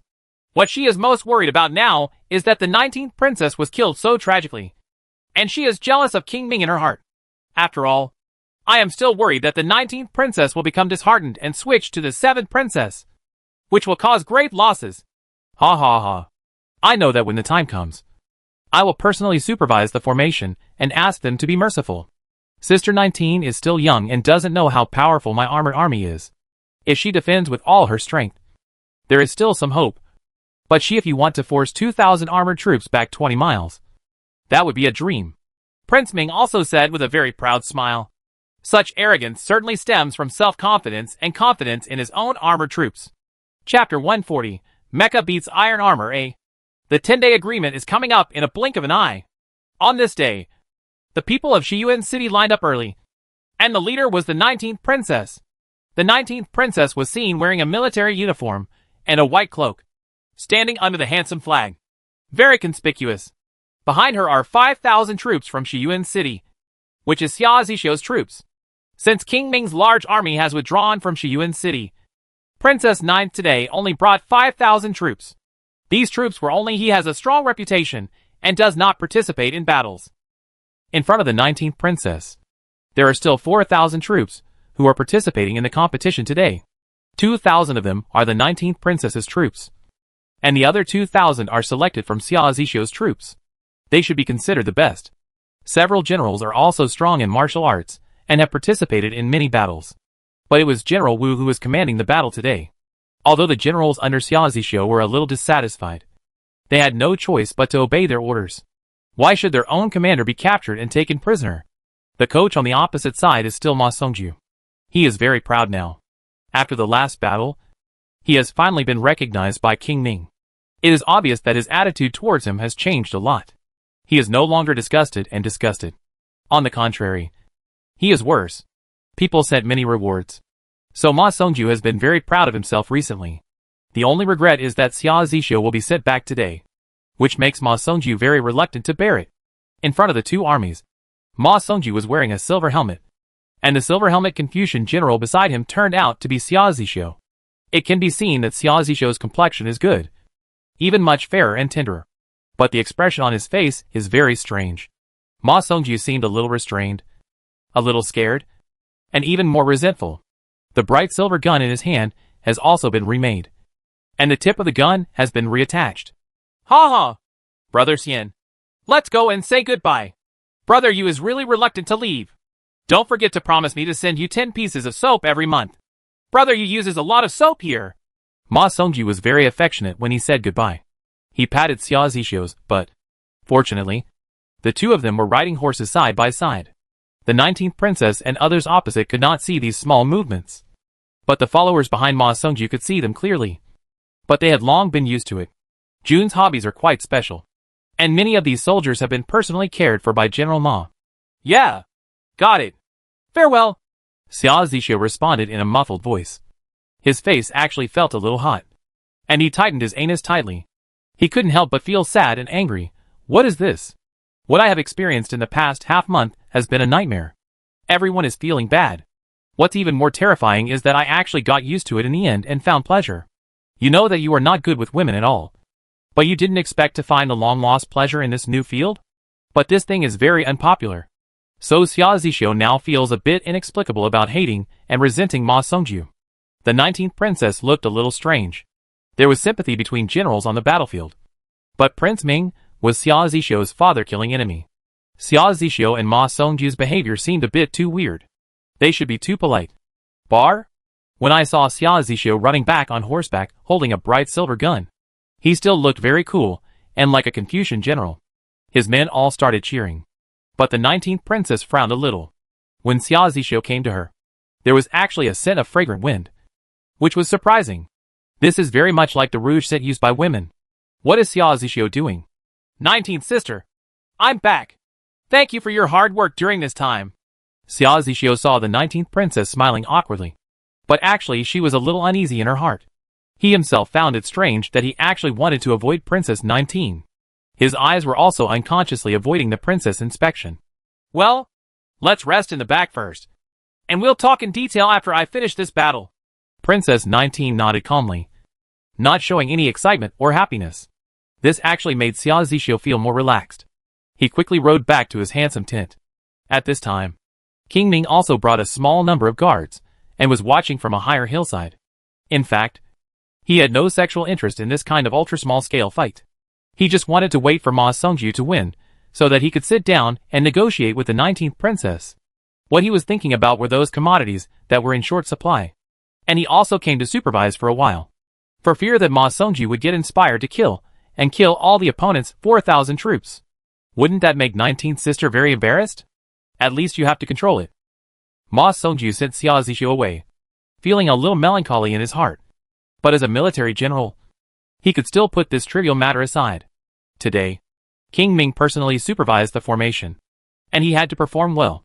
His thoughts were completely different from King Ming's. He wanted to kill the other party fiercely, which would shock Xia Zixu even more.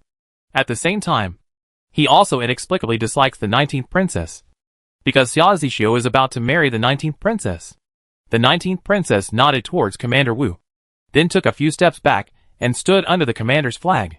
The female guards around him were all in high spirits and lined up on both sides. He was actually very impressive. No worse than Xia Zixu. General Wu also waved his command flag, and the 4,000 men and horses began to move forward. And the ones at the front were actually 2,000 female soldiers. But even though they are female soldiers, their morale and condition are very high. Moreover, these female soldiers are tall, and their armors are brand new, and they look very neat. The 1,600 female soldiers are all infantry, and only the first 300 are cavalry. These 300 female soldiers are the female guards of the 19th princess. Behind them were Xia Zixu's 2,000 troops. These people were following the female soldiers, feeling a little uneasy. They had suffered a defeat, and felt a little bit shadowy in their hearts. But seeing the indomitable momentum of the female soldiers, his spirits were lifted, and he followed closely. The female soldiers' camp also held countless scarf flags, making waves and swaying sounds, making it difficult for the other side to see clearly the 22 mecha chariots in the team. But Xia Zixu's men and horses behind them could see it very clearly. And they didn't even know what these things were. And they could actually move on their own. And what is surprising is that these 22 chariots slowly stood out from the team of female soldiers, running faster and faster, and began to appear at the front of the team. Ma Songju's armored army was also moving forward slowly. They were not in a hurry, but moved forward steadily in unison. He had already sent people to investigate the situation on the battlefield at all times to ensure that the other party had not dug any traps or laid snagging ropes in advance. So now I feel very confident moving forward. But seeing 20 strange-looking things suddenly rush out of the opponent's camp still made Ma Songju very surprised. But in a flash, he smiled disdainfully. You want to use things to compete with my armored army? How naive! 2 or 3 horses from my armored army can knock this thing apart. General, could it be that the opponent's car is filled with ignition objects? It looks like they are going to hit them, and then ignite the ignition objects in the car. They want to attack with fire, the deputy general next to him said. He also asked uncertainly. Crash into each other? Do you think they have this chance? Give the order. Wait until the opponent's chariots are 50 steps closer. The 2 teams will change into one, and use the fastest speed to surround and suppress these 20 chariots. Ma Songju was very excited. He said confidently that the iron armored army had encountered various situations, including fire attacks, but in the end, they were not killed without leaving any armor behind. Yes, the deputy general beside him responded quickly. Uh-huh. Ha ha ha. This is the way 19th Sister came up with to deal with my armored army. It's so ridiculous. I really should have brought the princess to watch the battle today, so that she can be happy too. 19th Sister didn't even know how terrifying is my armored army. Ha ha ha ha ha ha.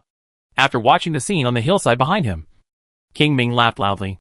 There were only 20 chariots, like they were charging in front of 2,000 armored troops? Isn't this a joke? I just don't know how this car battle started. There must be a group of people behind it pushing it. Right? Prince Ming could only see the front, so he couldn't see the back of the mecha. He could only guess that the reason why the mecha was able to run was because someone was pushing it from behind. But before King Ming's laughter ended, he suddenly saw arrows and crossbows shot out of the mecha chariots. Although there were not many, each chariot could fire 4 crossbows at the same time. But several armored soldiers were actually injured. However, Prince Ming didn't care. This slight injury did not pose a threat at all. Come on! Fire arrows! Ma Songju was very angry when he saw that someone had been injured. With an order, the iron-armored army also started firing arrows. They were well trained and the arrows they fired were actually very accurate. Most of them were shot at the mecha chariot. But it was of no use. They could not penetrate the front baffle of the mecha chariot at all. But the mecha chariot was already densely packed with arrows. Huh? There's no one behind me. Then how did this chariot start running? Ma Songju also shouted in surprise. As he got closer and closer, he saw clearly that this chariot actually started running on its own. And no one was pushing from behind. But before he could finish his words, a dark round clay pot, the size of a teapot, shot out from the top of the leading mecha chariot directly in front of him, and shot straight towards the armored army's formation. What is this? Do you want to use this thing to hurt my people? Ma Songju said incredulously.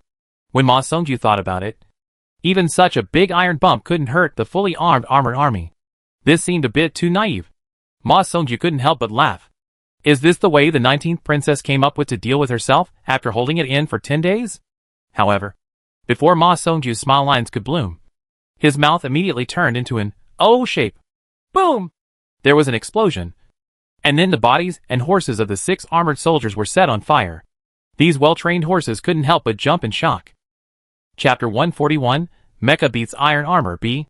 There was a loud noise, and then a burst of fire, which already made Ma Songju a little confused. What is going on? Why did it suddenly catch fire? The opponent definitely doesn't have a giant catapult. But this kind of projectile fired from this kind of commander can actually produce such huge power? This seems to have never been seen before. Just when Ma Songju was hesitating whether to spread the armored troops to both sides, the other mecha chariots also fired cannonballs, not to be outdone. Suddenly, the armored troops in the 2 square formations began to be in chaos. There were 20 fire points, and more than 100 war horses and knights were on fire, jumping around in the ranks.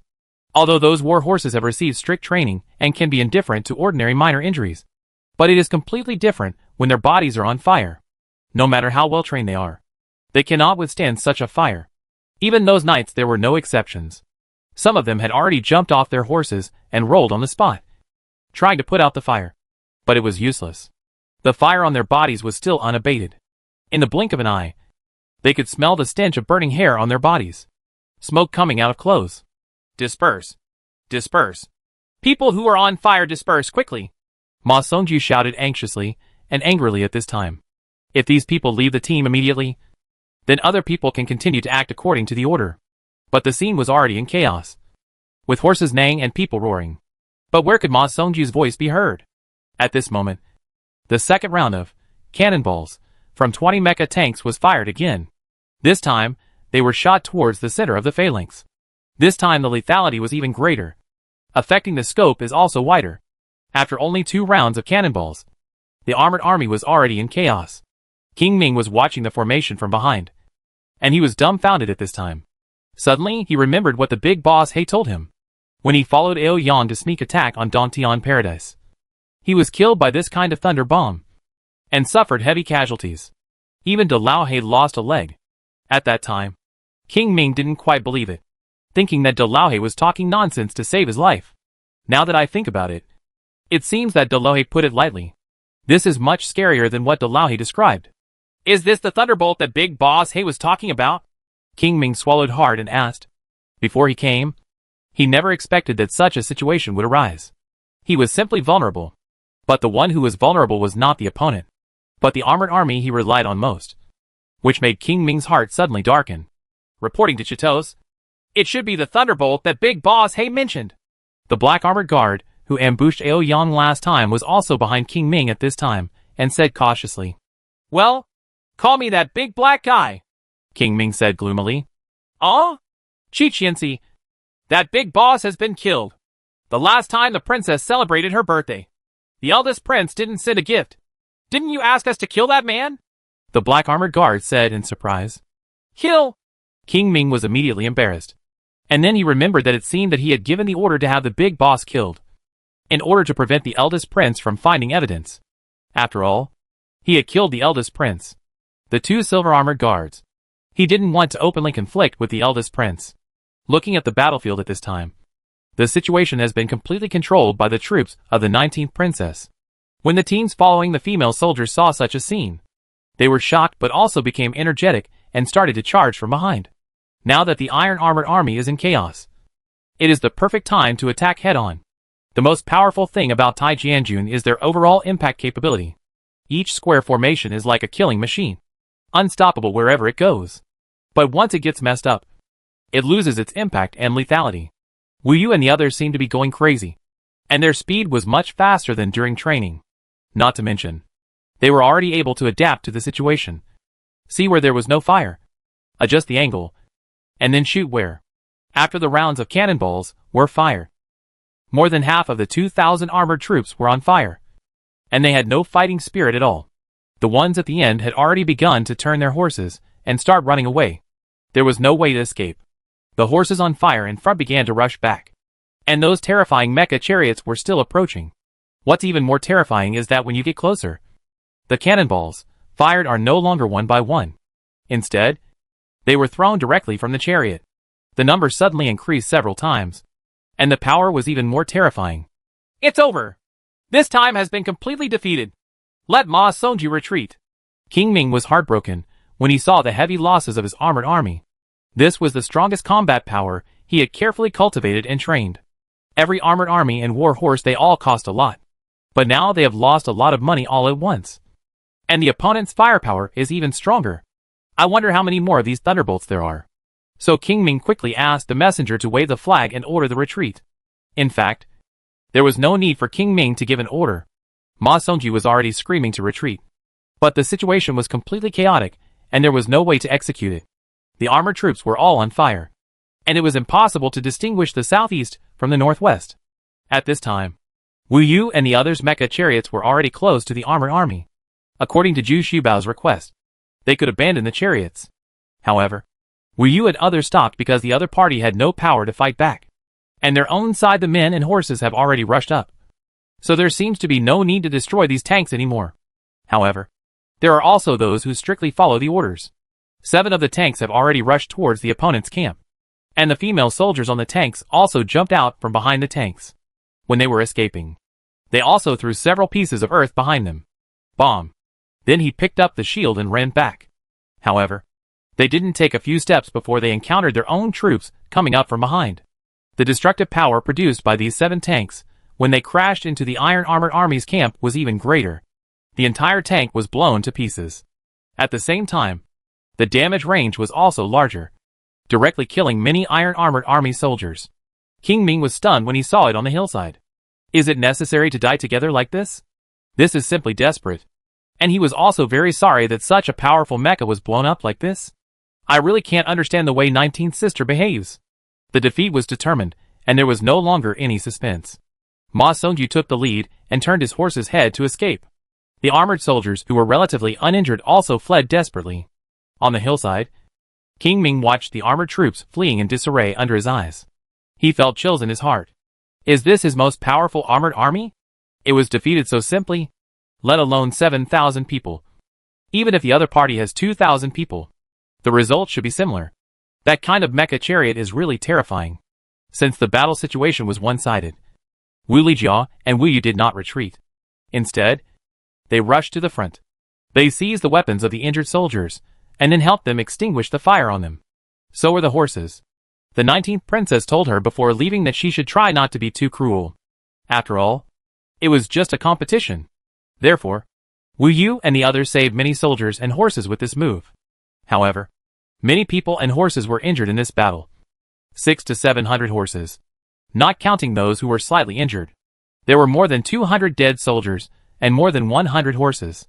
Looking at Ma Songju's defeated generals, with less than 1,000 remaining soldiers, they had long been driven out of the borders of Shiyuan City.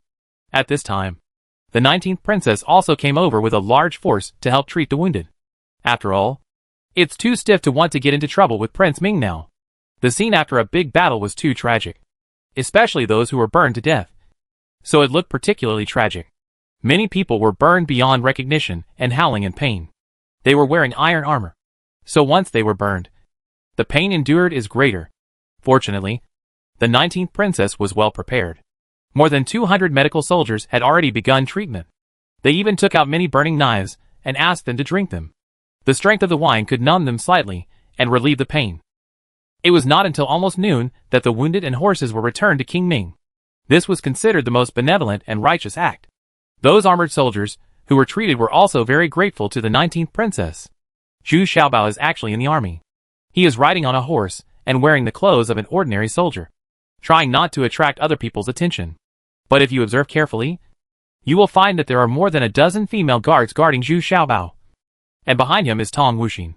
And the person leading the horse is Jumei. This level of protection is already quite high. Taller. Moreover, when the 19th princess rushed up with a large army, Zhu Xiaobao did not follow him, but just watched from a distance. Zhu Xiaobao was not willing to see such a scene after the war.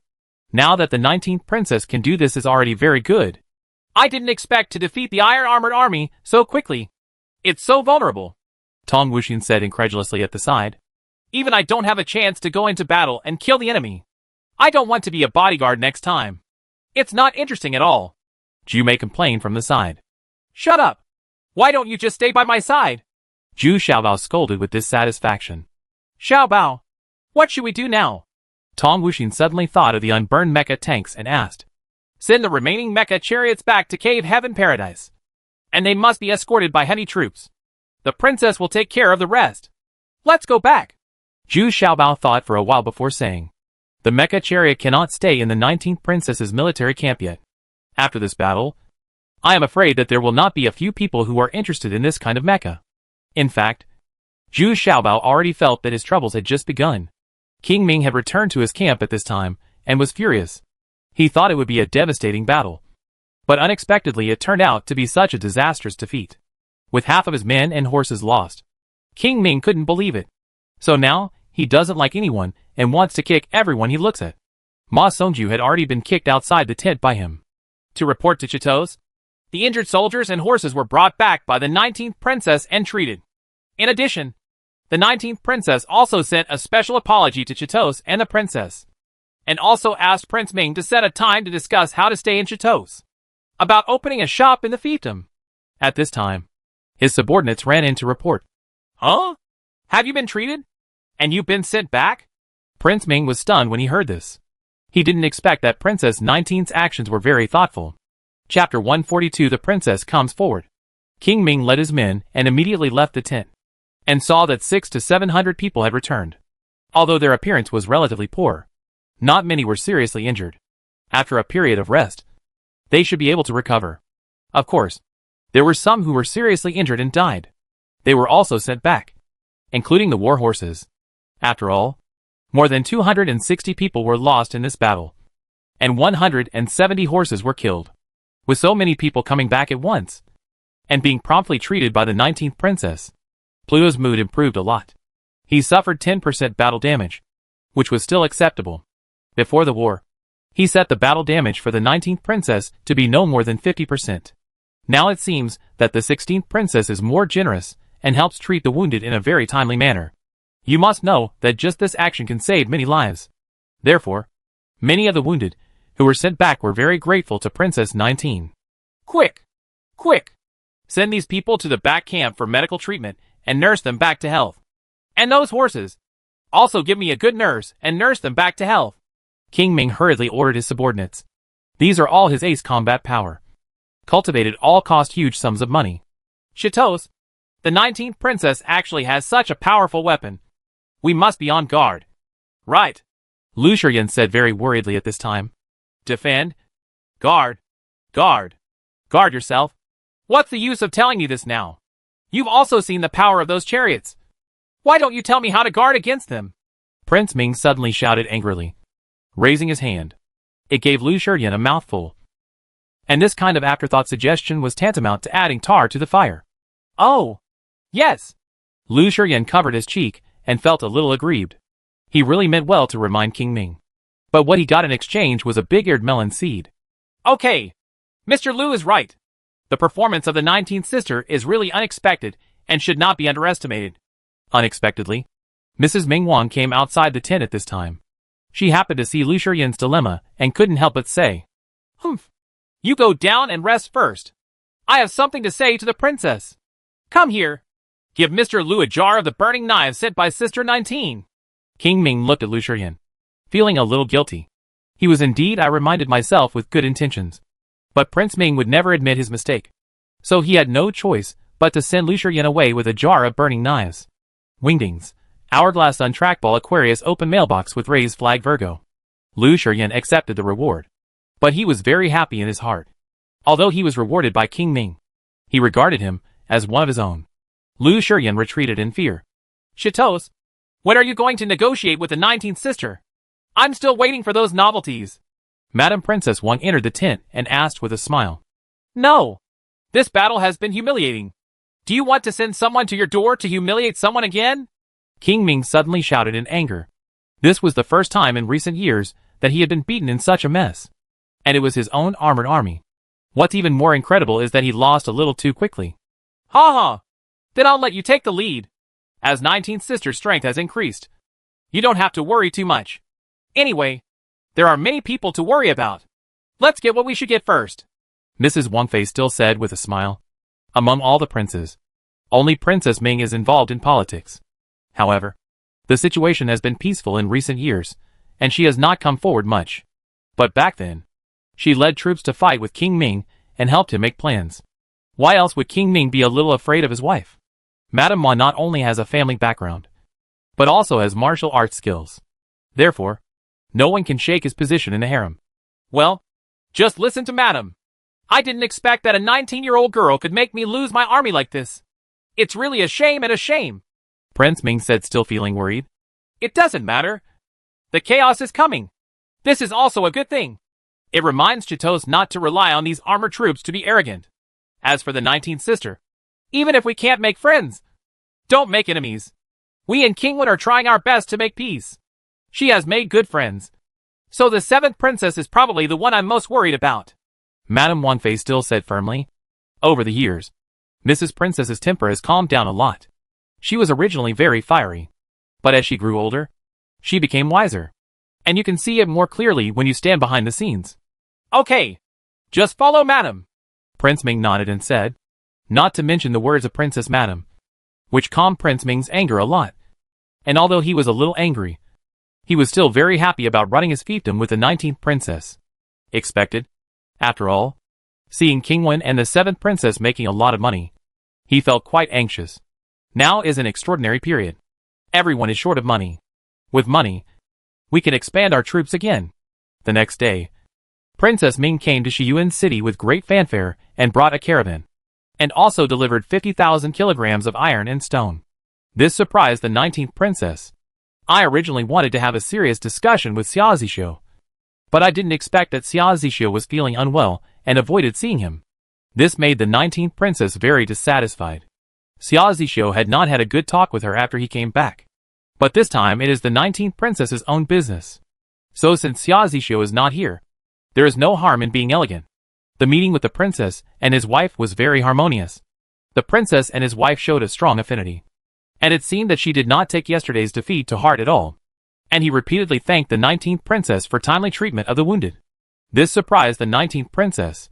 They did not expect that Princess Ming would be so generous and behaved appropriately, which made the 19th princess respect her. The negotiations between the two parties went very smoothly, and they were completely in accordance with the requirements of the 19th princess. They were treated the same as King Wen, and they also received 10% of the profits. And it also allows exchange for iron stone. As for the task of fodder, it is also exempted. As for the mecha chariot that appeared yesterday, Princess Ming didn't say a word. Of course she knew it, and it was in vain to ask. Would the 19th princess tell the truth? Just make up any reason, and it will be enough for you to check it out for half a year. It's better not to ask. However, Princess Ming attaches great importance to the opening of tofu workshops. She knows that this can greatly improve people's livelihood. Her fiefdom is not intended to produce food. The largest output is beans. Now that this kind of tofu has appeared, there is no doubt that it is a great benefit to improve people's livelihood. So she was very anxious about this matter. In a hurry, the 19th princess had no choice but to send Ji Jisheng to King Ming's fief, because Xia Zixu could handle it with King Wen, and he had a very good relationship with King Wen, so Ji Jisheng can get out. But now the 19th princess is a little worried. Ji Jisheng has been too proud recently, and has engaged in corruption and bribery. But now is the time to employ people. So the 19th princess has not made any announcement.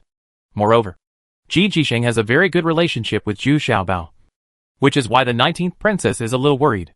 Princess 19 sent half of the 50,000 kilograms of iron and stone to Zhu Xiaobao and asked Ji Jisheng to deliver it in person.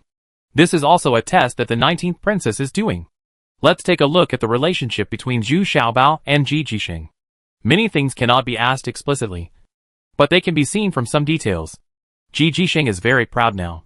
Not only did he buy a luxury house in Shiyuan City, moreover, there is also a mansion in King Wen's fief, which he said he bought with his own money.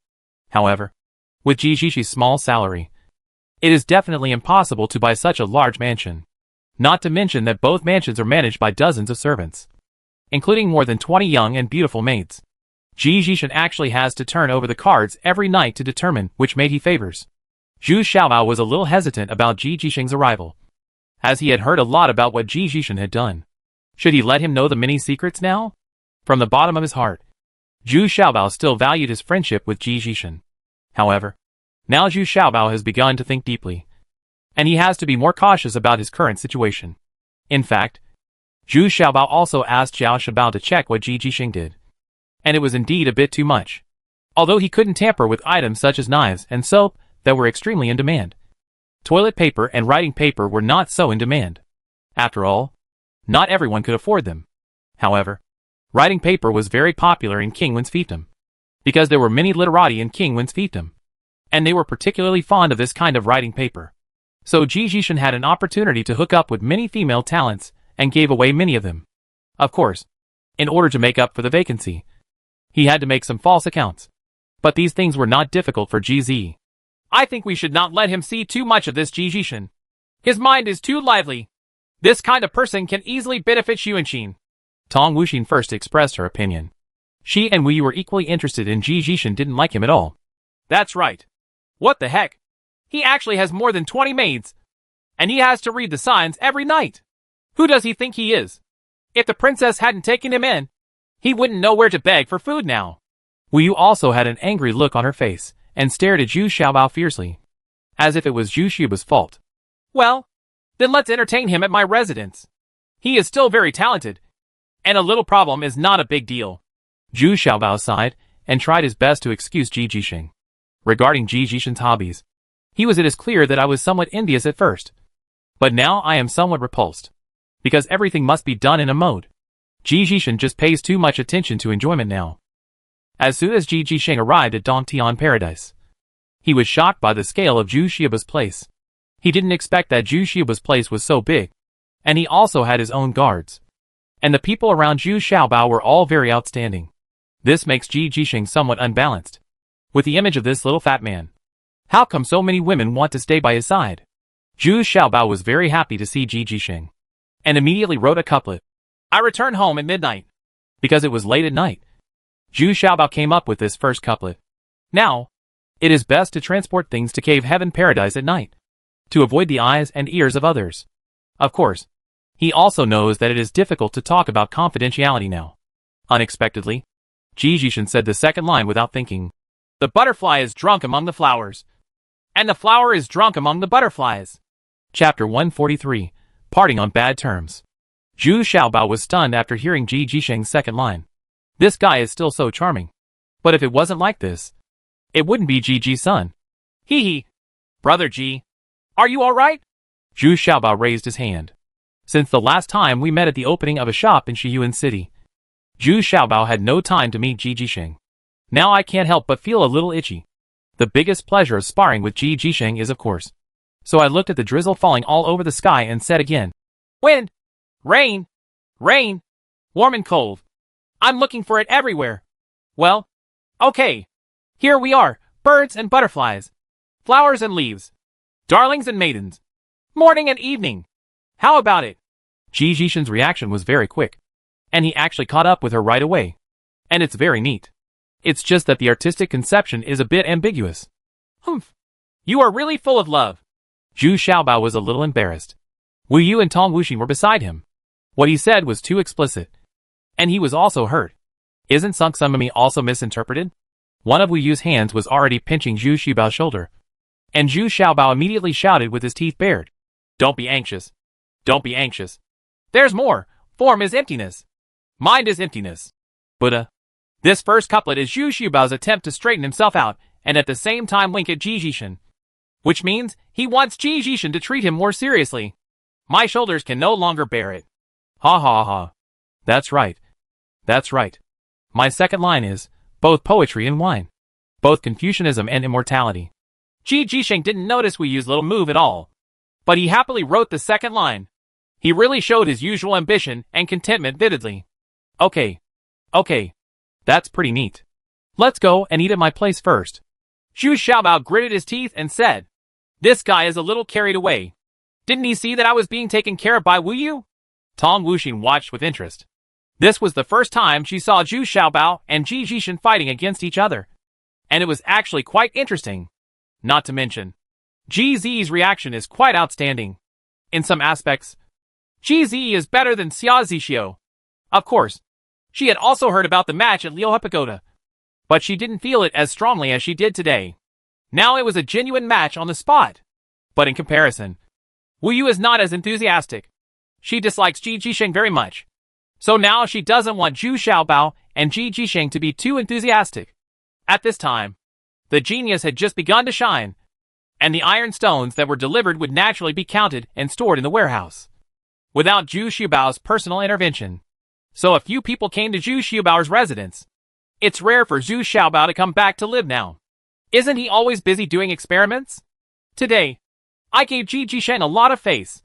Not only did I invite Ji Jishan to his residence, I also asked Lu Tong and others to prepare sumptuous dishes.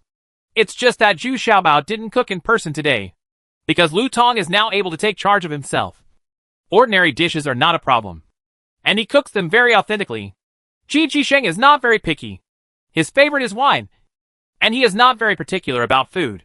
Unexpectedly, Ji Zi found a match at the wine table.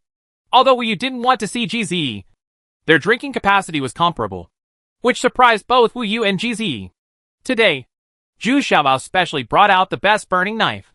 Even though the top-quality roasted knives are produced in Dongtian Paradise, it is difficult to drink them at ordinary times, because Wu Yu and others all know that a jar of top-quality roasted knives means hundreds of kilograms of food. So they are also very knowledgeable. The most they can do is ask for some burning knives. Of course, it is inevitable to talk about some hot topics at the dinner table. Ji Jishan also vividly recounted some of his experiences with King Wen, which is indeed very interesting, and fully reflects Ji Jishan's ability in this area. Gradually, the topic turned to the battle process the day before. Wu Yu was of course very proud, and described the scene in a very exciting way. Ji Jishan was a little dumbfounded. He had heard of this kind of thunder bomb that could explode and cause fire, but he had never seen it before. TSK! TSK! Xiaobao! What on earth is this? Can you open my eyes to it? Ji Jishan asked with great interest. Huh? Zhu Xiaobao looked at Ji Jishan, then shook his head and said with a smile, "It's nothing special. It's just the Thunderbolt bullets from Thunderbolt Hall. I made some improvements after buying them. I don't have this ability for the others. In fact, it's not as awesome as the rumors say. It just caught those armored soldiers off guard." Tong Wuxing and Wu Yu next to them were relieved. When Ji Jishan spoke just now, Wu Yu was a little annoyed. He said that he had gone too far. It aroused Ji Jishan's curiosity, but she was really worried that Zhu Xiaobao would tell Ji Jishan the secret. Fortunately, Zhu Xiaobao's response just now was very cautious.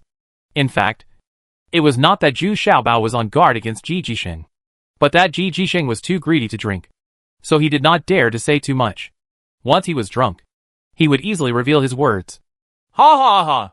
Let me tell you, there is no such thing as a god. It's also the idiot Xia Zixio who is unlucky. If he had listened to the 19th princess, he would have been fine.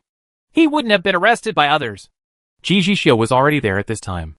A little drunk, he couldn't help laughing and said that he had always looked down on Xia Zixio. So he said it without being polite at all. Ji Jishan, be careful what you say.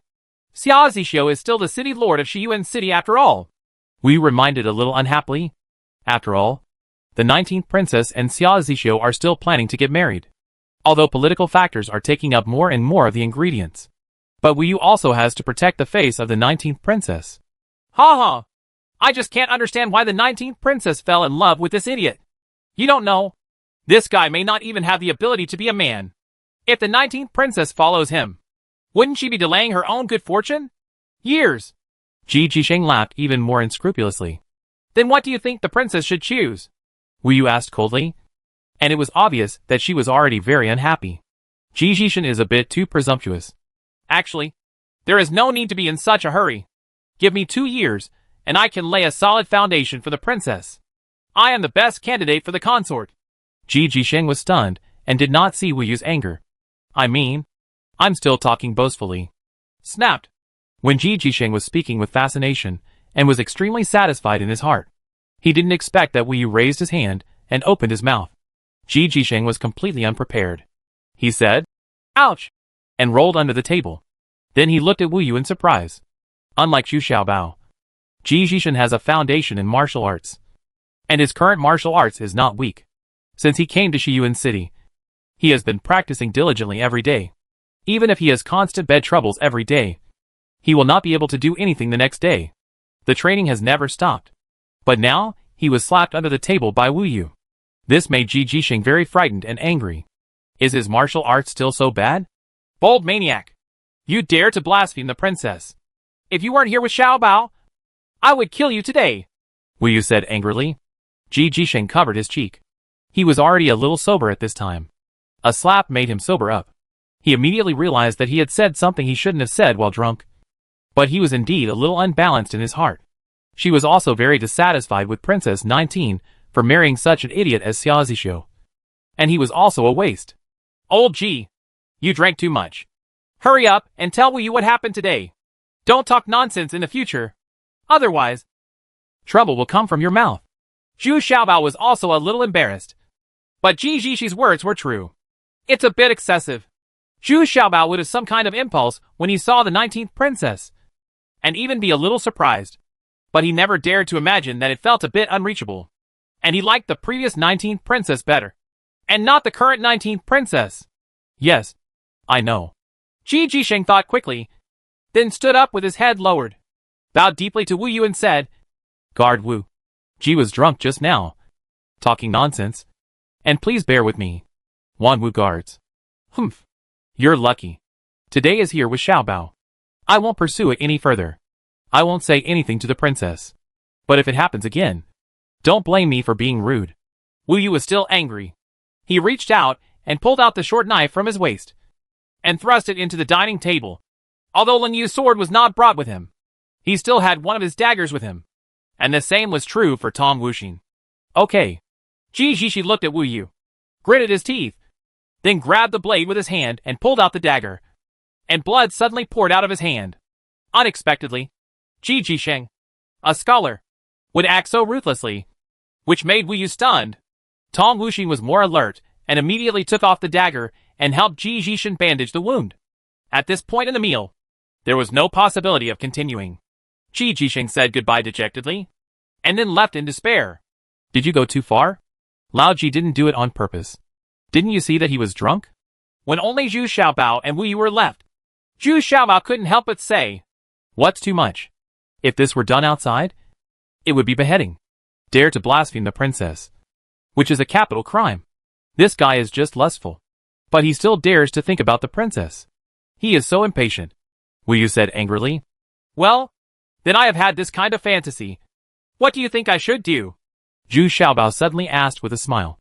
Are you sincerely angry with me? Don't talk nonsense outside. Wu Yu suddenly screamed in shock and anger. What I said is true. But I haven't finished speaking yet. Only Wu Yu can make me give up this delusion. Hee hee. Please be moved and let me hug you. Zhu Xiaobao pestered him ruthlessly. Don't make trouble. Sister Wuxin is outside, Wu Yu suddenly said weakly, unable to push away Zhu Xiaobao, who had no martial arts skills. Chapter 144 Intricacies A. Zhu Xiaobao actually admired Ji Jisheng. At least, he dared to think that he was much better than that Xia Zixu. Although Zhu Xiaobao himself likes the 19th princess very much, he always feels that it is very unrealistic. And Zhu Xiaobao has always regarded the 19th princess as a goddess and is in awe. In comparison, Wu Yu is more kind, more practical, and more emotional. But this good feeling did not last long. Wu Yu suddenly threw Zhu Xiaobao away with a force. Zhu Xiaobao screamed in anger. But this time Wu Yu didn't do it on purpose. Instead, he said with some hesitation, I don't hate you, but you haven't developed well yet. Doing this now will affect your development. I still hope you can grow taller. In fact, Wu Yu had already lost control just now. Every time she was made to feel hot and weak. Wu Yu also needed a lot of perseverance to control herself. As Xia Zishou's halo gradually receded, Wu Yu truly began to realize that his ideas might be wrong.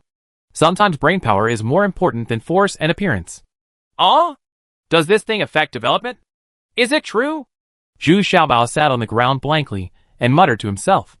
Even if he is a top student, he knows very little about these things. And he himself is not sure. Anyway, the current situation is that I have really started to grow. Although it is a few years later than others. My height has indeed been growing rapidly recently. Ji Jisheng returned to the 19th princess a little dejectedly.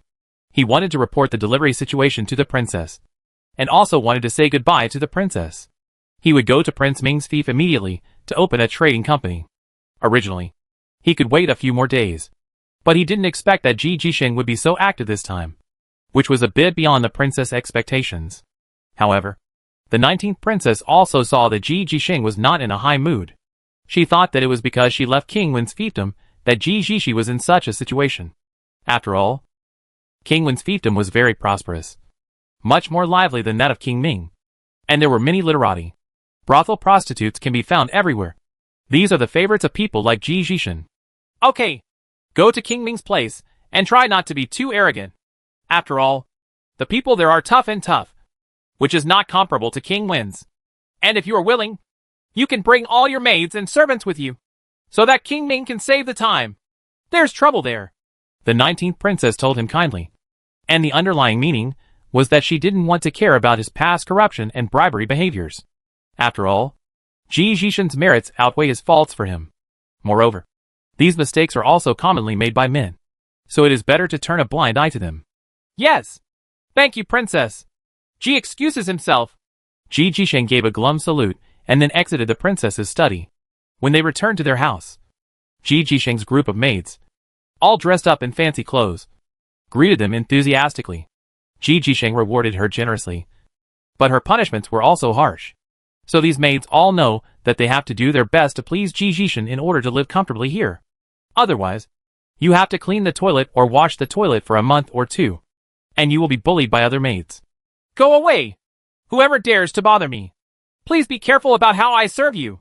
Ji Jishin threw away the maids angrily and shouted angrily. At this moment, the steward of the 19th princess came outside the door. It turned out that the 19th princess actually sent several maids to Ji Jisheng. There were also several people who were helpers who followed Ji Jishin to the Mingwang fief this time. Among them, there is Mr. Fan, who is in charge of accounts. Ji Jisheng's mind began to spin rapidly. He was judging the 19th princess's intention. Was it to win over him? Or guarding yourself? It should be both. Ji Jishin suddenly changed into a very enthusiastic attitude. After agreeing with Mr. Fan on the departure time, various cargo lists, and various procedures, he enthusiastically sent Mr. Fan out. After coming back, Ji Zi snorted with a gloomy face. You want to prevent me with this little trick? You really underestimate me. Ji Zi. Wu Yu. I will show you who is worthy of it when the time comes. Come on, princess. When the time comes, forget it. Your fortune is good. You are actually Zhu Xiaobao's woman. Ji Jishin thought about it alone for a long time, and suddenly summoned all the maids, and began to have fun in a high-profile manner. The two maids sent by the princess were pushed and captured that night. The next day, Ji Jishi set off in high spirits with his chariot, and went straight to King Ming's fiefdom. Along the way, he talked and laughed with Mr. Fan, and was very affectionate. This made Mr. Fan a little confused. Ji Jishi was not like the rumors. She seems to be working very hard, and all her suggestions and opinions are for the princess. It seems that the rumors are a bit exaggerated, and the 19th princess still has a good taste. Ji Jishin's current state should be able to quickly open up the situation with Prince Ming. Just as Princess Ming said, it doesn't take any action from Prince Ming. There are many people staring at the 19th princess, and the 7th princess is the one who pays the most attention to them. What the hell is going on? Why is there another Thunderbolt bomb? Have you heard about what Thunderbolt Hall has recently developed? The 7th princess asked angrily at this time. It has only been a few days, but the news has already spread that the 19th princess defeated King Ming's armored army, although she won with more troops. I heard that the battle was one-sided, and the 19th princess also used a very strange chariot that can actually fire thunderbolts. This is the key to victory. Reporting to Prince Rong. Chitos, according to the news from our spies, the Thunderbolt Hall has not had any new firearms recently, and the number of Thunderbolt bullets they sell has not increased, and they definitely do not have such power. One of his subordinates is responsible for intelligence work. A steward quickly stood up and reported. The 7th princess is now handling political affairs in the main hall. All the civil servants and military officers are present, and Duinmuki is also the first one standing on the right. But Duinmuki was secretly saying, "Don't ask me. I don't know anything." Duanmuchi, you are dead. You haven't said a word for such a long time. Do I have to ask you? But the more afraid she was of being asked, the 7th princess immediately focused on Duanmuchi and was very dissatisfied. Scolded, Huh? To report back to the princess. I haven't found out anything yet, so I don't know where to start. Duanmuchi stood up with a grimace and said in a low voice, Duanmuchi, do you think I should be satisfied just because I've made some money and have nothing to worry about? Have you been living too comfortably recently? Do you want to retire now? The 7th princess looked at him with an unfriendly expression. Duanmuchi, since the supply of the 19th princess's goods became stable, Duanmuchi has not made any good suggestions. He repairs the warships in the arsenal every day, seeming to deliberately avoid himself. Reporting back to the princess. I am worried that something serious is about to happen, so I am seizing the time to repair those warships. After all, they have not been thoroughly repaired and repaired for several years. There are quite a few warships that need to be replaced and repaired. And the reason why I focus on the warships is the workshop just wants to help the princess save money as much as possible. After all, the cost in this area is very huge. Duanmuchi hurriedly bent down to salute, and then said with fear, although he was usually very casual with the 7th princess, sometimes he could still have fun just kidding. But at this time, it is necessary to show necessary compliance and respect. Leave these matters to others first. I want you to find out for me now. What on earth is 19th sister doing? Now she even opens a shop at the 2nd brother's place, and even burns knives in exchange for iron and stone. She wants to. What are you doing? The 7th princess said very depressedly. Her idea was that the goods sent to Prince Ming could be sent to her. The supply here was still far from enough. Every time the 19th princess sent the products were all sold out within a few days, so there was no need to open a shop in Prince Ming's place. In fact, the 7th princess was already very unhappy when she went to open a shop with King Wen. And now she even went to open a shop with King Ming. So how can she not be annoyed? This is also the helpless move of the 19th princess. Don't you know that Prince Ming is deliberately making things difficult for Xia Zixio? And the 19th princess has to help Xia Zixio. After all, she also wants to stand in Shiyuan City as soon as possible. Keep your footing, Duanmuchi said with a slight smile. He was still very objective on this point. From the point of view of the 19th princess, this was undoubtedly the best choice. After all, it could avoid the forage task and could be exchanged for iron stones. In fact, what the 19th princess has done in the past few months has been very systematic, and the development has been very stable. You are very helpful in speaking for the 19th sister. Have you received any benefits? The 7th princess snorted very rudely. This is what Duinmuki can bear. If it were anyone else, I am afraid that he would immediately have to faint from fear. No. This old man is just an objective evaluation. After all, our agreement with the 19th princess in the Imperial City is only for soap and jasmine tea. Now the 19th princess sends all new products to you in a timely manner. Yes. So there is nothing wrong. And the 19th princess can gain a foothold in Shiyuan City, which is also a guarantee for us. Otherwise, if those products are out of stock, wouldn't it be a huge loss? Old God Duinmuki is here. He said that if the 7th princess talked to him like this, it meant that it was no big deal. Duanmuchi still knew the 7th princess very well. Even so, you didn't find out anything about the Zhu Xiaobao I asked you to check? It seems that you still haven't done this well. The 7th princess actually knew that Duanmuchi was right, but she was still a little dissatisfied, and she grabbed the most crucial point and asked. Then he looked at the others, waved his hands and said, You all stand down. Duinmuki can just stay. Everyone hurriedly exited the hall with relief. Duanmuchi had a grimace on his face. He didn't expect that he would deal with the aftermath by himself in the end. So he smiled and said, "Reporting to the princess. All the old people have been sent to Beatty County to track down the brewing machine, the person who burned the knife. And the one who is most threatening now is His Highness the Sixth Prince Sheng. So I will start from Beatty County first." "Well, Duanmuchi, I want to go to Shiyuan City." "Huh? Princess?" Chapter 145 Intricacies B. Duanmuchi looked at the seventh princess, lowered his head, and was silent for a long time before sighing and saying, "Alas, Princess, I'd better go there myself." Based on Duanmuchi's understanding of the seventh princess, he immediately knew that the seventh princess was trying to advance before retreating. In fact, at this time, the seventh princess could not leave the fiefdom at all, since the emperor fell ill again. Several groups adjacent to the seventh princess's fiefdom have experienced large-scale fluctuations in troops, especially Chang'an County, which is closely adjacent to the fiefdom, has added 200,000 troops to the border, obviously targeting the seventh princesses. The counties around these imperial cities are directly controlled by Daxia Kingdom, and they all have their own county guards. The major families in each group also have profound backgrounds. Now that the emperor is suddenly seriously ill, all the major families are also nervous.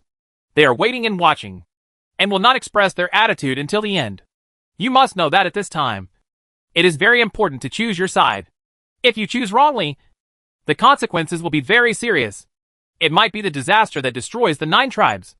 Therefore, all the major aristocratic families have the same idea now, which is to first ensure the stability of their county. So the seventh princess suddenly said that she wanted to leave the fiefdom and go to Shiyuan City. This was obviously forcing Duanmuchi to take the initiative to ask to go to Shiyuan City. Duanmuchi was already very familiar with these techniques of the seventh princess, but he always fell into the trap. So he couldn't do it. Humph. Old man, don't put on a sad face. I can trust you when I let you go. You must check the whereabouts of Zhu Xiaobao for me when you go. And you also need to give me that kind of mecha chariot. I'll get one back. In addition, the most important thing is to find out the source of the thunder bullets. Why do I feel that this matter has something to do with Zhu Xiaobao? The seventh princess said with a snort.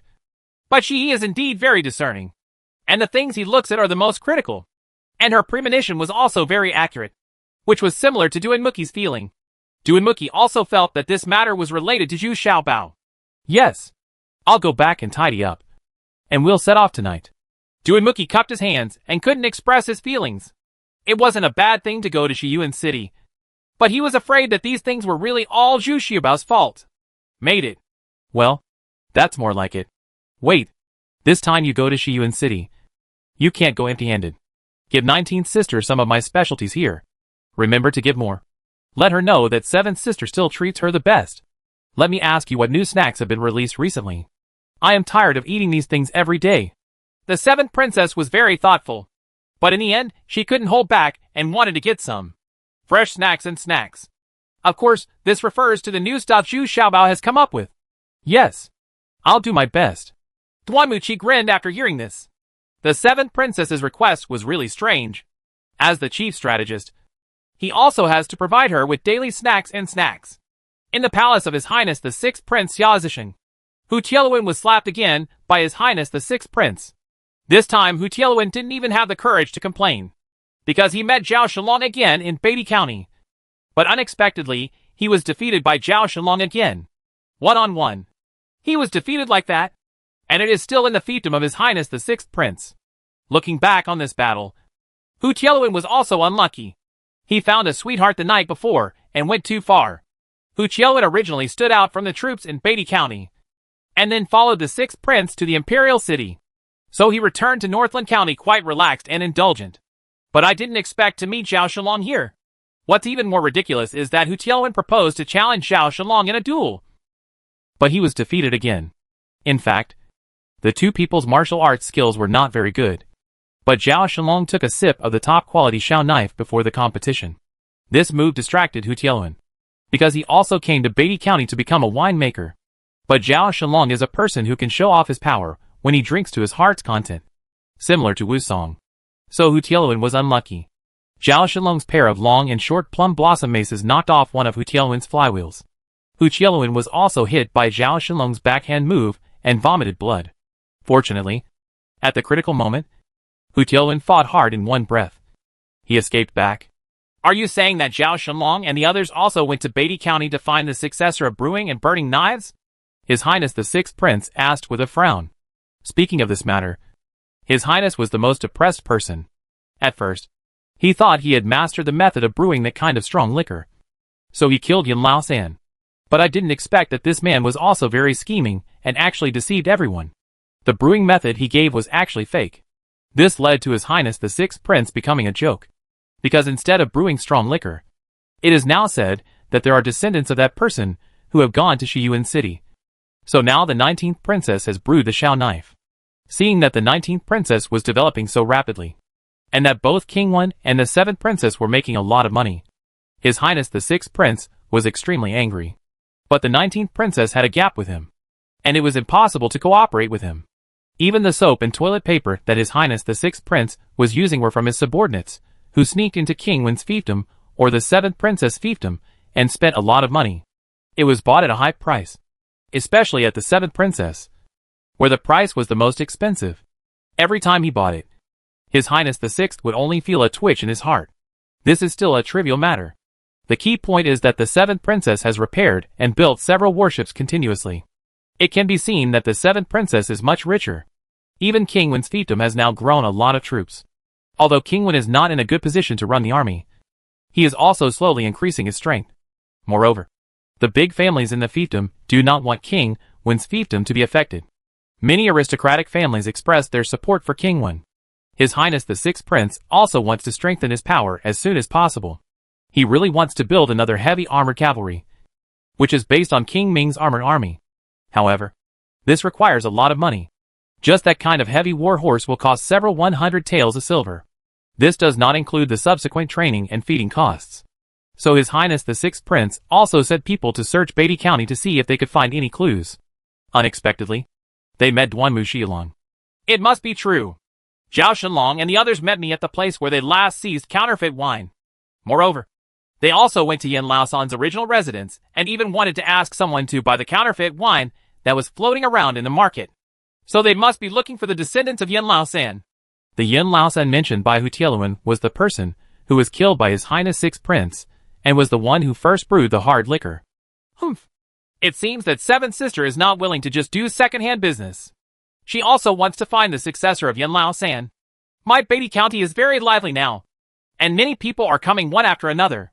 His Highness the 6th Prince snorted coldly, feeling even more depressed. However, he was unwilling to mention this matter again. Instead, he told Hu Qiaoluan, "Okay, don't go to Beatty County anymore. You go to Shahu immediately. Recently, there has been an extremely lethal force. Big thunderbolts are said to be made by Thunderbolt Hall. Go and find out for me whether it is a new product developed by Thunderbolt Hall, and who are buying thunderbolts in large quantities recently. Remember this if you mess it up again. Be careful. Yes, I will set off immediately." Hu Qiaoluan did not expect His Highness 6th Prince to let him go so easily, and his heart was filled with gratitude. He thought that this time at least he would not be able to avoid a slap from the military stick. Go! Go! His Highness the 6th Prince waved his hand impatiently. He knew in his heart that this kind of crisis was more important than a burning knife, which was simply a killer weapon. Originally, His Highness the 6th Prince wanted to build one based on King Ming's iron armored army. Unexpectedly, King Ming's iron armored army was beaten to the point of being unable to fight back. This made His Highness the 6th Prince hesitate immediately. Should he still build a heavy cavalry? With only a few dozen thunderbolts, hundreds of people and horses were burned to death. That means tens of thousands of taels of gold were burned away. Isn't this painful?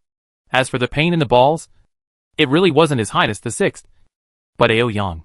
After more than a month of nursing care, Ao Yang's injury has now been recovered, but it has also left huge sequelae, including the loss of an egg. And now there was no way to harm women, which basically put Ao Yang in a violent state. And he almost killed the imperial doctor. Fortunately, he knew that the imperial doctor was from the eldest prince, so he didn't dare to take action. One of the two greatest pleasures in life was suddenly missing, and Ao Yang had no choice but to turn to the other, which was cannibalism. Now Ao Yang not only eats women, but also has another hobby. He suddenly starts to like eating human whips. Now, those men are also in bad luck. If anyone is taller down there, he will probably be beaten. Aoyang took a fancy to it, because he believes that what he eats will make up for it, and he might be able to give back the lost eggs. The eldest prince originally wanted to kill this guy, but he failed and lost 8 silver-armored guards. But the two of them really have similar interests, and it feels very good to eat human flesh together. It is really not easy to find a confidant in this regard. So the eldest prince hesitated for a long time, and was still reluctant to kill Aoyang. Moreover, Aoyang has now begun to try human whipping. The eldest prince is also eager to try this. He feels that he has been weak in bed recently, but after seeing Aoyang's miserable image, he feels more balanced in his heart. This is the qualification for being weak. None. But today the two of them were not talking about their experiences in eating meat, but about the news about thunder bombs. Hearing that the armored army that his second brother relied on most had been defeated miserably, the eldest prince was very happy at first. But later he learned the details. The eldest prince couldn't sit still, so he summoned Aoyang and asked, "Did you know that King Ming's armored army was defeated? And it was a disastrous defeat. It was defeated by a very powerful thunder bullet. I just heard that, and I'm very surprised. This seems to be the kind of thunder bomb that injured us." Aoyang said bitterly through gritted teeth, "But I feel a little shuddering in my heart. I want you to go back to Shiyuan City and find out this matter for me. Okay. I just want to go back and finish it off." Chapter 146 Intricacies C. The response caused by a small-scale battle far exceeded the expectations of the 19th princess, and also far exceeded the sensation caused by the new products. All princes and major aristocratic families had developed a strong interest in Shiyuan City. I also started to really take the 19th princess seriously. Of course, Zhu Xiaobao did not expect this consequence. He thought that after repelling King Ming, there would be peace.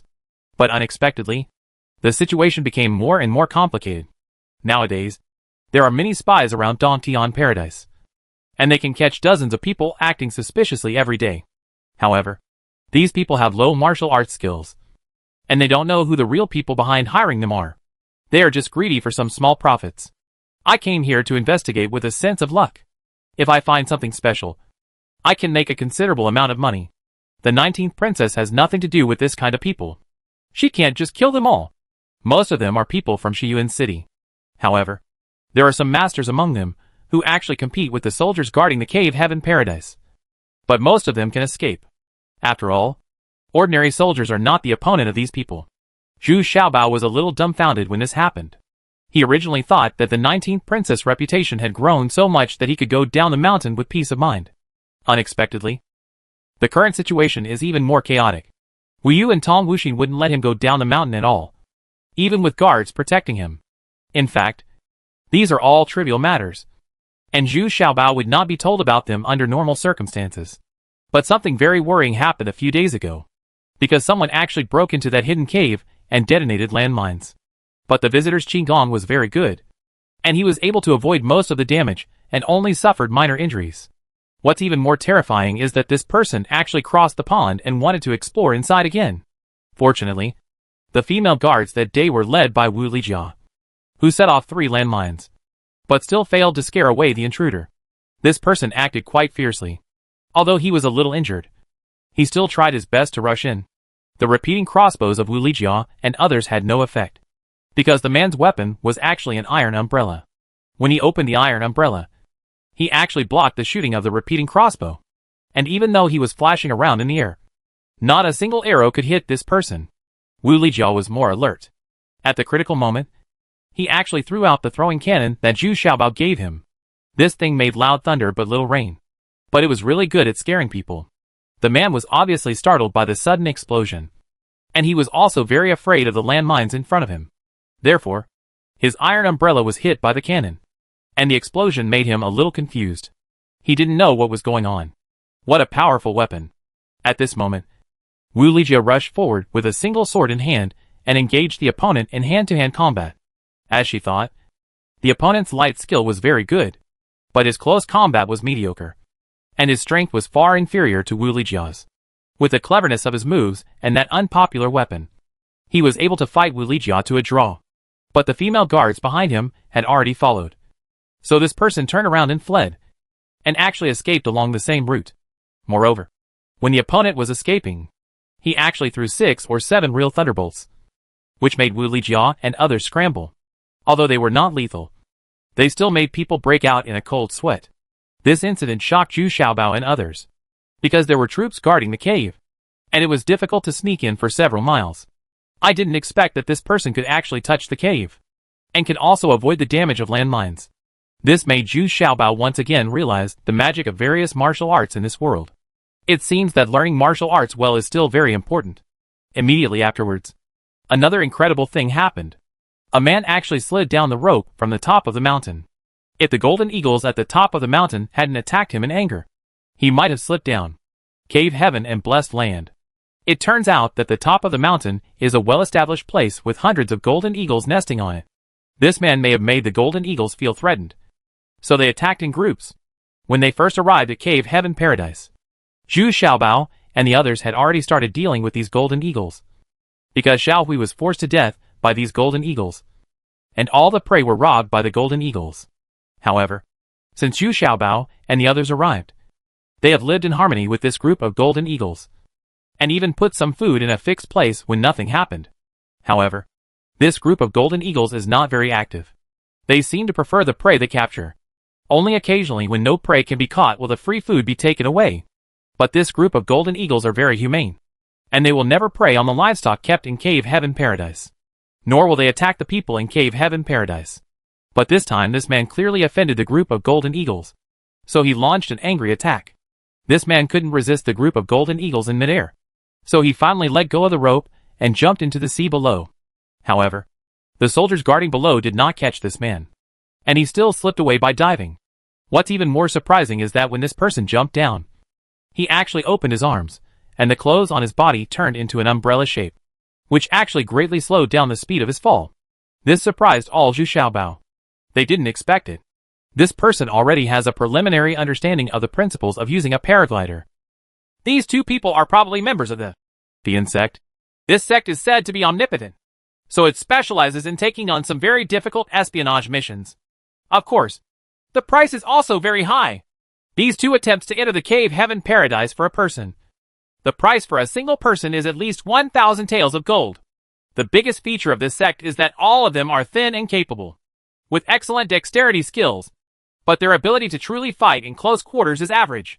Even if the mission fails, I won't get entangled, and I'll run away right away, Tong Wuxin said worriedly. These people's Qinglong skills were much better than hers and Zhao Shenbao's, and they rarely took action.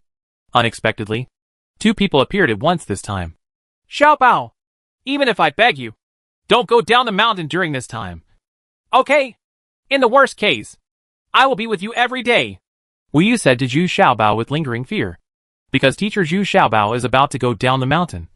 He is still thinking about finding useful resources, and he is always bored in the Cave Heaven Paradise. Zhu Xiaobao has not had a good time in Shiyuan City yet. Play. The most important thing is that he is thinking about the transaction with Yi Qihong. The transaction has not been interrupted. What's more, to Zhu Xiaobao's surprise, there are several kinds of stones that Yi Qihong sent that he is very interested in and can refine. There are a lot of chemical raw materials, but he wants to find the origin of these ores. It's best to go and see it in person. Alas, these people are not necessarily all here for me. Right. Do you want me to stay on this mountain for the rest of my life? Zhu Xiaobao said very depressed. So, you should still practice martial arts diligently, so as to be able to protect yourself. Tong Wuxin also looked at Zhu Xiaobao a little helplessly and said, to be honest, Zhu Xiaobao's martial arts is really bad. Although he is practicing now, I have worked very hard, which means I have improved my physical fitness, but my strength value seems to have not improved at all. Okay, it's up to you to do the deal with Sister Qihong tomorrow. Be careful. Zhu Xiaobao sighed and said. He also knew that going down the mountain was indeed very troublesome. Not only did he need many people to protect him, and it's not safe, because these people with unknown origins who appear now are getting more and more skilled. And even Tong Wuxin is a little surprised. But surprisingly, Yi Qinghong's transaction was not affected at all, and he still delivered the things on time. Not only for transactions, Zhu Xiaobao relies heavily on the information provided by Yi Qihong. Because Zhu Xiaobao did not have a wide range of information channels, he could only rely on Yi Qinghong's information network. This time Tong Wuxin and Wu Yu not only brought back the traded goods, but also obtained two very important pieces of information. First, Ao Yang has recovered from his injury, but has disappeared again in the past few days. It is estimated that he may come to Shiyuan City again. Second, Hu Tianluan is leading people to Shahu. It is said that people from many forces have sent people to Shahu. Because Shahu is the location of the Thunderbolt Hall, many people now attach great importance to the 19th Princess's Thunderbolt Bomb that defeated the Iron Armored Army. Therefore, people are sent to understand the situation. Shahu? Where is that place? Is it far away? This was the first time Zhu Xiaobao heard about this place, and asked very curiously. Shahu Lake does not belong to any country. It is a completely independent place. There is only one lake in the Qinli Desert, but it has never dried up. It is a very strange place. No one from any force is allowed to use force there. Otherwise, they will be everyone unites to kill. So although Shahu is in the desert, it is very prosperous. More importantly, there is a super large trading market where you can buy any weird things, as long as you have money, Tong Wuxin said with some fascination. Even she had never been to Shahu. Then can I go? Zhu Xiaobao was even more excited. This is a trade expo. No. Wu Yu and Tong Wuxin yelled in unison. Why? Didn't you say that fighting is not allowed in the Sand Lake? So it is very safe. Zhu Xiaobao asked in surprise. Humph. Fighting is not allowed inside Sand Lake. But once outside the scope of Sand Lake, it will be even more bloody. All the grudges inside are settled outside. It is said that there was a martial lord on the outskirts of Sand Lake, Tong Wuxin said solemnly. What is Wu Zun? Is it very powerful? Zhu Xiaobao asked very curiously. This was the first time he heard this title. Humph. A martial master can at least be as good as 3 great martial arts masters, Wu Yu said yearningly. In her opinion, she might not be able to reach the realm of a martial master in her lifetime. Chapter 147, 5,000 more troops. Wu Yu's words made Zhu Xiaobao's head buzz. He originally thought that Chief Wu's martial arts was already very high, but he didn't expect that there was Wu Zun above the great martial master. And even higher up, there was the great martial master. If it were further up, it would be the legendary martial saint. But no one seemed to have seen it. Among the people Zhu Xiaobao knew, Duan Muqi had the highest martial arts skills, followed by Zhao Shenlong, and then the chief martial officer. Unexpectedly, even the worst martial master could defeat the combined efforts of these 3 people. This is really hard for Zhu Xiaobao to imagine. What a high level of martial arts this is. Then what level are you at now? Zhu Xiaobao looked at Wu Yu and asked. Well, I am now a first-level warrior, and I will be promoted to a third-level martial artist in less than half a year, Wu Yu said somewhat proudly. Her martial arts have improved very rapidly in the past few months, and she has already reached the level of a first-level warrior. Level. Of course, this has a lot to do with the weird footwork. Oh? Then it's still too early to become a great martial artist? Zhu Xiaobao said very disappointedly. Psychologically speaking, Zhu Xiaobao still hoped that Wu Yu's martial arts skills would be further improved. The higher the martial arts skills, the better the self-protection. The ability will be stronger. Humph. Do you think it's that easy? I've already made rapid progress. Okay. Wu Yu yelled a little annoyed. To be honest, Wu Yu is really good at practicing martial arts despite her usually busy life. Serious and hardworking. Never slack off. At this point, even Tong Wuxin felt a little inferior. Although the situation is very complicated, the changes in Shiyuan City are indeed very obvious. Now many people are starting to come here to buy land, and many large families are starting to buy more slaves. Because now all walks of life are beginning to prosper. The most important thing is that Shiyuan City's taxes have been reduced a lot. This is all the result of Princess 19's insistence. So now people in Shiyuan City have begun to recognize Princess 19. Because the 19th princess single-handedly solved the food problem in Shiyuan City. And now a very economical food such as tofu has been introduced, turning the originally cheap beans into a very important food. This is equivalent to fundamentally solving the food shortage problem in Shiyuan City. I don't know why the princess is not anxious about anything else, but is very anxious about the opening of the tofu workshop. It is also because she sees the huge benefits in it. Of course, the most brilliant thing about the 19th princess is that although the taxes are reduced, she can make money back from the production of salt brine for making tofu. And this thing is not used much. And most people don't care too much. But all places operate in this way. And the accumulation is very impressive. So the 19th princess is really happy and worried now. She is happy that her goal is being achieved step by step. But she is worried that she has become the focus of attention now. Especially in recent times. Many people have come to Shiyuan City. The spies wanted to find out the secrets about mecha tanks and thunder bombs. At the same time, I am also inquiring about the successor of Xiao Knife. Now just protecting Zhu Xiaobao takes a lot of manpower. But it's still not enough. Didn't someone already almost enter the cave heaven paradise? The 19th princess was also secretly anxious in her heart. And kept praying, give me a little more time. Let me develop faster. And make me stronger. At this moment, his female guard ran in and reported. The 7th princess's warship has arrived at the outskirts of Shiyuan City. And now the small boats are being used to transport the goods sent by the 7th princess. The ones who came with the ship and Mr. Duanmu. The 19th princess was stunned after hearing this. The 7th princess sent someone to deliver the goods. She knew about this. But Duanmuki also came. Which was a bit unexpected. From another aspect, it also showed that the 19th princess, the intelligence sources are still somewhat lagging and rough. Even such an important matter was not investigated clearly. Xia Zishou's original intelligence network was operating normally. But this guy didn't come to inform him of the news in time. This made the 19th princess very angry. Xia Zishou has become very strange now. After coming back, he did not do any business. Instead, he started to carry out construction projects and renovate his inner house. And it's very elegantly decorated. Princess 19 was a little surprised when she heard about it. But then she thought that this might be Xia Zishou preparing for their marriage. I feel somewhat comforted in my heart.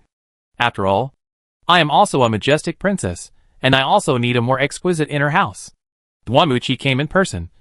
And the 19th princess did not dare to neglect him. After all, Duanmuqi represented the 7th princess, and was the most powerful counselor around the 7th princess. The 19th princess quickly led her men to welcome him out in person. Duanmuqi meets the 19th princess. Duanmuqi sang, okay, as soon as he saw the 19th princess. Mr. Duanmu, please excuse me.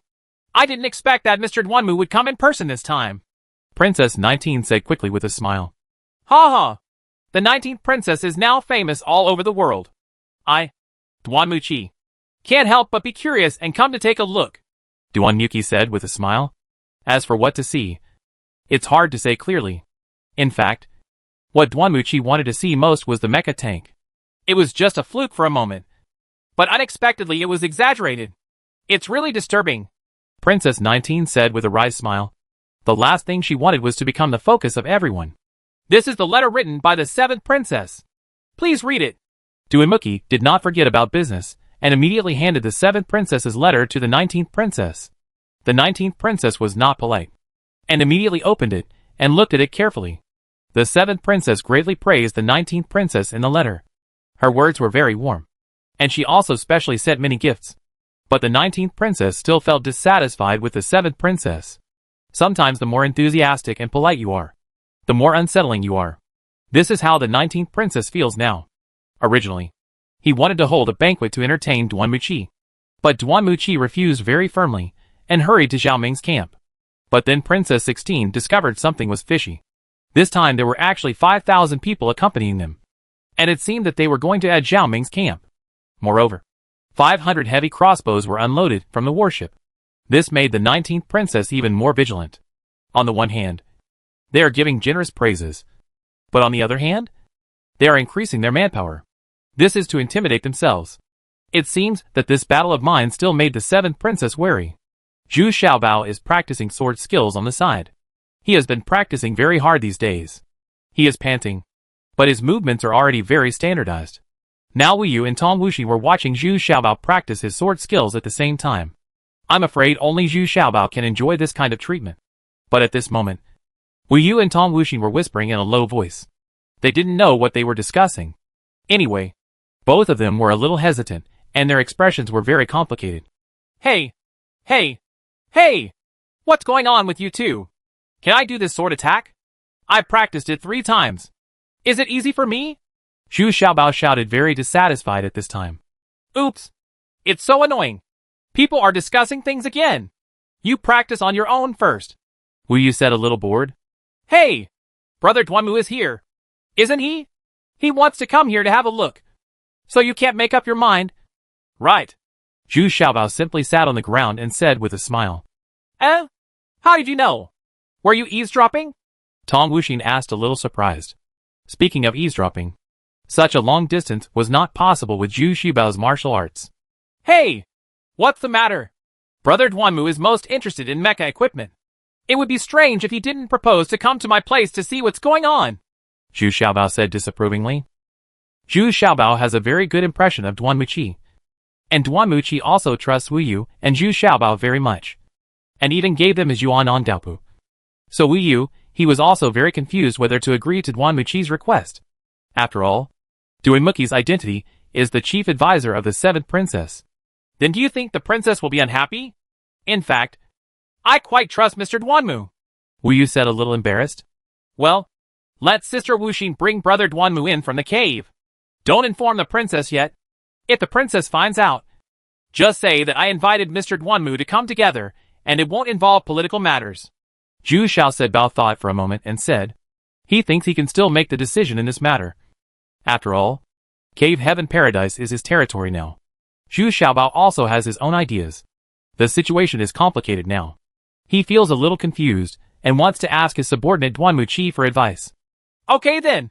Wu Yu is actually very obedient to Zhu Xiaobao now. As long as it is not a matter of principle, Wu Yu will always listen to Zhu Xiaobao. Tong Wuxin was very happy after hearing this. She really wanted to invite Duanmuqi to come and sit in the paradise of Cave. After all, Duanmuqi was the person she trusted the most. Of course, she was very happy to see that Zhu Xiaobao also trusted Duanmuqi so much. At night, Duanmuqi followed Tong Wuxin from the cave to the Cave Heaven Paradise, so that he would not be discovered by the soldiers guarding under the cliff. As soon as he saw Zhu Xiaobao, Duanmu Qi laughed heartily. Zhu Xiaobao even gave Duanmu Qi a big hug, which made the old man very embarrassed. He was really not used to this kind of etiquette. But it can be seen that Duanmu Qi has true friendship with Zhu Xiaobao. For the 19th princess, she is neither far nor close, and always maintains a certain distance. Sure enough, when Duanmuqi met, he exchanged a few polite words, and couldn't wait to see things like mecha tanks and bombs. He had been coveting these things for a long time. How could he not see them with his own eyes now? At the martial arts arena, Duanmu Qi finally saw the miraculous mecha chariot being worn. Duanmu Qi couldn't wait to climb on it. He and Tong Wuxin actually stepped on the pedals to let the chariot start slowly. Zhu Xiaobao and Wu Yu controlled the direction from the front, and also helped pull the pulleys. The mecha chariot slowly started to run at a faster speed. Chapter 148, Asking for Advice A. In fact, when the mecha chariot started moving, Duanmuqi did not enjoy the feeling of being able to run on its own. Instead, he stopped pedaling and carefully observed this novel transmission method. After all, Duanmuqi is a very knowledgeable person. And he is also very talented in this kind of mechanical knowledge. And he immediately understood the principles. But Duanmu Qi sighed very much. I have seen this transmission method on some water wheels, but the structure is far from so sophisticated, and it can only play an auxiliary role. This transmission wheel, each gear, the spacing between the teeth, and the number of teeth require a lot of calculations. Right. Even if you know this principle, it would be difficult to develop it yourself. The calculation methods in this era are still in the planning stage. It may be very difficult to accurately calculate the data between the gears. Now Zhu Xiaobao has adopted unified measurement technology standards, which provides very convenient conditions for future processing and manufacturing. Therefore, the triangle ruler, protractor, and ruler on his desk were all based on the metric system of later generations. Duanmu Qi was not interested at all in the two heavy crossbows in the front row. These were originally provided by them. But then Tong Wuxin fired two cannonballs that completely shocked Duanmu Qi. At the same time, Duanmuqi immediately realized that this was definitely not something Pilotang could create, but Zhu Xiaobao's handiwork.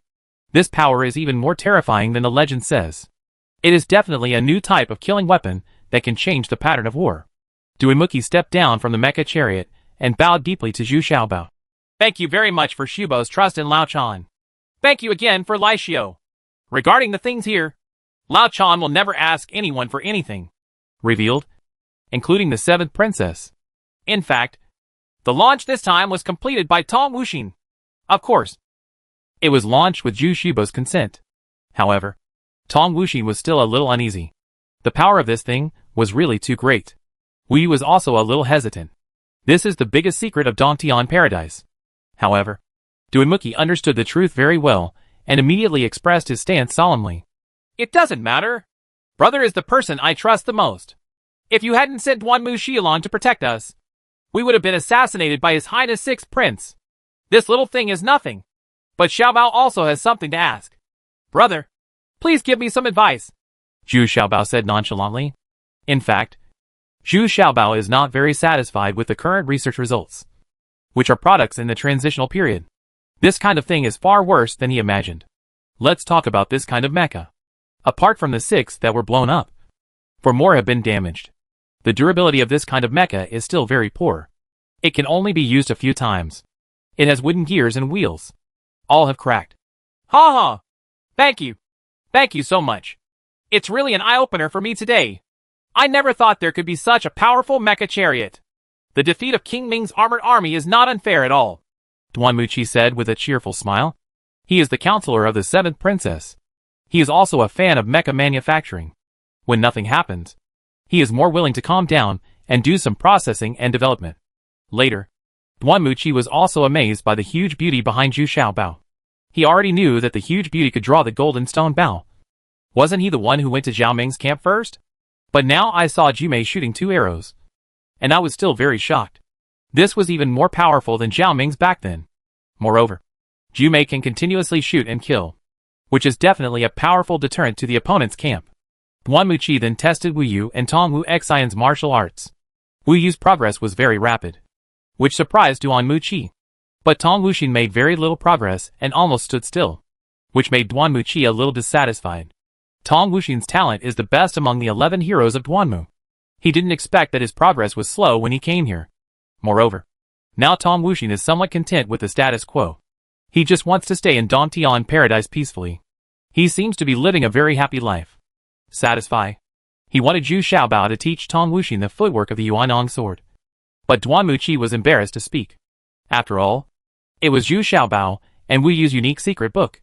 Although he had already understood the yin and yang diagram of Tai Chi, it's a mystery. But the secret can't be revealed. Duanmu Qi did not reprimand Tong Wuxin. He planned to find a time to wake up Tong Wuxin. After all, the situation was already chaotic now. And the cave heaven paradise was not a very safe place. Besides, could he really just stay in the cave heaven paradise and eat and wait to die?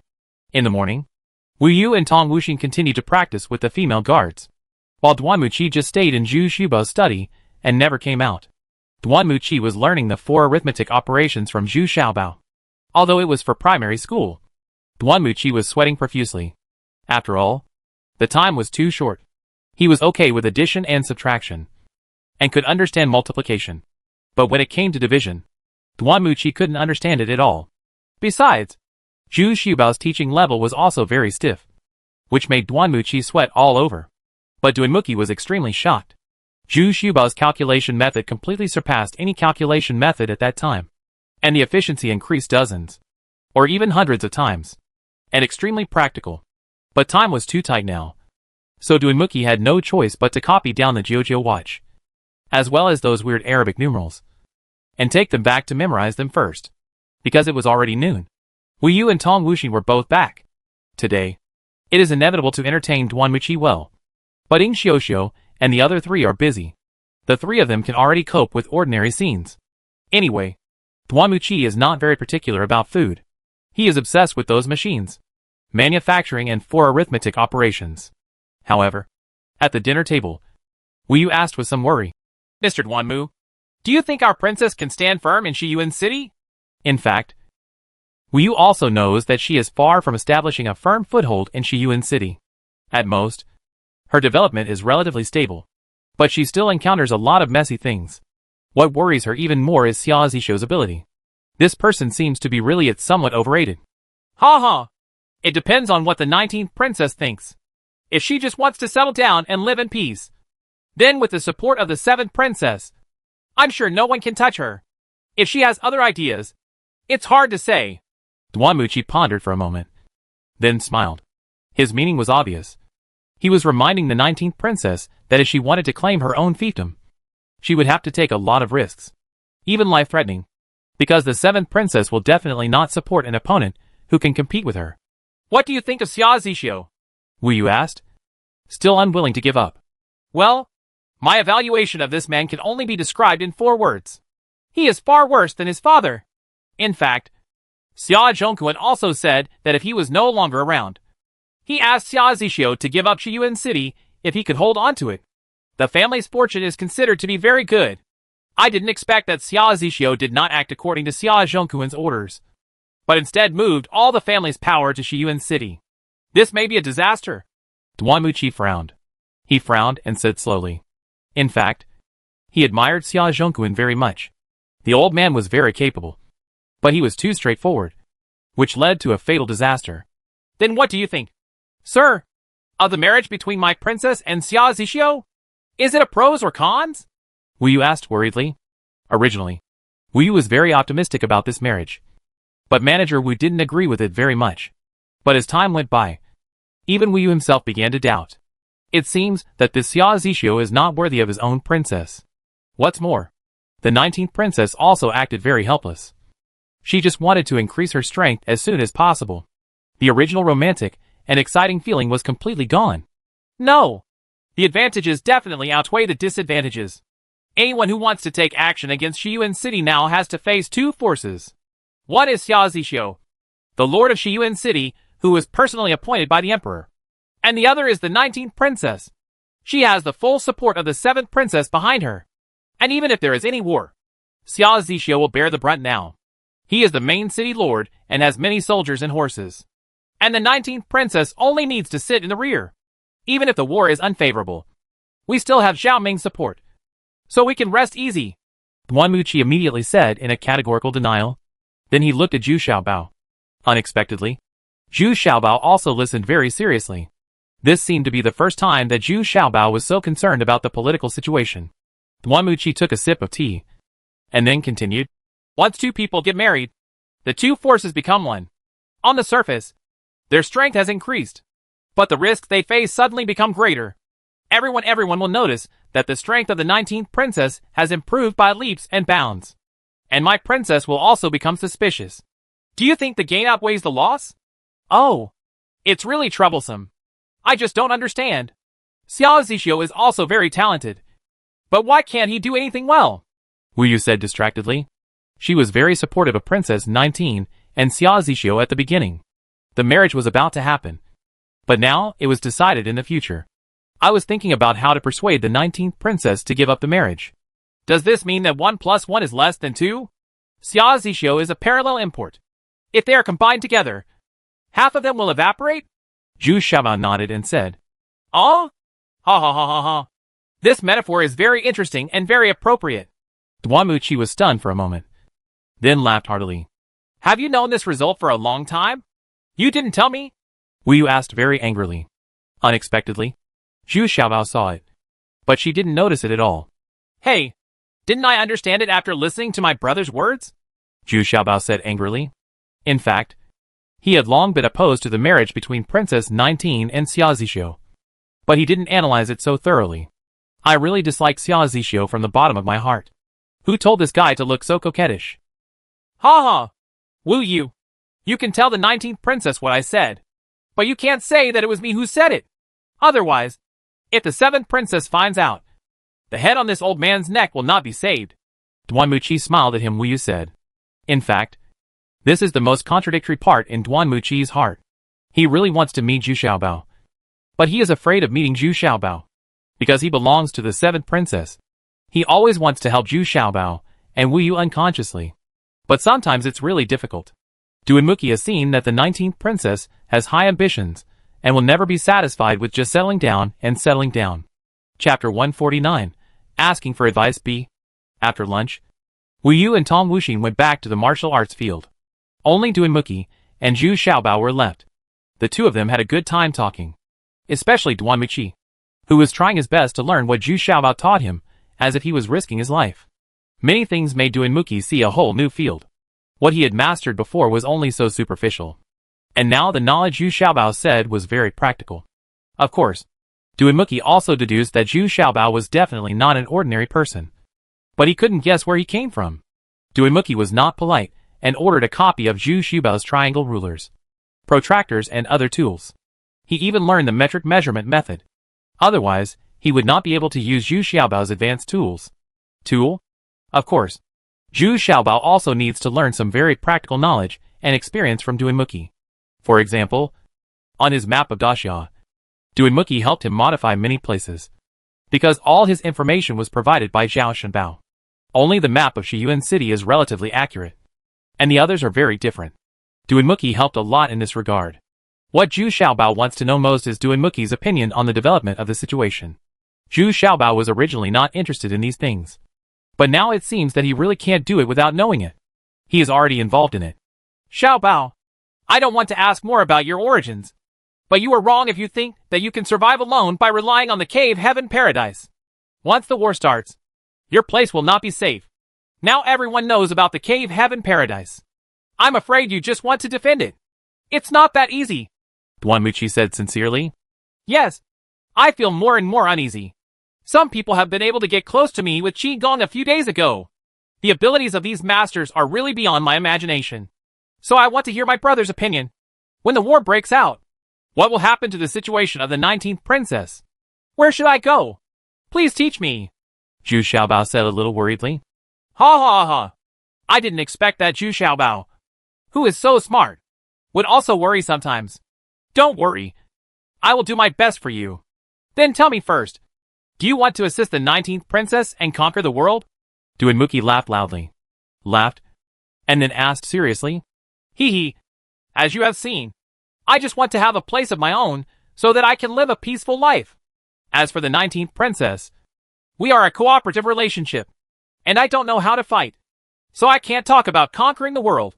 Besides, the current 19th princess makes me feel more and more distant, and it is not as simple as before. Zhu Xiaobao shook his head and said with a smile. Although the form has changed, he is not sad. After all, Zhu Xiaobao is still very confident in his abilities. Ha ha! Got it. Then you'd better have your own territory.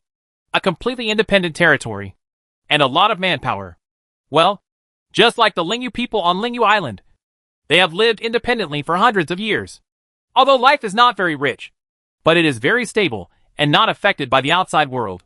But there are quite a few of them. Almost hundreds of thousands. Duanmuchi nodded and said, Aren't you talking nonsense? I only have about 400 people now. How can I be like the people on Lingyu Island? Zhu Xiaobao was immediately discouraged, rolled his eyes at Duanmuchi and hummed. Ha ha ha. So, you still have to try your best to help the 19th princess. Duinmuki was immediately amused by Zhu Xiaobao's demeanor. Sometimes this guy is really like a child, but sometimes he is very mature and experienced. Duinmuki's expression became very solemn and continued.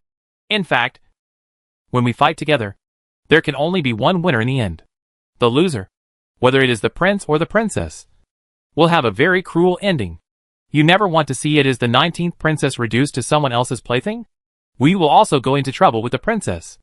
Okay, I know I owe the princess, and I will never be able to pay it back in this life. Well, and will you? If I don't help her, I'm afraid it won't be possible. Zhu Xiaobao sighed, knowing that he couldn't escape this war. So he asked again, Brother, in your opinion, who has the best chance of becoming the final winner? The 7th princess? Well, the 7th princess is more than enough to protect herself. But if she wants to destroy the others, I'm afraid she's still a little unable to do so. She can only wait for the best opportunity. Duanmuchi said hesitantly. This was said to him in front of the 7th princess. He dared not say it. But objectively speaking, he did not think that the 7th princess had this strength. It was just that the 7th princess had pacified the 36 Southeast Islands and left a way out for herself. However, recently, the 36 Southeast Islands have also not how peaceful. Although he was a little heartbroken, Zhu Xiaobao still learned a lot about the situation from Duinmuki, some of which even the 19th princess and general manager Wu didn't know. It now seems that among the princes, the most powerful one is Yan'an King Xiaoyuan. He has many soldiers and horses, and he is also the only one among the princes who relies on war. His troops have been fighting with the Shijua people all year round. This it hasn't stopped for more than 10 years. Therefore, his subordinates are all very brave and have rich practical experience, which is unmatched by other princes. The other princes are not simple either, and there are several super aristocratic families, all of whom have profound foundations. No one knows what cards they have in their hands. Duinmuki talked about all kinds of things all afternoon. And finally Duinmuki became impatient and clamored to learn the 4 arithmetic operations. It wasn't until after dinner that Duanmuchi, accompanied by Tong Wuxin, left quietly. Before leaving, Zhu Xiaobao also gave a lot of things. Duanmuchi was not polite and accepted them all with a smile. In Princess 19's study, Wu Yu was standing in front of the desk, feeling a little embarrassed, because the 19th princess was concentrating on reviewing the reports of the subordinate officials. In fact, these were originally Xia Zixio's affairs, but now the 19th princess is in charge of the review. Wu Yu felt uneasy, feeling that the 19th princess seemed to be deliberately leaving her here. In fact, the intentions of the 19th princess were the same, but Wu Yu had something in her heart. She has been struggling with not reporting Duinmuki's matter to the 19th princess. Wu Yu? You've been standing here for a long time. What's going on? Just tell me. This is not like your usual style. Princess 19 finally stopped writing, raised her head, and asked with a smile Road. It's nothing. It's just the princess. I think it's better to postpone your marriage to Xia Zixio first. Wu Yu came here just to talk to the 19th princess about this matter. But now it's a little hard to speak. Oh. Why? You were the most supportive of me back then? Did Zixio have any inappropriate behavior outside? Princess 19 said in surprise. But there was no unhappy look on his face. That's not true. But once you marry Xia Zixio, it will arouse the vigilance of others. And the 7th princess will also become suspicious. Now that Wu Yu had spoken out, he simply told what Duanmuchi had said, counted it again. Not to mention, Wu Yu's memory is still good, and his words are accurate. It seems to make sense. Didn't you think of this? I didn't expect that there is such an expert beside me. Tell me, who is he? Princess 19 leaned on the chair and looked at Wu Yu's uncomfortable expression was a little funny in her heart. I can't say this. Anyway, I only told you for the sake of the princess. Wu Yu was really uncomfortable. She had promised Duanmuchi, so of course she couldn't say it even to death. Otherwise, wouldn't it be very trustworthy? Okay. I really put you in a difficult situation. Isn't that what Duinmuki said? He went to Cave Heaven Paradise. You think I really don't know? Princess 19 looked really anxious and couldn't bear it. She smiled and said, in fact, Wu Yu's performance still touched the 19th princess. Wu Yu has always been very loyal to follow him, as well as manager Wu. You know, I didn't mean to hide it. But Xiaobao said this was just a private party and did not involve political affairs. So Wu Yu was a little surprised, not expecting that the 19th princess had already known about it. But Wu Yu also had some doubts in her heart. Could it be that Princess 19 was always supervising herself? Otherwise, how would you know that Duinmuki went to Cave Heaven Paradise? Duanmuchi is such an important person. How could I not keep an eye on him all the time? So don't worry too much. Now it seems that Duanmuchi is pretty good, and what he said is quite pertinent. Princess 19 also said worried that Wu Yu would misunderstand. He immediately explained. Oh. Wu Yu immediately felt more relieved and relaxed. After all, she no longer had to hide anything from the princess. But Wu Yu immediately asked, what does the princess mean? You can't just divide it up. Otherwise drag first? Well, then I'll listen to you. Hold on for now. Princess 19 followed Wu Yu's example and nodded seriously. In fact, Princess 19 also felt that she was a little too hasty. Her worries were exactly the same as what Duanmuchi said, so she believed that Duanmuchi's words were very pertinent.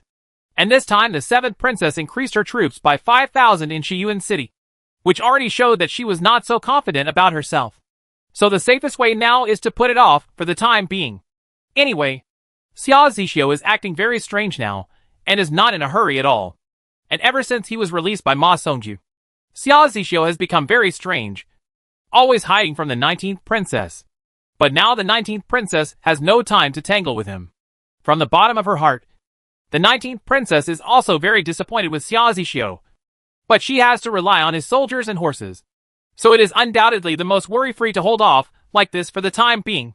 Although the situation is complicated, the products of the 19th princess are still very popular, and the production has doubled this month, because Zhu Xiaobao has begun to exert his strength. And now the servants are also very skilled, and many equipments are also it has been remodeled and updated, and production efficiency has been greatly improved. In order to stabilize the 7th princess, the shipment volume this month has also increased a lot. I believe that the 7th princess will be satisfied. Chapter 150-20 Army Sticks. Duinmuki was very comfortable staying in Shiyuan City. He ate and drank in Zhao Ming's camp, and went around Shiyuan City in his spare time. But Duanmuchi clearly felt that Shiyuan City had undergone tremendous changes, and it began to feel like it was full of vitality, and was waiting for something to be done. People actually had smile lines on their faces, and they were full of hope for life. Now that the food problem has been solved, tofu has been introduced, which has greatly reduced the living costs of the people in Shiyuan City, and the quality of life has been significantly improved. All this happened after the 19th princess arrived. So now the people of Shiyuan City have great trust in the 19th princess. Not only that, tofu was also introduced in the fiefdoms of King Wen and King Ning. It not only benefited the public, but was also one of the main sources of income for the 19th princess. Although the amount of yen stew was not large, but such a large amount of tofu was processed. The 19th princess, the income is considerable. Duinmuki also nodded secretly to this. Princess 19th's approach was very smart. But it seems that the 7th princess's fief has not yet promoted popular food like tofu. Before Duinmuki could bring it up, Zhu Xiaobao did it first. It turned out that Zhu Xiaobao also took the time to go to Zhao Ming's camp. The journey to Zhao Ming's camp was much safer, and Zhu Xiaobao only went there after putting on makeup at night. The reason why Zhu Xiaobao brought it up was because he was afraid that it would be difficult for Duinmuki to communicate with him after he returned. This time I came to Shiyuan City Duinmuki and found nothing. And now I am still a little worried. In fact, he has gained a lot, but he cannot betray Zhu Xiaobao. So Duinmuki was really in trouble. Unexpectedly, Zhu Xiaobao left the promotion of tofu to Duanmuchi, and also sent 2 servants to follow Duanmuchi back. As before, the 19th princess still completely handed over the management rights to the 7th princess. Of course, just to make some money. Ha ha! My little friend is so considerate, so I can just thank you here. Duinmuki's mood suddenly improved, and he said with a smile, "What the HL? Brother, I also have something to ask for." Zhu Xiaobao and Duanmuchi looked like brothers, which looked very funny, which made Zhao Ming on the side have no choice but to call him brothers. "But it doesn't matter, as long as I can do it," Duanmuchi said happily. "Recently, there have been several major cases. The methods were cruel. Although there was no rape, the hearts of 3 corpses were dug out. I should know who did it." "Right," Zhu Xiaobao said with a slight frown. He knew that the other party was from here. "I heard about it too. Ao Yang must be back. It seems that the last time I was shot by you in the lower body, it really hurt my vitality.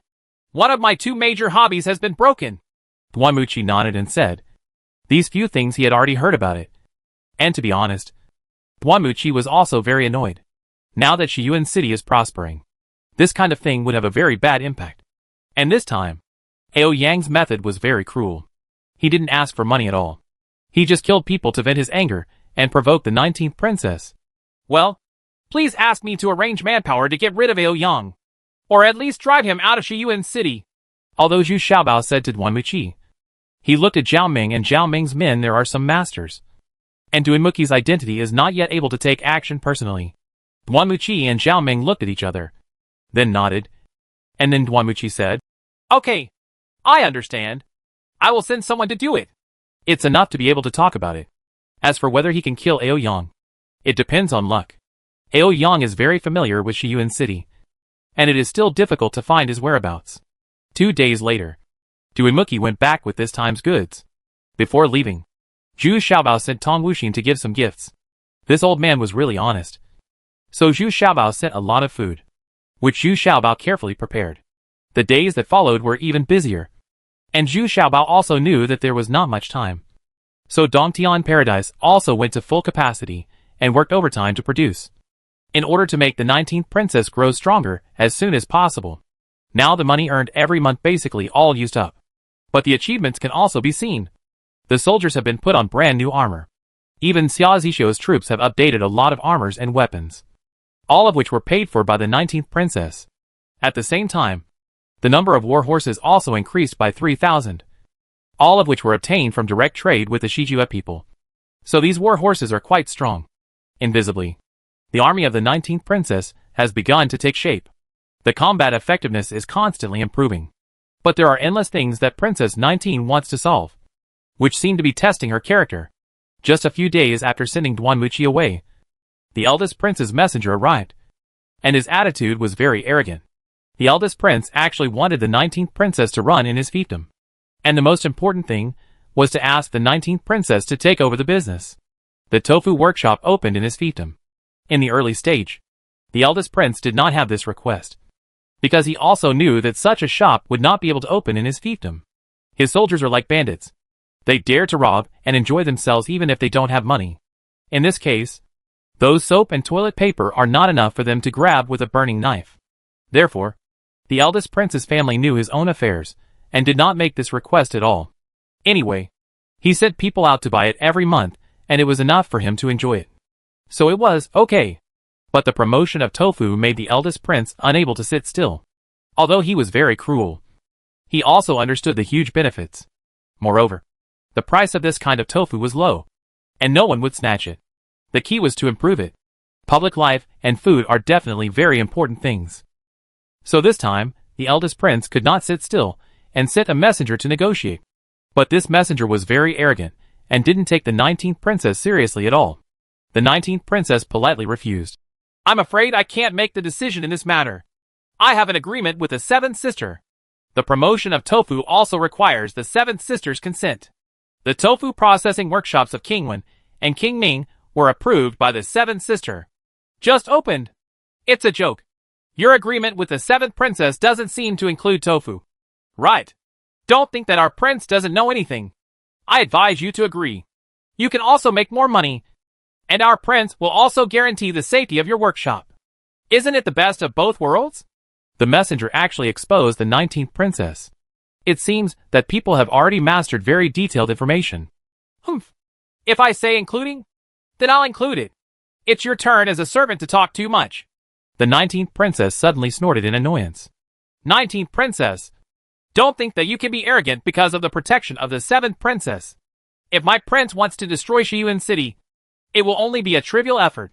The messenger actually threatened him at this time. Who is so arrogant here? Princess 19 said she would not go to your place to open a machining workshop. So she won't go. How dare you? A little messenger. Be so presumptuous? Come here. Drag me out and reprimand the 4 of you. 10 army sticks. At this time, General Zhao Ming strode in from outside, looked at the messenger carefully, and then sneered. Who was I at the time? It turned out to be Yang Gon. I didn't expect that more than 10 years later. You are still a little messenger?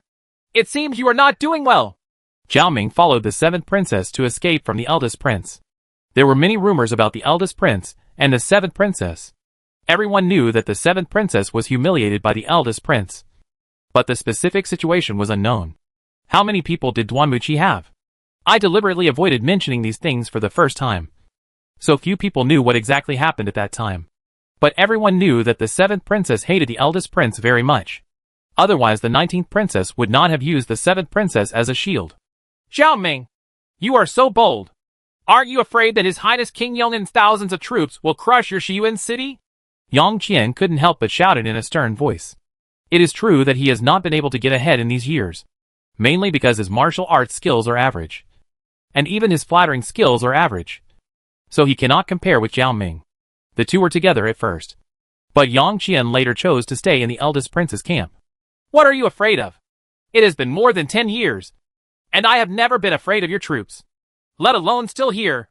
Zhao Ming sneered disdainfully, then turned around and ordered. Come here. Take this pull out the madman who doesn't understand the rules, and give him a heavy punishment of 40. Oh no! For the sake of past kindness, give him a heavy punishment of 20 army sticks. Zhao Ming was not ambiguous about the eldest prince's people at all. He and the 7 princesses were chased by the eldest prince's men for thousands of miles, and finally escaped by going around Beatty County. At that time, Beatty County was not the 6th highness of fiefdom. Therefore, Zhao Ming was not polite at all. However, he also knew that his men would attack very hard, and he was afraid that if Yang Gon was beaten to death, it would be a bit troublesome. So he changed it to 20 army sticks. This time, she completely broke with the eldest prince. But the 19th princess didn't care. She was already very disgusted with what the eldest prince did. And Ao Yang was also the eldest prince's person now. Ao Yang has been causing trouble in Shiyuan City recently. So of course, the 19th princess will not cooperate with the eldest prince. The eldest prince Xia Ziyuan looked at Yang Gan, who was being carried up, and yelled angrily. You idiot! Who told you to offend Zhao Ming? I asked you to deliver a message to 19th sister. Who told you to be so arrogant? Do you know how beneficial that tofu workshop is to the people here? It really pisses me off. Someone pull me down and beat me with 20 army sticks. Chateaus, calm down. If you fight again, Yang Qian will be dead. At this time, Ho Mingse, the counselor next to him, quickly advised. Yang Gan also knew that he was in trouble. So he immediately gave Ho Mingse 200 taels of gold as a gift after he came back. Now the 200 taels of gold really saved his life. Humph. The thing was not done. And it was embarrassing. What do you think we should do now?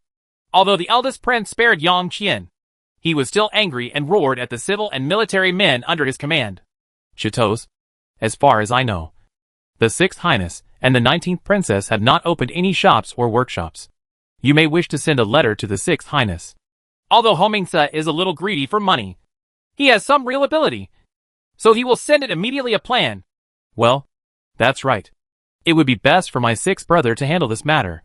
The eldest prince finally nodded with satisfaction and said, Chapter 151 Marriage Grant A. In Southeast County. It is the seal of the 7th princess. This time the 7th princess was very happy. The 19th sister simply and resolutely rejected the 1st prince, which made the 7th princess very happy. Over the years, the 7th princess has spared no effort in targeting the eldest prince.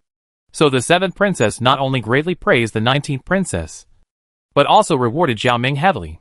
The 7th princess was in a particularly happy mood these days. Not just because she suppressed the eldest prince's energy. What's more, the opening of the tofu workshop in the past 10 days has given her a great surprise. Everyone in Southeast County is very happy.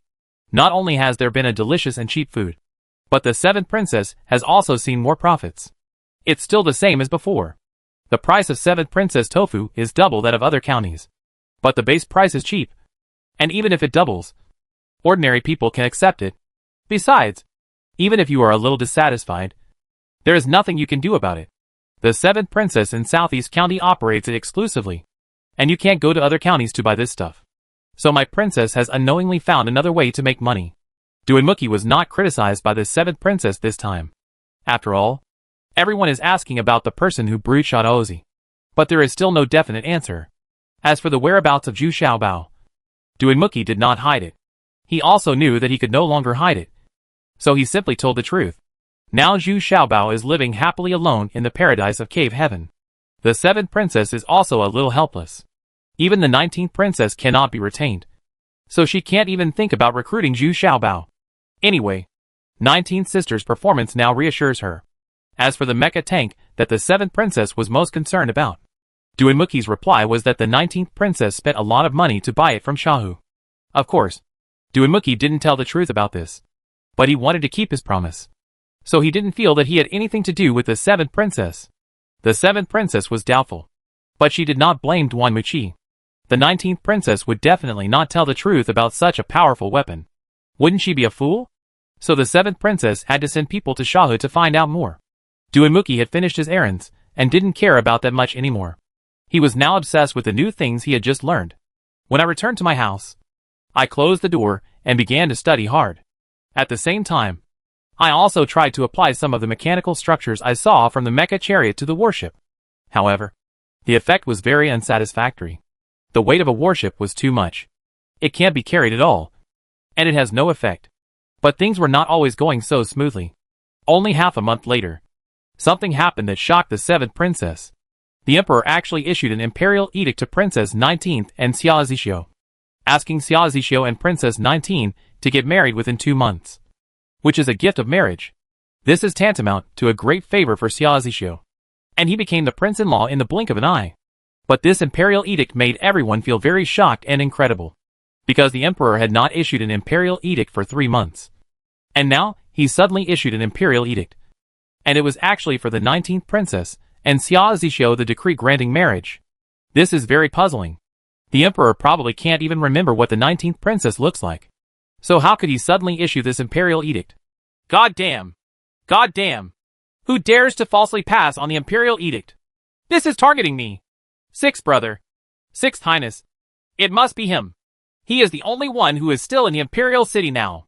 When the seventh princess heard the news, he got furious because he wanted to support the power of the 19th princess, and wanted to see the reaction of the seventh princess. Of course, the seventh princess will have a super keen reaction to this. Yes! It should have been done by King Sheng. It was not only aimed at us, but also against the 19th princess. Duanmuki also hurriedly came to the hall this time. This was a big event, and he, the chief advisor, had to be present. How do you say this? I'm afraid it's too late for 19th sister to be happy now. The seventh princess asked, a little puzzled. Chitos, you haven't noticed that among the 19th princess, only the first prince and his highness the sixth prince have no shops in their fiefdom, let alone a tofu workshop. And the sixth prince's fiefdom, Beatty County, is very barren, and most of the food needed by the army is transported from other counties. So his highness spends a lot of money on this every year. So he also covets this kind of cheap and good quality food. But he also has a deep relationship with the 19th princess. So this time, they want to sow discord between us and the 19th princess. Duanmuki's analysis was more thorough and detailed than that of the 7th princess. What good does this do to him? It's his own fault that 19th sister doesn't go to his place to run the business. The 7th princess curled her lips and hummed relentlessly, thinking of the domineering look of the 14th princess. The 7th princess very disgusted. There is no benefit. But if it can provoke a relationship between us and the 19th princess, that is the biggest benefit. It is best that others cannot benefit from the benefits that you can't get. This is the most practical idea. Now their eyes are staring at us to see how we will respond. And I also feel that the eldest prince is involved in this matter, because the timing is too coincidental. Duanmuki said, a little worried. Then what should we do? The 7th princess said, very annoyed. This incident happened too suddenly and caught her a little unprepared. She did not expect that the 6th prince would be the first to attack her. Be still for the time being, and then immediately send people to the imperial city to find out what happened. How is the emperor's health now? This imperial edict is probably false. But if his highness the 6th prince takes control of the palace, it will be very troublesome. Duanmuki said solemnly. Well, I'll do as you say. In Shiyuan City, the 19th princess was also very surprised. But her thoughts were different from the 7th princess's reception. Although she was surprised, she was not worried. And she was really a little happy. Since the imperial decree has come, it is natural for him to marry Xiaozishou. And it is not his wish. Even the 7th princess has nothing to say. Then all the troops and horses in Shiyuan City are at his disposal. No, princess. Someone is instigating this. Our current financial resources will definitely not be able to provide an army of 60,000 to 70,000 people. Not to mention that the 7th princess has not expressed her position. If we act in a hurry to follow the order, it will definitely arouse the suspicion of the 7th princess. Manager Wu waved his hands repeatedly and said, Well, I also think there is something wrong with this imperial edict. So what do you think we should do? Princess 19 frowned. Although she wanted to grow rapidly, she also knew that Chief Wu was right. After all, her current strength is still very weak and does not have huge savings. Although I have made some money now, it is all used up as soon as it changes hands. There is a 2-month deadline, so let's delay it for now. Now everyone is suspecting that this edict is fake, and they will definitely find out. We might as well just sit back and wait for the result. Director Wu will still be more mature, but he was very pleased that the 19th princess could consider this level. The 19th princess had gradually matured and calmed down in the past few months, and had shown strong abilities. This imperial decree also caused an uproar among the princes and ministers in the imperial city. Everyone had not seen the emperor for more than 2 months. Now that such an imperial decree suddenly appeared, how could they not be shocked? Because no one pays attention to the 19th princess at all. It can be said to be insignificant. But now an imperial edict will be issued for her. This is incredible. In particular, His Highness the 6th Prince Shengwang Xiaozishan was even more furious. Who is it? Who dares to falsely preach the imperial edict? Isn't this an obvious attempt to frame me? Now anyone will guess that this king is falsely spreading the imperial edict. But this king, like those ministers, has not seen the emperor for more than 2 months. In fact, His Highness 6th Prince has been very unhappy recently. The last time he killed someone who could brew and burn knives. He lost a good opportunity to make money. Immediately afterwards, 19th sister brewed Shadaozi with a higher quality than Beatty County. Seeing King Wen and the 7th princess making a lot of money, she couldn't get a piece of the pie. His Highness the 6th prince was very upset. Who told his idiot sister and the 19th princess to have such a big grudge? Originally, he could just ignore soap, toilet paper, burning knives and other things. At worst, it would be okay if he had people rush to buy them. However, the appearance of the tofu workshop made him, like the eldest prince, unable to sit still. Bringing this thing to Beatty County can greatly improve the living standards of Backlund County. And it can also significantly reduce your expenses. Beans are the cheapest and most popular crop in Northland County. Even the people of Beatty County are looking forward to where the 19th princess will open the tofu workshop. But His Highness the 6th prince knew that it was impossible for the 19th princess to come to run his fiefdom. So after receiving the letter from the eldest prince, His Highness the 6th prince immediately submitted a memorial, proposing that I, the 9th princess, should organize the tofu visit to the imperial city. However, I did not expect that the emperor would issue such an imperial edict. What does this mean? I'm afraid the emperor is confused. All the ministers were in a hurry to go to court to see the emperor. Unexpectedly, I actually saw this time. The old emperor was being pushed in a wheelchair and actually came to court in person. Even His Highness the 6th prince, who was standing below, was a little surprised. After not seeing each other for several months, the old emperor was already extremely thin. His eyes were blurry, and his face was expressionless. However, the imperial doctor standing behind the main hall was very surprised. You must know that the old emperor is in the best condition these days. I couldn't sit up some time ago. But it is already a miracle that he is still able to go to court to govern today. If you have something to do, come to me. If you have nothing to do, leave the court. In the palace hall, the eunuch sang loudly. Father, I issued an imperial edict a few days ago, granting marriage to 19th sister and Xia Zixio. I wonder if this is the case. His Highness the 6th prince couldn't wait to stand up, knelt down and saluted, and then asked, Is that imperial edict issued by me? The old emperor said intermittently. Suddenly there was an uproar in the hall. This imperial edict was actually true. Chapter 152 Marriage Grant B. It turns out that the initiator of this incident was the 7th princess. It turned out that after the 7th princess successfully opened the tofu workshop, she did not expect to be very popular with the people. This thing is not as expensive as burning knives and soap. Generally speaking, people don't dare to hope. This thing is cheap and good, and it also has a certain stone effect. It is especially suitable for the elderly and children. The 7th princess was so happy that she sent 2 cooks to the palace to make some tofu for the old emperor, which was a show of filial piety. The 7th princess is quite filial to the old emperor. Back then, she led her troops away from the eldest prince and was chased by him. Finally, she escaped to the imperial city and was stopped by the old emperor.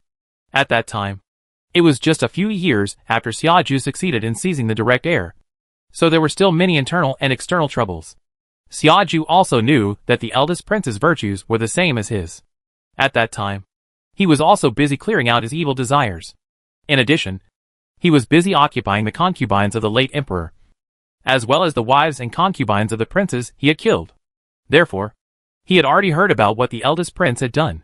But taking over his sister still made Xiaju a little annoyed. But at that time, the eldest prince had to rely on the eldest prince to fight against the Shijua people. So Xiaju could only make 2 adjustments. He sent the 7th princess to the southeast county to guard, and also allocated 50,000 troops to the 7th princess, so that the 7th princess could develop. Finally, with his strong strength, he was finally named the King of Honor. Therefore, the 7th princess was quite filial to the old emperor, and would often visit the palace when she had nothing to do. Now that she can produce tofu here this time, the 7th princess also wants the old emperor to have a try. Besides, she also needs to go in and out of the palace frequently in order to inquire about major events in the palace. Unexpectedly, the tofu this time met the old emperor's appetite. The old emperor was actually only over 60 years old, but his excessive indulgence and irregular life led to his rapid aging. Moreover, the cause of his illness was also caused by a woman. The last time he had horse wind, he had a slight illness. After getting better, he started to indulge again, which led to his current state. Now the old emperor is honest and has no desire anymore. He has been tortured to the point of death. He has no energy during the day and cannot sleep at night. A group of imperial doctors are also in fear all day long. for fear that the old emperor will die one day. Even though the emperor lives in a splendid palace, eats delicacies from the mountains and seas, and is served by hundreds of people around him. The most painful thing about old age is the inability to eat or drink. The old emperor is like this now. He can't eat much all day long, and he can't poop out for 10 days in a row. He feels terribly uncomfortable. Even if the emperor is a real dragon emperor, he can't stand being held in so much dragon excrement. If that doesn't work, he can only ask the palace maid to dig it out for him with her fingers. But that's a little better. How long do your fingers have to be? Unexpectedly, the tofu set by the 7th princess made the old emperor suddenly have an appetite. And what was even more surprising was that he actually started to have a bowel movement. After 2 days, the old emperor finally completed a bowel movement independently, and also had diarrhea. It was very satisfying. So he was very happy. The whole person's spirit has also improved a lot. The old emperor was very satisfied with the tofu sent by the 7th princess. His whole body was recovering. This time, the old emperor could hold it back. He didn't dare to let any of his concubines come to bed with him anymore. Don't look at it like this. He also wants to work hard to live a few more years. Of course, it is impossible for the 7th princess to say that the 19th princess taught it to her. But it just so happened that the 1st prince and His Highness the 6th prince reported to the old emperor at almost the same time, both recommending the 19th princess's tofu, so that the old emperor would aim at the imperial city, open a tofu workshop. Only then did the old emperor know that this delicious and tender tofu was actually developed by the 19th princess. The old emperor Xiaoju sat there and thought for a long time, and even asked the eunuch next to him. Then he remembered Princess 19, but he had no memory of it. But he remembered the mother of the 19th princess very clearly. It was when he was seizing the throne.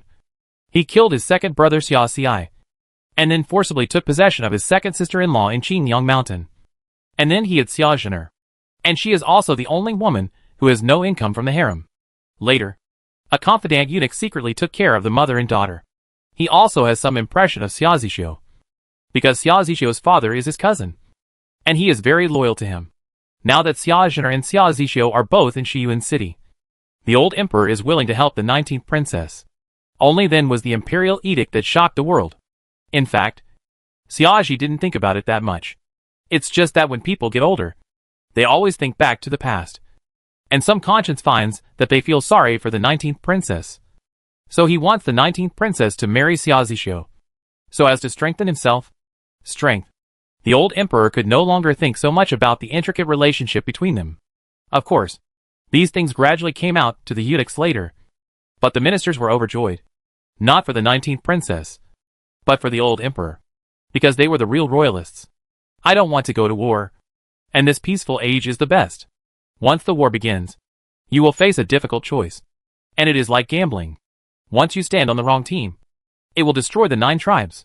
Therefore, these ministers were excited and happy, running around telling each other, and going to court every day to pay their respects to the emperor. Everyone hoped that the old emperor would live for another few decades. The old emperor was also infected. His body became more and more energetic, and he was able to try to stand up. The old emperor was also very excited. He was so happy that he said 2 more decrees, asking the 7th princess and the 19th princess to meet in person. After the 7th princess received the imperial edict and understood the situation, she was a little dumbfounded. She almost cried without tears. She didn't expect that this incident was caused by herself. Now she has to go to the palace to see the emperor. This is really too much. Unexpected? However, what reassures the 7th princess is that the old emperor is still alive, and has not been held hostage by His Highness 6th prince. This is the most reassuring thing for her. But it was appropriate for the emperor to summon him.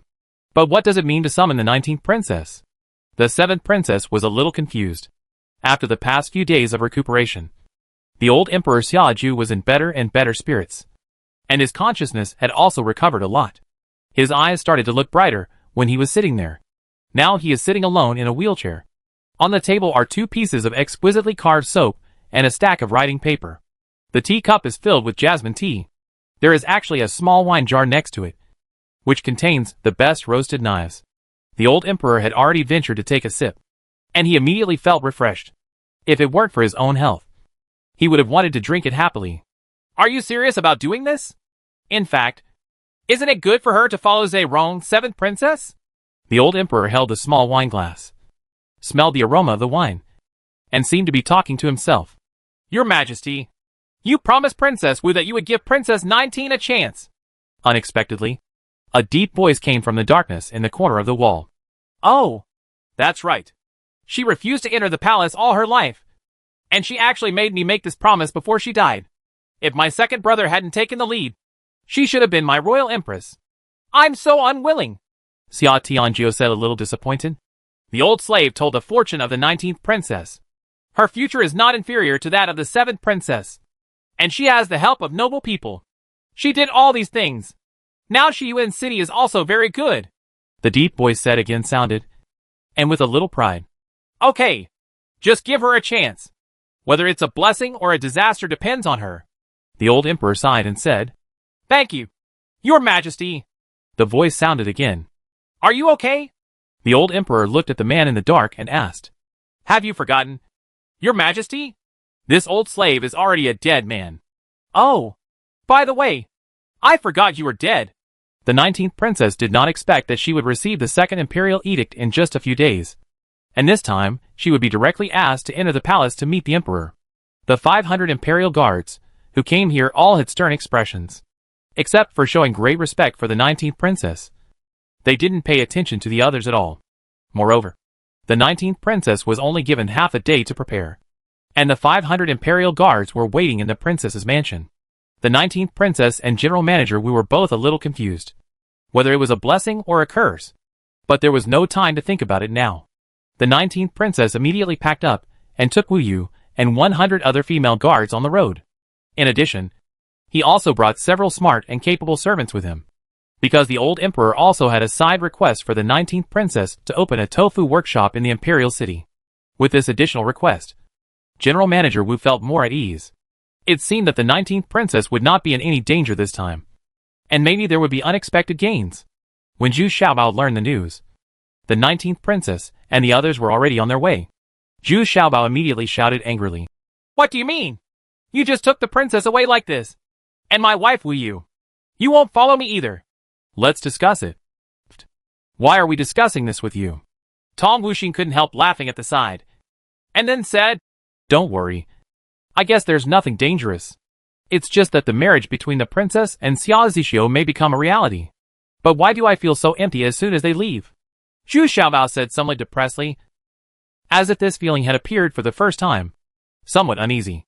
That means you have regarded them as your relatives, Tong Wuxing said a little sadly, wondering whether Zhu Xiaobao would regard himself as his relatives. Alas, it's a pity that a flower has to be stuck on cow dung. It's an advantage for that good-for-nothing Xia Zixio. Sister, let's go have a few drinks. Zhu Xiaobao felt like he was angry, and had nowhere to vent his anger. Oh, Xiaobao, don't you like the princess too? Yes. It's just too high to reach. In Liuhe County, the fiefdom of King Ming, Ji Zixi also heard the report from his subordinates, and couldn't help being shocked and angry. What? That imperial edict is actually true? Doesn't that mean Xia Zixio is getting an advantage? Chapter 153 Marriage Grant C. It should be said that Ji Zixing has changed a lot this time when he came to Liuhe County. He is not eating, drinking and having fun like before. On the contrary, he is very self-disciplined and is very diligent in practicing martial arts. Ever since he was slapped by Wu Yu, Ji Zixing has been trying to act like a human being. When he arrived in Liuhe County, Ji Zixing discovered that the folk customs here were more fierce and direct, and sometimes they would fight if they disagreed. This was completely different from that of Kingwan. But it also made Ji Zixing see an opportunity. He didn't need friends who could recite poems and compose poems. He needed to recruit capable confidants. Of course, one's own martial arts skills are the most reliable. But Ji Zixi also encountered some troubles in Liuhe County. That Ma Songju seemed to be deliberately looking for trouble, and would come to cause trouble for Ji Zixin when he had nothing to do. In the entire Liuhe County, Ma Songju probably hated the 19th princess very much because the 19th princess defeated his armored army. Although King Ming did not blame him, Ma Songju still hated the 19th princess very much. The biggest reason was Xia Zixio. Since sending Xia Zixio away, Ma Songju has become depressed. It's hard to tell others about this kind of thing, so he can only keep it to himself. Originally, people like him didn't have many friends, and everyone kept a respectful distance from him. Now he has lost his army, and the goodwill he had just gained from Prince Ming has been wiped out. Prince Ming is still disgusted with him. After all, seeing such a feminine person, a person who is very angry, is very uncomfortable for a very masculine man like Ming Wang. Ma Songju was standing guard next to the shop. Unless he was from a big family, he did not dare to interfere with those who brought iron stones in exchange for burning knives. Others were strictly inspected, and no high-quality iron stones were allowed to be used in exchange for burning knives. The quality of the iron stone that Ji Jisheng exchanged for was very poor, which made the 19th princess very dissatisfied. However, Ji Jisheng was still very smart and was not eager to argue with Ma Songju. Instead, he began to secretly inquire about Ma Songju's situation. Hard work paid off. Ji Jisheng spent a lot of money, and finally understood why Ma Songju targeted him everywhere. But Ji Zi also saw huge benefits from this. As long as Ma Song raised his hand and let go, the quality of the iron stones he collected would be greatly improved. The price difference was quite considerable, and not even the 19th princess would find out. So instead of arguing with Ma Songju, Ji Zi enthusiastically invited Ma Songju to dinner and drinks. Although Ma Songju refused at first, he couldn't resist Ji Zi's enthusiastic invitation every day. At the same time, Ma Songju suddenly discovered that Ji Zi was actually very good. Under the protection of 500 imperial guards, the 19th princess traveled unimpeded. Moreover, the 19th princess also galloped on a horse instead of riding in a sedan chair. This made the imperial guard somewhat admired, seeing that the very weak and delicate 19th princess actually rode a horse. She is very skilled in the art, and she doesn't have any of the coquettishness of a princess at all. Wu Yu and others around her were also in high spirits and heroic. In fact, Wu Yu and others felt a little emotional along the way. Despite the indifferent expressions of these imperial guards, their martial arts were indeed very good. During the break, two of the Kinder imperial guards even gave Wu Yu some tips on how to move. What was even more shocking was that these 500 imperial guards were actually masters of the martial arts level. And the worst ones were also third-level martial arts masters. Only then did Wu Yu realize that her kung fu was still far behind, and there were too many people better than her. The 19th princess didn't care about this. She was in a very complicated mood now. She didn't know what the 7th sister's attitude would be. After all, this marriage grant was a good thing for herself, but it was not a good thing for the 7th princess. And how should I face the 7th sister? In the end, the 19th princess decided to act softer and more submissive. After all, the 7th princess was still her biggest supporter, but he still has to keep a low profile. Now Princess 19 feels that she has entered a very strange state. Like an actor, her acting skills are getting better and better. But there are indeed fewer and fewer real things to interact with people. Seeing her own princess mansion, the 19th princess couldn't help but think of the scene when she first came to the imperial city, and how she just came into contact with Zhu Xiaobao. She couldn't help but feel a little emotional. It was really innocent at that time, and even Zhu Xiaobao knew how to do it. The market looks at itself in a daze. But now I don't feel that way anymore. I seem to be a little alienated from Zhu Xiaobao. The main reason is that I can't tell many of my thoughts to others. Sometimes even Director Wu can't tell me. After simply washing up, the 19th princess immediately went to the palace to meet the emperor. This is the most basic etiquette. It was a great honor to be summoned by the emperor. Not to mention that the old emperor was his biological father. Although the 19th princess did not have a good impression of the old emperor at all. This was mainly due to the influence of concubine Wu. But concubine Wu still asked the concubine 10 to do so before she died. After the 9th princess reaches adulthood, she will go to the imperial city to officially confirm her status as a princess. Entering the palace, the 7th princess unexpectedly saw the emperor coming out. The 7th princess also came back on horseback with people. But the southeast county was relatively close to the palace, and not as far as the 19th princess. So the 7th princess was several hours ahead of the 19th princess. Ha ha! 19th sister. 7th sister wants to congratulate you, the 7th princess said with a smile as soon as they met. But her tone was not very sincere. See, King Rong's 1,000 years old. 7th sister. I have nothing to congratulate. I don't even know what's going on. 7th sister. I'll see you later. My little sister came to your house to pay homage. I haven't seen you for several months. 7th sister. I really miss you very much. Princess 19 immediately bowed, and then said with a sincere face, Well, okay. Then I'll wait for the 19th sister to reminisce about the past. The 7th princess was quite satisfied with the 19th princess's performance. The 19th sister didn't act very proud or arrogant. It was almost the same as before. It made the 7th princess feel better. Okay, 7th sister, I'll go in first, Princess 19 said very happily. But what depressed the 7th princess was that the old emperor seemed to be enjoying family happiness, keeping his 2 daughters by his side, and didn't say anything important. Instead, they let the 2 of them make tofu for themselves. Of course, the 7th princess would never do these things. Basically, the 19th princess did it. The old emperor held the 7th princess's hand and talked about old things. The 7th princess felt that the emperor was really old, and now all that was left was to recall the glory of the past. But for 2 days in a row, the 7th princess couldn't hold her breath anymore. The old emperor was probably really confused. So he told her again what she said yesterday. It seems that that ridiculous imperial edict was really issued by the old emperor. The 7th princess was getting a little impatient. It seemed that the old emperor would not die for a while, but she had a lot of things waiting to be dealt with. On the other hand, the 19th princess was still making tofu soup for the emperor seriously. And of course, there were 2 cooks nearby. At this moment, a royal guard came in to report that someone was causing trouble in Princess 19's shop, seemingly to open a tofu workshop. This made the old emperor very angry, and said to the 7th princess, "Go and see. Who dares to be so bold? They must be severely punished." Yes. The 7th princess was still very happy. The old emperor still trusted her the most, and she no longer had to listen to the old emperor's cliches here. The 7th princess couldn't bear it anymore. After the 7th princess left, the old emperor said to the 19th princess, "Jenner, come over and talk to your father." Yes. This is the bracken and tofu soup that was just made. It is also my favorite. Try it. Princess 19 behaved extremely well behaved, and it feels very intimate. Oh, it's so similar. It's so similar to how your mother looked back then. The old emperor looked at the 19th princess and suddenly said with emotion. Then he sat up and waved to the maids around him.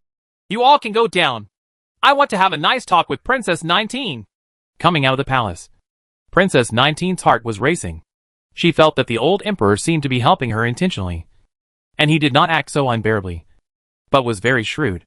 The nagging in the past 2 days seems to be a conscious effort to sharpen the 2 of them. It can be seen that the old emperor is very satisfied with his performance. 2 days later, the 7th princess was already in excruciating pain. Unexpectedly, the most terrifying thing in the world was not torture, but this endless nagging. The 7th princess was going crazy. Finally, the old emperor seemed to have thought of business and helped the 19th princess to set the wedding date for the 26th of next month. Although she is a little unhappy, the 7th princess can fully understand what the old emperor is doing. He is completely confused. There is no telling what more ridiculous imperial edicts will be issued in the future. This is the conclusion reached by the 7th princess. Although the 7th princess could not stop the marriage, she still had more important things to ask the 19th princess. The 19th princess was as well behaved as ever. She went to the 7th princess every day and talked with the 7th princess. Even what the emperor said to her, she told the 7th princess in detail. But the 7th princess was not satisfied. She finally couldn't help but asked, 19th sister, shouldn't you talk to your sister about your weird things? Many of them seem to be very exciting. Huh? Whatever the 7th sister wants to know. The little sister will definitely tell you everything. When the 19th princess heard this, her heart tightened, knowing that what was supposed to come had finally come. Ha ha! I have a few questions that I'm curious about. For example, did the man who brewed the knife really run away from Baby County? And what happened to that mecha tank? Who developed it? Well, finally, what happened to that powerful thunderbolt? To be honest, I asked Wanmuchi to check it for a long time, but he couldn't find a clue. The 7th princess asked with a smile while turning the wine glass in her hand. Oh, then I'll tell my sister. Okay, I'd like to hear the details. Chapter 154. The cost is too high. Although the 19th princess is most afraid of these problems, she has been prepared for it for a long time. At the same time, it also reflects from one side that the 7th princess still did not calm down and showed her precautionary mentality. From this point of view, the 10th princess, the 9th princess, has already vaguely taken the initiative. Well, the 7th sister already knows about Dantian Paradise. But there is another layer above Dantian Paradise. Even we have never been up there. Speaking of which, This person introduced Dantian Paradise to us. And then Zhu Xiaobao went to live there. Go up there. The 19th princess hesitated and spoke very reluctantly, as if she really didn't want to say it. In fact, this was all acting for the 7th princess. If she had said it too casually, it would have made the 7th princess suspicious. I know this. I heard that many people want to explore the secrets of Dantian Paradise. But they have not succeeded. The 7th princess nodded. At this time, she was already half convinced, because the 19th sister even had Zhu Xiaobao living there. Now that I have said it, it seems there will be no lies. Actually, what we have to do is transport the grain to the top, and then wait for the other party to send the brood shao knife down. We pack it into wine jars, and then transport it to the bottom of the mountain. This is the whole process. As for the final, we have never been to the situation above. The man is very cautious and will disappear if anything goes wrong. In fact, we don't even know how many people are at the top. Princess 19 said helplessly. So that's it. No wonder the profit has been so good. But the output has been unable to increase. The 7th princess also said a little regretfully. It sounded like it was impossible to catch this person. As for the mecha chariot, Mr. Duanmu should be able to understand the principle of that thing. I will send a mecha chariot to you another day. You will understand at a glance that the thing is still too fragile and will be damaged after just a few uses. Princess 19 simply said openly. Aren't you interested? Then I will give you a fight. Oh, that's great. Actually, I'm just curious. I really want to see what a mecha tank that can defeat the Iron Armored Army looks like. The 7th princess was a little surprised. She didn't expect Sister Ping to be so generous. But stop. This kind of mecha is not very practical. As for that kind of Thunderbolt bomb, the most basic one is actually based on the Thunderbolt Hall's Thunderbolt bullet. It's just that we specially customized it. The extremely huge Thunderbolt bomb is expensive to make. On average, it takes 10 taels of gold to customize one. This time the battle with King Ming's 2,000 armored army consumed a total of 200 pieces, and a total of 4,000 taels of gold. It was really a huge loss. Princess 19 said with great heartache. Huh? So much money? This is just to deal with a mere 2,000 troops? The 7th princess was immediately disappointed. The cost seemed to be too high, but considering that the 19th sister did not have strong combat power, no heavy armor troops, and no heavy weapons, they could only win by surprise and in unexpected ways. But the price was too high. I have no choice. My little sister doesn't have any stronger strength. I can only use my brains to modify the thunderbolts again, and then combine the two things together. Only then did I unexpectedly defeat King Ming's armored army. Princess 19 said with a wry smile. Who modified it? The 7th princess immediately asked keenly. This is the key. The most critical thing in this period is this kind of imaginative talent. And the 7th princess has a hunch that it should be the little fat man. Yeah. Xiaobao modified it. The truth is actually very simple. You see. Princess 19 hesitated and then said. She had no choice but to push Zhu Xiaobao out. If it was someone else, Princess 17 would not believe it at all. I saw the 19th princess pouring a cup from a jar of the best roasted knives, then pouring it on the serving plate, and touching it with a candle. The real wooden plate was immediately covered with a layer of blue firelight. In fact, this is the alcohol is burning. But the 7th princess was still fascinated by it. She didn't expect that this top-quality burning knife could have such an effect. Put the fire starter in the thunderbolt and the best burning knife, plus tung oil and other flammable materials prepared separately. And then divide the inside of the clay pot into 3 layers. When it is ignited and broken, it will explode all around, thus forming a large area of flame, and it can still burn for a while. The 19th princess said it quite accurately, and even the 7th princess nodded frequently. This seems to make sense. It doesn't look like it's made up. It's really hard for you to come up with such a solution. How is Xiaobao? I really miss this little fat guy. The 7th princess finally smiled with satisfaction, and then asked intentionally or unintentionally. Humph! The little guy is so wild now that he can't stay by my side. He bought a lot of slaves and lived in a paradise of cave heaven. How happy he is! And this guy is still a little pervert. Princess 19 seemed he hummed a little resentfully. But this little fat guy is still helping you, the 7th princess said in disbelief. Everyone could see that the soap, toilet paper, and tofu were all made by Zhu Xiaobao. But they were all made by sure the 9th princess is running it.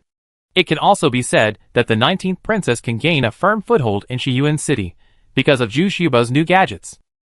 Then what? I helped him get rid of his slave status and betrothed Wu Yu to him. Shouldn't he help me? Princess 19 said with a bit of resentment. Her expression was just right. Even Princess 7 felt that it's a matter of course. Sneeze! Who? Who is cursing me?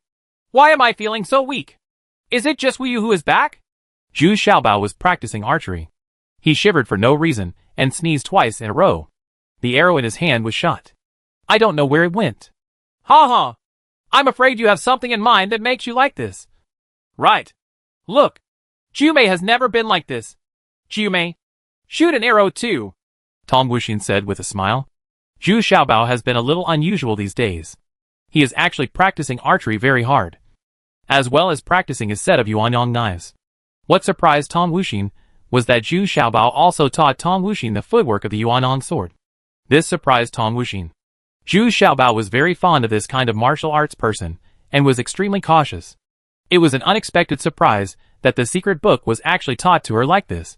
And many of Zhu Xiaobao's behavior styles were hard for her to understand. And they were always incompatible with ordinary people. Okay, Jumei responded confidently, raised her hand, and shot an arrow at the target 200 steps away. It was really accurate, hitting the red heart. TSK! Silly girl. You are getting more and more accurate. Zhu Xiaobao rolled his eyes and hummed speechlessly. He could only lament that he was inferior to Jumei's extraordinary talent. I'm better at coming than you. Young Master Piggy. I want to drive that chariot, Jumei said proudly, and then shouted, accidentally bringing out Little Pig again.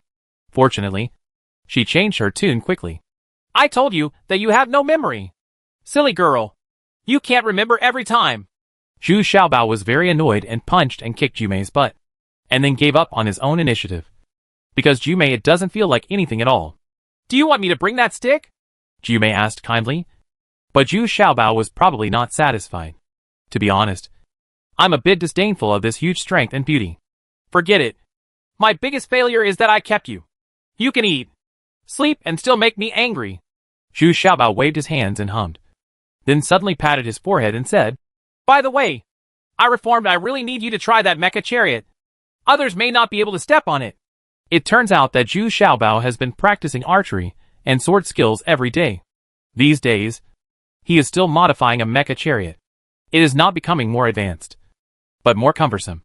In order to cope with the 7th princess, the 19th princess had discussed it with Zhu Xiaobao before she left. This kind of mecha chariot was always a hidden danger, so it was better to let the 7th princess use it for her own research. So Zhu Xiaobao has been working on transformation these days. The mecha chariot currently parked at the martial arts arena is one size larger in appearance, and its protection is very thick. But its weight has also increased significantly. The most important thing is that the driving pedal is also difficult to use. 2 huge wooden gears drive the transmission wheels below.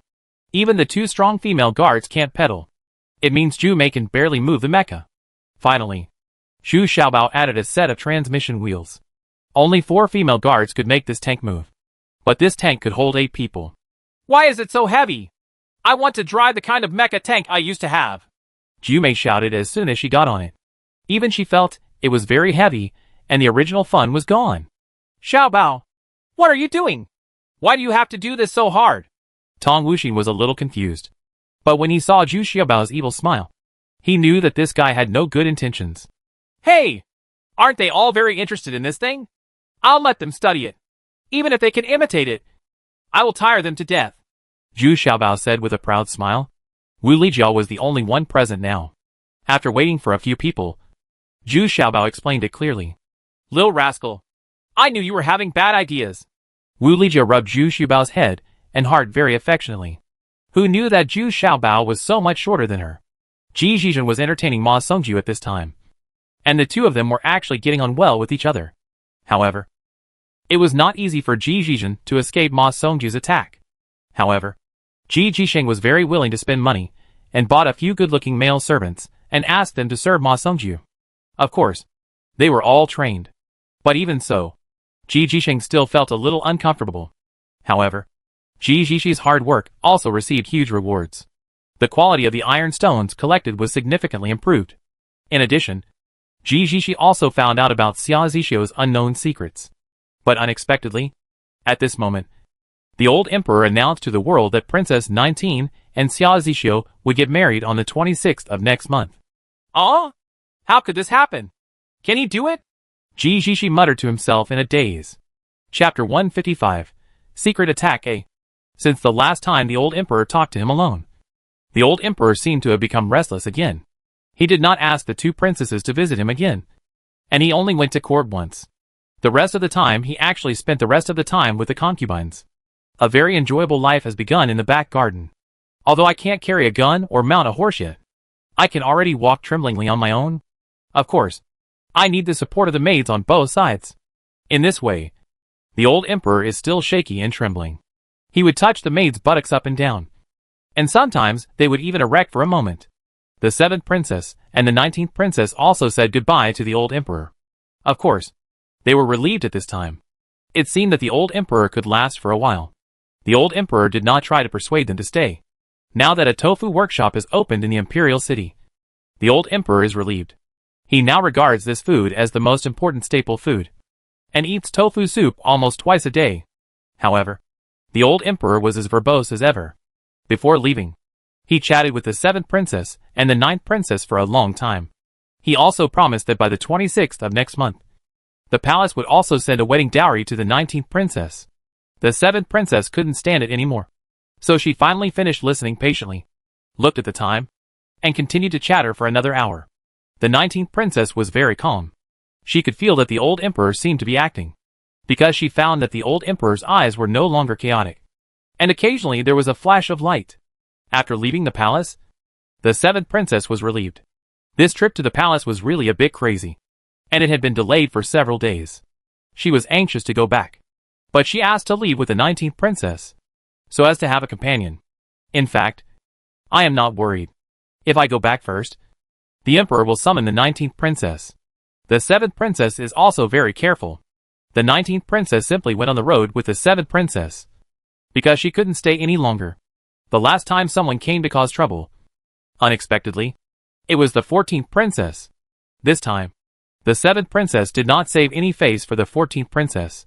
She just slapped her twice, and killed the 2 slaves who made the most trouble. Even though the 2 slaves had some skills, how could they dare to fight against the 7th princess? Let alone kill the 7th princess on the spot. What made the 14th princess want to cry even more was that the handsome man she was traveling with was also crippled by the 7th princess touching her vagina and legs. She finally saved enough money to get this from the 12 princesses. I didn't expect it to be so useless. You must know that the 14th princess has no additional source of income now. His Highness the 6th prince no longer gives her extra pocket money. She only has 1,000 taels of silver every month. This is not enough for her expenses. I originally thought that I would come to the shop of the 19th princess to cause trouble and extort some money. Unexpectedly, I met the 7th princess, a female Chitos. The 14th princess did not even dare to hum. She knelt there and waited for the 7th princess. He walked away, took the people with him, cleaned up the mess, and fled back in despair. Of course, the 14th princess first went to His Highness the 6th prince's house and cried to her brother. But His Highness the 6th prince had no intention of taking action at all. It was already boring enough. How can I still have the mood to care about these trivial matters? Let alone argue with the 7th princess about this matter? Isn't that making a fuss out of a molehill? Originally, he wanted to take advantage of the 19th princess to be in the imperial city. He wanted the old emperor to come forward and ask the 19th princess to open a tofu workshop in Beatty County. But now, it's good that he was disturbed by his stupid sister again. So His Highness the 6th prince didn't comfort his biological sister at all. Instead, he rewarded her with 2 words. If you fail to succeed, you will fail. This time, His Highness the 6th prince was really depressed. When the 19th princess came to the imperial city, she did not even come to see him. You must know that he is King Sheng, and according to etiquette, she should come to see him. But Princess 19 didn't come at all. His Highness the 6th prince simply went to see the 19th sister in person. Unexpectedly, she was not in his own house, but was staying with the 7th princess all day long. His Highness the 6th Highness was very helpless. He had no choice but to go to the 7th princess's house to pay her respects. It was not embarrassing at all. The 7th princess became the king much earlier than he did, so it was not a huge bargain. But what I didn't expect was that the 7th princess was missing. The attitude of the steward at the door was very sincere. Or the 7th princess and the 19th princess were being summoned by the emperor. Either the 7th princess and the 19th princess were drunk, and it was inconvenient to meet. Anyway, I can't see it. The 6th Highness was angry and wanted to see the emperor, but was refused. The emperor was recuperating and was missing. His Highness the 6th Prince was going crazy. Am I still your son? Why can't we even meet in person? Now that the 19th princess actually left with the 7th princess. His Highness the 6th Prince was really shocked and angry. He got nothing out of the quarrel for a long time. And his own sister was even humiliated. This 19th princess is really ignorant of praise. Even if there is some festival, she won't be so arrogant. Right? In fact, the 19th princess didn't hear Wu Yu talk about it until later. The 7th princess not only beat the 14th princess, but also killed 2 people. The 19th princess was immediately shocked. The 7th princess deliberately made her and His Highness the 6th Prince incompatible with each other.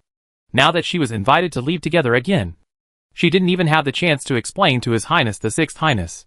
The 19th princess also nodded secretly. The 7th sister's actions were indeed ruthless, and she had now made another strong enemy. But I didn't mention it. After all, the holiday with His Highness the 6th Prince was not a day or two. I was very happy that the 14th princess could be humiliated again. But all the business in the imperial city can only be left to the people of the 7th princess. And their own people have no ability to protect themselves. But after leaving the imperial city, the 19th princess became a little worried. She didn't know whether the old emperor didn't notice or forgot. But this time, there was no royal guard to protect her. There was nothing wrong with the 7th princess. But not long after they left the imperial city, they separated. The 7th princess returned to Southeast County, while the 19th princess only brought more than 100 female guards back to Shiyuan City. The 19th princess immediately felt a potential danger. Could it be that the 7th sister wanted to harm her? Or was 7th sister negligent? The 19th princess was a little confused.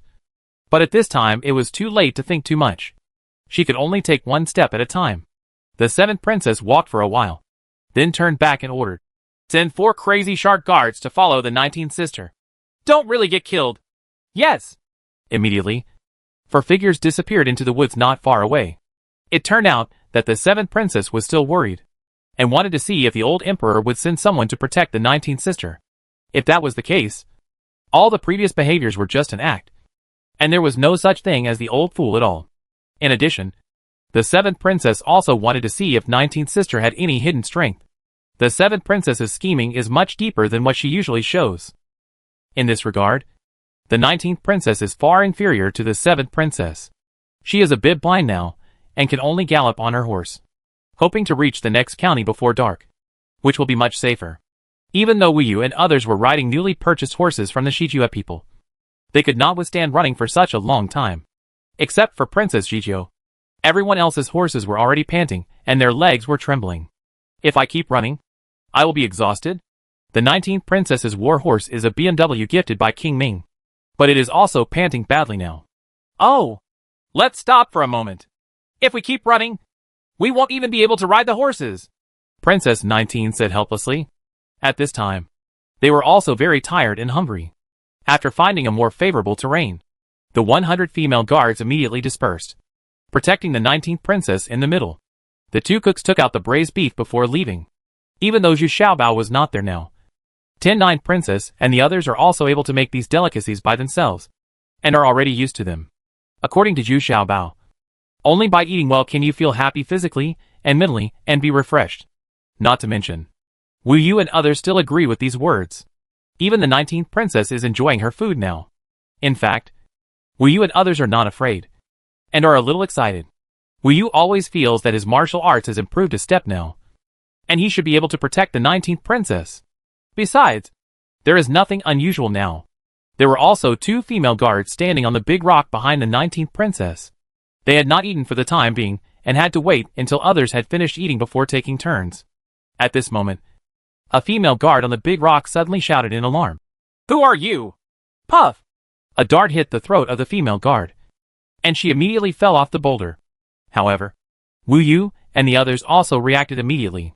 The weapons in their hands were unsheathed, and surrounded the 19th princess. Live. He looked warily at the small woods not far away. "Kill! Leave no one behind. There was a loud shout, and more than 20 figures suddenly sprang out from the surroundings, all wearing masks and holding black sharp swords in their hands. Unexpectedly, the other party not only had an ambush in the woods, but also quietly surrounded the 19th princess's people. More than 20 people actually surrounded more than 100 people. This shows that the other party is very powerful and confident. Protect the princess! Wu Yu shouted, then took the lead and rushed over. At this time, someone needs to take the lead and show momentum. Otherwise they will be very passive. It was the 9th princess who left a dozen female guards beside her, and the others followed Wu Yu and rushed forward, taking action one after another. As soon as Wu Yu fought against one of the opponent's assassins, she knew that the opponent's martial arts were at least at the level of a martial artist, and it was a bit difficult to deal with him. But what worries her is that there are so many people on the other side, and I'm afraid her own people can't stand it.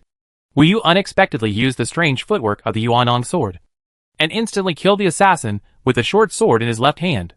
The assassin could not believe it before he died that he was being attacked by a female guard of the samurai level. Instant kill. Huh? It's interesting. This move is very weird. There are 4 people standing behind this group of assassins. They are the most mysterious, shadow guards, around His Highness the 6th Prince. Chapter 156, Secret Attack B. This time, His Highness the 6th Prince was really angry. He even sent out his most proud, shadow guards.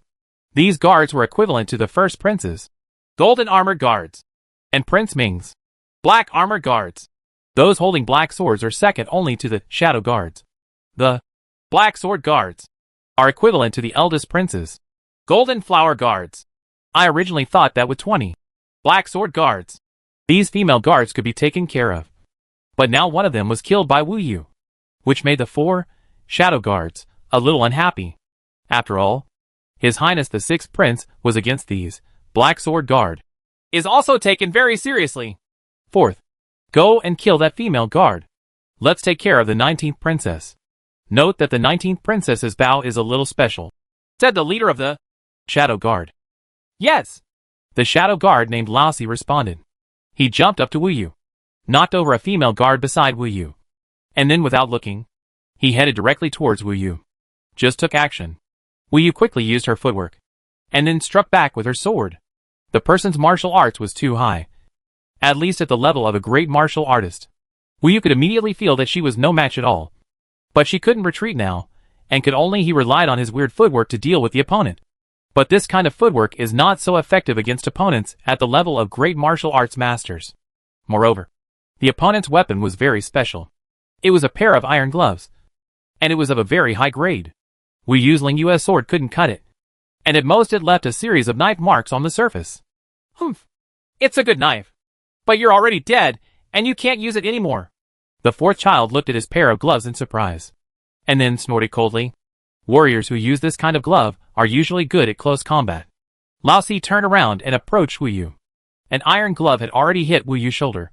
Wu Yu was immediately shocked. The opponent's speed was too fast, and he had no time to defend. So he had to rely on footwork to dodge once again. However, the opponent followed him like a shadow, making Wu Yu very passive, desperately using his footwork continuously. And then, he could barely avoid the opponent's sharp attack. Little did he know that the other party was also shocked and angry. He didn't expect that a little female guard could deal with him for such a long time. Wouldn't it be ridiculous to spread the word?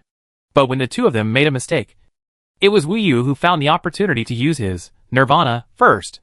The 4th child was right at the eye of the yin-yang fish. Special move, Wu Yu shouted. This special move was quickly displayed. The 4th child was also a little surprised.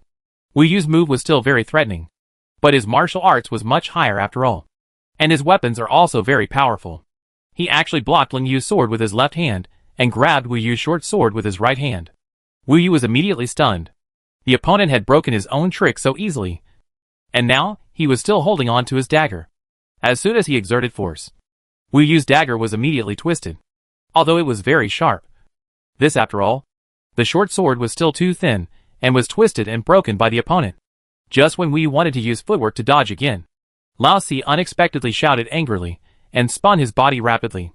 Not only did he deflect Wu Yu's single sword, but he also jumped up high and headed behind him. He rushed over quickly, and it was only then that Wu Yu saw clearly that Lao Si was hit in the back by a stone as big as a chess piece. If he hadn't quickly spun around and diffused the force, he would have been seriously injured. The remaining 3 shadow guards had already dodged Princess 19's barrage of arrows and were about to rush over. Unexpectedly, something unexpected happened here. The 3 of them stopped and watched in surprise. The 4th child rushed into the woods, but then fled back quickly. As he ran, he still shouted in panic, "Boss! Run quickly! There is a venerable man!" But before the 4th child finished shouting, a black arrow poked out of his chest, and the 4th child fell to the ground. What? Venerable? Why would a martial lord appear? The leader of the shadow guards was immediately shocked. Venerable is another name for martial lord. But the venerable rarely appears on such occasions. Let alone how could the 19th princess be escorted by his holiness? You must know that even His Highness the 6th prince only has one venerable person next to him. And he is still a dragon that never sees its end. And is very arrogant.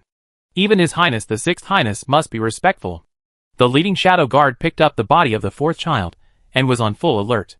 The other 2 shadow guards also stood on his left and right, weapons in hand, looking around nervously. "Keep the arrow!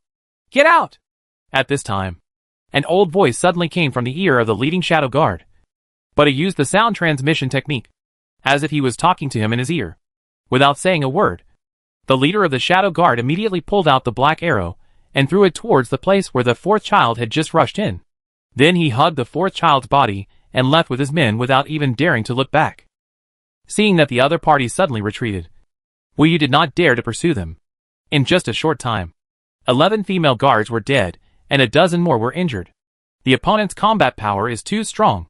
If the volley of arrows on Princess 19's side hadn't made the other party very afraid, the casualties might have been even greater. The 19th princess looked at the small forest with some doubts at this time. The arrow shot by the opponent just now seemed very familiar. Very similar to her own arrow technique. Could it be that he was not dead? The 19th princess' heart was suddenly filled with ecstasy. But he still seemed very calm on the surface. He turned his head and looked at the female guards lying on the ground, and said with some sadness, "Take them with you and return them to Shiyuan City for a proper burial." When the 7th princess's 4 crazy shark guards arrived, the 19th princess and the others had already started to mount their horses again. There were 2 corpses of the black sword guards left on the ground. One was killed by Wu Yu. The other one was shot to death by an arrow from the 19th princess. Of course, their weapons were also taken away by the female guards. The 4 of them looked at each other in disbelief.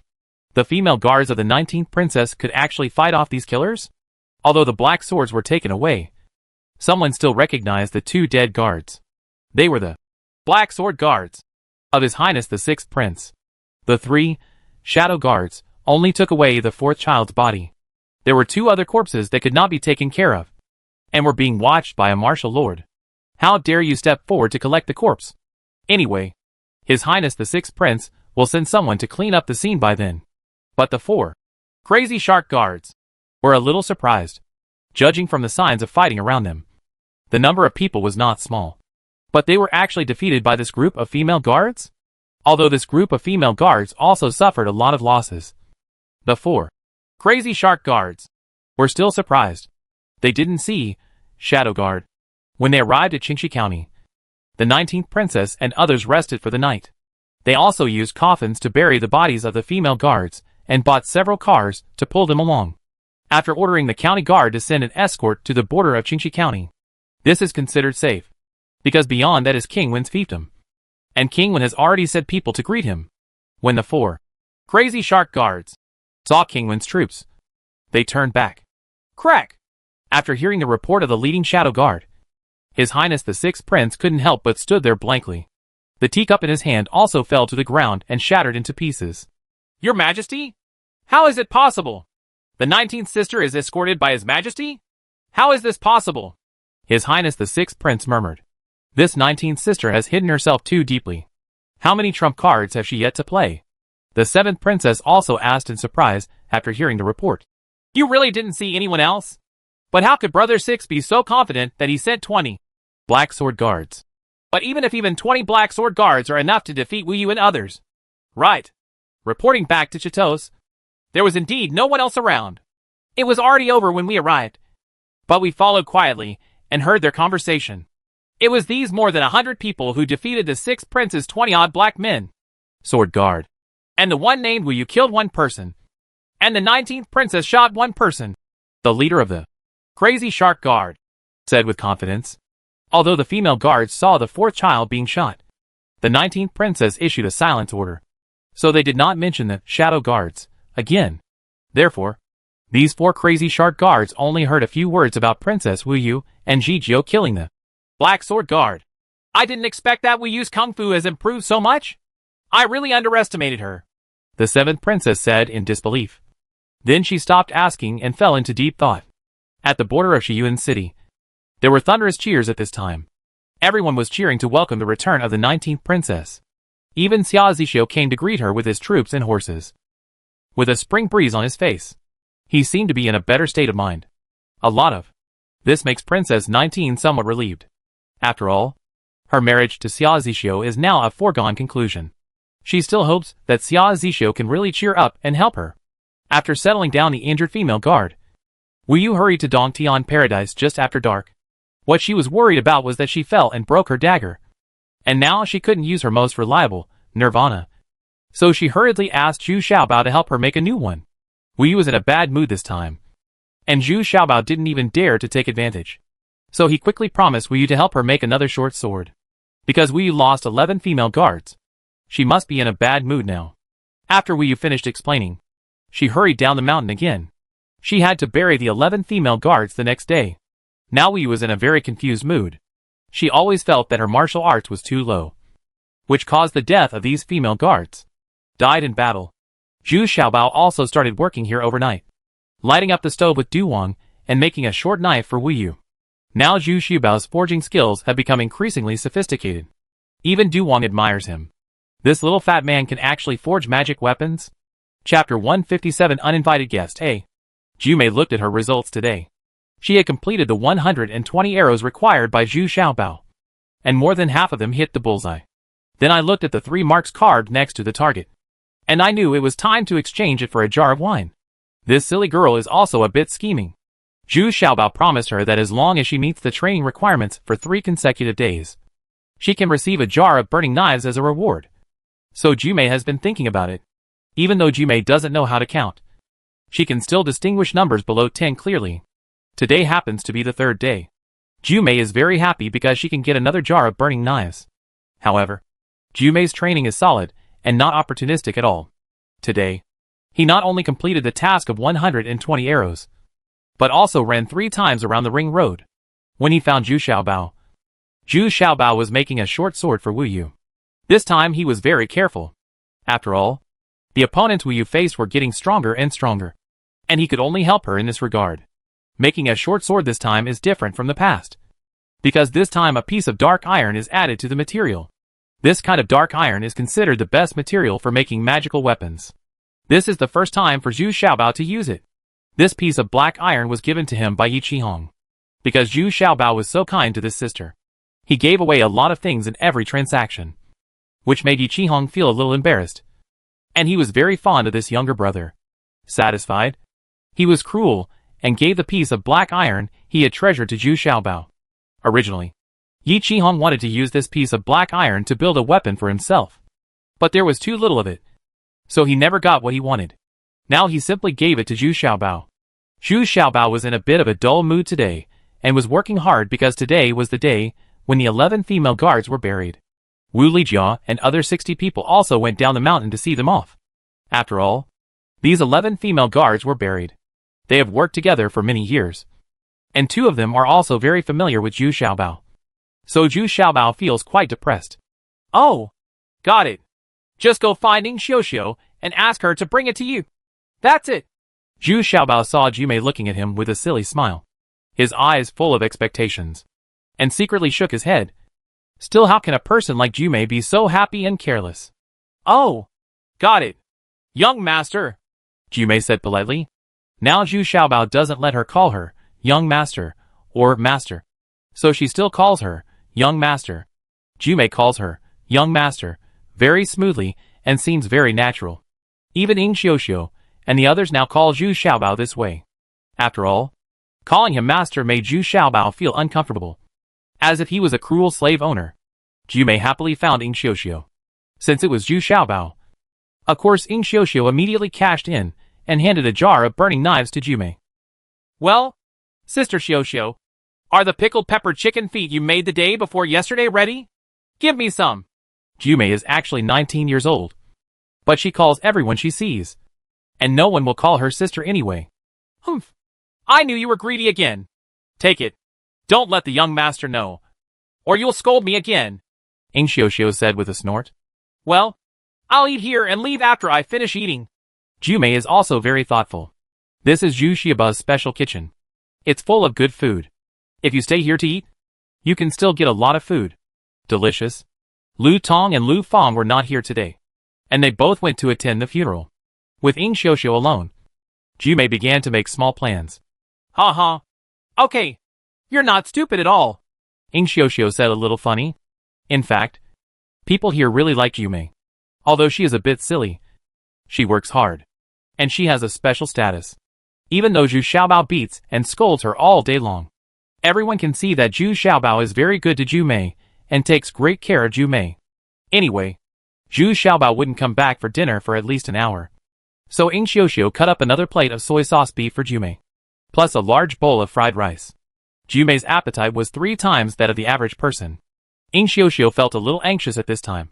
So after finishing these things, she hurriedly walked into the bathroom. Now that they are used to it, Zhu Xiaobao lets them use the sanitary facilities here freely without worrying about anything.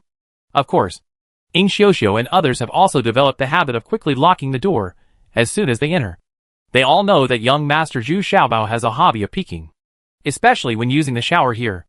After Ing Xiuxiu finished urinating, she took a piece of toilet paper and wiped the leakage, then pulled the handle next to her very skillfully, and immediately flushed the toilet with a bucket of water. What is this? Unexpectedly, a voice sounded behind Ing Xiuxiu at this time. Ing Xiuxiu was immediately shocked. She was still naked. Who are you? How dare you trespass into the cave heaven paradise without permission? Ing Xiuxiu asked in shock and anger while lifting her pants hurriedly. TSK! The old man comes here whenever he wants. Who can do anything to me? Ha ha. Don't panic. The old man stopped being a womanizer 20 years ago. Not to mention, his butt is quite white. Right next to Ing Xiuxiu, a chubby old man appeared not far away.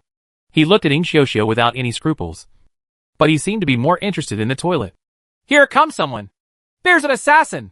At this time, Ing Xiuxiu didn't even bother to pull up her pants halfway, punching her and shouting loudly, hoping to alert the giant beauty in the kitchen next door. Noisy! The old man snorted in annoyance and used the bamboo stick in his hand to tap it. Ing Xiuxiu immediately lost her voice and fell to the ground. Unfortunately, her pants had not been fully pulled up, and half of her clothes were still exposed. What a butt! Is this toilet paper? Soap? They all just came out recently. I didn't expect so many new things to come out after I went to Shahu. What a big loss this time. The old man studied it carefully for a while, and then pulled it. The handle made another flushing sound, and the toilet was flushed again. Suddenly, the old man smelled an alluring aroma of wine. He couldn't bear it anymore. He left the bathroom and followed the aroma. It turned out that Jumei opened the wine jar, poured herself a glass of wine, and then started to drink beautifully. Enjoy? Hey! Who are you? Why are you grabbing my wine? Jumei just had a drink and found that her wine jar had been snatched away by an old man. Now Jumei didn't want to do it anymore and shouted angrily. This is the yakiniku knife sold by King Ming. It's a pity that I was late a few days ago, and I just grabbed a jar. I didn't expect it to be available here. It's really a worthwhile trip. The old man didn't care about the giant height and shape at all. Beautiful. Instead, he took a sip from the wine jar. If you dare to drink my wine, I'll beat you to death. Jumei suddenly became anxious and hit her with an extra-large fist. Well, good wine. Good wine. Even better than the one at Mingwang's place. The old man didn't seem to care at all. Just as he was about to do it, Jumei was tripped by a thin bamboo stick and fell to the ground.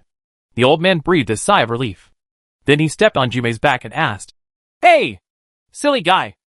Where did this wine come from? Is there any more? Please tell me clearly. You're so angry with me. Let me go and see if I don't beat you to death. Jumei yelled angrily on the ground. But with just 1 foot of such a fat old man, Jumei just kicked her legs and hands. I tried my best but couldn't get up. Hey! Shut up and let me enjoy a good meal first. The old man seemed to think that Jumei was too noisy, and struggled violently under his feet.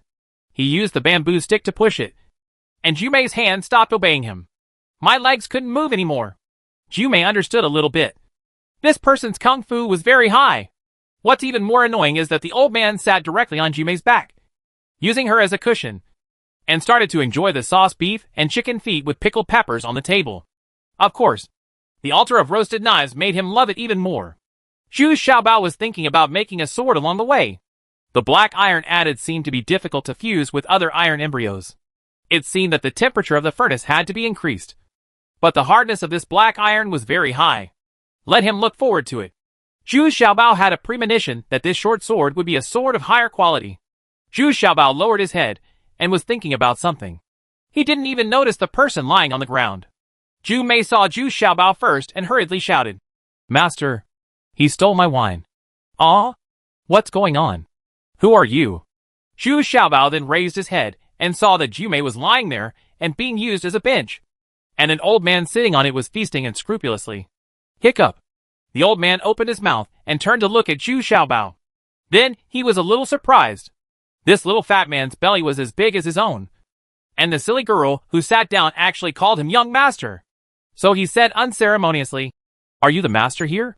If you have any other delicious food, bring it out.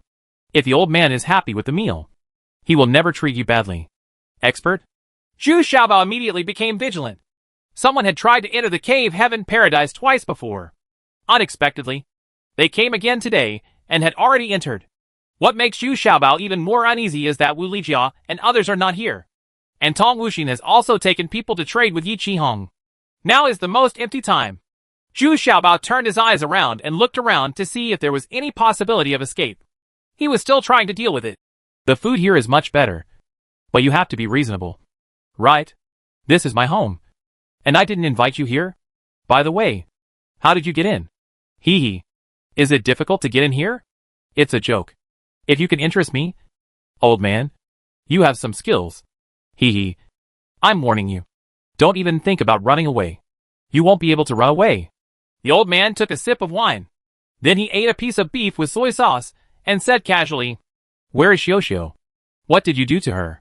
Zhu Xiaobao looked at the kitchen and saw that Ying Xiuxiu was not there. So he couldn't help asking nervously, He's lying in that room? He hasn't put on his pants yet. The old man said nonchalantly, and picked up another pickled chicken feet with one hand. This thing is really good for drinking. Ah, let me go and have a look. Zhu Xiaobao wanted to take the opportunity to escape, and as soon as he turned around, he used the Yuanong sword's footwork. He was confident that with this strange footwork, he could still escape despite being caught by surprise. Chapter 158 Uninvited Guest B. Zhu Xiaobao was confident that he was good at escaping, although he was not good at other things. Normally, even Tong Wuxin would have to go through a lot of trouble to catch up with him. Zhu Xiaobao turned around and ran away, making a weird circle in the middle, and his speed suddenly seemed faster. But it was no use. The old man seemed to use the bamboo stick in his hand casually, and Zhu Xiaobao staggered and tripped under his feet. Zhu Xiaobao still didn't believe it, so he used his trick again, but this time it was even worse than the last time, and he fell to the ground directly. Zhu Xiaobao screamed angrily and was extremely surprised. Didn't he see the other party's bamboo stick reaching his feet? Why did you trip? The little treasures got up and wanted to run again, but the result was the same. They still fell down on the ground. This happened 3 times, and the little treasure sat on the ground unable to get up and stopped running. He now understands that this old man's kung fu is too high. As for how high it is, he doesn't know, but it is definitely not inferior to General Wu. Ha ha! Don't run anymore. TSK. With this little skill, I really don't know how you practiced it. What a pity for this set of footwork. The old man looked at Zhu Xiaobao sitting on the ground, shook his head and said with a smile, but he couldn't do it. It didn't stop at all, and it was even more satisfying. Humph. I'm a cook, but I'm not good at martial arts. What's so surprising? Zhu Xiaobao curled his lips and snorted. He wasn't so scared at this time, and the old man didn't seem to have any ill intentions. Oh, Did you make all these things? Well, it's not bad. I like it very much. The old man asked, a little surprised, and then nodded with satisfaction. Hey, old man, what are you going to do? Eat my food? Drink my food? And hurt my people? Are you bullying people just because you are good at martial arts? Zhu Xiaobao sat there and said angrily. What he was most worried about now was Yin Xiuxiu. Is everything going to be okay? Jumei seemed to be fine, but she couldn't move her hands and feet and was lying there panting, looking very uncomfortable. Hey, I didn't hurt them. If you don't believe me, just listen. The old man shouted exaggeratedly, and then he slapped Jumei's butt, and Jumei immediately screamed like a slaughtered pig. The old man's casual slap was much more painful than Zhu Xiuba's slap with a stick, and even Jumei couldn't bear it. Okay, old man. What do you want? Can't I give it to you? Zhu Xiaobao shook his head helplessly and asked. He was really afraid that the old man would hurt Jumei. Food! Old man, I came all this way just for these delicious foods. Look, there are only 2 dishes now, and I haven't had enough fun at all. The old man shouted, very dissatisfied. Okay, get out of here after eating. Okay, Zhu Xiaobao said weakly. This was the first time he met such a difficult person. But Yin Xiuxiu and Jumei were controlled by him again. Zhu Xiaobao could only asked after deliberation. No problem. But I said it first. If you are not satisfied with the meal, I will not leave. If you are satisfied with the meal, I will pack your butt and get out of here. The old man rolled his eyes for a while before saying.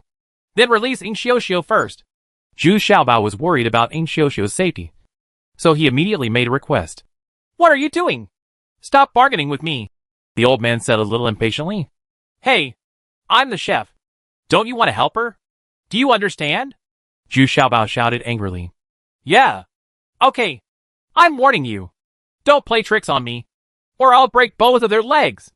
The old man thought for a while, then stood up reluctantly and said, and then turned back. He said to Jumei, Lie down here and don't move. My old man has to come back to drink.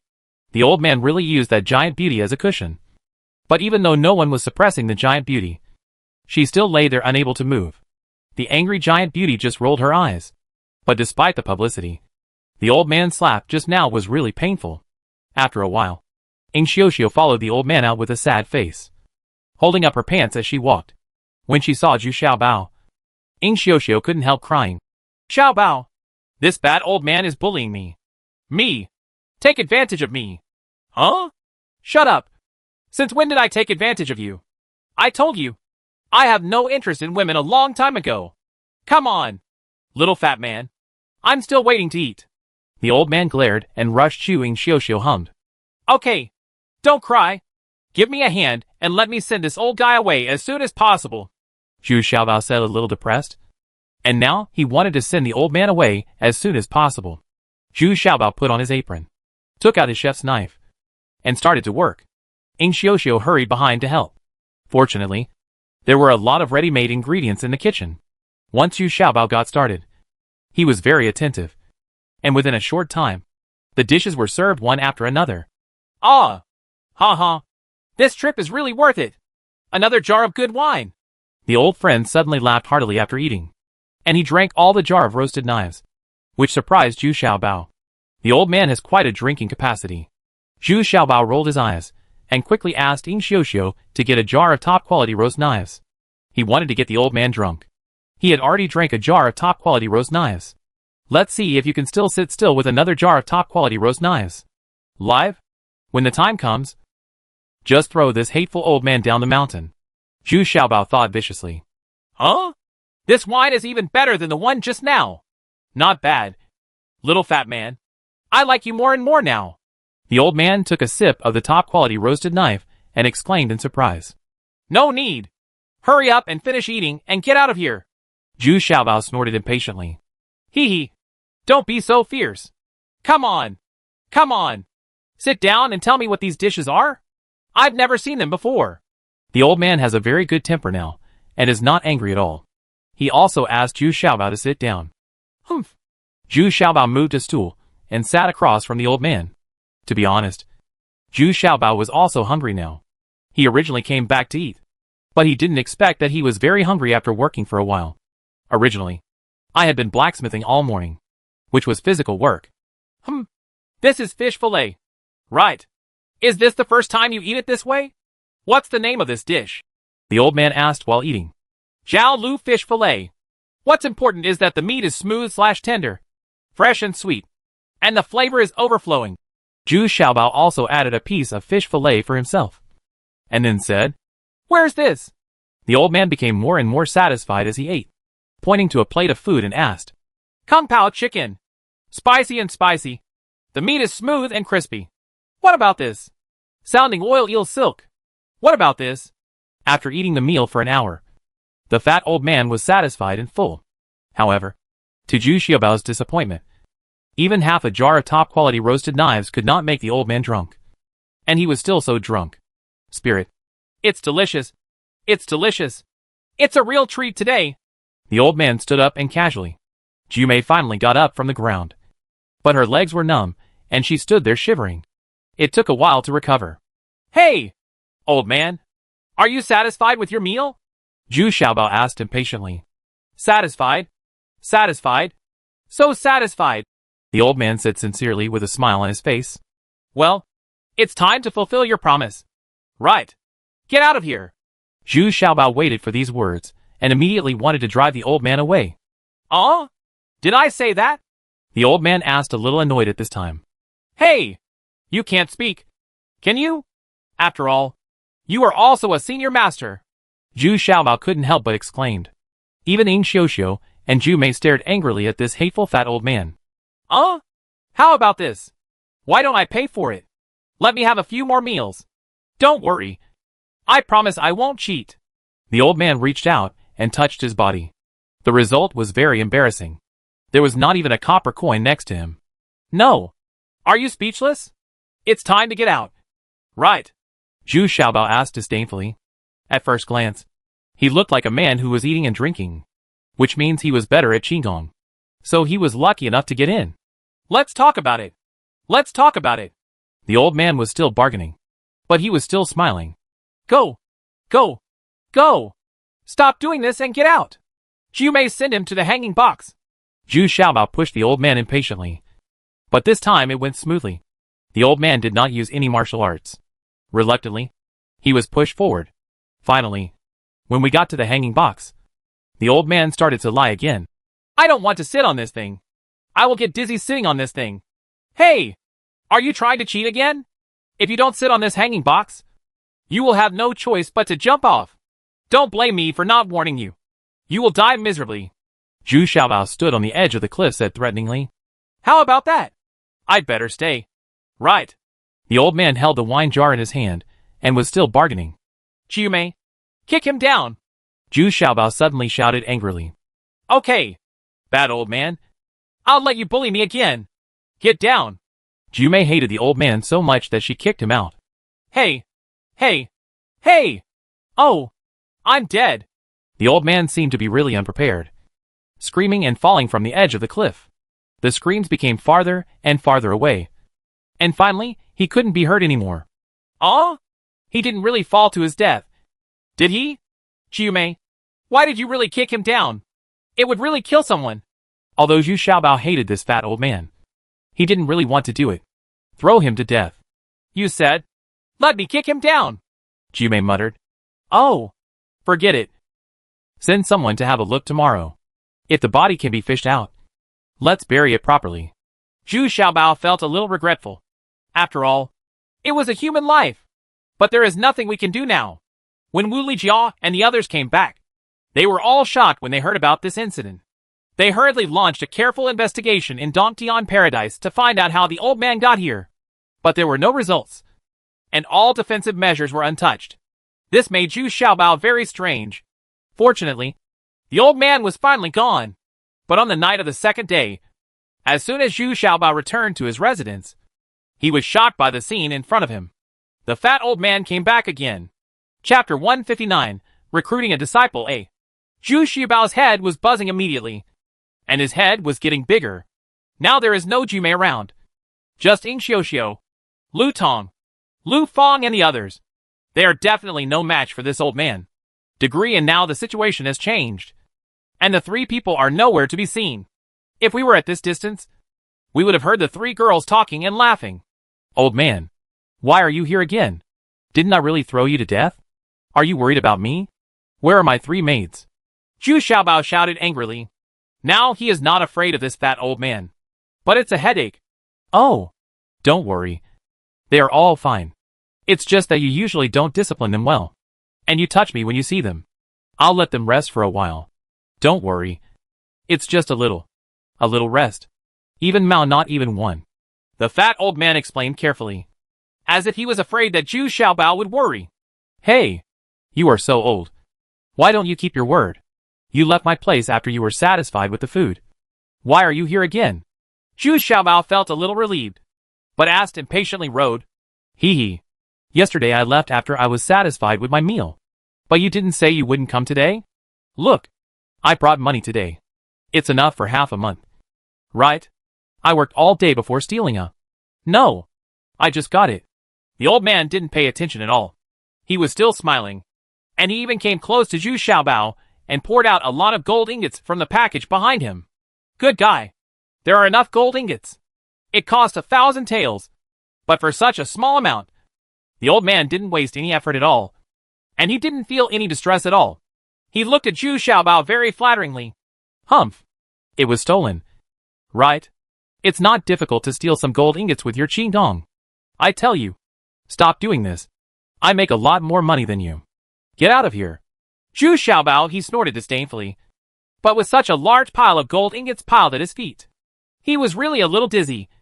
So golden. But Zhu Xiaobao didn't want to chat with this fat old man, so he had to drive him away. Hey. I'm here on business today. Really? The fat old man said quickly. What's serious? You've done all the crooked things. What serious thing can you do? If you want to do serious things, let my people go first. Zhu Xiaobao looked at the fat old man, and then said, he is the best, thinking about Ing Xiuxiu and the other's condition. Become a master and become a disciple. The fat old man suddenly said formally. Accepting a disciple? I'm sorry. No matter how good you are in qigong. I just want to be a cook and don't want to learn it. Zhu Xiaobao curled his lips and said he had no hope at all for his talent in learning martial arts. No. It's not me who accepts a disciple, but you who accept a disciple. I'm here to become a disciple. The fat old man waved his hands repeatedly before explaining. What? Are you a disciple? Who do you want to be a disciple? Zhu Xiaobao exclaimed, thinking he heard wrongly. I worship you as my master. Master, please accept my disciple's bow. The fat old man was very serious, and he immediately bowed to the ground and paid his respects. Damn it, old man. Are you too shameless? In order to eat, you even resort to such methods? Old man, just do it. Let me go. What do you like about me? I will change it, isn't that enough? You old man has great martial arts skills. So don't take advantage of the younger generation for fun. Zhu Xiaobao sighed with a sad face and cupped his hands. No. Only today have I realized that the skills I learned before are the most useless. Your cooking skills are the most practical. So I am going to start learning again. The fat old man shook his head. The head said again and again. One was determined not to accept a disciple, while the other was a thick-skinned, old-faced man who insisted on becoming a disciple and struggled for a long time. All the little treasures were about to collapse. They couldn't fight again and again, and couldn't escape yet. Every time they wanted to escape, no matter which direction they went, the fat old man could always stand there in advance and wait with a smile. In the end, I don't know what tricks the old man used, but Zhu Xiaobao suddenly sat on top of the kitchen cabinet like a cloud, high above him. But Zhu Xiaobao was horrified to find that he could not move. He could not even make a sound when he spoke, and he could only look at the fat old man below in horror. Hee. That's right. Master, please accept my disciple's bow. If you agree, just nod. If you don't agree, then I will slap my butt and leave. The fat old man still said with a smile. Zhu Xiaobao quickly shook his head and acted very resolutely. The fat old man looked at it. His eyes rolled for a while, and then he said, Forget it. I'll leave then. And you think about it again. The 3 girls in the woodshed will probably have their acupoints healed in about 30 hours. It's open. I'll leave now. Come back in 2 days. Uh-huh. Zhu Xiaobao suddenly shook his head and blinked in fear. After more than 30 hours. Isn't it useless? Even if he could be saved, he would still starve to death. Can't you hear me? Did you agree? You should nod your head, so that the disciples can understand, the fat old man asked, pretending to be impatient. Zhu Xiaobao nodded quickly. Even if he was not happy, he had to agree. Otherwise, if he was hung on the cupboard like this all night, who knew what sequelae would be left behind? Oh. He. Great. Master is master. He must sit high before he accepts a disciple. Then I will help you down. Be careful. Don't fall. You said you would accept such an incompetent disciple like me? Climbed so high and did it so grandly. I was really touched. This time the fat old man also took a ladder and helped Zhu Xiaobao down. Zhu Xiaobao was surprised to find that his body could move freely again. Old man, I'll treat you to another meal, and then give you 100 jars of top-quality roasted knives. Can you leave here after eating? Zhu Xiaobao asked feebly. It was evening now, and there were 3 people around him. Xiao. It was impossible to call someone to help. Not to mention that Zhu Xiaobao estimated that no one in Dongtian Paradise could be a match for this old man. So he had no choice but to try again to coax the old man away. 100 altars? That's too much. I just accepted a useless apprentice. Just celebrate with 10 altars and it'll be fine.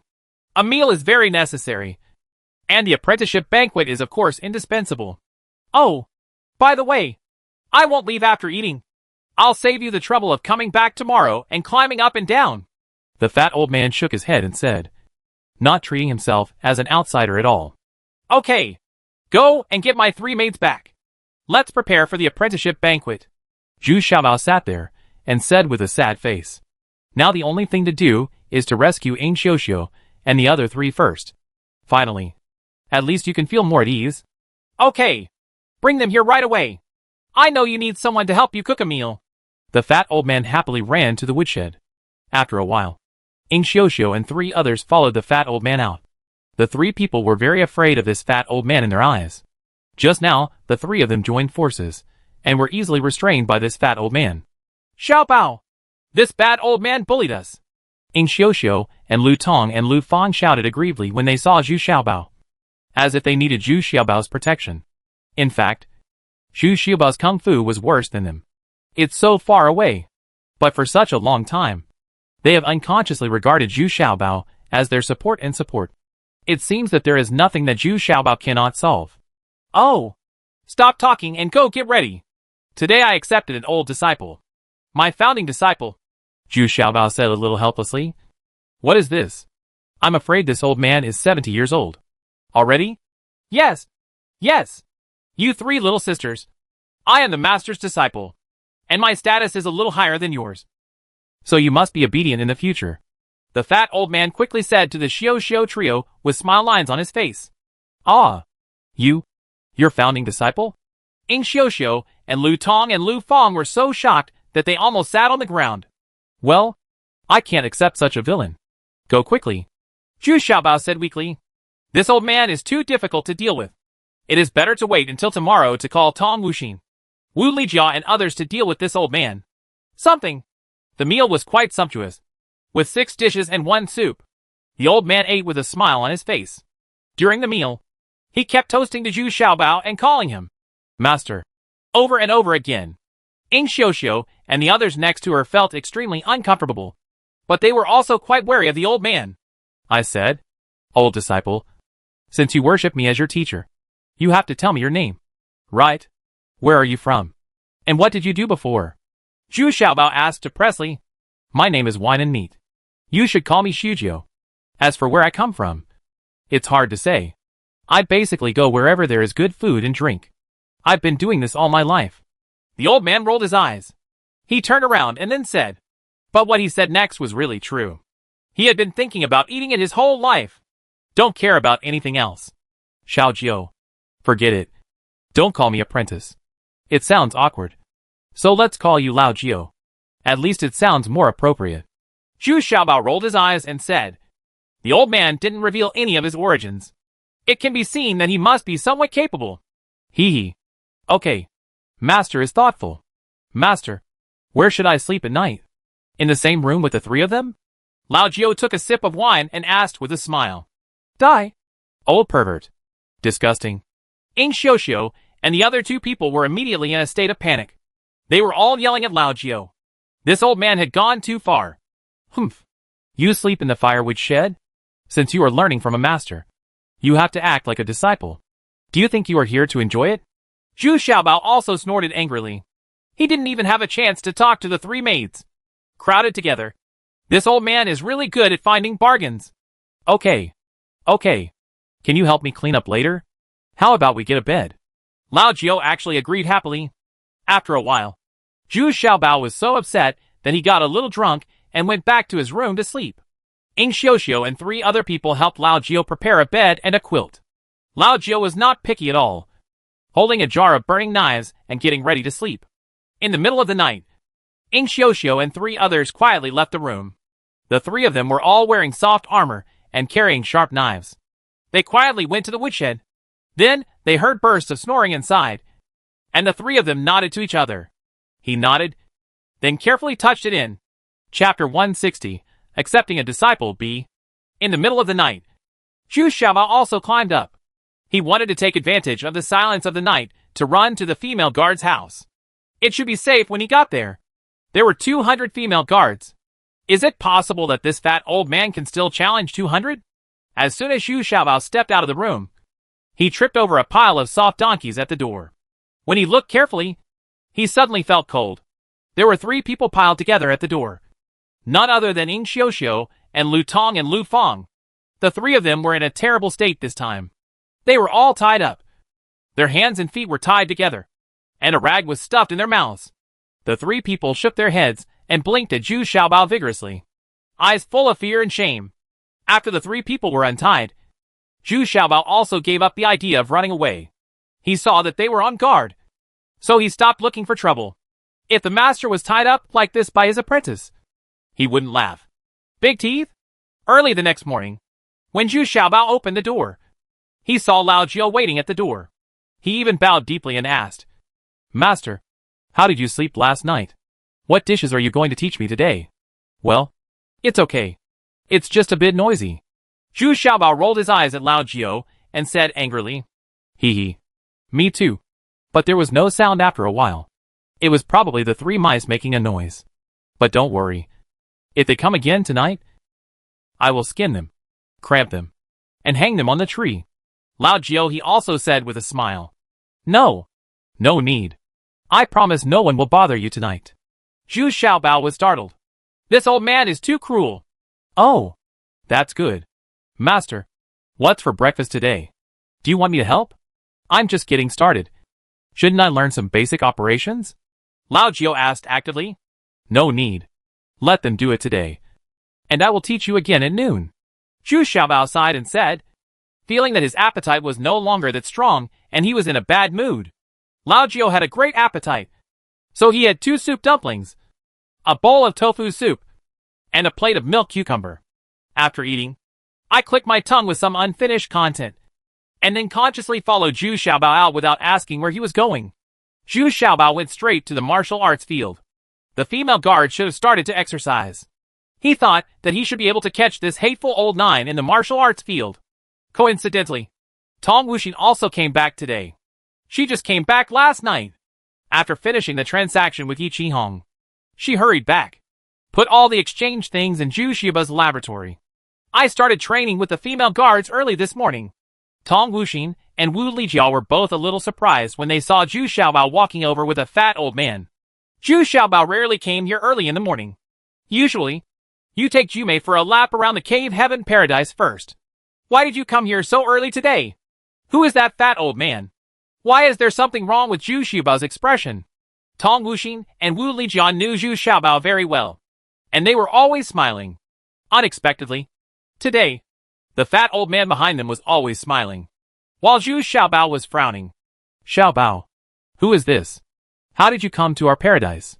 Tong Wuxin and Wu Lijiao came over with full vigilance, and the weapons in their hands were always ready to be unsheathed. Wu Lijiao's weapon didn't need to be unsheathed at all. She used a pair of copper hammers today. Well, sisters, I have just accepted a disciple who insists on becoming my master. You guys should test his martial arts. Zhu Xiaobao stared at Tong Wuxin and said, blinking. Then, he quickly took a few steps forward and put some distance between him and Lao Jiao. Huh? Got it. Father-in-law. Who are you? Tell me honestly. Otherwise don't blame us for being rude. Tong Wuxin understood immediately, and immediately unsheathed the weapon in his hand, shouting. But both of them felt a little bit invisible. Most people, no matter how advanced their martial arts skills are, can still detect some subtleties.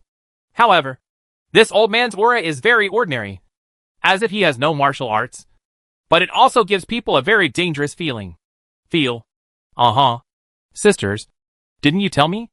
I am his apprentice. And you are not very friendly to me like this. I am a disciple sincerely. Lao Jiao still said with a smile, without any scruples, when he walked up to Wu Lijia. What was even more funny was that he followed Zhu Xiaobao and called them sisters. Before Wu Lijia even raised her copper hammer, she felt that her arms were out of control. But the old man just patted her shoulder gently, and then walked towards Tong Wuxin. Tong Wuxin immediately felt a huge crisis. The knife in her hand slashed 3 times in a row, moving forward before retreating. She could feel that her own kung fu might not be the match for this old man. Ah? Tong Wuxin exclaimed, and she suddenly found that the fat old man was already standing behind her, and he patted her shoulder with a smile. Be careful. When practicing sword skills, you should also pay attention to whether there are people around you. It would be bad if you hurt someone else. Right? The fat old man reminded him seemingly kindly. Tong Wuxin's backhand was a knife. Unexpectedly, the fat old man turned in front of her again, and the knife was empty again. This made Tong Wuxin stunned. This man's kung fu was terrifyingly high. Tong Wuxin swung the knife again with all his strength. The fat old man took the knife lightly, as if Tong Wuxin had given him his own knife. At the same time, he flicked the blade of the knife approvingly and said, Not bad. This one. How beautiful the knife is. Well, your sword technique should be the dragon knife. I wonder how much skill you have learned with the bronze dragon knife. Who are you? How do you know my father's sword skills? Tong Wuxin asked with a solemn expression at this time. Hey! I'm just an old man looking for delicious food everywhere. The fat old man did not chat with Tong Wuxin, but shouted to the female guards. I am my master's apprentice. My name is Shujio. No. My name is Lao Jiao. I am good at both character and academics. And I am not a womanizer. You can rest assured. Wow. The female guards burst into laughter. They were far away, and did not see clearly that Tong Wuxin and Wu Lijia had taken action and failed. They thought Tong Wuxin and Wu Lijia were embarrassed to bully an old man. Moreover, Zhu Xiaobao and the fat old man are almost the same in stature. They are both chubby and puffy, which means they are taller than Zhu Xiaobao. They really seem to have a master-disciple relationship. But the ages of the master and the apprentice are similar. It's upside down. Zhu Xiaobao was also a little dumbfounded. He didn't expect that Tong Wuxin was no match, because Tong Wuxin was quietly shaking his head at Zhu Xiaobao at this time, which meant that he had been defeated. Don't act rashly now. Master! They have already tested my kung fu, and they seem to be very satisfied with it. Do you have any other instructions? Are you practicing here? Lao Jiao asked enthusiastically as if he didn't even notice Tong Wuxin's little movements. No more. I don't like martial arts. I still want to go blacksmithing. Zhu Xiaobao looked at Lao Jiao helplessly, and suddenly realized that this guy was really a dogskin plaster, and it couldn't be pulled off after it was applied.